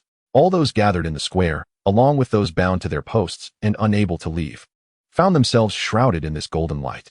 Among the crowd, a figure concealed beneath a hood glanced at the light in their hand, then cast a fleeting look at the vacant spot, clenched their fist, and turned to exit the throng. Frigga seemed to sense something amiss as she searched through the crowd. Yet alas, she could not find the figure she longed to see. Loki appeared to have concealed his essence, rendering Frigga completely unaware of his presence. Deep within the Celestial Palace, shrouded in darkness, several guards lay motionless on the ground. Loki placed a hand upon his chest. Indeed, this was the very place the Frost Box had guided him to. In this world, light cannot exist without shadows, and here lay the darkness of Asgard. How ironic it was that the gods, descendants of giants, had slain their progenitors, imprisoning their shadows within this realm. The icy armor glimmered with radiance as Loki stepped unimpeded into the depths of the dark energy. As the ritual concluded, Kody remained bewildered regarding the blessings he had received when Odin inquired, "Kody, do you wish to return to Midgard?" "Certainly, I have been away for far too long." "Do you possess the means to send me back?" Odin nodded, explaining that the Rainbow Bridge was merely a manifestation of spatial magic. Its energy potent enough to transport many to distant places. For Midgard, the power of Gungnir would suffice. "Then, father, my Mjolnir could also accomplish this, could it not?" Thor exclaimed, excitement evident in his voice. Odin cast a knowing glance at him, aware of Thor's thoughts. He had learned from Frigga that Thor had taken a liking to a maiden in Midgard. "You cannot achieve this. Kody possesses unparalleled spatial power, capable of sustaining a spatial passage, whereas you, even with the assistance of all Asgard's space mages, would scarcely traverse halfway." Thor's spirits waned. Kody understood that Odin was deceiving him. In the cinematic realm, Odin had once utilized dark power to send Thor to Earth despite the complete destruction of the Rainbow Bridge. However, Thor need not entertain such thoughts for now, as Hela had revealed Odin's intention to truly bestow the throne of the God King upon him this time. Upon the ascension of the new God King, the intricate rituals and subsequent affairs of the divine realm would occupy him sufficiently. Not to mention that Sif had been designated as the next queen, leaving Jane merely as a fleeting presence. What shall become of the Rainbow Bridge's restoration when I depart? Although the Rainbow Bridge in the mirrored world had also been damaged, its energy could be extracted, sufficient to restore the bridge to its former glory. Perhaps even to greater strength. Kody nearly overlooked this detail. The Rider Odin's card box seemed to have irrevocably bonded with Odin upon his awakening. No longer would it deduct Kody's salvation value, and he could not reclaim the card box, with all the salvation value used for its exchange returned to him. The Asgard of the mirrored world had become the exclusive domain of King Odin. Kody accepted this arrangement well, as he had ample use for his belt. And the Odin card boxes had reappeared on the shelves, meaning he could repurchase them should he desire, incurring no loss.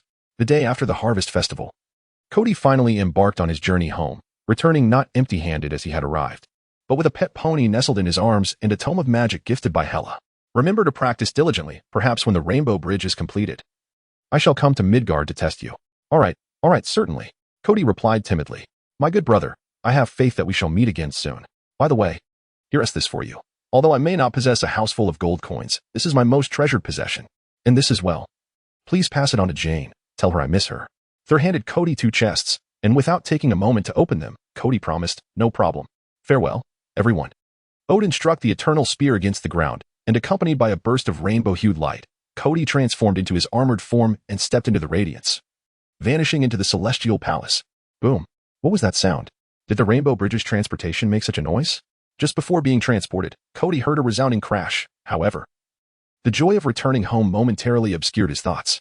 Moments later, a brief flash of rainbow light enveloped him, and Kody found himself in his own courtyard. Only a small rune imprint remained on the ground, and his belt automatically vanished, reverting him from his transformation. Who? Before Kody could take a step, a group of black-clad bodyguards surrounded him. "I am the homeowner." As he gently stroked the restless little horse in his arms, he wondered about the commotion. Alarm deactivated. "Everyone return." Nick emerged from the house. "You have finally returned. Welcome home, Kody." "It's been a while, Nick. Tell me, what intriguing events have transpired recently?" Chapter 54. Upon returning, how to put it, Asgard is not a planet, but rather a continent adrift in the cosmos, experiencing sunrises and sunsets, yet beneath the sunlight, one can still behold the vast expanse of stars above. They possess various vessels, large and small, propelled by divine power, and of course, there are winged Pegasi as well. The weaponry utilized by ordinary soldiers in the army predominantly consists of shields and spears, with the shields imbued with divine power. I made a rough comparison. Even when employing the kicks of a Kamen Rider, it would take both feet to create a fissure. Conversely, on Earth, I could penetrate a 10-meter thick lead layer with a single kick.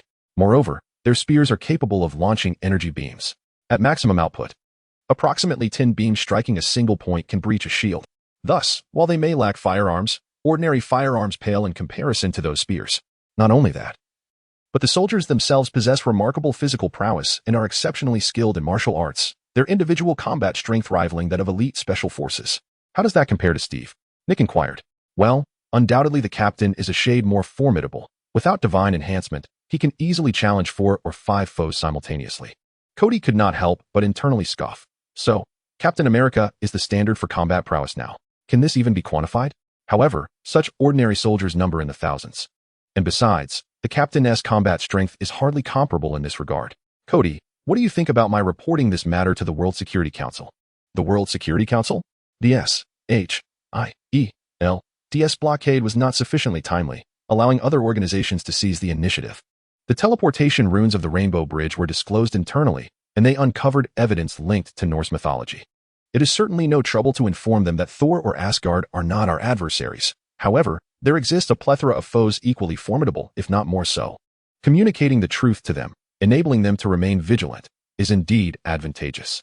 Yet, given their disposition, one might worry they could perceive it merely as a fabricated tale designed to deceive them. Did you not capture any video evidence? Wouldn't it suffice to present the proof before them? Tony inquired. I truly cannot recall such an occurrence. Each day, aside from the necessities of life, I engage in physical training in the practice of magic, not to mention my duties as a bridge worker. Where would I find the leisure for photography? Moreover, without adequate equipment, I would not readily undertake such endeavors. Well, the results are in, and they are exceedingly healthy, perhaps even excessively so. Banner emerged from the laboratory holding Kody's medical report, noting that his physical condition had improved significantly since his departure. Many metrics were even approaching 1/3 of the Hulks. What do they consume in Asgard? Swine feed? Not at all. It is merely ordinary meat and vegetables, quite similar to those on Earth, though some species have vanished from our world. Oh, and I did sample that extinct banana. Furthermore, they possess a fondness for alcohol, thanks to a divine couple dedicated to brewing. Perhaps the divine essence in their food contributes to their robust health. All right. Have you all finished your inquiries? I have pressing matters with Kody. Shall we depart and allow you to converse later? Tony exclaimed. What pressing matters? Our marvel technology. Indeed. I have been absent for quite some time and must hasten the progress. So, Nick, we shall take our leave. Baby, come here. We are heading out. Baby? What an absurd name. I have no choice. The creature named itself upon maturity. I cannot continuously refer to it as that horse, especially since it is still quite small. You may go, but could you leave the horse with me? I find it immensely intriguing and wish to study it. Rest assured, I shall not harm it. I am merely fascinated by its anatomical structure. Banner crouched down, playfully engaging with the young horse. You must ask it. It understands human speech. Oh, baby. Would you like to play with your uncle? Banner beamed with an infatuated grin, his tone somewhat lewd. The little horse exhaled a warm breath upon Banner, then wobbled into the air, landing atop his head. Well, it certainly is not shy. Very well, take good care of it. Do not feed it anything else. This little one can only consume this. With that, Kody tossed over a piece of magical gemstone and prepared to depart with Tony. At that moment, Kody realized something was amiss within the house. Alfred's presence was notably subdued, often only manifesting when summoned. Nick, where has Alfred gone? After your disappearance, we discovered an astrophysicist named Eric Shavig, who, through meticulous data analysis, has approximately identified the pathway to the Rainbow Bridge. It is said that following this direction might lead us to you. Consequently, Alfred returned to the Skrull settlement, hoping to explore the remnants of their technology on Earth to assist you. However, he has yet to return. Have you been able to contact him? I have already informed him, and he is on his way back. Kody admitted that he felt quite moved upon hearing this news. Alfred had been his steadfast companion throughout his life. Though Kody was unaware of Alfred's motives behind collecting, recording, and analyzing his behavioral patterns, perhaps merely a Skrull custom, the unwavering care he received and the high security rating Alfred garnered from the Knights organization unequivocally indicated that Alfred was a person worthy of trust. Whether it be the Avengers or Nick, Kody's relationships with them could be characterized as comrades in arms, close friends, or collaborative partners. But only Alfred could truly be considered family. All right, let me know when Alfred returns. Tony, where are we headed? Stark Tower. With a flick of his fingers, a portal opened, transporting them directly to Tony's office. The military has switched to a new contractor. Who? The Osborn Group. Upon hearing this name, Kody felt a sense of inevitability wash over him. Jarvis, provide Kody with the information on Osborn. Certainly, sir. As the words concluded, a holographic projection appeared before Kody, displaying an extensive array of information gathered by Jarvis, detailing everything from company members to research departments, ongoing projects, and primary products. Green Goblin armor? Kody furrowed his brow. The familiarity of the name and design seemed to have emerged too soon, and several inventions he recognized had already made their debut. Where is Peter Parker at this moment? Still in elementary school, I presume? A photo of Norman Osborn appeared, depicting a middle-aged man next to a young lad clad in a small suit, looking quite serious. What about the weapons? Just standard firearms. It's merely a bulletproof suit enhanced with a flying hoverboard, capable of carrying a couple of missiles, nothing particularly remarkable. Tony scoffed. The focus should be on this. Tony dragged over an image displaying the Savage Serum. Recently, the Punisher, the Defenders, and Natasha have been tracking this serum. It has the potential to heal the human body rapidly. Regeneration of severed limbs? Not quite yet. I've heard it is still under development. Hearing Tony's words, Kody felt a slight sense of relief. Although the Osborne group had accelerated their research for reasons unknown, it had not yet reached a point of utmost peril. Chapter 55. Zaya Online. Regardless of them, let us discuss the recent advancements I have brought to our company. The iron spray, when applied to a surface, renders the object virtually indestructible for an extended period. It is also Marvel's inaugural product and has been performing quite well, given that it can be sprayed on nearly anything. This inspiration was derived from my coding endeavors. Next, I am poised to create a rubber stretching spray. The armory has also been completed on a small island, providing exceptional security.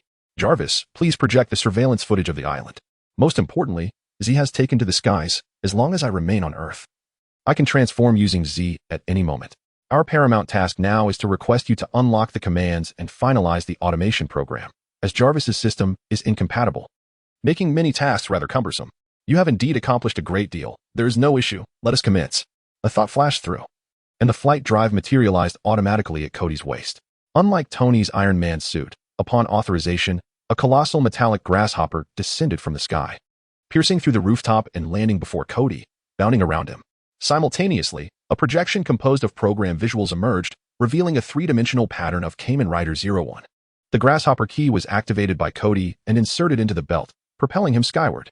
The grasshopper transformed into metallic particles, enveloping Kody completely. After Kody executed the first complete transformation into Kamen Rider 01, Z in deep space rapidly expanded its form, with its mechanical structure fully unfolding. Lights illuminating as its internal systems began to operate autonomously, establishing a connection with the prism accelerator. In the surveillance images displayed by Jarvis, Tony and Kody observed a woven tower composed of the prism accelerator, rapidly altering under beams of light, its dimensions compressing continuously. Within mere seconds, it transformed into a half-human-sized manufacturing box brimming with technological sophistication. Concurrently, two items resembling half-headphones appeared before them. What is this? Tony picked one up for a closer inspection. Shimegia headphones. Once acquired, you can utilize Z's intelligence. Really? Z, could you perhaps alter the design?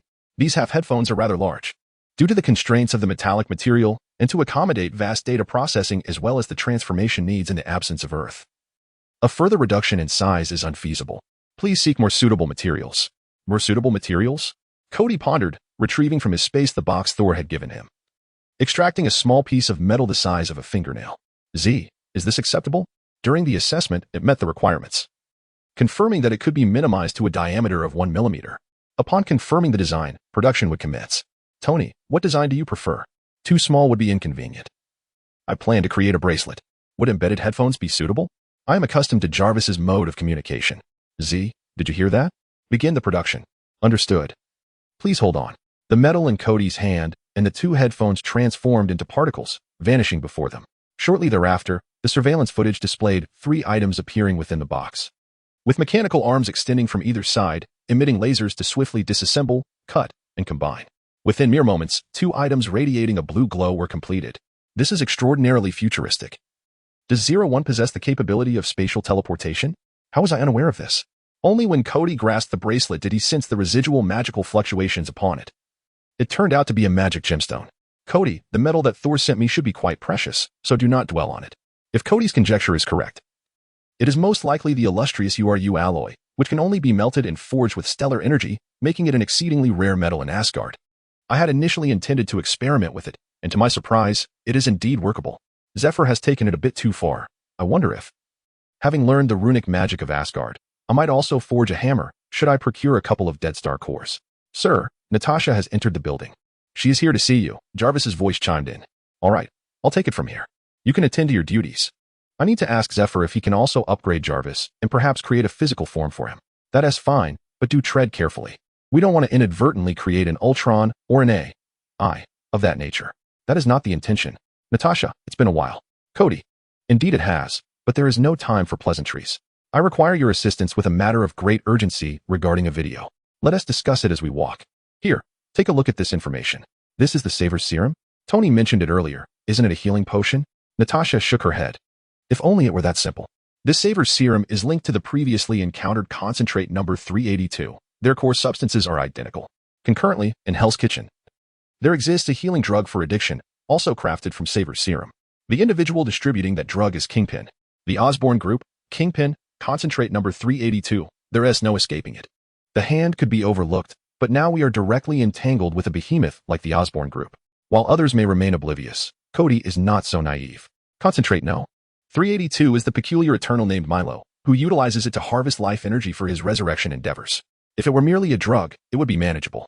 Even with widespread dissemination, its impact would ultimately be limited. However, a healing potion of this nature has implications beyond measure. Natasha, how many of these potions have been sold? Beyond our own territory, over 100 nations worldwide. What? Have those who used the potion exhibited any unusual reactions? This is where the matter becomes peculiar. Every individual remains remarkably healthy, regardless of age. Their bodily functions are at their peak. Paradoxically, the healthier they are, the more potent their life energy becomes. Thus more can be extracted. In deep contemplation, Natasha escorted Kody to the long-abandoned defender's base. After exchanging greetings with the others, Natasha continued. We were unable to locate the production site of that drug in Hell's Kitchen. By the time we pivoted to investigate the Osborne group, we had missed our window. The Osborne Tower has entered a state of maximum alert, making infiltration impossible. Fortunately, by a stroke of luck, I gained access to Kingpin's office and installed surveillance devices. Subsequently, we captured these. Natasha clicked on the video, the perspective emanating from a desk facing a mirror, where only Jean Bing and the target eye were reflected. Jean Bing approached the colossal mirror, adjusting his appearance, and then took a crystal ball from the target eye, repeatedly tracing a pentagram in the mirror. After several iterations, he cradled the crystal ball and, together with the target eye, vanished into the mirror. The scene accelerated, and half an hour later, Jean Bing re-emerged from the mirror, accompanied by two others. One was the target eye, pushing a cart laden with boxes, and the other was none other than Norman Osborn, whom Kody had just encountered at Tony's. Natasha, tonight, shall we venture into the world beyond the mirror? I've been waiting for you to say that. We shall go. All right, Defender Alliance, let us mobilize.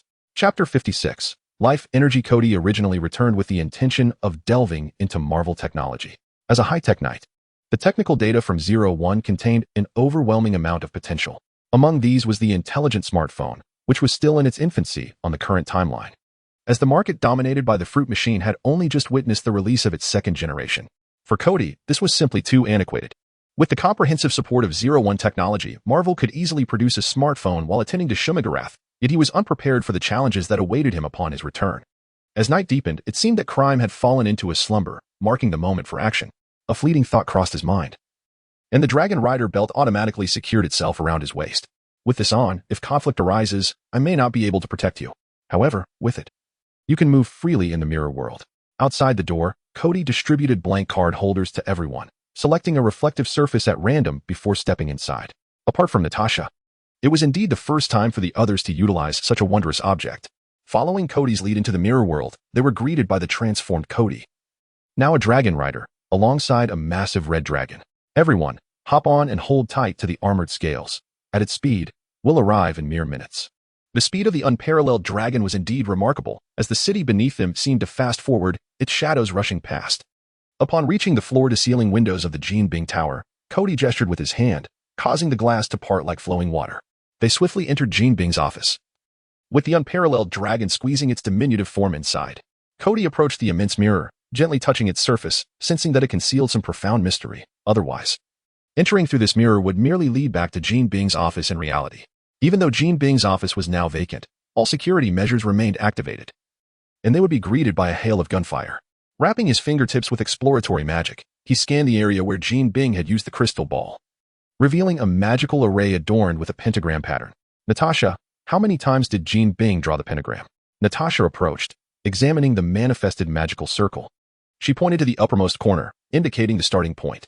With deliberate strokes, she traced 3 lines in the forward direction, followed by 3 in reverse, ultimately tapping the center. Let me give it a try, Kody said, rubbing his fingers together, a layer of crystal forming at his fingertips. He then began to glide them, as per Natasha's instructions. In the mirrored realm, everything appeared inverted, save for the established magical circle, which remained unchanged. As he lowered his fingers, the mirror rippled. It's done.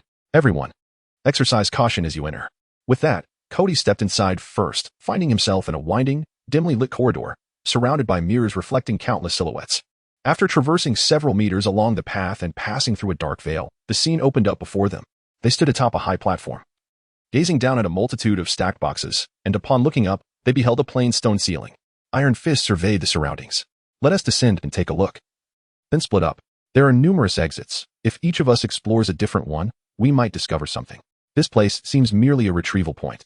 Agreed. The others needed no staircase. They grasped the railing, and with a swift flip and a few leaps, landed below. Natasha casually opened several boxes, only to find them empty, save for a small mirror identical to the one they had acquired. Kody too opened a box, his fingers gliding over its surface. A one-way magical rune adorned it. They must directly extract items from the mirror, a very secure method. Given this, let us split up. Remaining here serves no purpose, Night Demon suggested. Not so fast. Do not forget this. The Punisher produced a small cylindrical object from his leather coat. What is this? A bomb. Kody scrutinized it closely. Indeed. Even if we cannot eliminate the mastermind in the short term, destroying these items will suffice, Natasha remarked, deftly preparing the explosives. Small bombs were discreetly placed in several hidden corners. Even if they could not be triggered remotely, they would self-detonate after a set time. Soon after, the group split up, each selecting a door to enter. Uncertain of the other's fates, Kody stepped into a room, only for the surroundings to plunge into utter darkness. Even the flames of the Wushuang dragon could not illuminate the area. Turning back, he found the door had vanished without a trace. As he navigated through the darkness, it felt as though he were wandering in an endless void. After an indeterminate period, a faint glimmer of light appeared ahead, approaching him like a living entity, growing larger as it drew near. When the light enveloped Kody's form, he realized it was not the light that was rushing toward him, but rather his belt, resembling a black hole, incessantly absorbing the surrounding darkness. Diverting his attention to check the night space, the only noticeable change was in the abyssal space. Where the blackened portions had increased, the dividing line encroaching upon the white, descending into chaos. As the darkness from the outside world dissipated entirely, a blinding brilliance of white began to surge into Kody's belt. In contrast to the subtle encroachment of the black, the white energy surged forth violently and fervently, as if attempting to melt the Dragon Knight belt. Ultimately, the belt could no longer withstand the influx of energy. The card case and the unparalleled dragon shattered and vanished, restoring Kody to his original form. Only a radiant purple hue remained at his waist, continuing to absorb the white energy, while simultaneously, Kody's consciousness slipped into a state of chaos. After a considerable time, Kody gasped sharply, awakening fully. What he did not perceive was a flickering silhouette of silver, red, and black armor retreating into his being as he stirred. The space of the abyss once again achieved a semblance of balance, albeit slightly expanded. Kody surveyed his surroundings. He found himself lying on an expansive stone platform, surrounded by countless mirrors. Each mirror contained peculiar creatures that were now fixated on him, their bodies shifting restlessly. God, you are awake. Do you require sustenance? A familiar voice resonated from behind. Turning, Kody beheld Milo. Do not address me that way. What is happening? What is that space? Kody fixed Milo with a cold glare. Milo seemed to lower his head and feign submission. You are, of course, unscathed. In fact, your condition has improved. That space contained life energy I intended to bestow upon you. What? Fury ignited within Kody, and he conjured a lethal curse aimed at Milo. Milo did not flinch or evade. Ripples appeared before him, and the curse vanished into the abyss. He continued with his characteristic tone, do not be angered. Rest assured. Those are not life energies of Earthlings, but rather from the insectoid race you see, which has obliterated numerous civilizations. Long ago, purging these creatures was among our duties. You see, I am not an adversary, am I? However, can you enlighten me about your actions? I have discovered that you cannot absorb any human energy and seem to actively repel it. Kody contemplated before revealing the truth. The die had been cast, and he surmised that Milo could not alter it. It is simple. I swore an oath with the eternal vow, pledging my life to protect Earth. Have you heard of this incantation? Indeed, I have. It is the incantation of the ancient gods, old yet effective. Since you are familiar with this incantation, you should understand that your so-called resurrection plan will not succeed. Whatever you are currently doing, you may cease. Haha, God, your time is still too brief. Too brief to render you somewhat Navi. If I surmise correctly, your incantation stems from the legacy of Earth's supreme mages. Allow me to share some information unknown even to them. This incantation indeed binds the body and soul, but it requires a perfect alignment of both. Thus, what it binds is your corporeal form and the soul that has long since entered the cycle of reincarnation. You are a creation that transcends the realm of humanity. Your current corporeal form is merely a vessel, easily discarded. I merely need to assist you in locating a new body, and those oaths will vanish instantaneously. Even if all else fails, I shall unleash the Zerg that I have confined here, allowing them to consume those humans. From the remnants of the Zerg, I will extract their life energy, an inconvenient process, yet equally effective. Who told you that the birth of a deity could only absorb the life energy of this singular species? Humanity? It is merely that human existence is concentrated, rendering the energy more refined, and the Earth serves as your incubator, making our task exceedingly convenient. Does it not? God. Embrace your destiny. You are fated to be born. Why must you insist on resurrecting me? I do not believe it is merely because it is your duty. Oh. I recall you mentioning previously that my birth could enable you to govern a segment of the universe. Is there not more to it than that? Eh. Those are merely rewards for the completion of my task, trivial matters indeed. However, my loyalty to the divine is unwavering. Have I mentioned that my inability to be born is, in fact, my own volition? Do you truly believe that a mere handful of the eternal could impede my emergence? It is precisely because I bestowed my power upon them that they are capable of such feats. Thus, they are not traitors. Your disregard for my desires constitutes true betrayal. You claim everlasting loyalty to the divine, then abide by my will and demonstrate your fidelity. Kody feigned a furious roar. This Milo was certainly not as simple as he appeared. In the film, the Eternal were impeccably dressed and bore the countenance of ordinary humans. Yet this Milo reminded Kody of another creation of the divine, the Aberrant. The contradiction lies in the fact that the Aberrant operates uncontrollably, slaughtering humans and absorbing the abilities of the Eternal. Their actions are in stark opposition to the responsibilities of the Eternal, standing in direct contrast to Milo's current endeavors. Kody meticulously observed Milo's reactions, and as anticipated, the whites of his eyes began to emerge once more, although this time he did not exhibit that frenzied state. The existence of his eternal affliction concerned Kody greatly. If the Aberrant could absorb the abilities of the Eternal and thereby acquire a more human-like appearance, could they also be susceptible to the eternal affliction? If the absorption of power simultaneously included the chaotic memories, it would not be beyond the realm of possibility. Milo's turmoil caused the mirror-laden space to tremble, and the confined insects grew restless, incessantly colliding with the mirrors. Suddenly, a cacophony of violent explosions echoed from an unknown source, and the trembling ceased abruptly. Milo emerged from his state of eternal affliction, a cold glimmer in his gaze, as he looked up at Kody and remarked, "God, it seems your friend is rather unfriendly." Milo directed his gaze towards the ceiling above the stone platform, and following his line of sight, Kody noticed another mirror there. Subsequently, Natasha and the others emerged from the mirror, plummeting downward, while simultaneously, all surrounding mirrors shattered, allowing the imprisoned Zerg to surge forth, charging towards the group. This is dire. The reactions of a few individuals were remarkably swift. Almost immediately, they began to employ their respective skills, clinging to the walls to prevent their descent, while simultaneously launching attacks against the insectoid adversaries. Kody transformed instantly, summoning the unmatched dragon, whose fierce flames surged forth from behind. Engulfing the insect horde, the unmatched dragon, cloaked in fire, forcibly broke through the encirclement, creating a narrow passage through which the group descended safely. The insect horde quickly altered its course, continuing its relentless assault on them. How can there be so many bizarre creatures? Where on earth is Kody? Natasha inquired as she battled the insects. I've encountered the culprit, Kody replied, glancing back only to find that Milo had vanished without a trace. He fled. This is not a place for producing potions. Was that explosion caused by you? Indeed, Natasha exclaimed, kicking a nearby insect away. We were fortunate to discover a warehouse stocked with potions underground, and we destroyed all the crates in the explosion. Then we were brought here. Who was that person you mentioned? Just some guy named Milo, he is behind all this. We can discuss it further once we escape. Above them, larger and more formidable insects began to emerge, causing Kody to feel a wave of nausea. Let us deal with them all at once. Survival mode. Shooting commence. The unmatched dragon transformed into the survival dragon, unleashing fireballs that collided violently with the laser from the dragon summoner, shattering the ceiling and vaporizing the insects in a searing blaze. With the incessant swarm vanquished, the remaining insects were swiftly eradicated by the group. How do we get out of here now? Natasha surveyed their surroundings, realizing they were trapped in a sealed space devoid of any exits. Kody pondered for a moment, then raised his hand, his fingertips cloaked in crystal as he traced the magical array from the mirror in the air. Ripples began to ripple through the atmosphere. Is that possible? Let us hurry. This place is absolutely revolting. I can't stay here any longer, Natasha urged.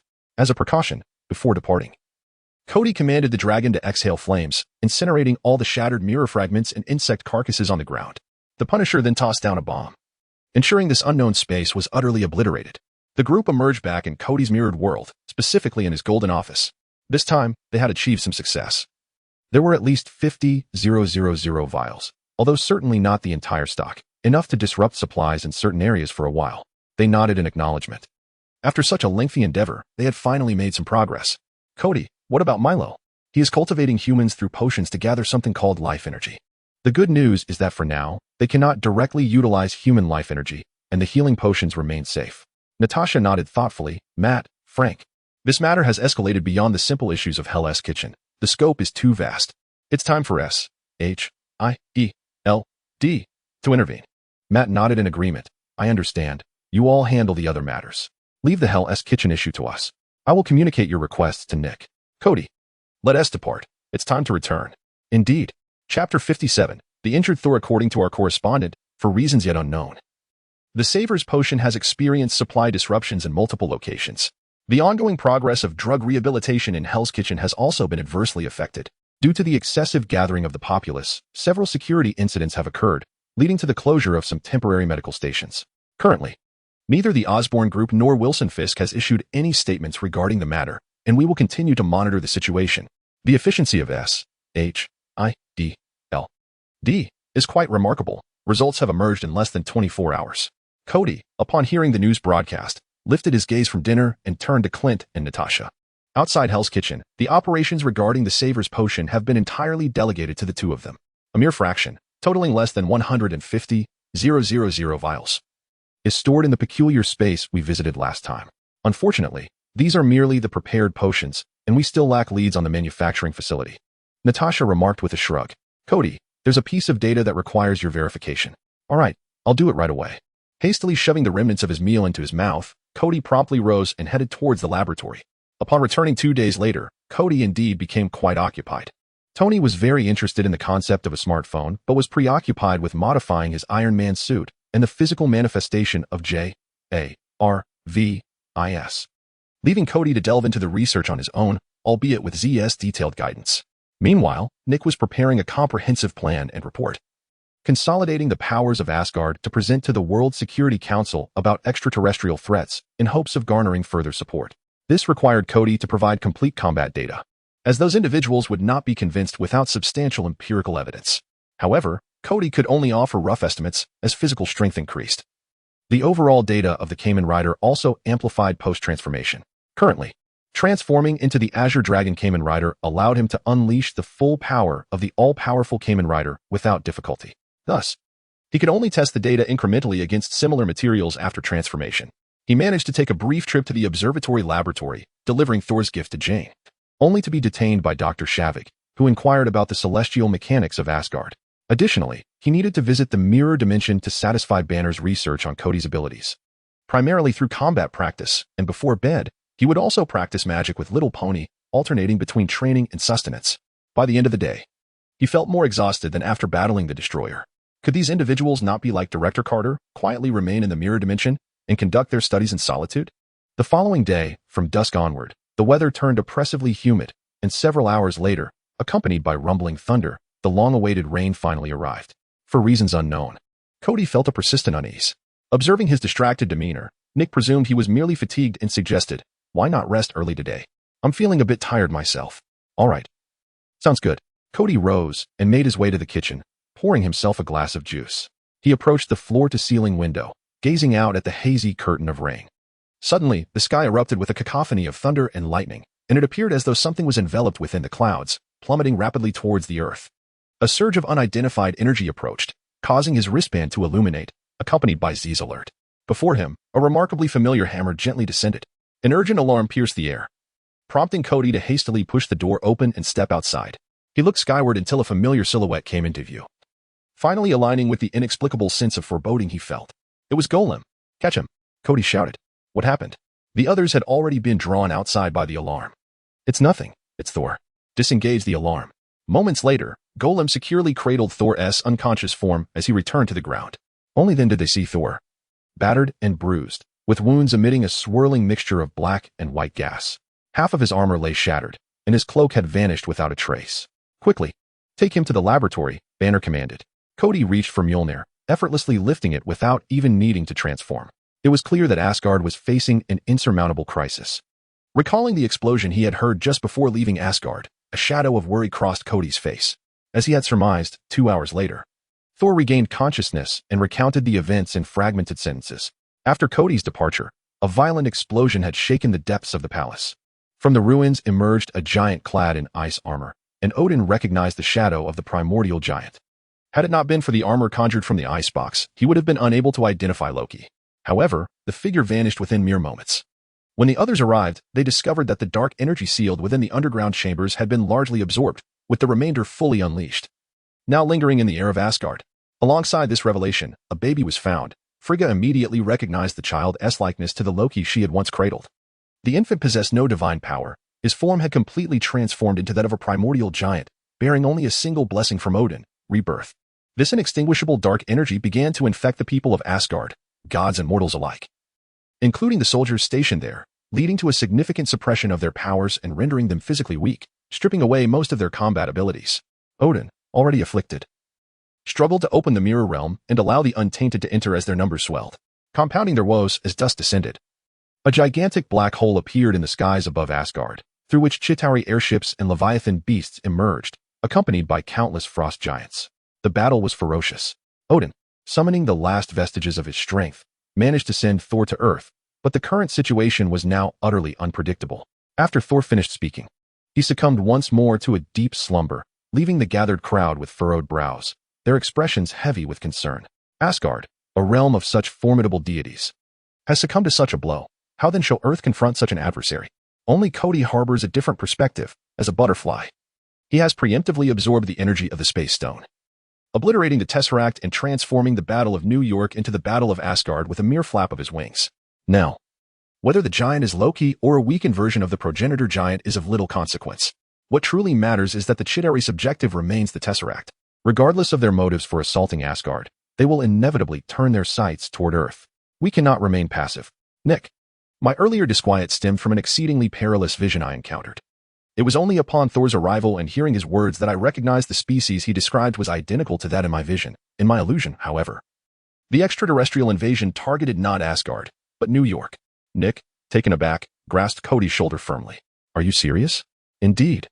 I witnessed that black hole at the pinnacle of Stark Tower. So, after the monstrosities finish with Asgard, their next target is Earth? Kody nodded solemnly. Do we possess the capability to take the initiative? Director Carter, who had been listening intently, suddenly interjected. At present, our most advanced space carrier has been fully equipped. It can detect all threats within the Earth-Moon range and engage them. However, it lacks the capacity for interstellar travel and cannot even breach the atmosphere. Humanity's technology remains woefully inadequate. Kody hesitated momentarily, then stood and declared, I have a potential solution. If feasible, Nick, could we journey to Asgard? Perhaps we could prevent the flames of war from engulfing Earth. What method do you propose? A spacecraft capable of reaching Asgard. Thor arrived on Earth in this manner, indicating that the Bifrost Bridge has yet to be repaired. How then can we reach Asgard? Upon Alfred's return, he indeed brought back something remarkable from the remnants of Skrull technology, a complete light-speed engine. If Kody's hypothesis holds, with Alfred's assistance and utilizing 01 technology, constructing a fully operational spacecraft may not be insurmountable. Dr. Shavig has also acquired relatively precise coordinates for Asgard, with a spacecraft and the necessary navigational data. What is there to fear in reaching Asgard? Time waits for no one. Wait, perhaps time can indeed be held at bay. Chapter 58, Difficulties all is in readiness. Save for time. Kody once again expended 10,000 salvation points to exchange for the Kamen Rider Odin card box. Of course, Kody would not solely utilize Odin's abilities. He also invested 100,000 salvation points to acquire the Kamen Rider Zeo belt, obtaining the Mirror World dial. Kamen Rider Odin possesses the power to manipulate time within the mirror world at will, yet its dimensionality is unidirectional, only one action may be executed at a time. This results in those within the realm also experiencing time stagnation or regression, rendering prolonged manipulation of time unattainable. Having acquired the power of the Time King, and subsequently employing the Witch Knight to create a doppelganger, the temporal flow within the mirrored world ultimately achieved an impressive delay effect of 1,000-fold, establishing a suspended space enveloping the small island. This island is, in fact, the very one that Tony transformed into a Marvel technology factory. Upon the commencement of research and development, Kody soon realized that he had indeed been overly presumptuous. The photon engine was singular. Tony had extracted over tens of thousands of lines of code from 01 technology encompassing flight, acceleration, teleportation, armor, propulsion, mecha, and gigantism for integration. Yet, every design proposal was categorically dismissed by Jarvis and Z's calculations. None of these structures could sustain space-time jumps, and the corresponding simulation model could only accommodate a solitary individual. The core of the photon engine is identical to that of Tony's arc reactor. Their molecular structures both originate from the Tesseract. Kody contemplated whether to abandon the spacecraft project in favor of reconstructing a Tesseract instead. This would allow him to forge a transporter utilizing the Space Stone through the runes, akin to what is depicted in the films.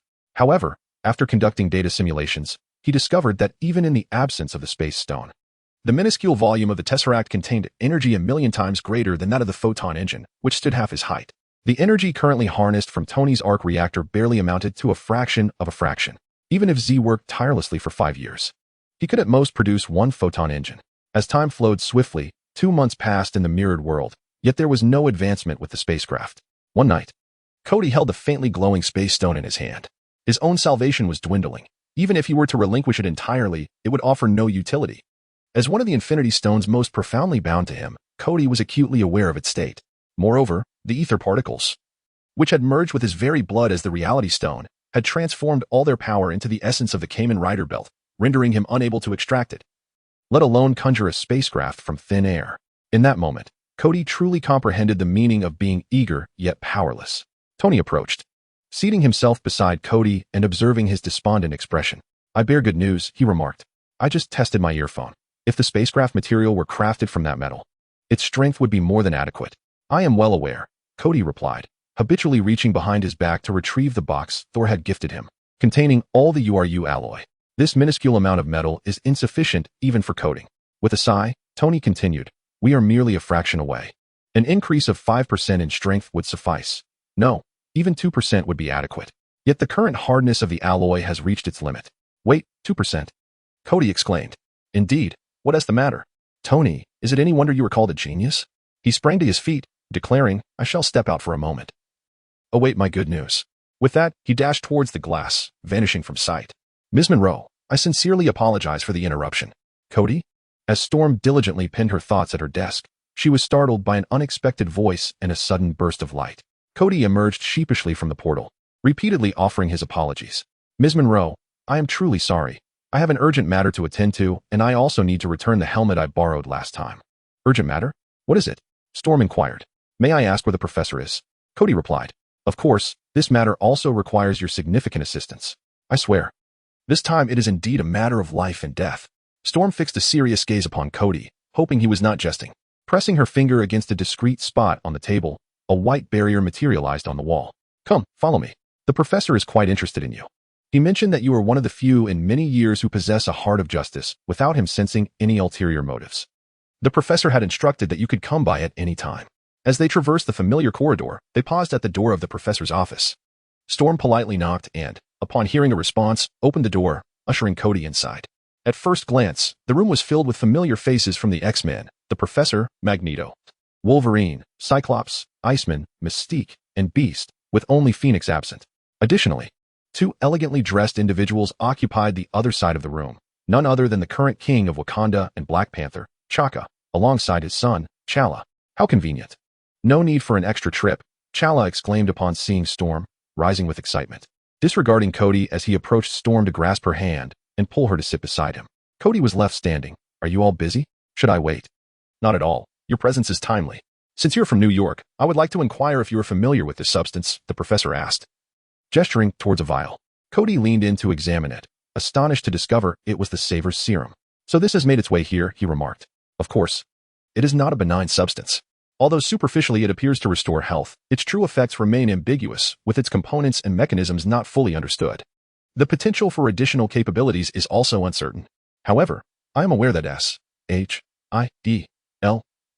and various vigilante organizations in New York are likely investigating its origins and actively seeking to eliminate it.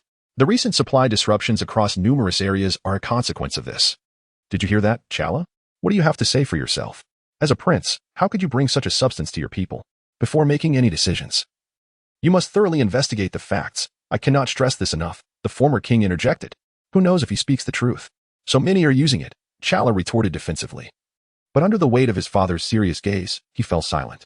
"Well then, since the situation is clear, this serum shall be prohibited from circulation in the country," the professor declared, then turned to Kody. "I wonder, what brings you here today?" "Oh, it's nothing too significant. I was just wondering if I could purchase some vibranium." A sudden hush enveloped the room, with everyone casting peculiar glances at Kody. "What is it?"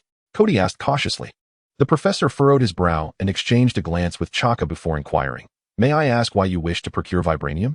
Chapter 59, The Vibranium Spaceship. "Are you suggesting that they too wish to join?" Tony gazed at the furry blue creature with glasses, who claimed to be a professor, and a young black girl, momentarily taken aback. "Indeed, they are the suppliers of vibranium." "Very well, welcome to both of you. Tony, after a brief moment of surprise, quickly regained his composure. Ever since becoming Iron Man, he had become accustomed to the extraordinary.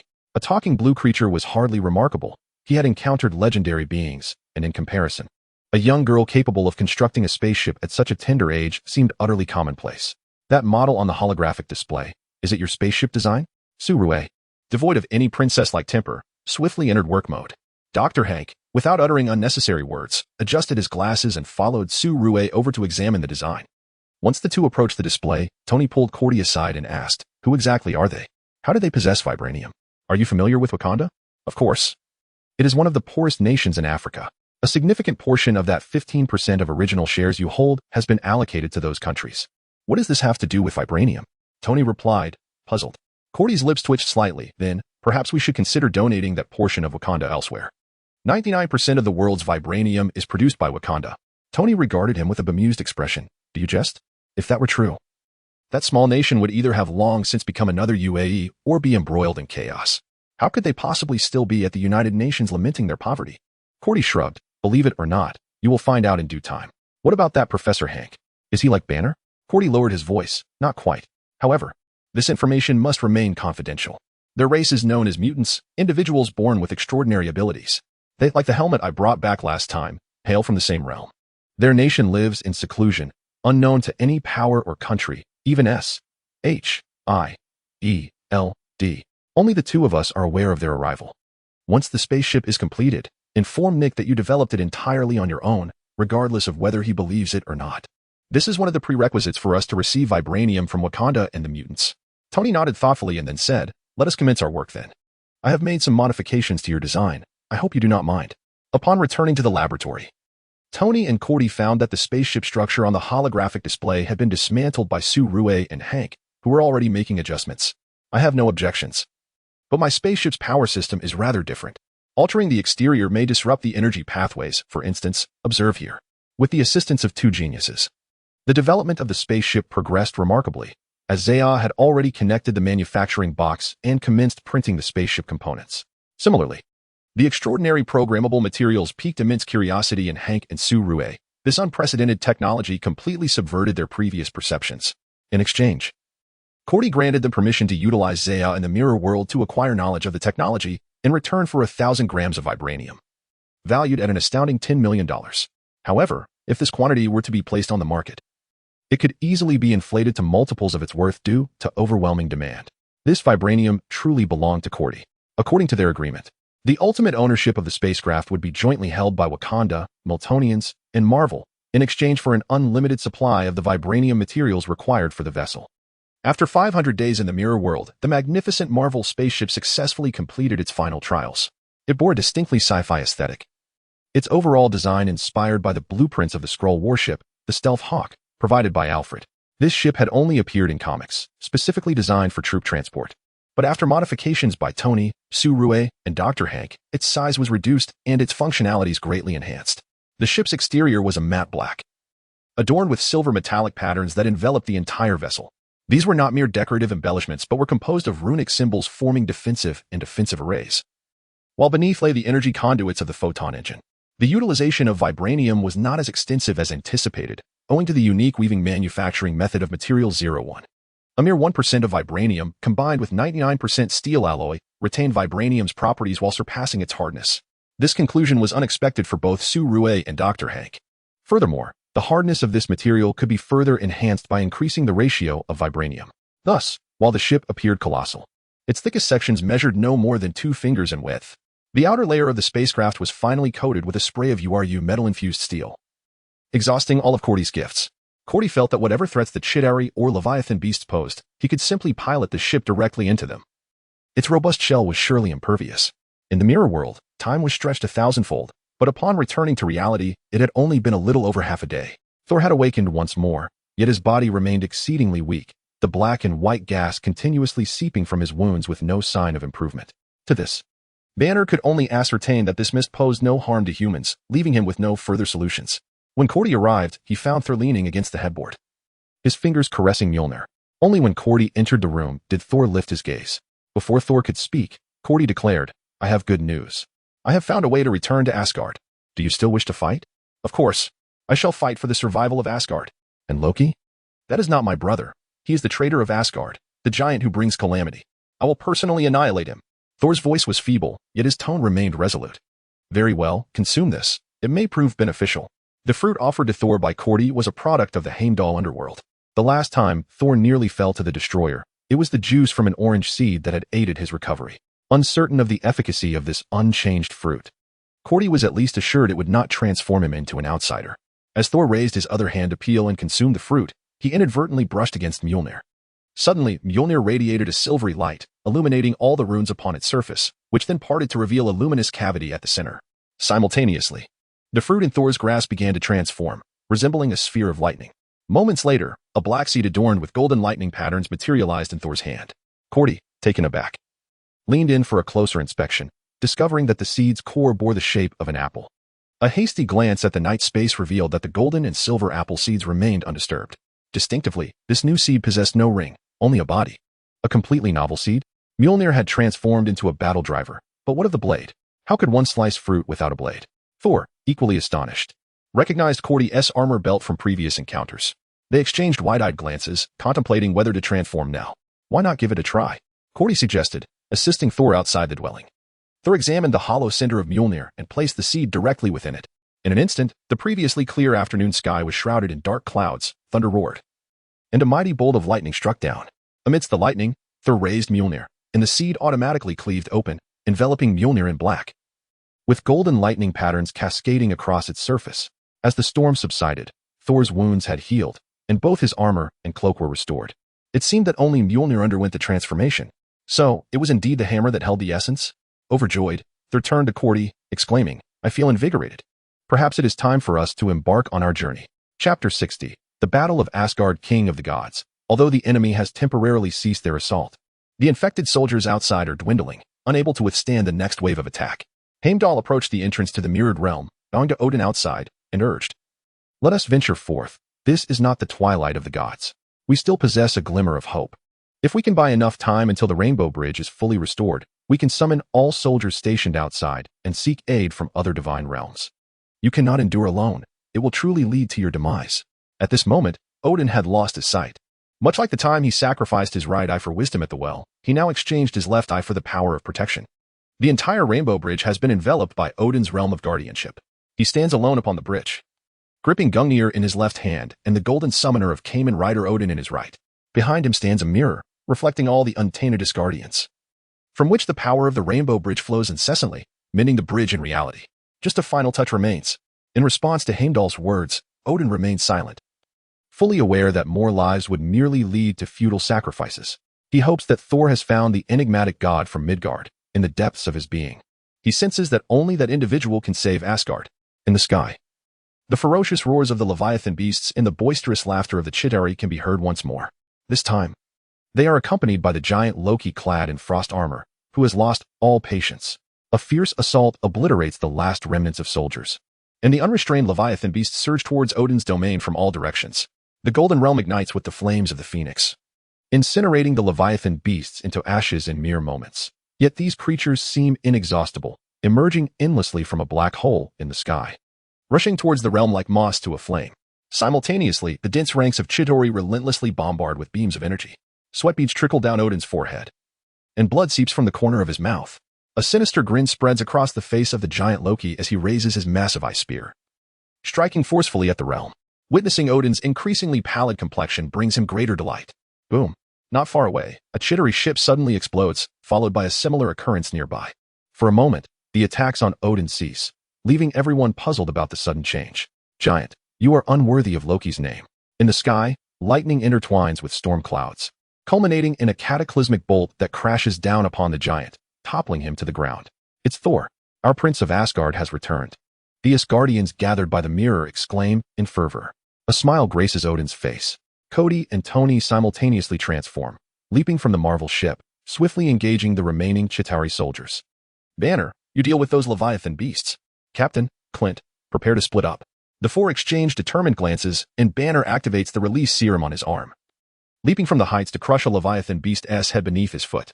Meanwhile, the runes on the Marvel ship illuminate the skies, instantly separating into 3 parts. Clint pilots the core ship, launching an assault on the remaining Chitauri vessels. Meanwhile, Captain America and Natasha's segment transforms into two humanoid mechs that can be flawlessly controlled through neural impulses, one wielding a shield, the other brandishing an electric baton. Joining Banner in the fierce dismantling of the Leviathan beasts. After consecutively slaying numerous Chitauri soldiers, Kody finally touches down, reveling in the sensation of power surging continuously, coalescing within him. Upon breaking through the fabric of space and arriving in Asgard, Kody was immediately enveloped by a profound sense of sorrow and anguish, emotions emanating from the valiant souls who perished upon the battlefield and from those who struggled against the ravages of illness. The moment his feet touched the sacred soil of Asgard, the battle-grade drive emitted a divine radiance, and a spectral image of the realm of hell appeared behind him. Chains densely populated the sky, fervently drawing in the dark energies that lingered in the air, while the forest bore witness to an abundance of fruits ripening. Perhaps sensing the vanishing of this dark energy, Odin's domain finally unfurled, as Heimdall, Sif, and the three warriors of the sanctuary emerged alongside Asgardian soldiers, charging forth against the starry army. In an instant, the tide of despair that had gripped Asgard began to turn. Just as Kody intended to approach Odin to ascertain his condition, a palpable threat surged toward him. He swiftly sidestepped the impending attack and, without hesitation, pulled the trigger of his flintlock pistol. Amidst the dissipating smoke, a woman clad in white attire with azure skin materialized before him. What an intriguing human. My master has a proposition to discuss with you. Come with me. Who do you think you are, speaking so presumptuously? I am Supergiant, one of the Black Order, in service to the illustrious Thanos. Oh, Supergiant has never graced the screen in any film. I must admit, I did not recognize you at first. I have no interest in your master's dealings. If you are wise, take your creatures away, and I may consider allowing you to depart unscathed. Ha, ha, ha ha. Supergiant appeared to find amusement in some unspoken jest, laughing heartily. Once her laughter subsided, she fixed her gaze upon Kody and declared, "Will you come with me willingly? Or shall I compel you to do so? Choose." "I choose the third option. You shall remain." Kody swiftly transformed his flintlock into sword mode and swung it towards Supergiant. She remained unhurried, her eyes locked on Kody, seemingly attempting to execute some strategy. Just as Kody was about to land his strike, she evaded with agility, yet still suffered a blow from him. "How can you possess immunity to telepathy?" Supergiant ground her teeth in frustration. "I cannot fathom why either. Do you believe me?" While speaking, he continued his assault, summoning a large orange orb with one hand and striking towards Supergiant. Her physical attack capabilities were relatively weak. Her primary methods relied on telepathy and mental control. She likely underestimated Kody's immunity to such powers, emboldening her to approach him alone. Kody chose not to engage in further dialogue, unleashing a powerful strike that sent a wave of sword energy crashing towards Supergiant. At that moment, a Leviathan beast, its head emitting smoke, unexpectedly plummeted before Kody, absorbing all his attacks. By the time he sought out Supergiant again, she had already vanished. In the sky, a spacecraft sped away, suggesting that she had allies. "Next time, I shall not allow your escape." A rumble echoed as the ground trembled. Is Asgard experiencing an earthquake? Kody steadied himself and turned to witness yet another entity descending from the black hole, an overwhelming swarm of frost giants. Chapter 61. Frost giants as if heralding a tempest. The relentless descent of frost giants reverberated through the earth, ushering in a biting chill. Grass, trees, and the very oceans began to don a shroud of frost. It was evident that the Chitauri had resolved to besiege Asgard, perhaps spurred by a significant promise from the giant Loki. Or perhaps aware that they must strike while Asgard was vulnerable, for a resurgent Asgard would be an insurmountable adversary. In the void of space, Chitauri ships and Leviathan beasts surged forth, while the unresolved threat loomed larger with the emergence of frost giants. It appeared that Loki, the giant, was determined to obliterate Asgard without respite. Tony's newfound power posed significant challenges for Loki. The thundering strike seemed imbued with purifying capabilities. Each forceful bolt of lightning striking Loki made him acutely aware of the waning dark energies within him. These bolts of lightning appeared almost sentient, entwining themselves around Loki, refusing to dissipate, with only the frost box's conjured icy armor providing any semblance of defense. The dark energies that lingered in the air had been purified by Kody, rendering Loki incapable of replenishing his own strength. The encroaching frost not only signified the arrival of the frost giant army but also augmented their prowess. The once seemingly innocuous frost giants, resembling oversized blue sprites, now bore a formidable layer of icy armor akin to frost-imbued mail. This frost armor proved far sturdier than anticipated, rendering the energy projectiles of Asgardian soldiers largely ineffective. More often than not, they were compelled to raise their shields in defense, waiting for an opportunity to strike at the exposed areas, which, however, soon healed within the frost. Only the mages of Asgard, invoking the power of flame runes, could melt away some of the frost, Yet any attempt to draw near would result in grievous injury from the frost giant's massive arms, resembling bludgeons. The frost giants seemed to have received the command to prioritize the elimination of Kody, a perceived threat. As those among them clad in spiked armor charged forth with ferocious roars. Undaunted, Kody executed a nimble roll to evade a giant's descending fist. Swiftly traversing the giant's arm to alight upon its head, then leaping to the crown of another giant, dispatching it with a shot from his flintlock pistol. He replicated this maneuver, dispatching the encircling giants with relative ease. However, Kody's triumph was premature. The shattered remains of the frost giants coalesced into a flowing string, reassembling into a more colossal snow beast atop the frost. This time, ordinary attacks proved utterly ineffective. The beast's passage chilled the air significantly, causing icicles to sprout from the ground, prompting the remaining frost giants to break off these icicles and meld them with their own arms, enhancing their danger. "I shall assist you." A familiar female voice resonated beside Kody, accompanied by numerous mages and soldiers behind her. "Hela, are you unharmed? Have you been tainted by that dark energy?" Hela shook her head, assuring him, "No, when Father sensed the danger, he immediately transported us to the mirrored realm." That's a relief. After a brief exchange, the two launched another assault on the frost giant. Hela and the mages behind her summoned fiery runes in their hands, conjuring flames that engulfed the frost giant. The searing heat caused the creature to emit a horrific roar as its body melted away. This frost giant, not only massive in size, wielded the power of ice, exhibiting formidable abilities. A blue aura radiated from its form, resisting the onslaught of flames while it charged wildly towards Hela, exhaling icy breath. The soldiers caught in its frigid assault were instantly transformed into ice sculptures, only to be shattered beneath its foot. Witnessing this, Hela swiftly commanded the soldiers to retreat as she concentrated, weaving a new spell. Black chains of magic erupted from the ground, ensnaring the beast's limbs. With a graceful touch, Hela's hair morphed into an antler-like shape, reminiscent of a cinematic enchantress. However, her tresses were not black but a pure, radiant white, intertwined with sparkling starlight, exuding breathtaking beauty. Yet, this exquisite goddess was equally perilous. Hela flicked her wrists, and two white swords materialized, hurtling towards the frost giant with blinding speed. The tremendous force pierced through its body, eliciting another agonizing cry. Seizing the moment, Kody leaped into the air, vibrant colors illuminating beneath his feet.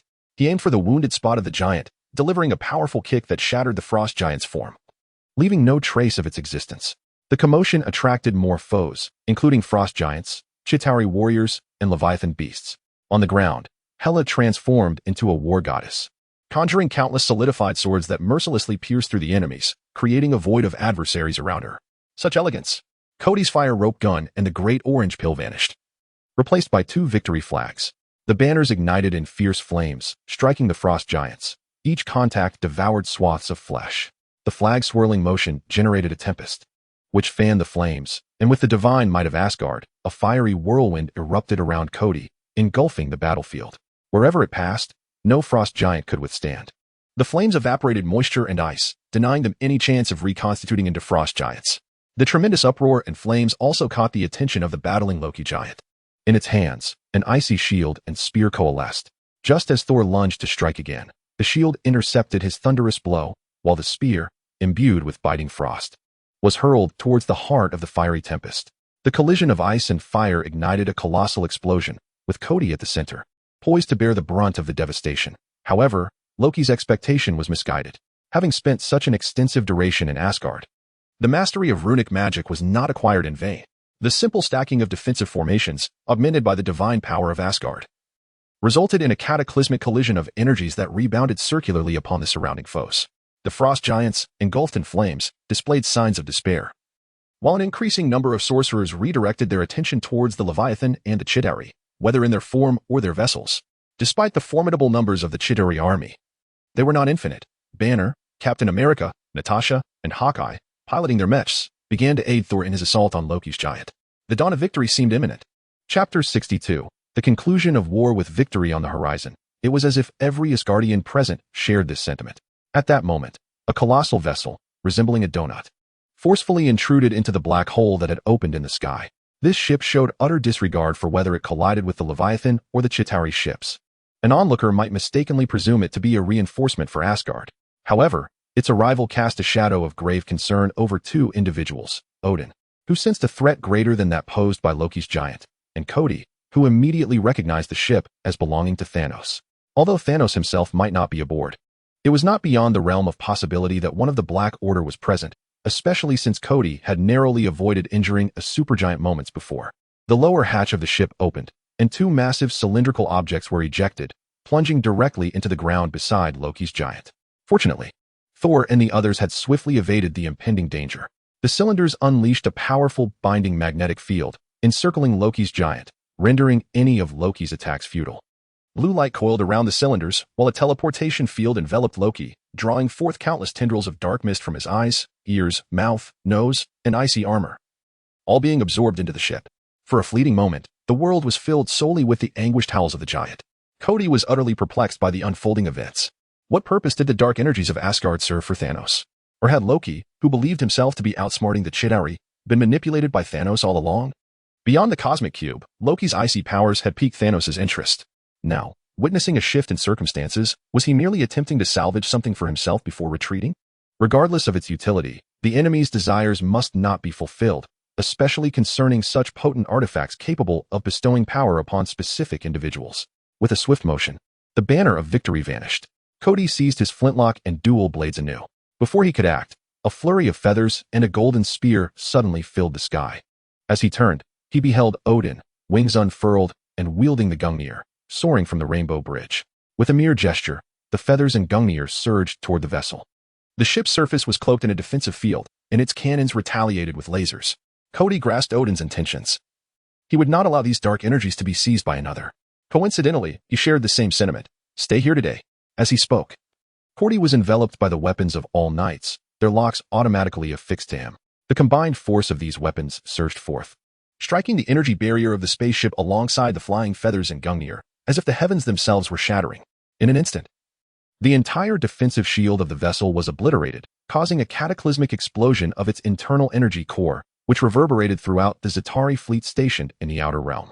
The black hole in the sky, lacking its support, promptly collapsed. Ultimately, Kody could not witness the annihilation of the Zetauri forces.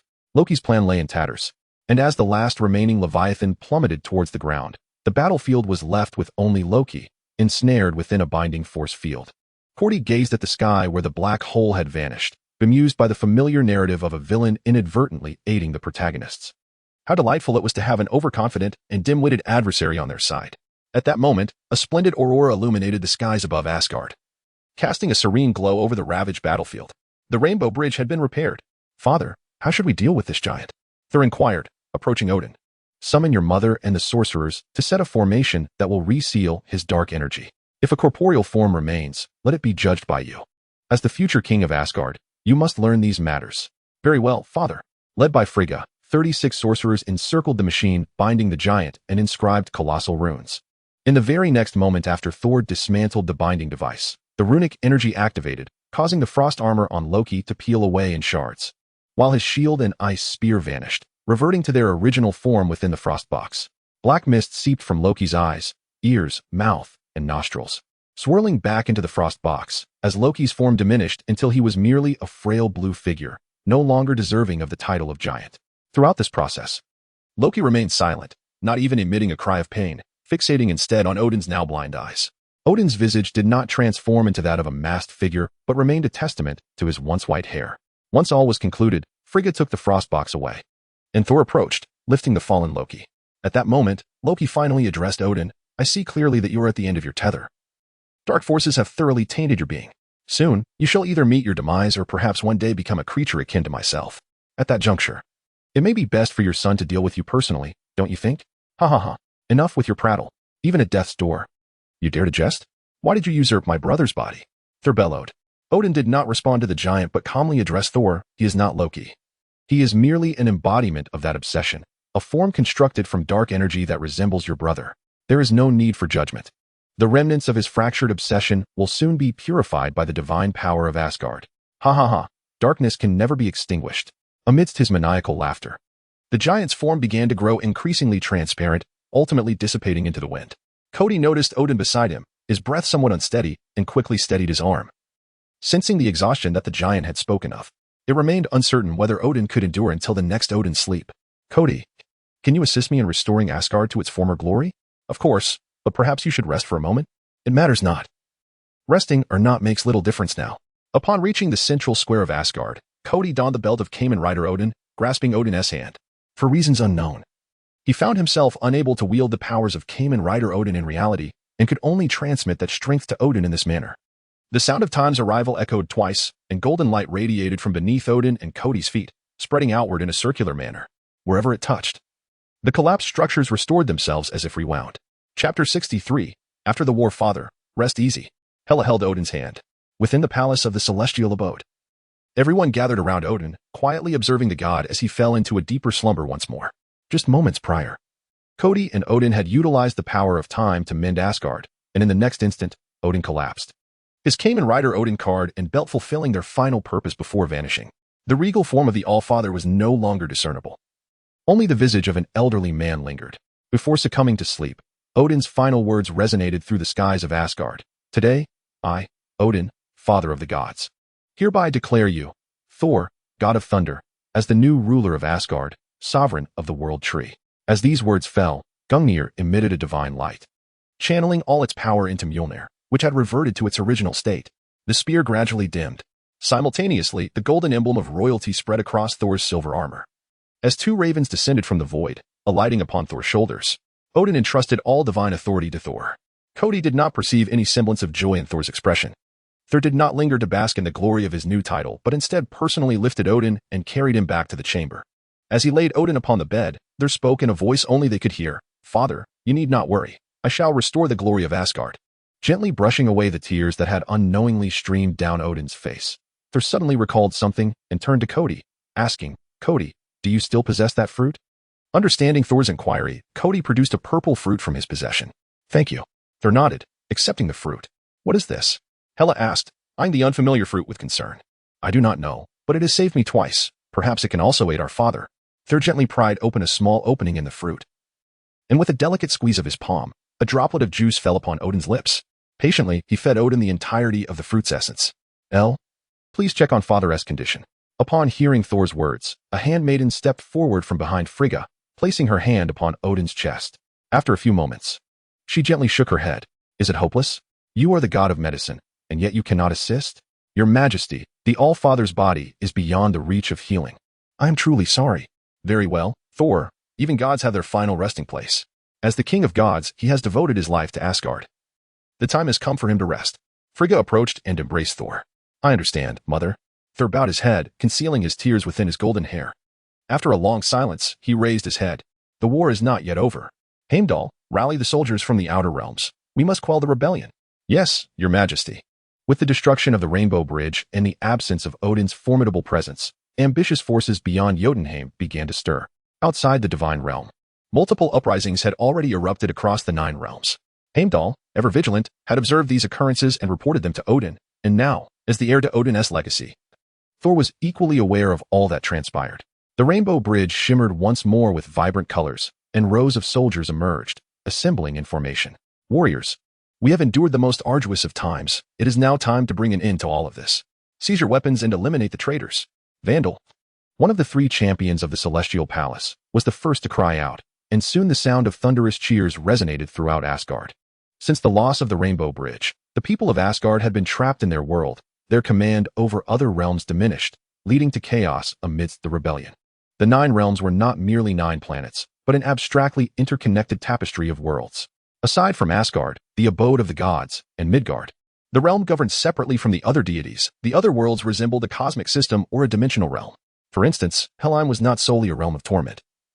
Aside from the forest ruled by Hela, it also housed the spirits of the departed and places illuminated by light, akin to Earth. Upon Heimdall's issuance of the assembly command through the Rainbow Bridge, hundreds of thousands of soldiers stationed across the realms were transported back, boarding airships destined for quelling the rebellion. The advancement of the war was relentless. Thor's inner turmoil demanded release. Although he no longer felt invincible, capable of challenging foes single-handedly, his combat style remained fiercely violent. Where lightning could be wielded, he would not resort to mere fists. Elsewhere, Sif and the 3 champions of the Celestial Palace led their forces, swiftly eliminating the main adversaries within days, leaving the remnants to be dealt with by the subordinate commanders. Tony and his companions, having repaired the Rainbow Bridge, chose not to rush back to Earth, but instead joined the troops in the ongoing battle. In the final location, Kody and Thor ventured into Jotunheim. During the recent battle in Asgard, an item of paramount importance, which had been present during the conflict in New York, was conspicuously absent, the Mind Scepter. After the vibrant hues dissipated, the two stood beside the once frozen throne. Jotunheim, stripped of its frost giants, resembled a perpetual icy wasteland, enveloped in profound silence. As Kody approached the frozen throne, he extended his hand, seeking to feel the lingering traces of magic in the air. After a prolonged moment, he withdrew, regretfully noting the absence of any extraordinary energy. Either Loki had never utilized it here, or perhaps his own butterfly effect had rendered it non-existent. The whereabouts of the scepter remained unknown, possibly in Thanos' possession. Let us depart, Thor. There is nothing left here. We should return early. Did we not anticipate a grand celebratory feast tonight? A farewell banquet in our honor? Shall we compare our drinking prowess? I am certain I will triumph. Why not invite Tony and the others to join you? I fear you may resort to trickery. Heimdall, take us back. Chapter 64. The Unfinished Battle at Midnight. Nick was in his office, perusing reports from recent special operations, his brow furrowed in concern, as if grappling with particularly thorny issues. At that moment, the computer screen before him displayed an enormous energy fluctuation in the sky, yet the alarm did not sound any warning. It was a familiar energy. Stepping out of the office, Nick gazed up, a smile breaking across his face as he beheld the marvel, returning via the Bifrost. His Avengers had returned. Welcome back, and thank you for your efforts. Hey, Nick. Though only a few days have passed, it feels like an eternity, Tony said, embracing Nick. Sir, Natasha and Clint nodded in acknowledgement. Kody also shared a brief embrace with Nick, and finally, descending with an array of packages was Banner, holding invaluable alien elixirs that could greatly aid his research. This time, Thor had generously bestowed upon everyone a bounty of gifts, the most precious being a massive ingot of foundational URU alloy, weighing 1,000 pounds. As its name suggests, this alloy was far from the true URU used to forge artifacts. However, Zephyr had confirmed that if Tony could weave it into a suit of material 01, the overall performance of the iron suit would increase by 200%. Furthermore, according to Zephyr's rational analysis, the core of Tony's arc reactor could incorporate powder from this URU alloy. In an optimal scenario, the core energy of the arc reactor could reach half that of a photon engine, greatly amplifying the suit's power. Of course, this would necessitate Tony addressing certain material integration challenges on his own, answers that were not present in the technical documentation for 01. Natasha handed Nick a memory card. Here are the visuals captured during our mission. Perhaps you should prepare yourself psychologically for what you are about to witness. Nick took the memory card, puzzled as he glanced at the others, and then entered the room, placing it on the projector positioned in the center of the office. It was only upon seeing the images that he comprehended what Natasha meant by being psychologically prepared. The video on the projector was unedited, merely a series of fragmented shots, resulting in a somewhat disordered sequence. The aerial view of the divine realm, the majestic celestial palace, was occasionally intact, only to revert to ruins. There were also colossal frost giants, the terrifying Leviathan beast, and seemingly endless Starians. Kody kept a close watch on Nick's expression. Apart from a fleeting widening of his eyes upon witnessing the divine realm, he did not exhibit any overt signs of shock.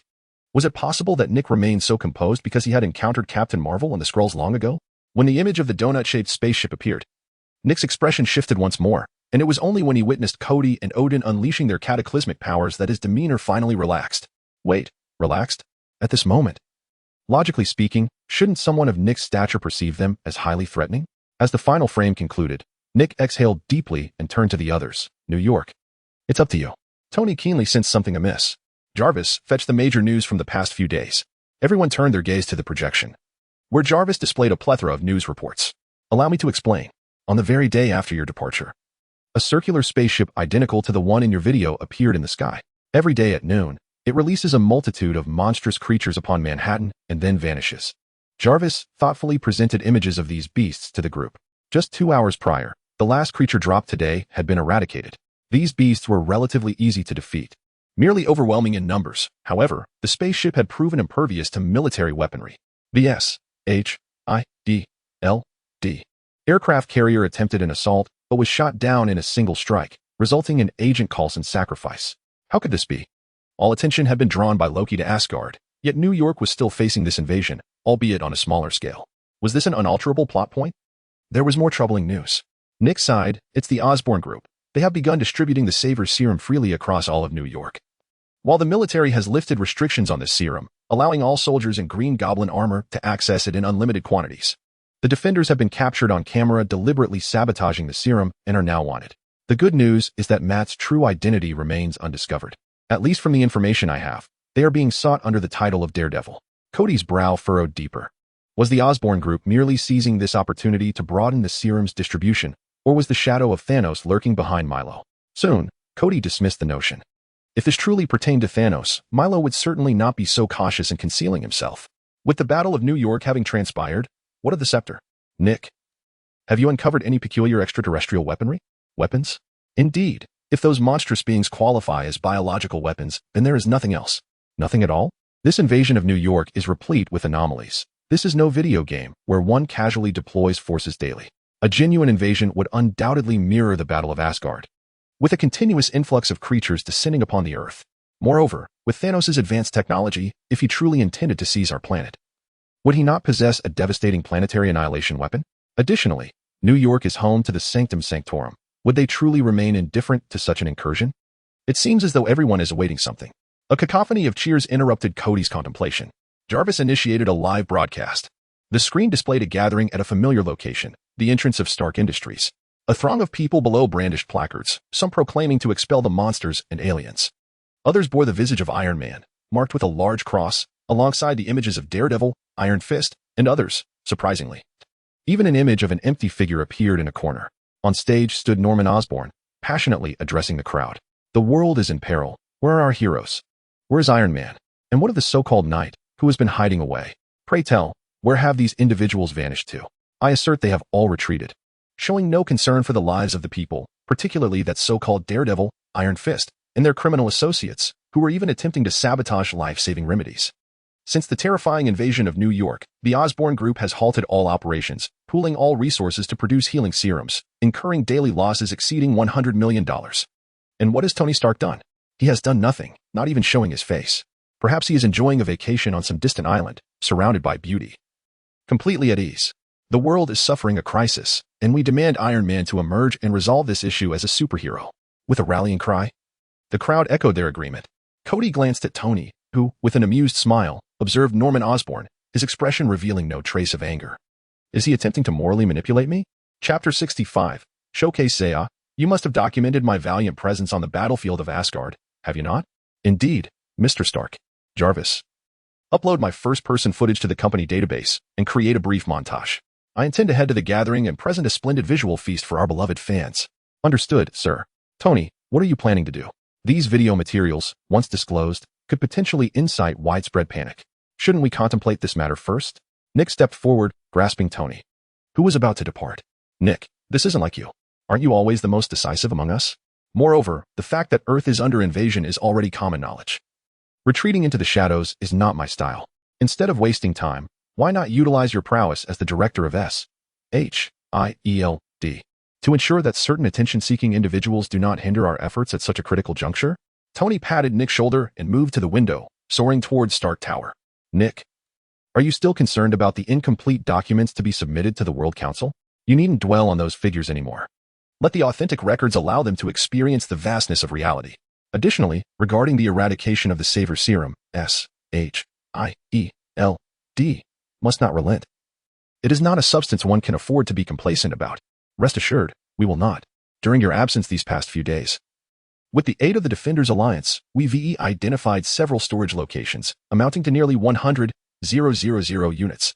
Furthermore, the activity of these substances has significantly diminished, likely due to a shortage of raw materials or some other complications, which may greatly reduce their efficacy. Kody nodded, then inquired, where are Matt and the others now? Matt is at his law firm. The others are in a highly confidential private safe house, especially Jessica and Luke, who absolutely cannot reveal themselves at this time. Kody nodded, satisfied that they were safe. Tony's actions were remarkably swift. Within minutes, Iron Man appeared above the assembly, revealing his face. The floodlights of Stark Tower illuminated him, and the crowd perceived Tony as if a deity had descended, gradually landing on the stage. Hello, friends. I heard you missed me. How dare you show your face here? Norman Osborn interrupted, momentarily pausing his tirade against Tony before quickly seizing the microphone to interrogate him. Do you feel ashamed? You can't even reveal your true identity. Tony chose not to respond to Norman Osborn, instead asking an unrelated question, leaving the audience perplexed. Without further ado, Tony extended a finger, tracing a circle on Norman Osborn's face, leaving a mark from a laser cutter. Before the audience could shout in alarm, the facial mask fell to the ground, revealing a familiar visage, Eddie Brock, the first journalist to expose the battle between Iron Man and the Kamen Rider against the Iron Tyrant. Kody, watching from the screen, was slightly taken aback. It had been some time since he had seen this fellow, and he was likely planning to create a sensational news story. What could be more shocking than toppling a hero revered by the masses from their pedestal? Having revealed his identity, Eddie Brock decided to drop the pretense, holding up the microphone with a blend of sincerity and artifice as he addressed Tony. I am merely voicing my support for the Osborne Corporation, a company that truly deserves our trust. They safeguard national security and save lives, while you, Iron Man, were absent during the world's most perilous moments. That is a fact. Indeed, echoed a few voices from the previously quiet crowd, which soon swelled with more individuals questioning Tony's absence. Despite the unfriendly remarks directed at him, Tony maintained a stoic demeanor, and as the crowd gradually quieted under the weight of his indifference, he casually snapped his fingers. See for yourselves what I have done. A colossal projection screen began to descend from the sky, enveloping the exterior of Stark Tower, and the audience was transported into Tony's perspective, reliving the breathtaking battle of Asgard. In the celestial realm, the imposing figures of Leviathan beasts filled the sky, their presence an overwhelming pressure. As they closed in, they unleashed their ferocity upon Iron Man. With agile maneuvers, Iron Man evaded the beasts, yet one massive creature crushed an entire building effortlessly, as if it were mere tofu. Fortunately, the firepower of the armored suit was formidable. The lasers emitted from Tony's repulsor beams sliced through the beast's flesh as if it were chopping vegetables, causing it to disintegrate. However, the sheer number of Leviathans was staggering, and even with Zaya assisting in flight, Tony had to remain focused, constantly vigilant against the Chitauri's attacks. As the battle progressed, a shift occurred on the battlefield. Tony altered his course toward a different type of blue giant, smaller but far more perilous. Their armor capable of withstanding the lasers from his repulsor. Yet for Tony, this presented no significant challenge. His steel fist shattered the giant's form with just a few strikes. The scene transitioned, revealing a mountain-like giant in Tony's line of sight. Its oppressive presence palpable even through the screen, causing the audience to tremble. No longer fighting alone, the video showcased a figure wielding thunder, accompanied by 3 ships encircling the giant, relentlessly attacking. However, the battle was brief. The camera panned upward to reveal a familiar spaceship emerging from a dark void in the sky, one that had dominated the news recently. Gasps erupted from the crowd below. The ship unleashed 2 pillars that ensnared the giant, who had posed such a formidable challenge, rendering it helpless and in agony. What kind of power was this?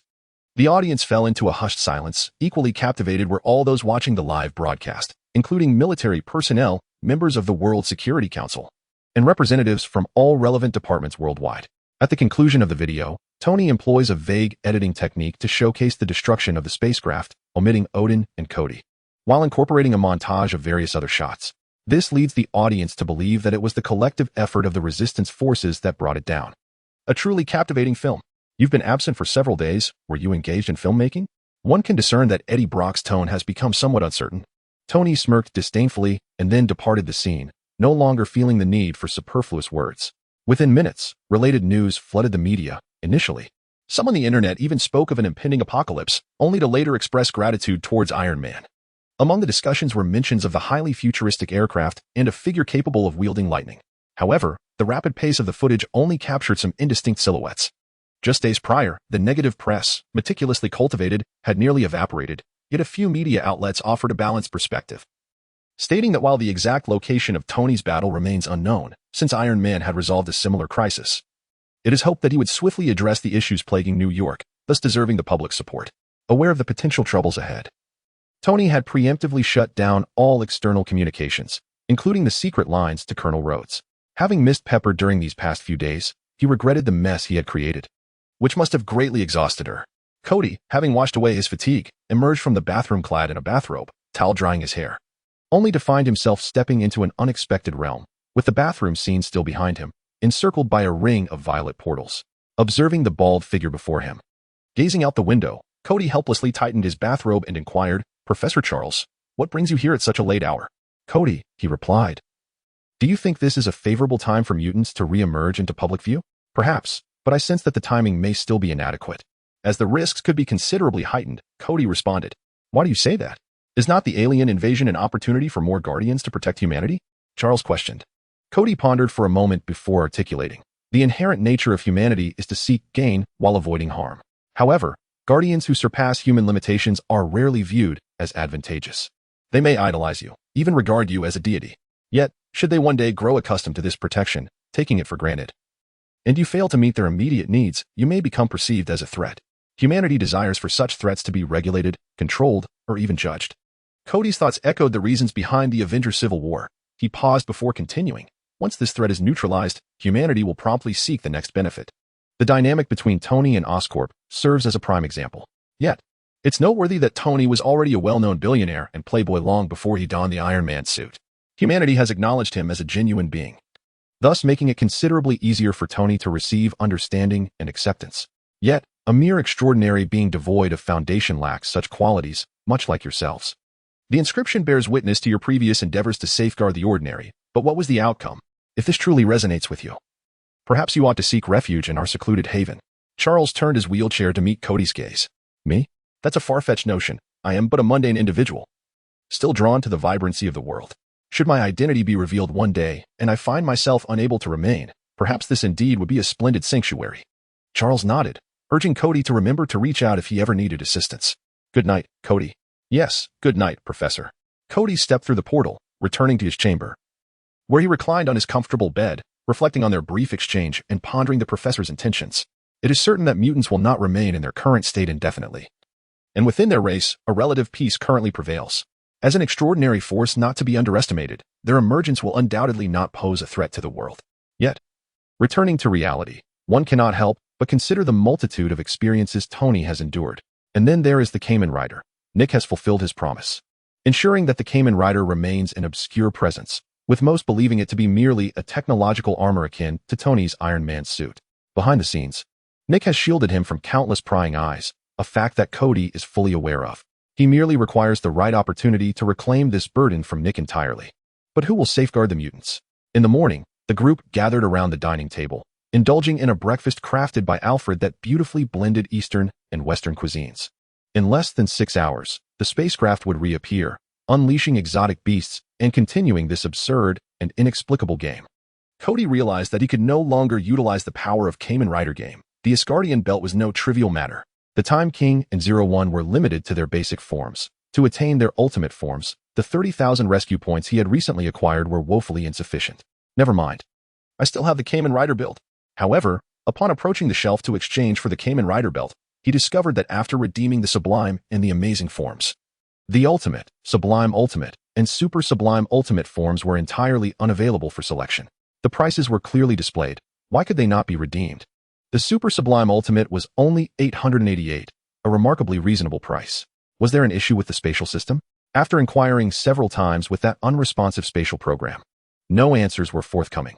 Even the golem was oblivious to the problem, leaving him no choice but to abandon the endeavor.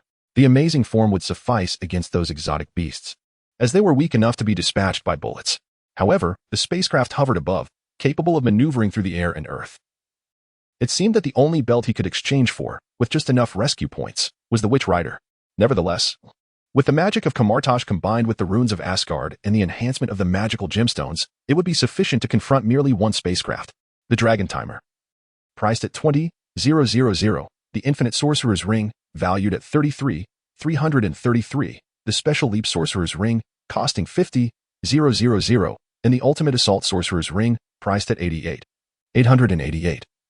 Along with various miscellaneous rings and items, have swiftly vanished, totaling over 200,000 in rescue value.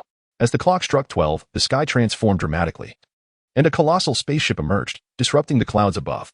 With newfound experience, citizens within a few kilometers had already been evacuated. All weapons were prepared and aimed at the spaceship. Subsequently, the vessel began to release a barrage of white orbs from its underside, while the ground forces targeted these spheres and opened fire, as anticipated, to no effect.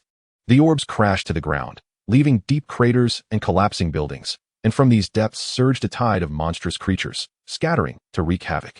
Tanks and helicopters opened fire without hesitation. It was only when the first tank was torn apart by the creature's sharp teeth that the chaos on the battlefield was acknowledged. Wait, something's amiss.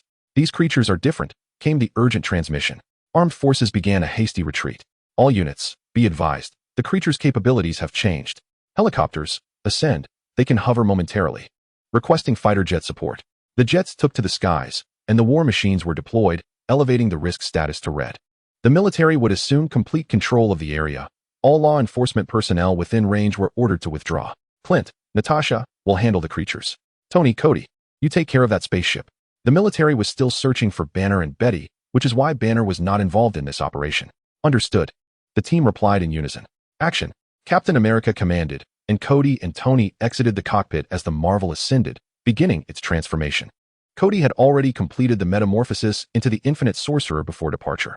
Tony, knowing that Fearless Media would be on site, insisted on showcasing his exclusive transformation with sound effects after donning an old suit for the occasion, with Jarvis capturing the moment. Let us see who can reach the spaceship first. I bet a year's worth of cheeseburgers. Kody challenged, waving the wings of the Infinite Dragon Gold. You're bound to lose. 3, 2, 1. As the countdown concluded, 2 figures, 1 gold and 1 red, burst forth, breaking the sound barrier as they sped towards the spaceship. The vessel floated silently in midair, offering no resistance. Zaya, scan the spaceship status. Scanning. Scan complete. The spaceship has not activated any weapon systems. No life signs detected. Empty? Zaya, can you disable the spaceship shield? As the deciphering process unfolded, Kody inquired with puzzlement, are you planning to board the ship? Indeed. Let us take a look inside. Although the encryption remained unsolved, a malfunction was detected in the magnetic field generator at the ship's core, allowing entry. What a coincidence that you wish to enter just as a breach appears. It could merely be a trap. Kody remarked cautiously. If it is a trap, we can blow it up. Don't you possess that magic to open a spatial portal? It will be no problem. Zaya, target the satellite weapons. Once the ship prepares to depart from Earth, unleash maximum firepower upon it. I must concede defeat to you. Chapter 67. The Beasts Suddenly. The otherworldly creatures revealed their offensive capabilities, rampaging indiscriminately, attacking everything within sight. Those humans hiding in the basement, unwilling to evacuate with the military, were easily found and devoured by the monstrous entities. Buildings, vegetation, streets, and vehicles were all left unscathed. Armed assaults seemed to have lost their significance. Ordinary grenades detonated amidst the horde of creatures, merely sending them reeling. Their sturdy exoskeletons allowed them to shake off the disorientation and resume their rampage. The war machine, which had been on standby, entered the fray, bolstered by Tony's specialized equipment. Its firepower was abundant and should not be underestimated. Countless specially designed armor-piercing rounds erupted from its shoulder-mounted cannon, shattering the beast's carapaces. Coupled with incendiary devices and concentrated fire coverage, the war machine swiftly impeded the creature's advance towards the retreating armored tanks. Meanwhile, the military began urgently reallocating more powerful munitions. After the appearance of the ship on the first day, the army had equipped itself with superior weaponry. However, upon discovering that these beasts were relatively easy to handle in the subsequent days, they replaced elite equipment with the most basic artillery. After all, ammunition comes at a cost. Even the Green Goblin Armored Battalion, which had been in service, was absent this time, leaving the subsequent extermination efforts entirely to local police and a small contingent of stationed troops. The military now felt the pangs of regret for their earlier decisions. The intense fire coverage rapidly depleted the war machine's ammunition, and reloading would take several minutes. Detection of an approaching flying object. The war machine's interior alerted. Rod looked up to see 3 shadows darting past overhead, charging towards the horde of beasts, transforming midair into 3 battle mechs. Rod exhaled in relief, swiftly withdrawing from the battlefield to reload ammunition. The 3 mechs were the separated components of the Marvel ship. The ship's robust structure ensured that even the simplest melee strikes could deliver tremendous destructive power. The mech piloted by Captain America was equipped with a dual-purpose circular shield that could be launched and retrieved, effortlessly slicing through the bodies of the beasts as if they were mere vegetables, halting their advance.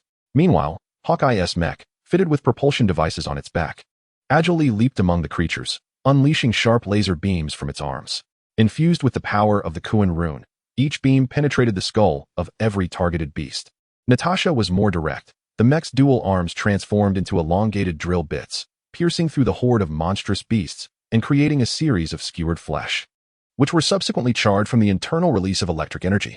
Faced with the formidable firepower of the Marvel, the beasts exhibited no signs of panic. Instead, they divided into 2 groups, with the inner circle relentlessly charging towards the 3 mechs, while the outer circle continued to spread outward. Steve observed the holographic map before him and communicated through the comms channel to Natasha and Clint, expressing the urgent need to prevent the spread of the beasts, as their numbers were overwhelming. If this continued, they would not be able to eliminate them before the creatures dismantled Manhattan. In midair, Hawkeye fired his shots while scanning the advancing routes of the beasts from various angles. Steve, don't you think their movements, although seemingly chaotic, resemble those of ants with a clear division of labor? The smaller ones with long beaks and wings are quite nimble, attacking the armed forces, while the robust ones are demolishing buildings. I share that impression. I spotted a parking lot where some of the scaled beasts appeared to be consuming the gasoline from the vehicles, Natasha remarked. Steve swiped his fingers across the screen before him, redirecting their monitoring perspectives. The site from which the beast emerged was located at the juncture of a natural park and a commercial street. With the parking lot Natasha mentioned being part of a department store reserved for the affluent residents of the upper floors. Upon activating comprehensive detection, the movement patterns of the beast began to clarify. They were not consistently expanding outward. Beneath this natural park lay abundant oil resources and numerous accompanying minerals, while the other half resided deep underneath the commercial street. The destruction and activity of the beast were gradually enveloping this oil deposit. Through the shared perspective, Natasha and Clint also observed Steve's analysis. What could the extraterrestrial beasts want with oil? Moreover, the oil content here isn't significant. Is there something particularly special about the oil beneath Manhattan? Natasha pondered in confusion. Steve furrowed his brow. If the beasts genuinely sought oil, it would be manageable, but it was evidently not that simple. Zaya, please predict the final trajectory of the beasts. Analysis in progress. Analysis complete. The screen displayed the predicted trajectory of the beasts, culminating in a hollow circular path surrounding a century-old landmark building. I recognize this place, Natasha interjected. The ownership of this building belongs to Madame Gao of the Hand, who operated a club here primarily catering to individuals involved in her drug trade. After her demise, the premises were sealed, and a large quantity of the concentrated substance number 382 was discovered. Now, it stands entirely empty. I cannot fathom what significance it holds. Should we not leave? There is nothing here. Meanwhile, Tony and Kody were equally fruitless in their search. Within this donut-shaped vessel lies a circular passage, which, after a complete orbit, leads back to the starting point, revealing nothing of interest. This spacecraft lacks even the most fundamental features such as a hatch or a command center. Its interior is as smooth as a mirror. After a thorough examination, Kody concluded that, regardless of its resemblance to Thanos, the ship bore no relation to him. Upon closer inspection, every detail of the ship's exterior and its overall form, aside from the donut shape, displayed significant discrepancies. I had hoped to uncover some extraterrestrial technology, surely. Aside from the Marvel ship, Marvel Enterprises could benefit from producing ordinary interstellar vessels for sale. Tony shrugged helplessly. Indeed, if there is nothing here. Let us destroy this place first and then assist Steve and the others. They retraced their steps and exited the spacecraft through the opening. Such an iron ring held nothing inside, while its exterior was equipped with a shielding generator and propulsion system, seemingly devoid of weaponry. Was this alien merely frivolous with their resources? Perhaps it served merely to transport those otherworldly beasts. What a waste of our heroic efforts.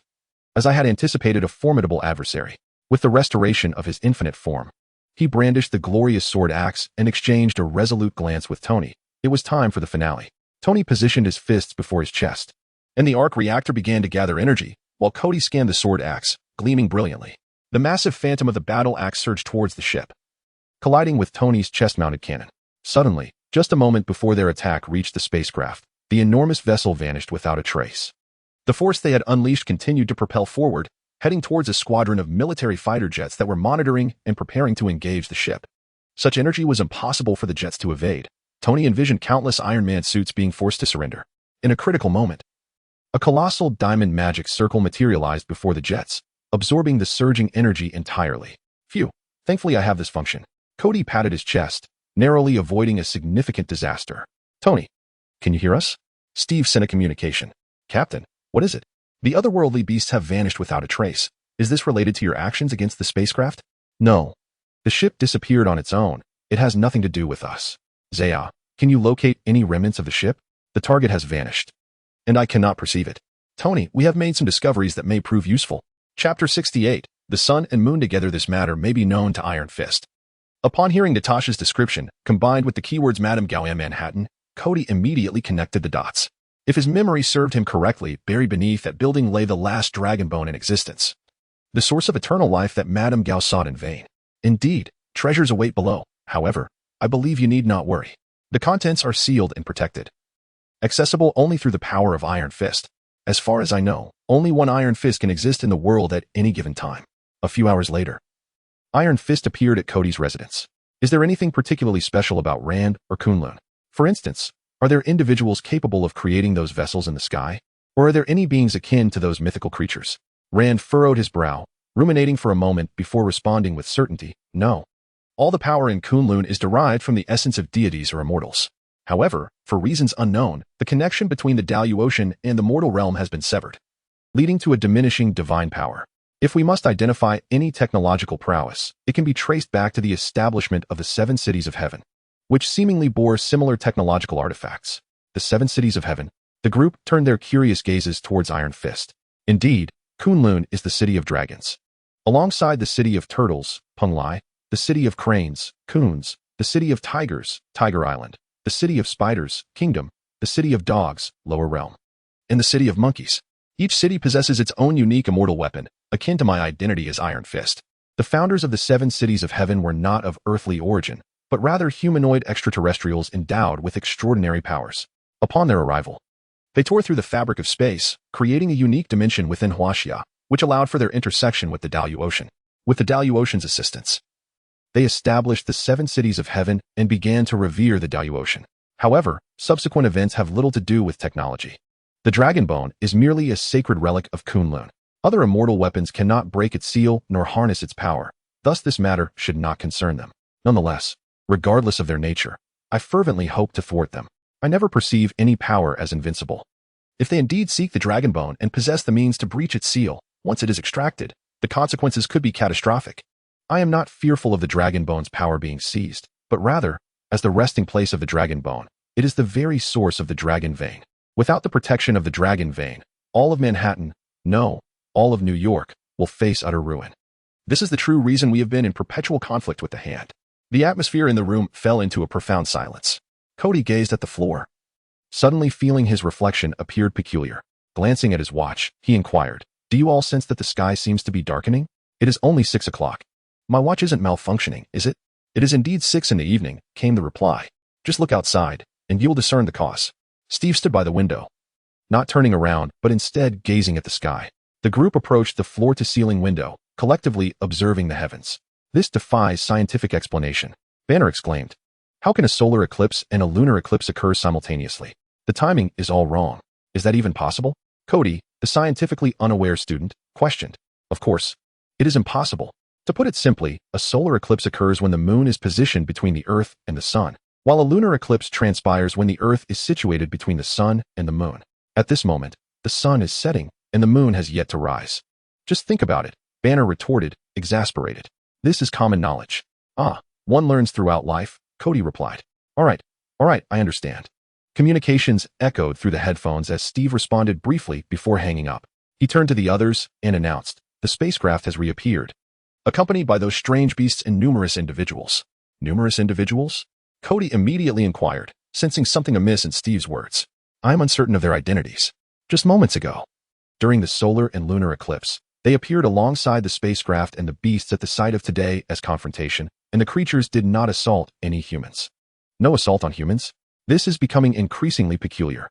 Iron Fist interjected. "May I accompany you? I am deeply concerned about the condition of the Dragon Bone." "Very well. Let us proceed together." Steve nodded in agreement. As the Marvel hovered above the incident site, the screen revealed the unfolding situation below. The ground was teeming with humans and beasts, all facing the towering edifice. The spacecraft, akin to an angelic halo, emitted a pure white radiance, suspended horizontally above the building. Ground forces were rendered impotent by an invisible barrier, unable to advance, while armed helicopters maintained their aerial surveillance. From the aerial view, it was evident that the positions of the individuals were deliberate, with the remaining gaps filled by the beasts, forming the shape of a dragon's head.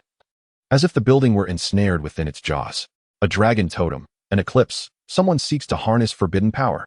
The strength of Kunlun is waning. How could it be summoned? Iron Fist could hardly believe his eyes. "Jarvis, Zaya, conduct facial recognition on these individuals and identify any commonalities." "Understood, sir." "No problem, Mr. Tony Stark." Moments later, Zaya provided a summary. 95 are retired military personnel. The remaining individuals possess physical attributes superior to those of the average human. And 100 have utilized the Saver's Serum. The Saver's Serum again, it truly lingers ominously. "Zaya, target that spacecraft and fire the satellite cannon." "Apologies, Kody, but I am unable to lock onto the ship. Its status is currently in subspace." So it was hidden within subspace. No wonder it had escaped so swiftly last time. The light of the sun and moon is about to be completely engulfed by darkness. On board the Marvel, Kody manually aimed a laser at the spacecraft. Yet the beams vanished upon striking the hull, akin to stones sinking into the sea. Concurrently, the spacecraft was no longer silent. It began to rotate in the air, cascading layers of white light that enveloped all living beings below. Subsequently, the humans within the totem began to emit a golden glow, initially faint, but intensifying as the sun and moon were entirely overshadowed. The golden light detached from their bodies, soaring towards the spacecraft, resembling a dragon taking flight. Iron Fist clutched his chest, collapsing in agony as the dragon patterns on his skin and hands began to shimmer. I sensed the seal weakening. They are on the verge of successfully seizing the dragon bone. We must thwart them. Kody transformed into the infinite magic dragon, soaring out of the cabin. You are in subspace? Then I shall seek you out. With a flash of blue, the enchanted ring known as the Fallen Mage materialized in Kody's hand. A cerulean magic circle materialized before Kody, who swiftly dove into its depths.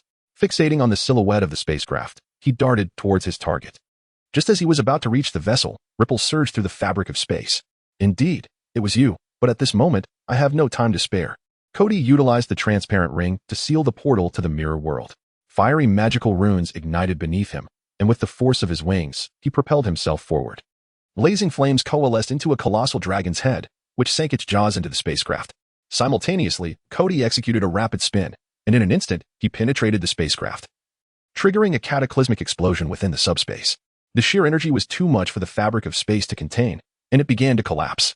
Upon Kody's return to reality, the sun and moon had reemerged, the spacecraft and the otherworldly beasts had vanished without a trace, leaving only a myriad of unconscious individuals strewn across the ground. Chapter 69. Khonsu. Although the extraterrestrial invasion had been successfully resolved, the events of the past few days have revealed that our current technological capabilities remain inadequate to confront an authentic assault.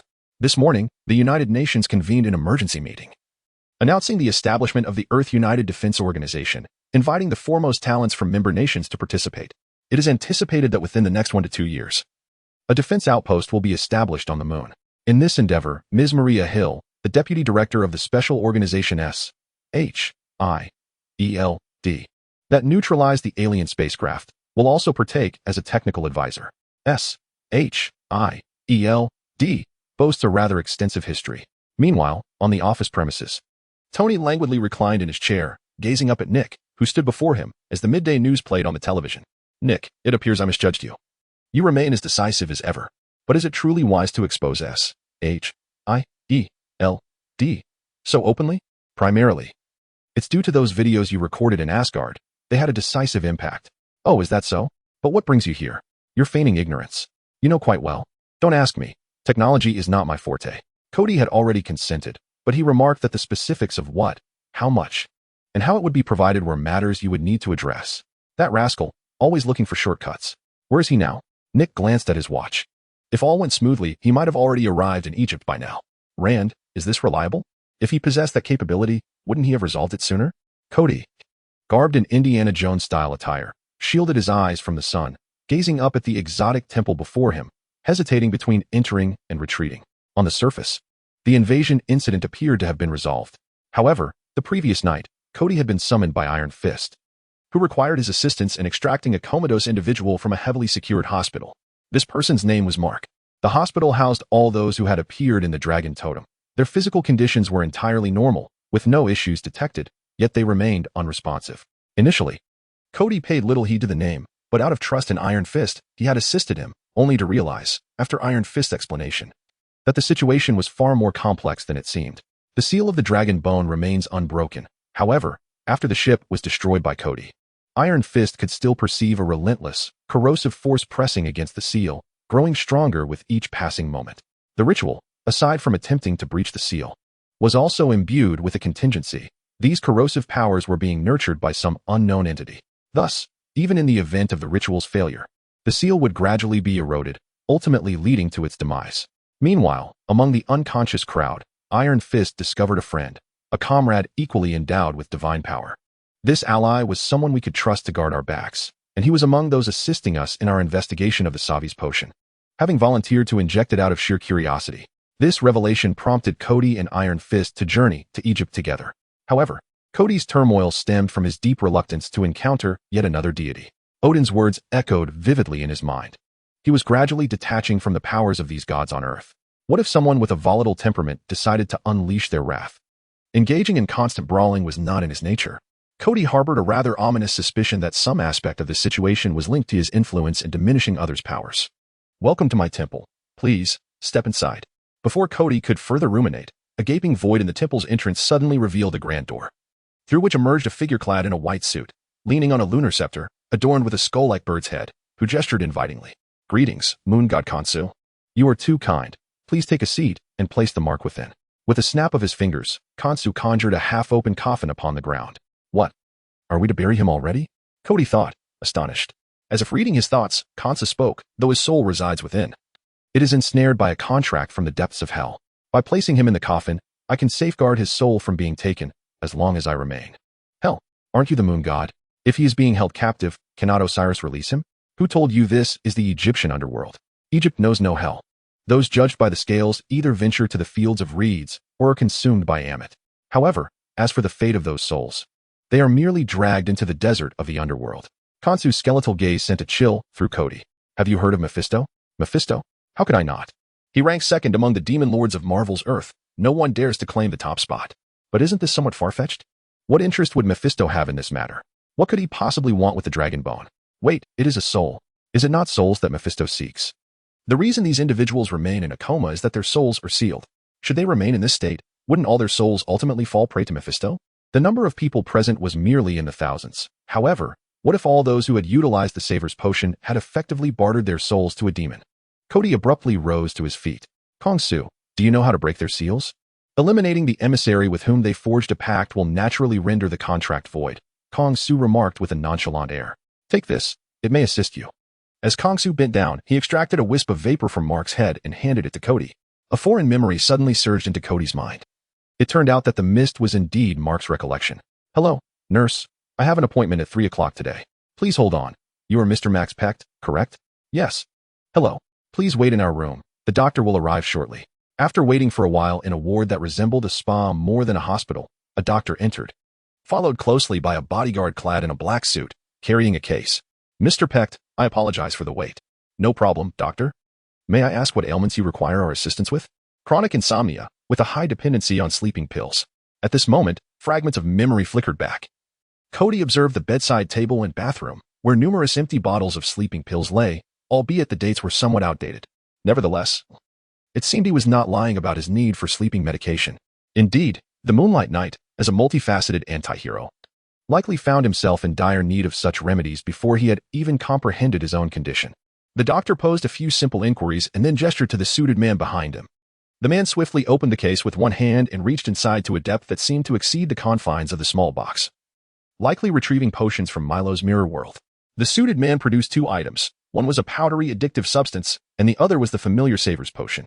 Sir, please sign the agreement, and you may enjoy your health here. The doctor accepted a standard liability waiver from the man in black and placed it before Mark, who signed without hesitation. Subsequently, both the doctor and the bodyguard exited, leading to Mark's first-person experience with the 2 substances, at which point the memory concluded. The only semblance of a contract was that liability waiver. If demons could so easily have individuals sign pacts, would they still need to manipulate humanity? It is also possible that simply utilizing the potion could be construed as a voluntary endorsement of the contract. Mark merely glanced at it briefly. Yet Kody was able to discern each word clearly. After several readings, he finally identified the anomaly. Certain letters within some words had been meticulously substituted with Latin characters. Kody immediately crouched down, examining the contract while inscribing words onto the sandy surface with his finger. Once he completed a sentence, he continued writing without even glancing back. And soon a comprehensive contract was penned. Kody remarked on how familiar it felt, recognizing it as one of the demonic contracts recorded in the Tome of Darkness. Simultaneously, he noted the presence of a supplementary agreement by a third party, which stipulated that life itself would serve as sustenance to maintain a certain magical array. The flesh and soul were truly divided without remainder. Indeed, it is a soul contract of demons, Kangsu observed as he gazed at the ground. Did you just make a wild guess? Kody retorted, somewhat exasperated. I am merely familiar with the technique. Over the years, Jehovah and I have had our occasional interactions, assisting him in dealing with a few demons. It's quite reasonable, wouldn't you say? That old man is rather amusing, devoid of any pretentiousness. I should introduce you to him when the opportunity arises. Sure, but I'd rather not meet God prematurely, Kangsu laughed. Suddenly, he shifted the topic, asking, do you know why the sun and moon appeared to consume each other? Why is that? Kody inquired. In fact, a rather rare solar eclipse was set to occur yesterday. Additionally, the power I had bestowed upon Mark was temporarily siphoned by that contract, enabling them to manipulate moonlight and create a lunar eclipse. I have since reclaimed my strength, so you need not worry about that. However, I am a meticulous individual, since Mark remains unconscious and you and Iron Fist cannot embody my vengeance. I implore you to show no mercy in eliminating those filthy bloodkin who have wielded the power of moonlight. Bloodkin? How can you be so certain it is them? Kody's heart raced. Aside from other lunar deities like myself who possess moonlight powers, the only beings capable of resonating with moonlight in this world are the bloodkin. They are known to be the lackeys of Mephisto. This is common knowledge. I can assure you, it is they. Kody nodded. I will investigate thoroughly and resolve this matter promptly. That is all I wish for. I do not want the moonlight to be stolen again. A mist enveloped the area, and the scene before them soon vanished without a trace. Kody, when you summon Kong Su later, where's Mark? Rand asked anxiously, scanning the surroundings, but all he found was sand. Haven't we already seen Kong Su? We even entrusted Mark to him. It seems he has no intention of meeting me. No wonder Rand was silent earlier. It all makes sense now. Shall we head directly back to New York? Yes, let us go. Chapter 70. The Bloodkin? Are you referring to vampires? Surely. They must be mere urban legends. Iron Fist frowned. I have another question. As vampires, they should fear the sun, correct? Yet, based on our previous observations, even under the midday sun, those suited bodyguards moved about freely. Logically, only the more powerful vampires would possess greater resistance to harm. It cannot be that all of them hold such strength. This is indeed my concern as well. However, since Kong Su has provided an answer, let us focus our efforts on those bodyguards in black suits and the doctors for now. They are the individuals closest to the victim. Tracking the doctors is, in fact, considerably simpler. The distance from the hospital to their homes is merely a straight line, making surveillance effortless. Once they step outside their doors, every item within their homes is meticulously searched by the two, yet they find nothing. This pattern continues with several doctors, and to ensure thoroughness, the investigation of these individuals is conducted randomly. As for the suited bodyguards, they have an additional location, the Jibing building. After Kody and his team successfully infiltrated it last time, the security measures at the Jibing building became exceedingly stringent, and the hidden devices within the Jibing office have long been dismantled. Kody attempted to infiltrate again using the Dragon Knight, only to discover that the office had implemented warning spells. Any emergence from the mirror world would inevitably trigger them. Fortunately, the time the suited men spend inside is relatively brief, merely enough to drop off their boxes. Their subsequent activities consist of normal routines, dining, leisure, and sleep. They all belong to the same security company under Jibing, thus residing together without any anomalies. The Punisher and other members of the Defender Alliance are currently unable to make an appearance. The investigation by the two has become rather sluggish, unable to comprehensively address other areas. Until 2 days later, Midnight Nurse Claire relayed a message to Iron Fist, indicating that the investigation had finally made progress. The hospital treating the comatose patients had posted a notice regarding blood donations the following day, essentially inviting individuals who had used the Saver's agent to donate blood for the comatose. This would aid in their recovery. These individuals did not faint due to excessive blood loss. Could it not be remedied directly with the Saver's agent? However, the initiator of this notice is rather unusual. His name is Michael Morbius, a world-renowned biochemist and Nobel laureate. This stature lends his words an air of authority, garnering widespread public response, even prompting media assistance in promoting his message. Claire's information reveals that Michael Morbius voluntarily came to the hospital to serve as a doctor, and he draws blood from a select few daily. The volume extracted far exceeds that required for research, resembling more the quantity obtained during a blood donation. His laboratory is adjacent to the blood bank, allowing him immediate access to blood. Furthermore, this laboratory is off-limits to anyone but him, with 2 suited bodyguards from Jibing stationed at the entrance. Claire, not a professional, has managed to summarize so much as a nurse, which is quite impressive. Further probing might raise the doctor's suspicions. The two only instructed Claire to maintain basic observation. Later, they received even more detailed feedback from Claire. Before entering the biochemical laboratory, a standard disinfection procedure involving ultraviolet irradiation is typically followed. Yet this Nobel scholar bypassed that process entirely. Throughout the day, he abstained from any act of nourishment. Taking advantage of her work, Claire boldly approached him, only to inadvertently discover the bloodstains adorning his cuffs. If you are genuinely in search of a vampire, I dare say he fits the description perfectly, and his appearance is undeniably charming. Just yesterday, the City Hall dispatched a secretary to extend a warm welcome in the form of a banquet, inviting him to attend, an opportune moment for you to draw near him. If he poses no issues, I would be inclined to pursue him. Kody had previously researched this Michael Morbius online. He bore an uncanny resemblance to Jared Leto and possessed an impressive intellect, making him all the more captivating. The banquet commenced at 8 and continued until 11. And as the proprietor of several prominent local enterprises, Kody was naturally among the invitees. He observed the doctor maintain a constant smile throughout the event, engaging merrily with others. Yet he did not touch a single dish, claiming it was a long-held habit of his to refrain from food after noon. If Claire's observations are accurate, How could a normal individual endure several days without sustenance while maintaining such vitality? Upon the conclusion of the soiree, Kody discreetly followed him. Michael Morbius remained merely a subject of suspicion, thus Iron Fist continued to investigate others. He eschewed transportation, instead strolling along the riverside, clad in a suit and bow tie. What an experience that must be. In Kody's mind, a fitting soundtrack accompanied his thoughts. After half an hour of continuous walking, in a secluded area illuminated by the moonlight reflecting off a small pond, Michael Morbius finally halted, seated at the water's edge, playfully disturbing the surface with his fingers.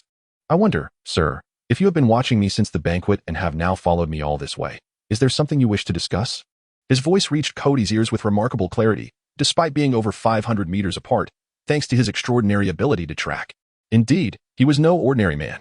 Realizing he had been detected, Kody ceased his pretense and, within mere seconds, found himself before Michael Morbius. Are you of the bloodline? He inquired. Indeed, I am. Though I differ from those vampires you might envision. Are you more formidable? Perhaps. However, whether you suspect vampires of causing turmoil or harbor a simple disdain for them, you have misidentified the culprit. I am solely a savior. Blood is my sustenance, but it serves merely as my reward. Then why did you voluntarily go to that hospital? As I stated, I am there to save lives. Yet, as far as I am aware, those individuals have deteriorated further. Kody stepped closer, and under the moonlight, Michael Morbius's alluring visage began to contort into a menacing expression, revealing sharp fangs. With a swift motion, Kody flipped his wrist, producing a charming mechanical bat in his right hand, gently placing it in the crook of his left as silver chains wrapped around his waist, forming a crimson belt to which he affixed the small bat. His father had once said that magic should be countered with magic. Thus, he resolved to use the Vampire King to vanquish the vampires. Chapter 71. The Reverse Elixir. Michael Morbius was genuinely taken aback by the sudden transformation of the individual before him. Initially, he intended to adopt a fearsome visage to intimidate his opponent, yet to his astonishment, the adversary launched a punch in his direction. Michael nimbly leapt aside, evading the blow effortlessly, and as if defying the laws of gravity, he floated in midair. With a swift motion of his arm, a multitude of bats emerged from behind him, hurtling toward Kody. At that moment, Kody found himself somewhat uncoordinated. Who could have predicted that he had only decided to exchange for this power a mere 10 seconds prior? Originally, Kody had intended to utilize his empty self to combat the bat-like creature, but in a sudden twist of fate, his mental focus shifted, and his psychic energy latched onto the bats, resulting in their summoning.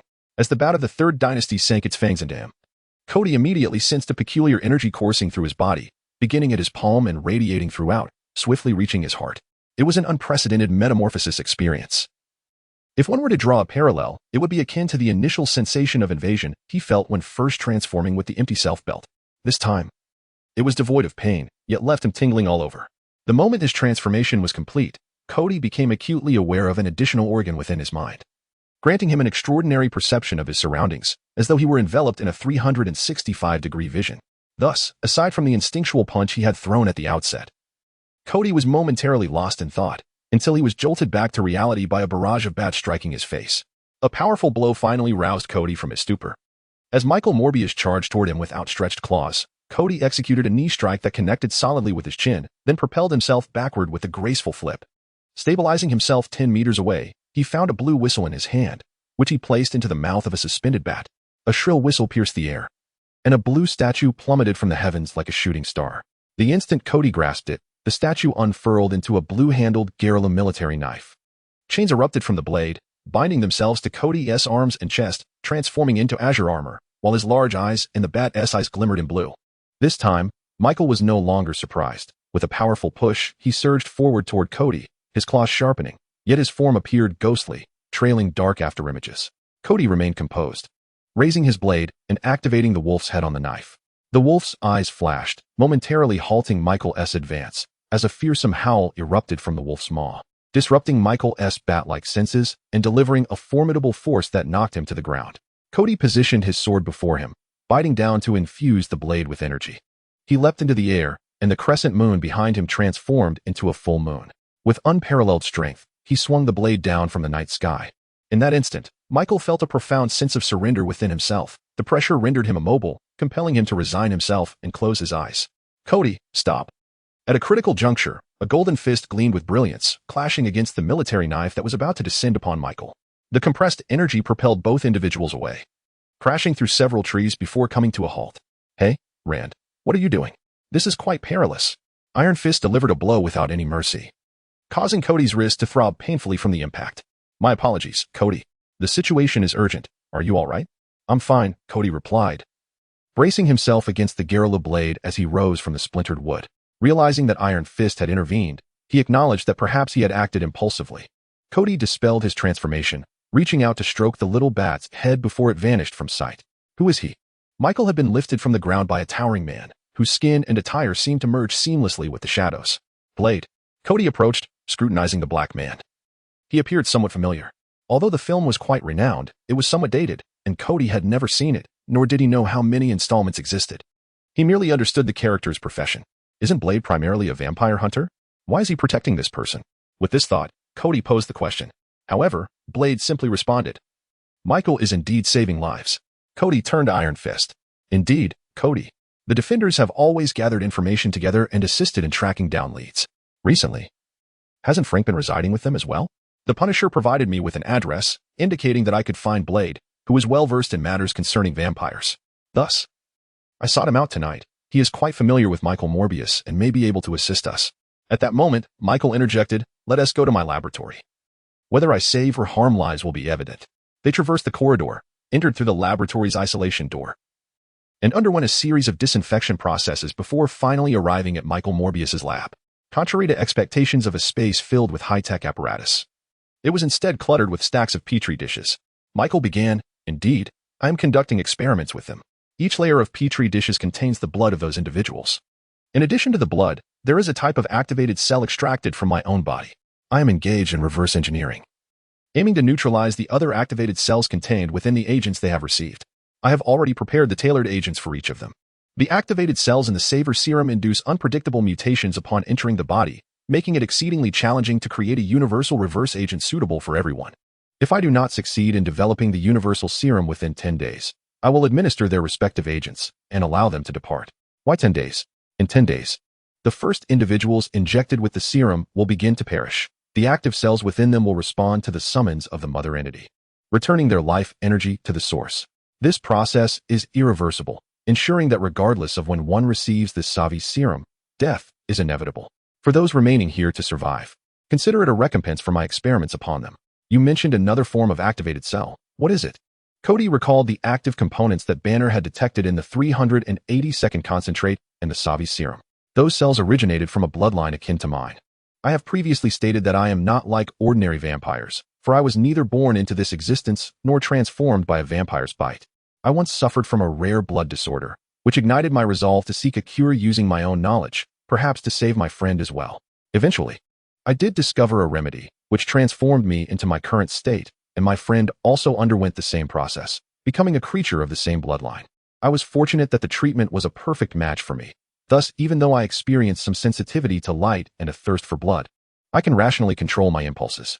However, my friend's mind spiraled out of control, ultimately leading to his body being seized by a horrifying entity that emerged from a mirror before my very eyes. Kody's heart trembled. What is your friend's name? Milo. Chapter 72. Clue. The familiar name sent a shockwave through Kody's heart, while simultaneously unveiling more information about Milo. It seems that Milo is merely the name of Michael Mobius. This acquaintance, the eternal or the mutant, resides within the bodies of others, living under their identities, and due to inhabiting a vampire's form, he conceals himself. Furthermore, his ability to traverse the mirrored world suggests he possesses a unique capacity to enter certain special realms. After all, had Kody not interrupted him in the subspace last time, he would have appeared out of thin air, allowing him to remain elusive, if not for the condition known as the eternal affliction and his inherently erratic nature. Might the madness he exhibits stem from Michael's friend? Could he suppress the sanguine urges of that corporeal vessel? Thus, the clues are elucidated. The demonic pact was forged by three parties: a demon, the individual consuming the serum, and Milo, who resides within the vampire's body. Given his circumspect nature, it is evident that it is the vampire Milo who initiated the contract. The demon covets souls, while Milo collects life energy, and vampires, in truth, feed upon life energy as well. Countless humans fulfill their insatiable desires. As for the Dragonbone, Rand, do you understand why it is said that absorbing the energy of Dragonbone grants immortality? Kody inquired. Iron Fist shook his head, admitting, I am not entirely certain about that, but I do know that those who possess such exceptional dragon bones are the guardian dragons. Kunlun is the city of dragons, for it was they who initially established and safeguarded Kunlun. Historical records of Kunlun mention that upon their arrival, the dragons bore the appearance of having dual wings sprouting from their backs, with wings connected to their arms, robust legs, and their bodies adorned with sharp spines. This image likely represents the quintessential Western dragon. Subsequently, they were blessed by the gods in the deluation, and their form gradually transformed into the present-day image of the coiling dragon. From ancient times to the present, each guardian dragon's birth has been accompanied by a unique ring. Over the course of hundreds of thousands of years, merely 10 guardian dragons have emerged, yet these 10 rings, along with the bones of all guardian dragons, were stolen. This explains the presence of dragon bones scattered across the globe. What are the other dragon bones? Were they absorbed? Not entirely. The previous generation of Iron Fist located them and brought them back. To prevent the dragon bones from being stolen again, they performed a sacred ritual to completely disintegrate the bones, merging them into all of Kunlun's essence. After the deluation severed its connection with Kunlun, this marked the first time Kunlun received nourishment. Only the final dragon bone, due to unforeseen circumstances, could not be retrieved in time and was instead bound to the earth through a dragon vein ritual, sealing it here forever. Wait, did you just mention nourishing Kunlun? Kody seized upon a point. Indeed, what of it? Rand responded, somewhat perplexed. After a moment of contemplation, Kody speculated. Could it be that the power contained within the dragon bones is an immense life force? For a minuscule entity like a human, such power would indeed be boundless. Verging on the notion of immortality, Rand nodded. Your conjecture holds some merit. Sacrificing a portion of human life energy in exchange for the power of the guardian dragons is indeed a remarkably advantageous transaction. After all, the soul remains unaffected and the contract is fulfilled. Kody sighed, thus this ritual is highly likely to be conducted again, especially since these individuals will perish in 10 days, causing the energy needed for the corrosive sealing to dissipate. Michael, can you genuinely ensure these individuals will survive? If so, you would have broken Milo's pact with the demon. We cannot locate Milo, but this method may compel him to reveal himself. However, you might be disappointed to learn that after they utilized the Savi's agent, they entered into a contract with the demon, binding their souls to the pact, and those lying here have had their life energy extracted once more. Thus, even if you neutralize the agent within them, retaining that final vestige of life energy, they can only maintain this state of living death. A pact with a demon? Michael's gaze shifted from the petri dish to Kody's face, having overheard their discussion of souls and contracts, yet he was still processing the information. What demon? Mephisto. Are you unaware? Michael shook his head. I thought you were referring to the demon that has taken possession of Milo's body. The nearby Blade Warrior's expression turned serious. How could such a contract possibly be valid? Regrettably, the contract has indeed been established, and the sole means of dissolving it is to extinguish Milo's life. Only through this act can the souls of all be liberated from their shackles and awaken anew. However, the pact with Mephisto requires one's own soul as collateral. Thus, the question arises, was it Milo who signed the contract, or was it the demon residing within him? Presently, it appears that Milo's soul serves as the collateral while the demon within him reaps the benefits. Upon hearing this, Morbius's eyes gleamed with a bloodthirsty crimson hue before he turned and departed, retrieving a test tube from the temperature-controlled vault at the lowest level and presenting it to Blade. I know you vampire hunters possess your own methods of tracking. After all, you initially found me through blood, did you not? Here is Milo's blood. Assist me in locating him. Do you wish to take the initiative? Indeed, even if I cannot save my friend, I shall seek vengeance on his behalf. Chapter 73. Shumagarath. The clock's hands had reached midnight. Blade glanced at the wall clock. I require some time to prepare for the tracking endeavor, after which I shall reach out to you. With that, he nodded to the others and departed with the blood sample in hand. Morbius resumed his work, and Kody exchanged a glance with Iron Fist before they too exited the hospital. Rand, have you ever contemplated what it would be like to possess omniscience and immortality? Never. I believe it is the unknown that provides humanity with a purpose to strive forward, that makes life vibrant. Omniscience seems rather tedious, and immortality is exceedingly elusive and lonely.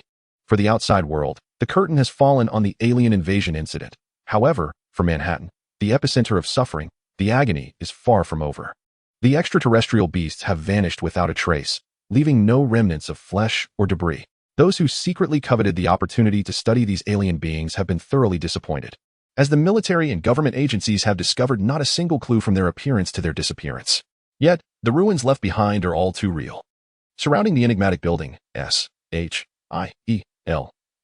has preemptively set up measures to thwart any attempts at intrusion or espionage.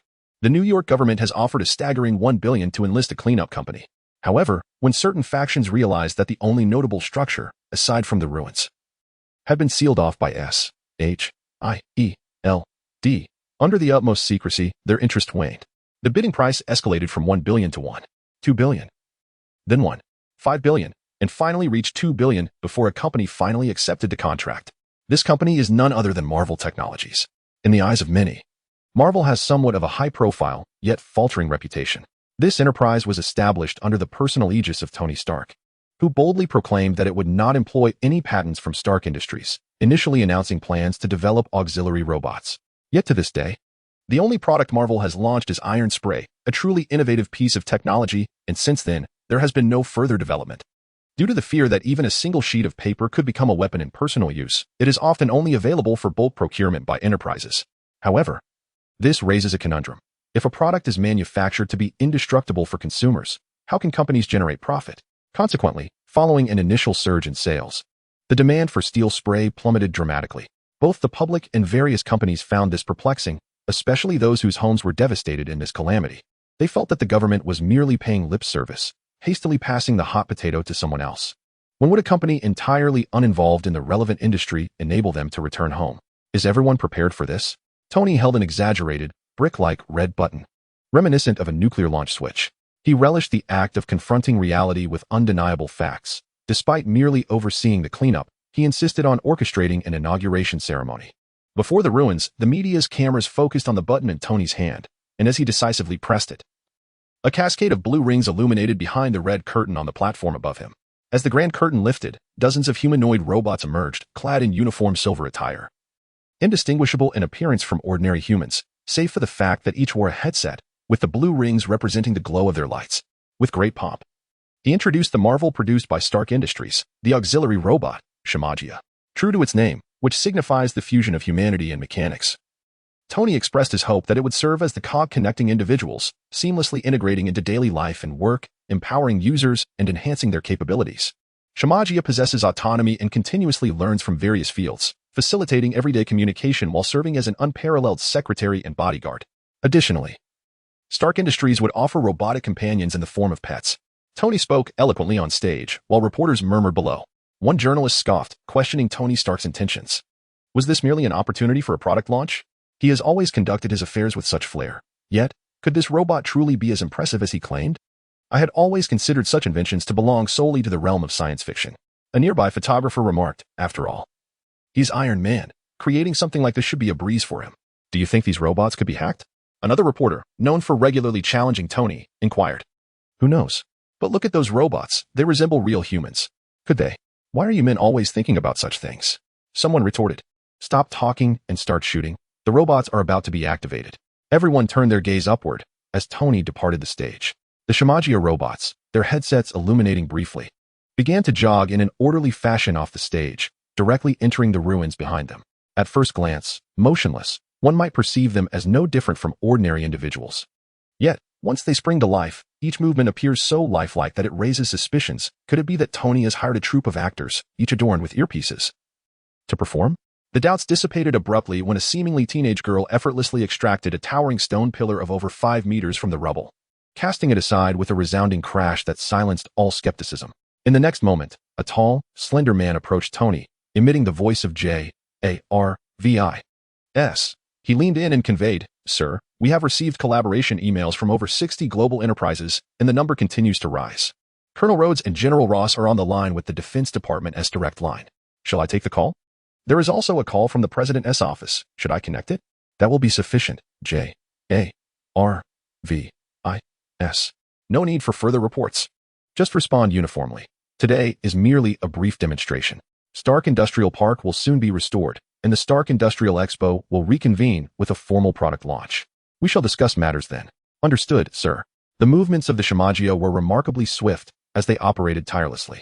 Within 2 days, half of the district had been completely cleared and reconstruction had commenced, naturally at a different price point. The flawless execution of the Shamagia once again elevated Tony Stark's reputation and fortune, causing Stark Industries stock prices to soar.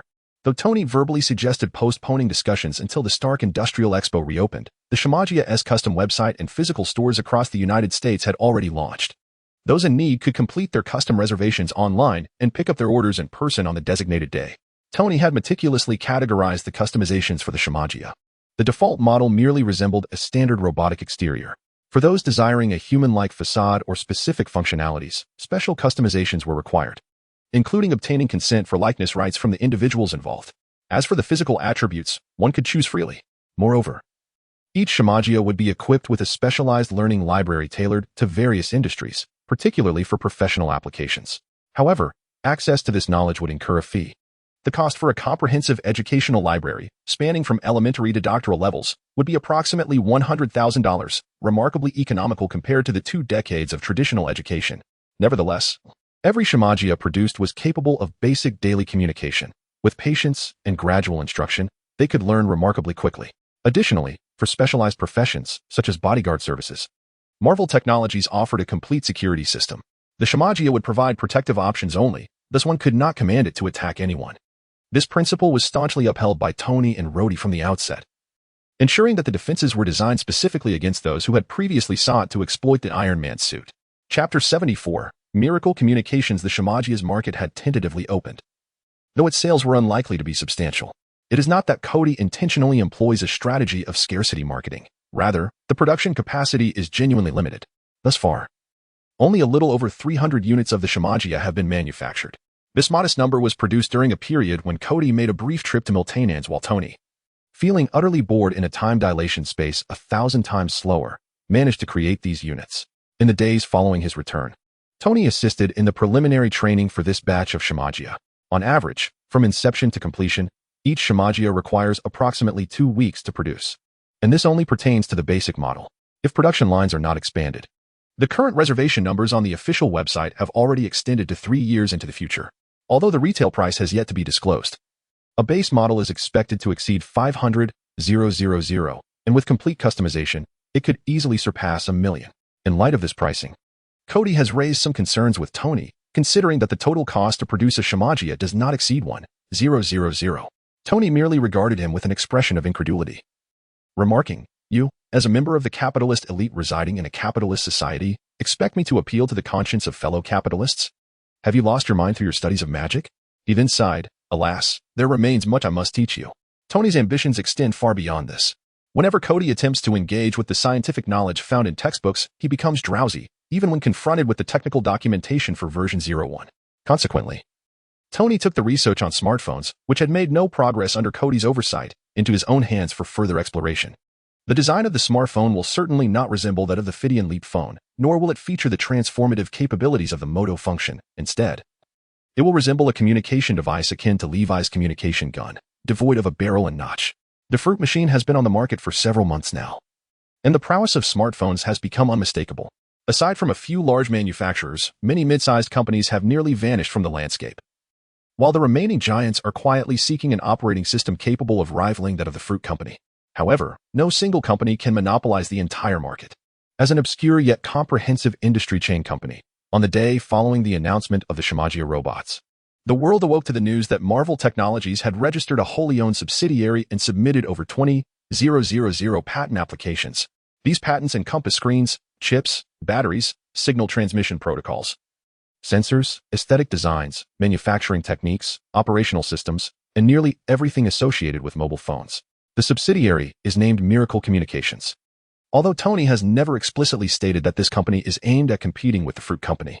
The microphone of a reporter soon found its way to the lips of the Fruit company's president, who admitted, "I was indeed surprised to learn of this. Tony is undoubtedly one of the technology leaders I admire the most, and I look forward to his creations."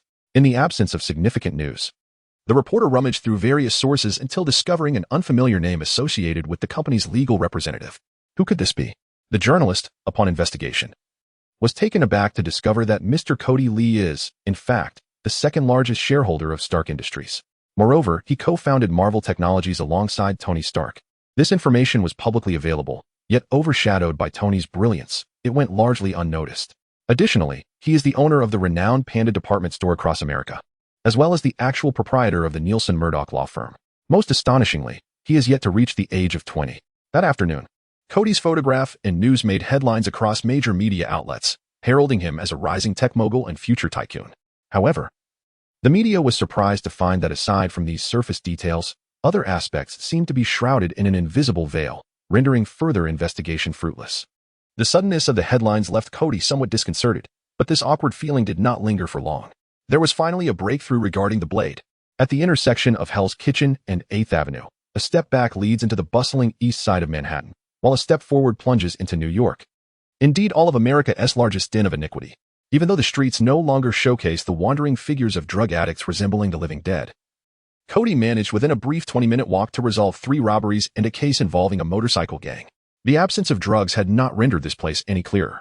Walking to an inconspicuous street corner, Blade retrieved a pouch containing red powder from his pocket, alongside a small silver vial, from which he poured some water to mix with the powder, subsequently beginning to draw symbols upon the ground. Observing the runes, Kody searched through 2 tomes of magic in his mind. Yet, even the Book of Dark Arts does not encompass all forms of dark magic. It was only through recognizing similar patterns in certain runes that Kody realized this was, in fact, a summoning ritual. Was this not a crossroads? Could one still summon a demon here? As the last rune was inscribed, Blade closed his eyes and swiftly distanced himself from the symbol, murmuring a few incantations. The runes ignited with flames that grew ever more intense. Moments later, a man appeared, chains in hand, alongside an old motorcycle. Was this the Ghost Rider? What did he want? The Ghost Rider ignored Iron Fist and Kody, instead directing his attention to Blade. I seek a person, one who has made a pact with a demon. You should know that I too have forged a pact with a demon. By asking me to betray my own pact, master, why should I assist you? Just tell me what you need, and I shall offer you this. Blade produced a fragment of metal from his pocket, and in an instant, the Ghost Rider's burning skull revealed an expression of yearning. Using this to barter for a betrayal should be quite worthwhile, wouldn't it? How do you prove this is a fragment of the power metal? Blade toyed with the shard. I obtained this from Dracula. Believe it or not, the choice is yours, but you have but this one opportunity. Very well, I accept your terms. Remember your promise. As the voice faded, the Ghost Rider emerged from the flames, presenting a crimson crystal to the Blade Warrior before vanishing into thin air. Leaving behind the red runes on the ground transformed into black. The Blade Warrior lifted his foot, scattering the remnants on the ground, and then addressed Kody and Iron Fist, urging them to proceed, assuring them that they would soon locate him. Chapter 75, The Soulstone. The Blade Warrior strode purposefully ahead, occasionally slipping into inconspicuous yet accessible alleyways.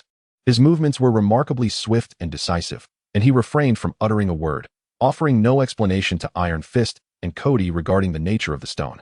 It was not until they arrived at a dark, dimly lit bungalow that the Blade Warrior paused, instructing them to watch their step and not to damage his arrangement. Upon opening the door, Kody beheld the interior of the house, which was nothing but a hollow shell.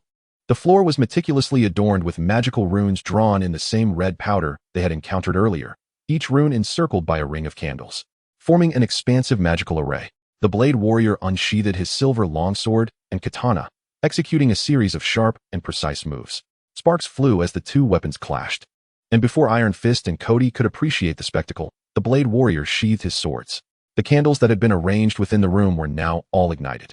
After thoroughly inspecting the candles to ensure their safety, the Blade Warrior placed the crimson crystal bestowed upon him by the Ghost Rider into the vacant center of the magical array. He then retrieved a test tube containing a sample of Milo's blood from beneath a pile of beer bottles inside the only appliance in the room, the refrigerator. Will this truly not spoil? Oh dear. Kody inadvertently expressed his concern. The Blade Warrior cast a glance at him, reassuringly stating that as long as it belonged to him, even clothes worn once would suffice. This was magic, not science. Perhaps I was indeed narrow-minded. As the blood sample dripped onto the crimson crystal, the crystal began to emit a faint red glow. The flames of the surrounding candles were drawn towards the red powder on the ground. Extinguishing the candles while igniting the powder, the fire spread inward toward the center crystal. When the flames finally settled around the crystal's perimeter, the color of the crystal transitioned from red to black until the flames extinguished completely, revealing a translucent black crystal on the ground, with a hint of red still visible within. Simultaneously, that faint red hue began to drift from the black crystal, swirling like mist as it floated toward the door. The Blade Warrior picked up the black crystal from the ground and handed it to Kody, stating, "My part is complete. The rest lies in your hands." With the appearance of these 2 elite vampires in New York, their scent will attract other vampires. I must attend to that matter. Once Milo is found, exposing him to the Soul Stone will imprison his soul within it. To eliminate him, simply shatter it. If successful, do remember to deliver the shards to that fiery-headed individual from earlier. Oh, and it would be best if you handled Milo. Do not disclose this matter to Morbius. In the face of Milo, he may show unwarranted compassion, which could lead to complications. The Blade Warrior extracted a fragment of the power metal and handed it to Kody before departing prematurely. Following the crimson mist, Kody and Iron Fist traversed the meandering alleys, advancing along the main road towards the 12th district. where the red haze extended to its terminus, remarkably reaching the banks of the Hudson River. The final vestiges of the crimson mist receded into the Soul Stone, indicating that this was indeed his sanctuary. Kody formed a seal with his hands, magnifying a rune symbolizing manifestation, which enveloped the river's surface, subsequently revealing a gigantic subspace array. How does one gain entry? Having recently grown somewhat complacent, it appeared necessary to revisit Kamartaj upon returning home for further study. Fortunately, the Sorcerer Supreme's ring remained a versatile asset. A cerulean magical array enveloped the scene. And just as Kody and Iron Fist were about to traverse the array, Kody transformed into Kamen Rider. The sensation of falling lasted less than a second. And as the feeling of encroachment dissipated following a nibble from a small bat, Kody found himself landing on solid ground. Wait, where's my substantial Iron Fist? He pondered, concerned he might have left it behind. In the Hudson River, Iron Fist, after gulping down several mouthfuls of water, finally struggled to swim to the shore. What a troublesome child, Kody sighed after a moment of bewilderment and continued onward. This subspace bore a striking resemblance to the one he had previously entered, hidden within the office of Gold and Black. However, unlike before, there was no mirror present. Was this a measure to prevent me from locating him using the power of the Dragon Knight? As he traversed the corridor and pushed open a door, a vast expanse unfolded before Kody. Yet, the sight before him nearly induced nausea. The space was filled with pipes, each terminating in containers brimming with green liquid. Within these containers floated various biological tissues and organs, some human, others of indeterminate species. It was evident that these tissues were still alive, as hearts and fingers exhibited movement. In his past life, Kody had encountered human specimens and even created numerous human fragments. However, witnessing such a meticulous arrangement of animated organ tissues in one entire space was an overwhelmingly repulsive experience. Suppressing his disgust, Kody approached the containers and examined them closely. At last, a long-held conjecture in his mind was validated. Lady Hi, Erica, Ivan Vanko, Samuel Stern, and many other adversaries he had encountered were all present here. Ripple surged through the space as a voice emerged. These bodies are quite beautiful, aren't they? Milo, who materialized from the ripples, still concealed his form. And even with his eyes, one could not discern what lay beneath his mask. How have you acquired another power without my knowledge? Your growth is so rapid that I can scarcely keep pace. However, is this power perhaps detrimental to your body? Kody disregarded him. Could you grant me this body? Milo feigned shock, exclaiming, who is audacious enough to divulge such a secret to you? Yet, I do quite adore this form you've granted me. Where is it that I reside? There was an unmistakable hint of playfulness in his tone. The transformation of the Blood Clan into a ghastly visage with greenish skin and protruding fangs brought a wave of revulsion to Kody, sending chills down his spine. Let us not delve further into this. Kody swiftly dashed toward Milo, executing a mid-air somersault aimed at Milo's face. At last, Milo ceased to conceal his vampiric prowess. His cloak, draping down his sides, seemed to morph into bat wings, enabling him to evade Kody's flying kick with ease. In the wake of this, a tumultuous swarm of bats erupted from within the cloak, their mouths revealing fangs as formidable as their bodies, intent on gnawing at Kody. With a deft roll to evade the bats, Kody immediately transformed into his Bashar form, wielding a cerulean Bashar Mauser. Rapid beams of light bullets accurately penetrated the body of each bat. These creatures were merely manifestations of certain powers, and upon contact with the beams, they completely disintegrated. This entire sequence transpired in less than 2 seconds. Subsequently, Kody aimed the weapon at Milo and pulled the trigger. Milo's speed was astonishing. The beams barely grazed the edges of his cloak, yet the effect was surprisingly significant. It was as if the cloak were an extension of Milo's very being. 2 shallow holes emerged, eliciting a sharp cry of pain from him. However, in no time, a dark substance filled the voids, restoring him to his original state. A flicker of white began to pulse within Milo's eyes, and his demeanor grew increasingly frenzied. A phantom emerged from Milo, gradually solidifying, resulting in the appearance of 2 Milos, their fingers elongating into sharp claws, charging at Kody with lightning speed, an acceleration exceeding tenfold from before. Their form shifting in such a manner that distinguishing the genuine became a challenge. Kody remained unperturbed, retreating swiftly while being enveloped by an encroaching darkness. The ground surged with waves, a whirlwind spiraled around the Bashar Mauser, and torrents of water enveloped Kody's body. In that moment, a fierce beam of light penetrated one of the Milos, even bursting a container situated behind him. The 2 Milos abruptly halted, one vanishing swiftly, while the true Milo clutched his chest, collapsing to the ground in agony, asking, "How did you discover my ruse?" Quite simply, you neglected the eyes while crafting the illusion. That white, could it be the eternal demon syndrome? Chapter 76. Crisis averted. Milo let out a sinister chuckle. How could I possibly suffer from such an affliction? With that, he thrust his hand, which had been propping him up, suddenly attacking the approaching Kody. The tremendous force sent Kody tumbling to the ground, the Bashar Mauser skidding away. Milo advanced menacingly, pinning Kody's arms and thighs with an intimidating strength. Kody could see that Milo's eyes had transformed into a pure white. Those intoxicated often claimed to be sober. Milo's demeanor certainly did not suggest that he was unperturbed. From beneath his concealed visage, Milo's fangs began to protrude, elongating to a point that they appeared less like those of a vampire and more akin to the tusks of a walrus. Two sharp fangs seemed hollow, dripping a repugnant green liquid. O Divine One, your current abilities resonate remarkably with the capabilities of my corporeal form. In order to serve you better, might I beseech you for a fragment of your strength? Though these words escaped my lips, my sharp fangs swiftly plunged into Kody's neck. Is he not foolish? Does he believe this armor is lifeless? Such thoughts flitted through Kody's mind, yet he uttered, "Very well, take what you desire." At the very moment Milo drew near, the armor's mouth suddenly unhinged, and a black crystal was forcefully expelled onto Milo's face. The proximity left Milo with no means of escape. The instant the black crystal made contact, Kody perceived the haunting wails of the damned echoing in his ears as tendrils of darkness seeped from Milo's body, rapidly flowing into the crystal. Milo clawed at the gemstone affixed to his visage, but to no avail. Agony wrenched forth a harrowing scream, transcending mere pain into a torment of imminent disintegration. Within mere seconds, he was rendered immobile. Kody promptly shoved him aside and rose to his feet. As the black crystal completely ensnared Milo's essence, it fell to the ground, and Kody reverted to his original form, liberating himself from his constraints. Unfurling the bat-like wings upon his feet, he unleashed the sealed power for a final strike. The jars filled with human specimens shattered under the pressure of the impact, the shockwave radiating throughout the walls, leaving a profound indentation centered around Milo. Did you not desire this? It is all yours. The energy surged through the lethal technique, recklessly bombarding Milo's form, which had been bereft of its soul, causing it to disintegrate. Ultimately, the force proved too overwhelming, leading to instantaneous obliteration. Devoid of the support of his capabilities, this subspace began to collapse, while the crystal had long since been grasped firmly in Kody's hand. There was nothing left to mourn. Kody had never anticipated such an effortless resolution to Milo. In the final throes of Milo's corporeal disintegration, Kody could no longer sense the soul within, likely having employed some method to extricate itself from this realm. One could only wonder how he might manifest anew. Nonetheless, the spoils were considerable. Having entirely vanquished the array of villains collected upon the walls, assuming these were indeed their remains, a gentle ripple danced across the surface of the Hudson River before swiftly settling into tranquility. Kody leaped from the water's surface, catching sight of Iron Fist's figure. "Oh, my apologies. I did not bring you along. No matter, has the situation been resolved? Indeed. Shall we annihilate him now?" Kody extended his palm. Iron Fist accepted the crystal.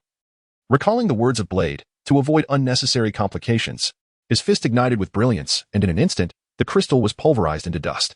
As the clock struck midnight, Mobius lifted his head from yet another defeat. With his remarkable hearing, he discerned a distant cacophony along with the admonitions of the attending nurse. Mobius pushed open the office door, only to find that all within the hospital had awakened. Is Milo dead? Mobius found himself at a loss, unable to discern his current emotions as he silently observed the bustling crowd for a moment before closing the office door once more. At that instant, as the crystalline shards shattered, flames erupted beside the two individuals, heralding the arrival of the Ghost Rider, mounted upon a formidable motorcycle. Is the mission accomplished? Where are the goods? Here you go. This is what Blade instructed me to deliver to you. What about the others? Have they fled? Are you afraid to meet my gaze? The Ghost Rider merely jested, not genuinely seeking an answer, as he pivoted his motorcycle and departed, leaving a trail of fire in the night. A week later, the Stark Industries Expo held a grand reopening ceremony. The scale of this event surpassed even that of its initial unveiling, with attendees predominantly consisting of dignitaries from various nations and the true power brokers of a colossal commercial empire. Were someone to successfully unleash an atomic bomb here, the world would descend into chaos by morning. Indeed, there was a fool bold enough to attempt such a feat. However, the execution was lacking. As the ceremony commenced, unidentified missiles surged from all directions towards the expo, prompting disbelief that such a brazen rogue nation would allow this to occur without adequate defenses. Yet, merely 2 seconds after launch, the missiles were compelled to turn back, detonating upon their own base. Jarvis descended from the sky and approached the backstage area, nodding to Tony and Rhodey. The missile threat had been neutralized, traced back to a terrorist organization known as the Ten Rings. Tony furrowed his brow. Was this not the same group that had collaborated with Obadiah to orchestrate his kidnapping? After enduring several of his assaults, it was astonishing that they could still muster such a large-scale attack. "Tony, it's your turn to take the stage," Pepper said as she entered the backstage area. "All right, dear. he replied, momentarily setting aside his concerns. With the crisis averted before it even began, he reassured himself that with his current technology, even if those missiles had been unleashed within the expo grounds, they would merely provide the audience with a spectacular fireworks display. Chapter 77. The Era of Technological Advancement. Ladies and gentlemen, please welcome Tony Stark. A woman's voice resonated in the arena, accompanied by enthusiastic applause and cheers from the audience as Tony made his way from the backstage to the forefront. This time, he adopted a more understated approach, foregoing his usual dramatic descent. Once the applause subsided, Tony gestured for silence and spoke in a tone rarely heard from him, one marked by maturity. This year, we have all endured much. Initially, when I donned that suit of armor, I believed I was merely saving the world from terrorists. However, as you have witnessed, the terrifying amalgamations of biological and mechanical entities, the black holes materializing in the sky, the colossal spacecraft, the endless onslaught of extraterrestrial beings, and the titanic creatures born from unfathomable energies reveal that our Earth is not isolated. We face unprecedented crises and challenges from the cosmos. Fortunately, we are not alone, for we have our superheroes. I do not refer solely to those guardians with extraordinary abilities who emerge in our direst moments, but also to the brilliant minds working tirelessly behind the scenes, contributing to the betterment of our world through technology. This has indeed been a long-standing commitment of Stark Industries, initiated by my father, to persistently explore and advance through the foundation of technology. The Stark Industries Expo warmly welcomes all nations, enterprises, and individuals capable of making substantial contributions to the future of humanity. From today onwards, Stark Industries, in collaboration with Marvel Technology, shall jointly create a platform dedicated to showcasing technology for individuals. We shall treat every theory and idea with fairness and impartiality. Should you prove to be exceptional, you may have the opportunity to receive full sponsorship from this platform. We will assist you in securing global patent registration and managing all related affairs, ensuring that all patents belong solely to you, without imposing any requirements, including the necessity to provide exclusive preferential rights to your patents. As these words resonated, a hush fell over the crowd, soon followed by a cacophony of murmurs as leaders from various technology enterprises exchanged glances, pondering the implications. Consider the scientists worldwide engaged in technology firms. How many possess patents that are wholly their own? In most instances, any research achievements acquired during employment belong entirely to the company, and receiving a generous dividend is often regarded as a stroke of luck, a blessing from a commendable company. Naturally, this is a commonplace occurrence. What is Tony Stark truly after? Many speculated on his intentions, some basing their conjectures on their own circumstances, interpreting them with the utmost malice. Kody had previously posed this question to Tony, who responded, "With your 01 technology, we have already reached the pinnacle of our industry. I am confident that, in decades to come, should they continue their independent research, no related technology will surpass ours. Even I have only scratched the surface of knowledge thus far. As long as we refrain from venturing into fields beyond our expertise, these patent investments are merely tools for acquiring prestige. A well-known reputation holds far more significance than one might imagine, especially when one possesses a degree of influence." Tony waited for the noise to subside before continuing. After the expo concludes, a dedicated area will be established within the Stark Industrial Park for the long-term display of technological achievements. If any technology companies or nations are interested in the patented products, they may contact the patent holders through Stark Industries. I aspire for a day when all technology companies can unite to forge a new era of innovation. Upon hearing this, the audience realized that Tony Stark was establishing a centralized platform, subtly exercising monopolistic tendencies under the guise of a non-monopolistic approach. Yet, what significance does this hold? With the capital and stature of Stark Group, coupled with the rapid ascent of Marvel Technology to the world's top 50, thanks to the Shimegia robots, Tony's bold declarations to invest globally are indeed feasible.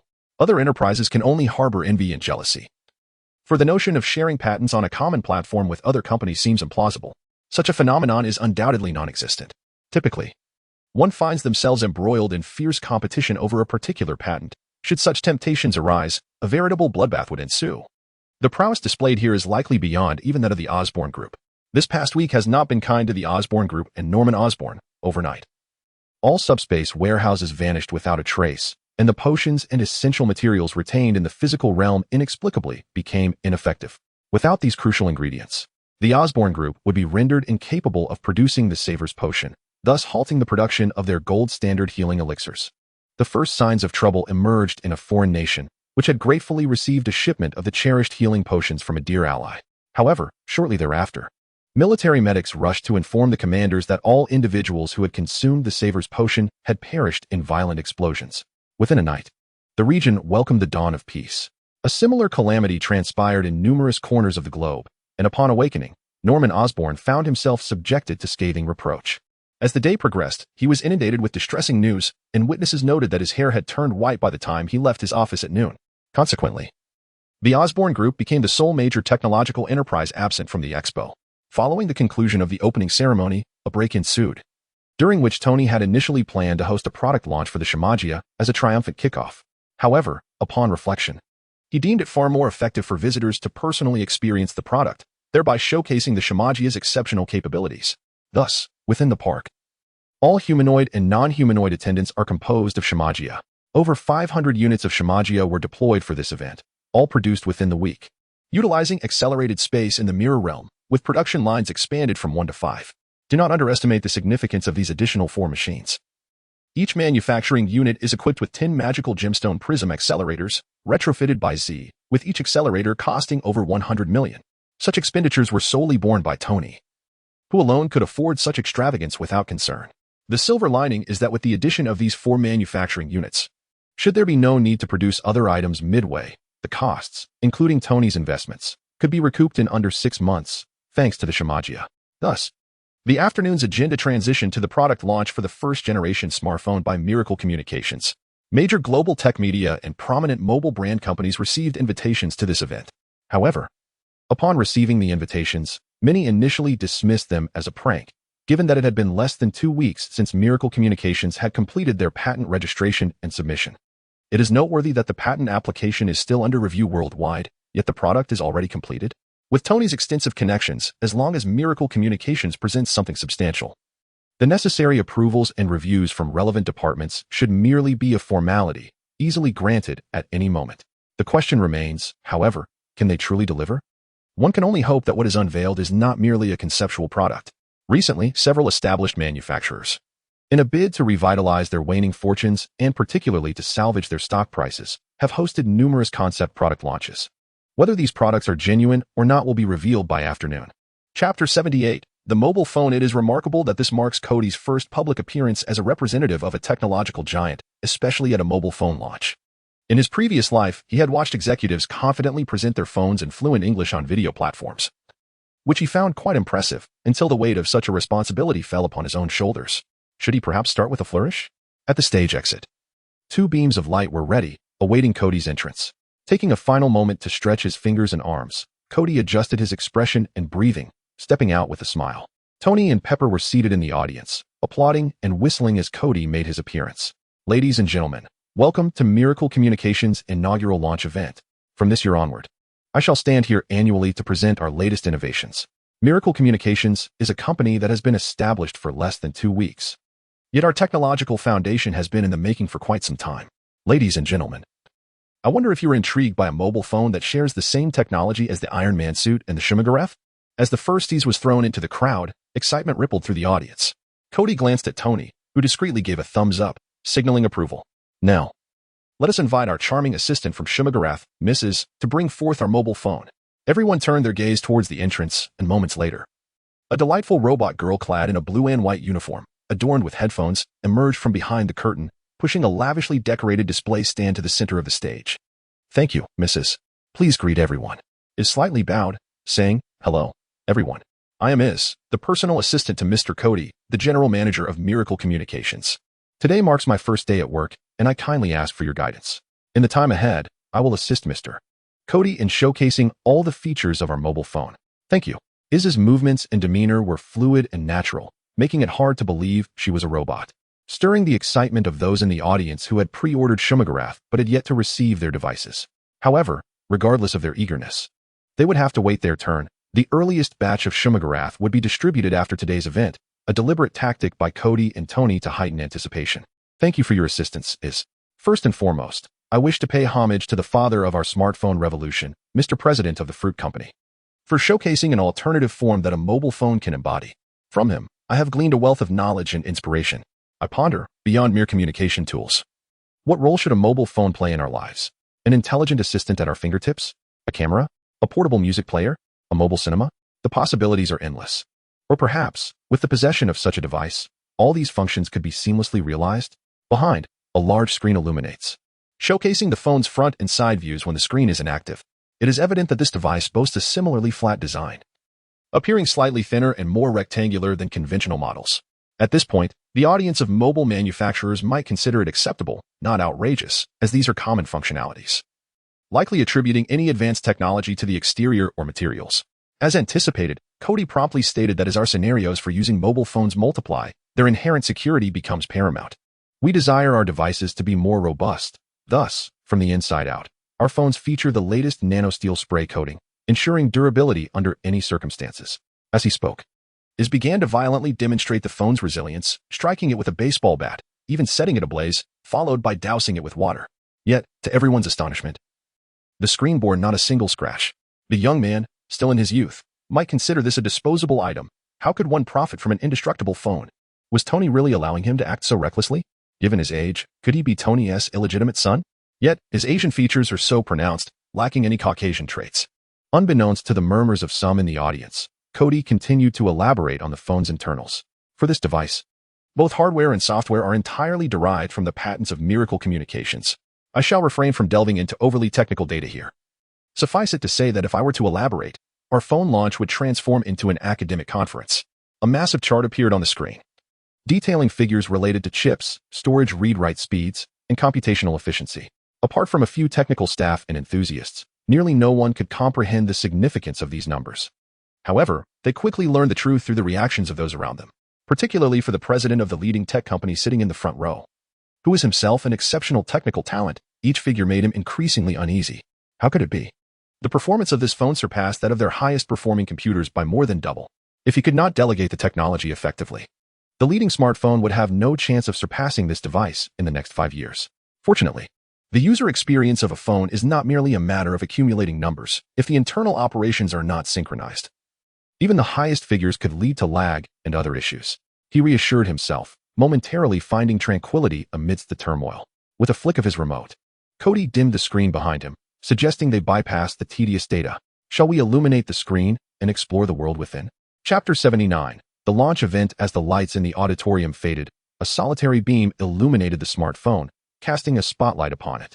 Kody removed his suit jacket and handed it to Iz, rolled up his sleeves, and with his elongated fingers, gently tapped the center of the screen.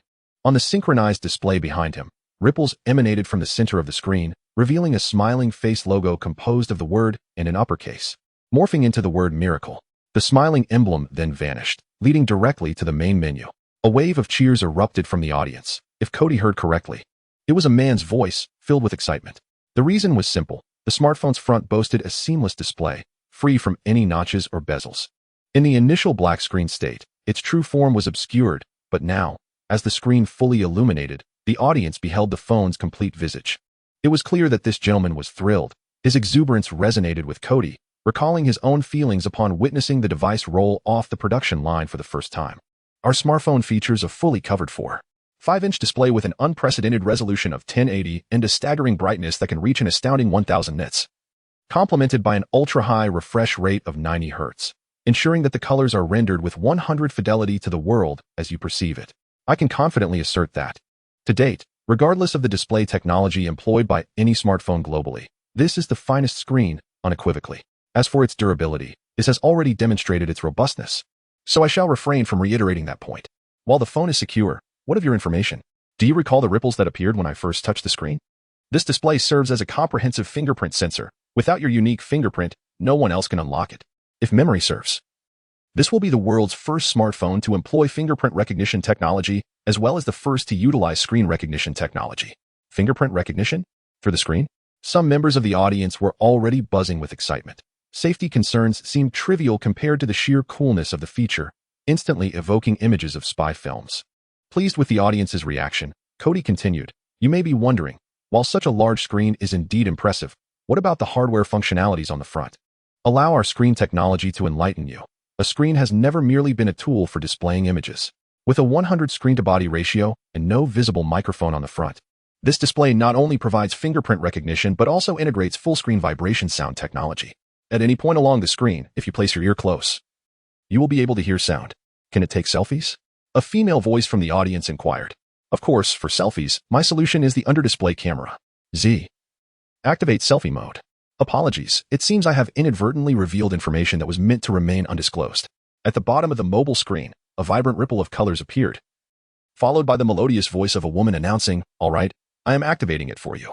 Instantly, the silhouettes of the audience materialized on the screen. Upon activating the front-facing camera, one merely needed to wait a mere 2 seconds for the pixels at the center of the screen to shift slightly. Kody pressed the screen, and with a crisp click, a photograph of the audience emerged in sharp clarity. However, upon closer inspection, the camera's position behind the screen was entirely indiscernible. Installed at the forefront is a 10-megapixel front-facing camera, boasting an impressive 50-fold intelligent zoom that distinguishes between optical and digital enhancement, all without the necessity of additional lighting in such dim surroundings. Kody magnified the image with 2 fingers, revealing the buttons on the shirt of a man in black seated in the back row. It is noteworthy that the only sources of illumination at the scene, aside from the spotlight and the screen, were the safety exit signs. This remarkable clarity thrilled many photography enthusiasts in the audience.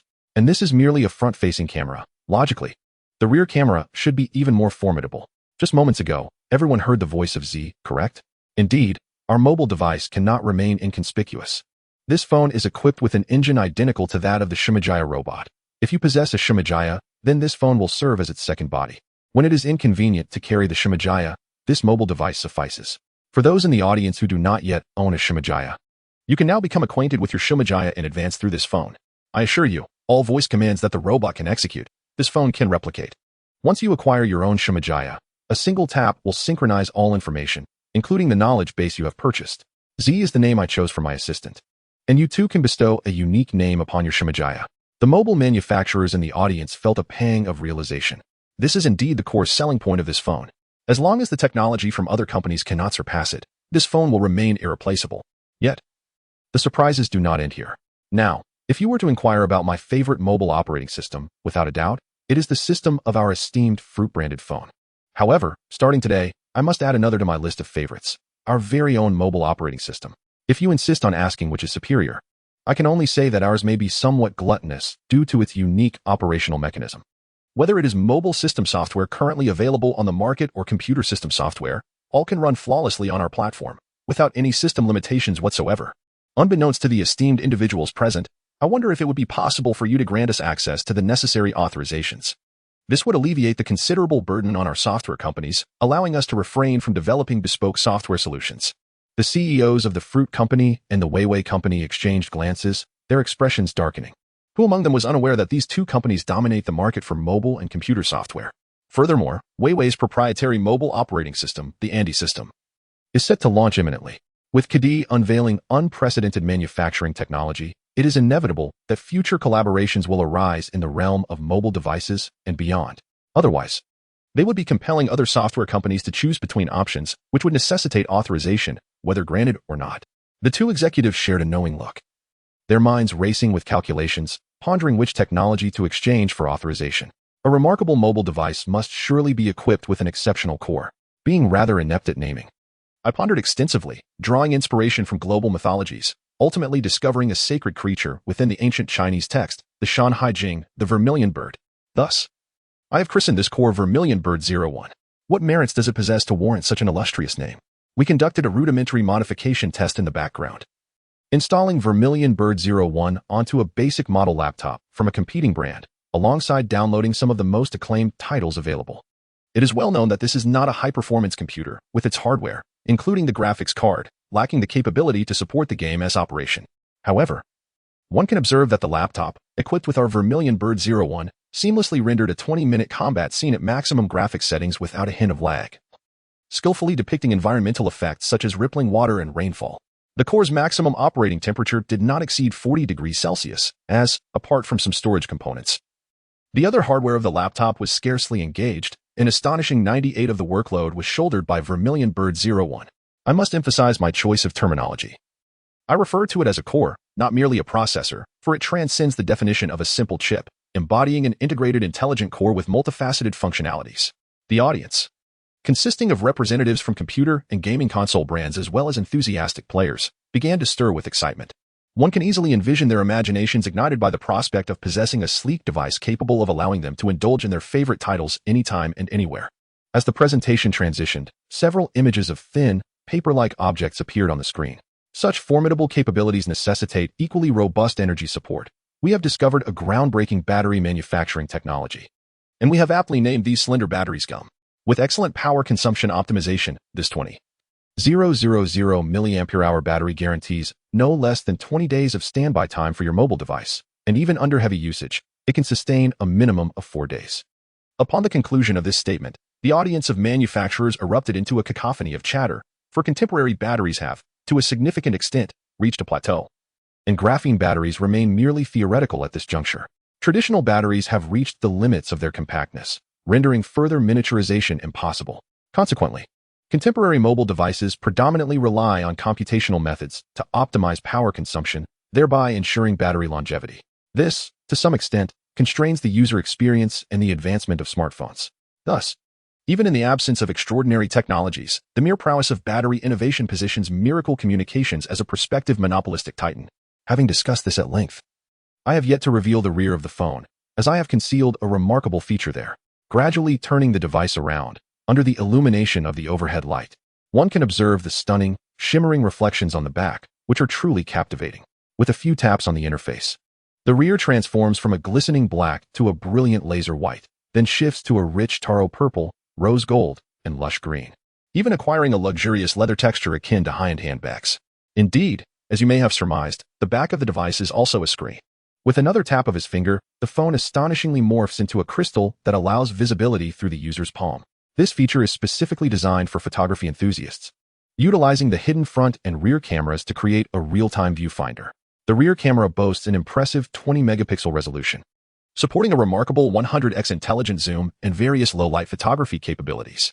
Have you ever encountered the experience of witnessing breathtaking scenery that appears magnificent to the naked eye, yet fails to translate well when captured with certain devices? With this smartphone, I assure you, you will experience the essence of what you see is what you get. When not in use, the back serves as a canvas. In addition to our built-in colors and patterns, you can freely replace it with your own creations or discovered designs, even including videos. All of this culminates in a uniquely personalized phone aesthetic. This launch event has been streaming live through media platforms, thanks to Tony's involvement. As one of the most anticipated tech products of the year, this smartphone has undoubtedly met the audience's expectations. Each feature announcement has sparked discussions within various circles. Although Kody has yet to disclose the official name of the device, it has already been informally dubbed Miracle One online, much like the admiration surrounding the latest fruit-themed gadget. Currently, the audience harbors two primary concerns: the fear of scarcity and the apprehension of affordability. Predictions regarding the price of this groundbreaking technology have soared to over $3,000. In summary, I have chosen to name this phone Hope, anticipating a bright future for it. We will offer 3 versions, 1, 1, and 1, priced at $1,299, 1, $899, and 1, $499, respectively. The version we just introduced will see a comprehensive performance enhancement of 50, alongside an expanded 6-inch display. Furthermore, following the release of the next generation, you will have the opportunity to acquire a brand new model at a 20% discount. The version in question exhibits performance equivalent to that of the first, yet it has undergone more intricate and refined optimizations. In consideration of functional limitations, we shall present the users of this version with a 45-inch single-sided wireless display, compensating for other functionalities. Upon the announcement of the price, a collective sigh of relief resonated both offline and online. The online relief stemmed from the fact that this device was not as exorbitantly priced as initially anticipated. Meanwhile, the offline relief was predominantly expressed by smartphone manufacturers, including Apple, as it became apparent that Miracle Communications intended to venture into the ultra-high-end market. It is noteworthy that even the most expensive version of the iPhone is priced at a mere $800, thereby distinctly segmenting the consumer demographic. However, this sense of relief may have been premature. At the moment the price was unveiled, global pre-orders were initiated on the websites of Miracle Communications, Marvel Technology, and Stark Industries. Within a mere 10 seconds, the pre-order volumes for the 3 versions surpassed 1,500,000 and 300,000 units, respectively. Concurrently, reviews of the trial devices by Technology Media were also released. Those who were still hesitating regarding the price suddenly discovered that this smartphone appeared to be even more formidable than they had imagined, boasting numerous features that had either been overlooked or dismissed during the launch presentation. For instance, the basic model's memory reaches an impressive 512 gigabytes, and it can achieve a full charge in just half an hour.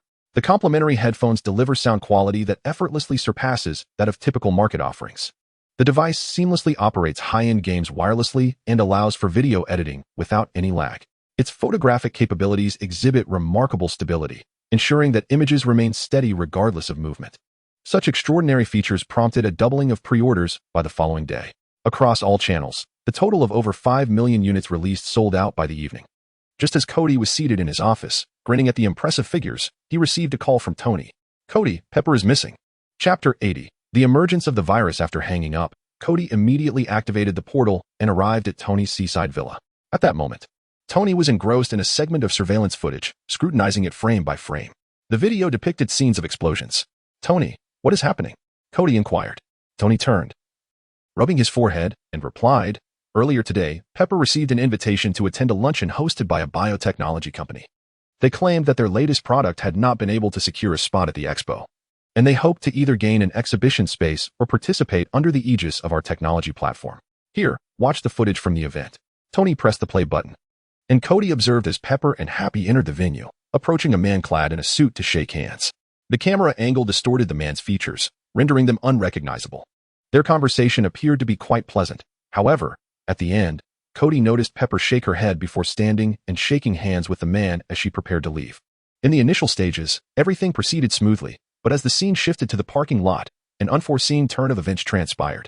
Pepper and Happy approached their vehicle, poised to embark, when a group of individuals encircled them. Sensing danger, Happy instinctively stepped forward to intervene. Upon making contact with one of the men, he suddenly recoiled, as if scalded, repeatedly shaking his hand.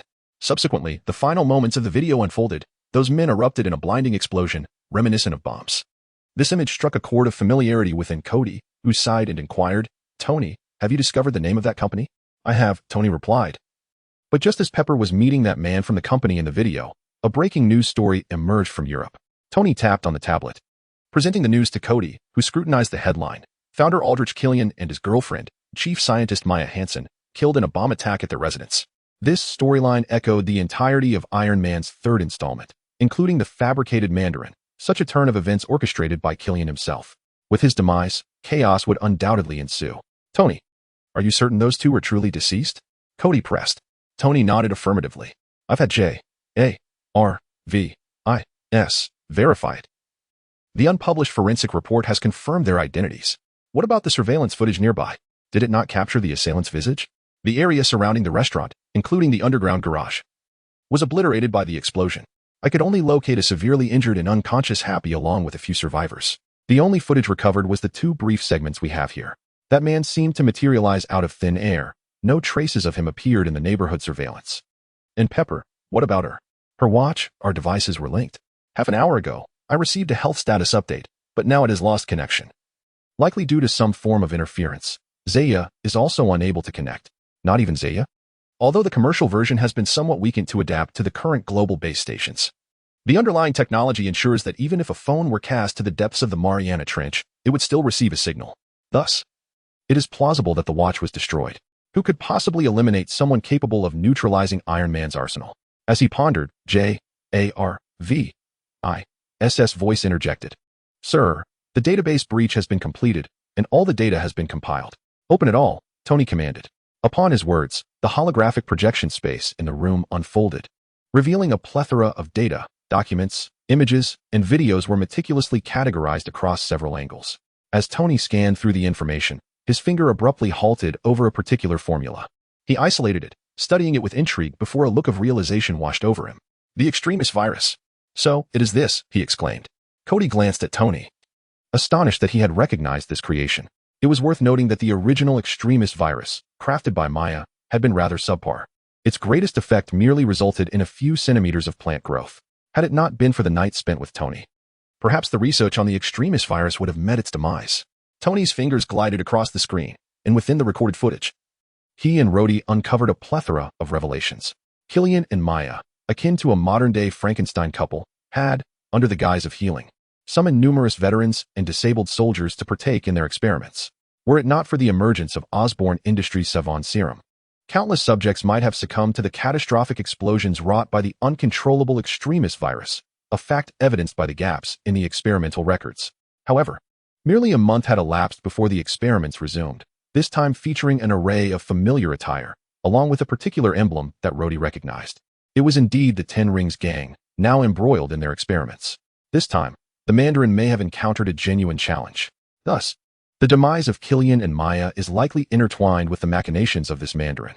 Rhodey, I require your authorization. Authorization? Yes. Zaya possesses the capability to deploy facial recognition across all surveillance devices in the nation, but this necessitates your approval. I have already instructed Jarvis to begin the selection process. Yet his computational power is limited. I need your assistance. Very well. Rhodey hesitated for a moment before acquiescing to Tony's request. This shall be a singular occurrence. Unless we encounter insurmountable challenges in the future, I will not employ this lightly, nor allow anyone to know of Zaya's capabilities. Tony remarked. The technology that transcends all others often resembles a Pandora's box brimming with malevolence. Once opened, one can never predict the ensuing chaos. I understand, Rhodey. Indeed. At this moment, Rhodey realized that Tony remained the steadfast Iron Man, a figure one could trust. If he could not trust Tony, who else could he rely on? The following day, the fervor surrounding their previous endeavors was overshadowed by a series of explosions across major states in the nation, each occurring in densely populated areas, resulting in immeasurable devastation. Yet, the authorities were utterly unable to locate any remnants of the explosives. The scenes were only littered with fragments of human tissue. At noon, the news broadcast was underway. But as the clock struck 12, every television in the nation switched to a deep crimson backdrop emblazoned with a symbol of 10 interlocking rings. A weathered voice resonated through the screen. By noon tomorrow, deliver Iron Man to me. Past 12, I shall claim the head of your president in exchange. Chapter 81. The 10 Rings. Jarvis traced the television signal. Tony commanded, his gaze fixed upon the emblem on the screen. Moments later, Jarvis responded, Sir. The television signal appears to be normal, unseized. It is likely that the satellite center's transmission point has been compromised. Without uttering a word, Tony strode directly to the observation balcony, and in an instant, his armored suit enveloped him, propelling him at high speed toward one of the targeted locations. Everything here is tranquil, and ultimately, a modified signal jammer was discovered atop the communication tower. We flew to several locations, each presenting a similar scenario. Are you planning to hand me over immediately? Wasn't it agreed that we would not yield to terrorists? When Tony returned once more, his villa was surrounded by military personnel. Tony, we merely wish to converse with you. General Ross emerged from behind the soldiers. Where is Rhodey? Hasn't the military been facilitating communication between him and me? Tony hovered in midair, gazing down at General Ross. Colonel Rhodes has taken to the skies in the Iron Patriot to protect the president. Iron Patriot? I recall that I named it War Machine. Tony, now is not the time for such trivialities. You know we must prioritize national security. General Ross asserted solemnly. A light chuckle escaped Tony as he surveyed the villa, noting the varying degrees of damage to the doors and windows. Clearly, these individuals had attempted to breach his sanctuary, but he had fortified his residence with materials infused with 01 technology. To gain entry, they would likely need to resort to cruise missiles. Just tell me the plan you've concocted. Well, it's quite simple, Ross replied, a hint of amusement in his tone. You are undeniably formidable. And we all acknowledge that, but as the saying goes, many hands make light work. Why not invite that masked rider as well? Oh, what concern is that of his? You are all superheroes dedicated to saving humanity, and we wish to ascertain whether he has any interest in holding a position within the military. I'm inquiring about his relevance in this matter. Noting a shift in Tony's tone, General Ross hastily continued. We received a video recording. The vessel that appeared over Manhattan was not destroyed by S-H-I-E-L-D, but rather by this masked rider. From the footage, his armor style is entirely different from the first sighting. If you are unwilling to provide us with the technology of the iron suit, perhaps he might be amenable. We are prepared to offer a substantial sum. A sardonic smile crept across Tony's face. Their insatiable greed was evident. Even if they obtained the iron suit technology, would they truly comprehend its intricacies? But a recording? He pondered. The ship was destroyed, yet it was only through Rhodey's entry into the subspace that it was accomplished. And the subsequent details were narrated solely by him. How could anyone have captured such footage? Could it possibly be that Eddie Brock again? Does he possess such capabilities? Tony's thoughts shifted momentarily, but his words were sharp. Haven't you already acquired the Green Goblin armor? That armor pales in comparison even to paper sprayed with iron dust. Aside from its agile flight, it serves little purpose. And now that the serpent serum cannot even be produced, we have incurred immense losses in our overseas operations. If this masked rider agrees to join us, we will immediately terminate our contract with Osborn. Then you might as well continue your dalliance with Osborn. I do not know him, and he only seeks us out in times of crisis. You should abandon this endeavor. Tony disregarded General Ross further, descending directly and allowing the door to open automatically as he entered. Tony Stark, behind General Ross's words, the firmly closed door completely isolated us. This Tony Stark, indeed. Let us depart. General Ross, fuming with rage, ultimately refrained from uttering any harsh words and left with his entourage. Am I being captured in the subspace? Rhodes was inquiring about the 10 rings from Iron Fist, and upon receiving Tony's message, he was taken aback. Among those capable of entering subspace, the few Rhodes had encountered were limited to himself, Milo, the sorcerers of Kamartaj, and the denizens of Asgard. Asgard is far too distant. And although Kamartaj has a sanctum in New York, this time, perhaps due to his presence, Rhodes felt not a trace of Kamartaj's magical fluctuations. In conclusion, the most likely suspect remains Milo. It is certain that he is not dead. What is he planning now with this elaborate display? Is he attempting to unveil his identity? To reveal to humanity just how perilous his true nature is? Will he then find himself in outright opposition to humanity amid their fear and aggression, ultimately becoming indifferent to human lives, thereby justifying the annihilation of Earth? Following the typical villain's narrative, one might expect such a sequence of events. This trope has become cliché in Hollywood's attempts to portray villains with intellect as a genuinely cunning and calculated eternal. Milo should not resort to such a lack of ingenuity, should he? Never mind, for my identity remains undisclosed. I shall proceed step by step. Rhodes abandoned his musings and continued to consult Iron Fist. Perhaps Iron Fist, immersed in the Marvel realm, is unaware of the truth. But upon hearing Iron Fist mention the theft of the 10 rings, Rhodes immediately discerned who was responsible for the incident. Here, the 10 rings are indeed 10 actual rings. Rather than the dull 10 rings featured in Shang-Chi, these 10 extraordinary rings are manifestations of the power of 10 guardian dragons. A detail that seems to diverge from both the comics and films, possibly a product of the butterfly effect. The abilities of the 10 rings include a reshaping ring that alters the state of objects at the atomic level and releases toxic gases, a white light ring that generates electromagnetic waves and shock waves, a fire ring, a lightning ring, a freezing ring, a mind amplification ring that controls thoughts and creates illusions, a laser beam ring, a vortex ring that produces cyclones and facilitates flight, a cutting beam ring of immense power, and a black light ring capable of creating a realm of darkness. The powers of these 10 rings complement one another, yielding tremendous destructive potential. Possessing such abilities, the Mandarin could be deemed nearly omnipotent. I hope he truly covets Tony's vast wealth as depicted in the comics, rather than harboring ulterior motives. The debate over whether to surrender Iron Man has sparked a frenzy on television and the internet. Most individuals adhere to the belief that they must never compromise with terrorists. Naturally, their support for Iron Man stems from their confidence that he will undoubtedly eliminate that terrorist. The rest, the vast majority, are merely spectators, eagerly fanning the flames of chaos. The uproar persisted throughout the night. As noon approaches, the clock strikes 12 at a flat expanse within Yellowstone National Park, an area entirely isolated from its surroundings.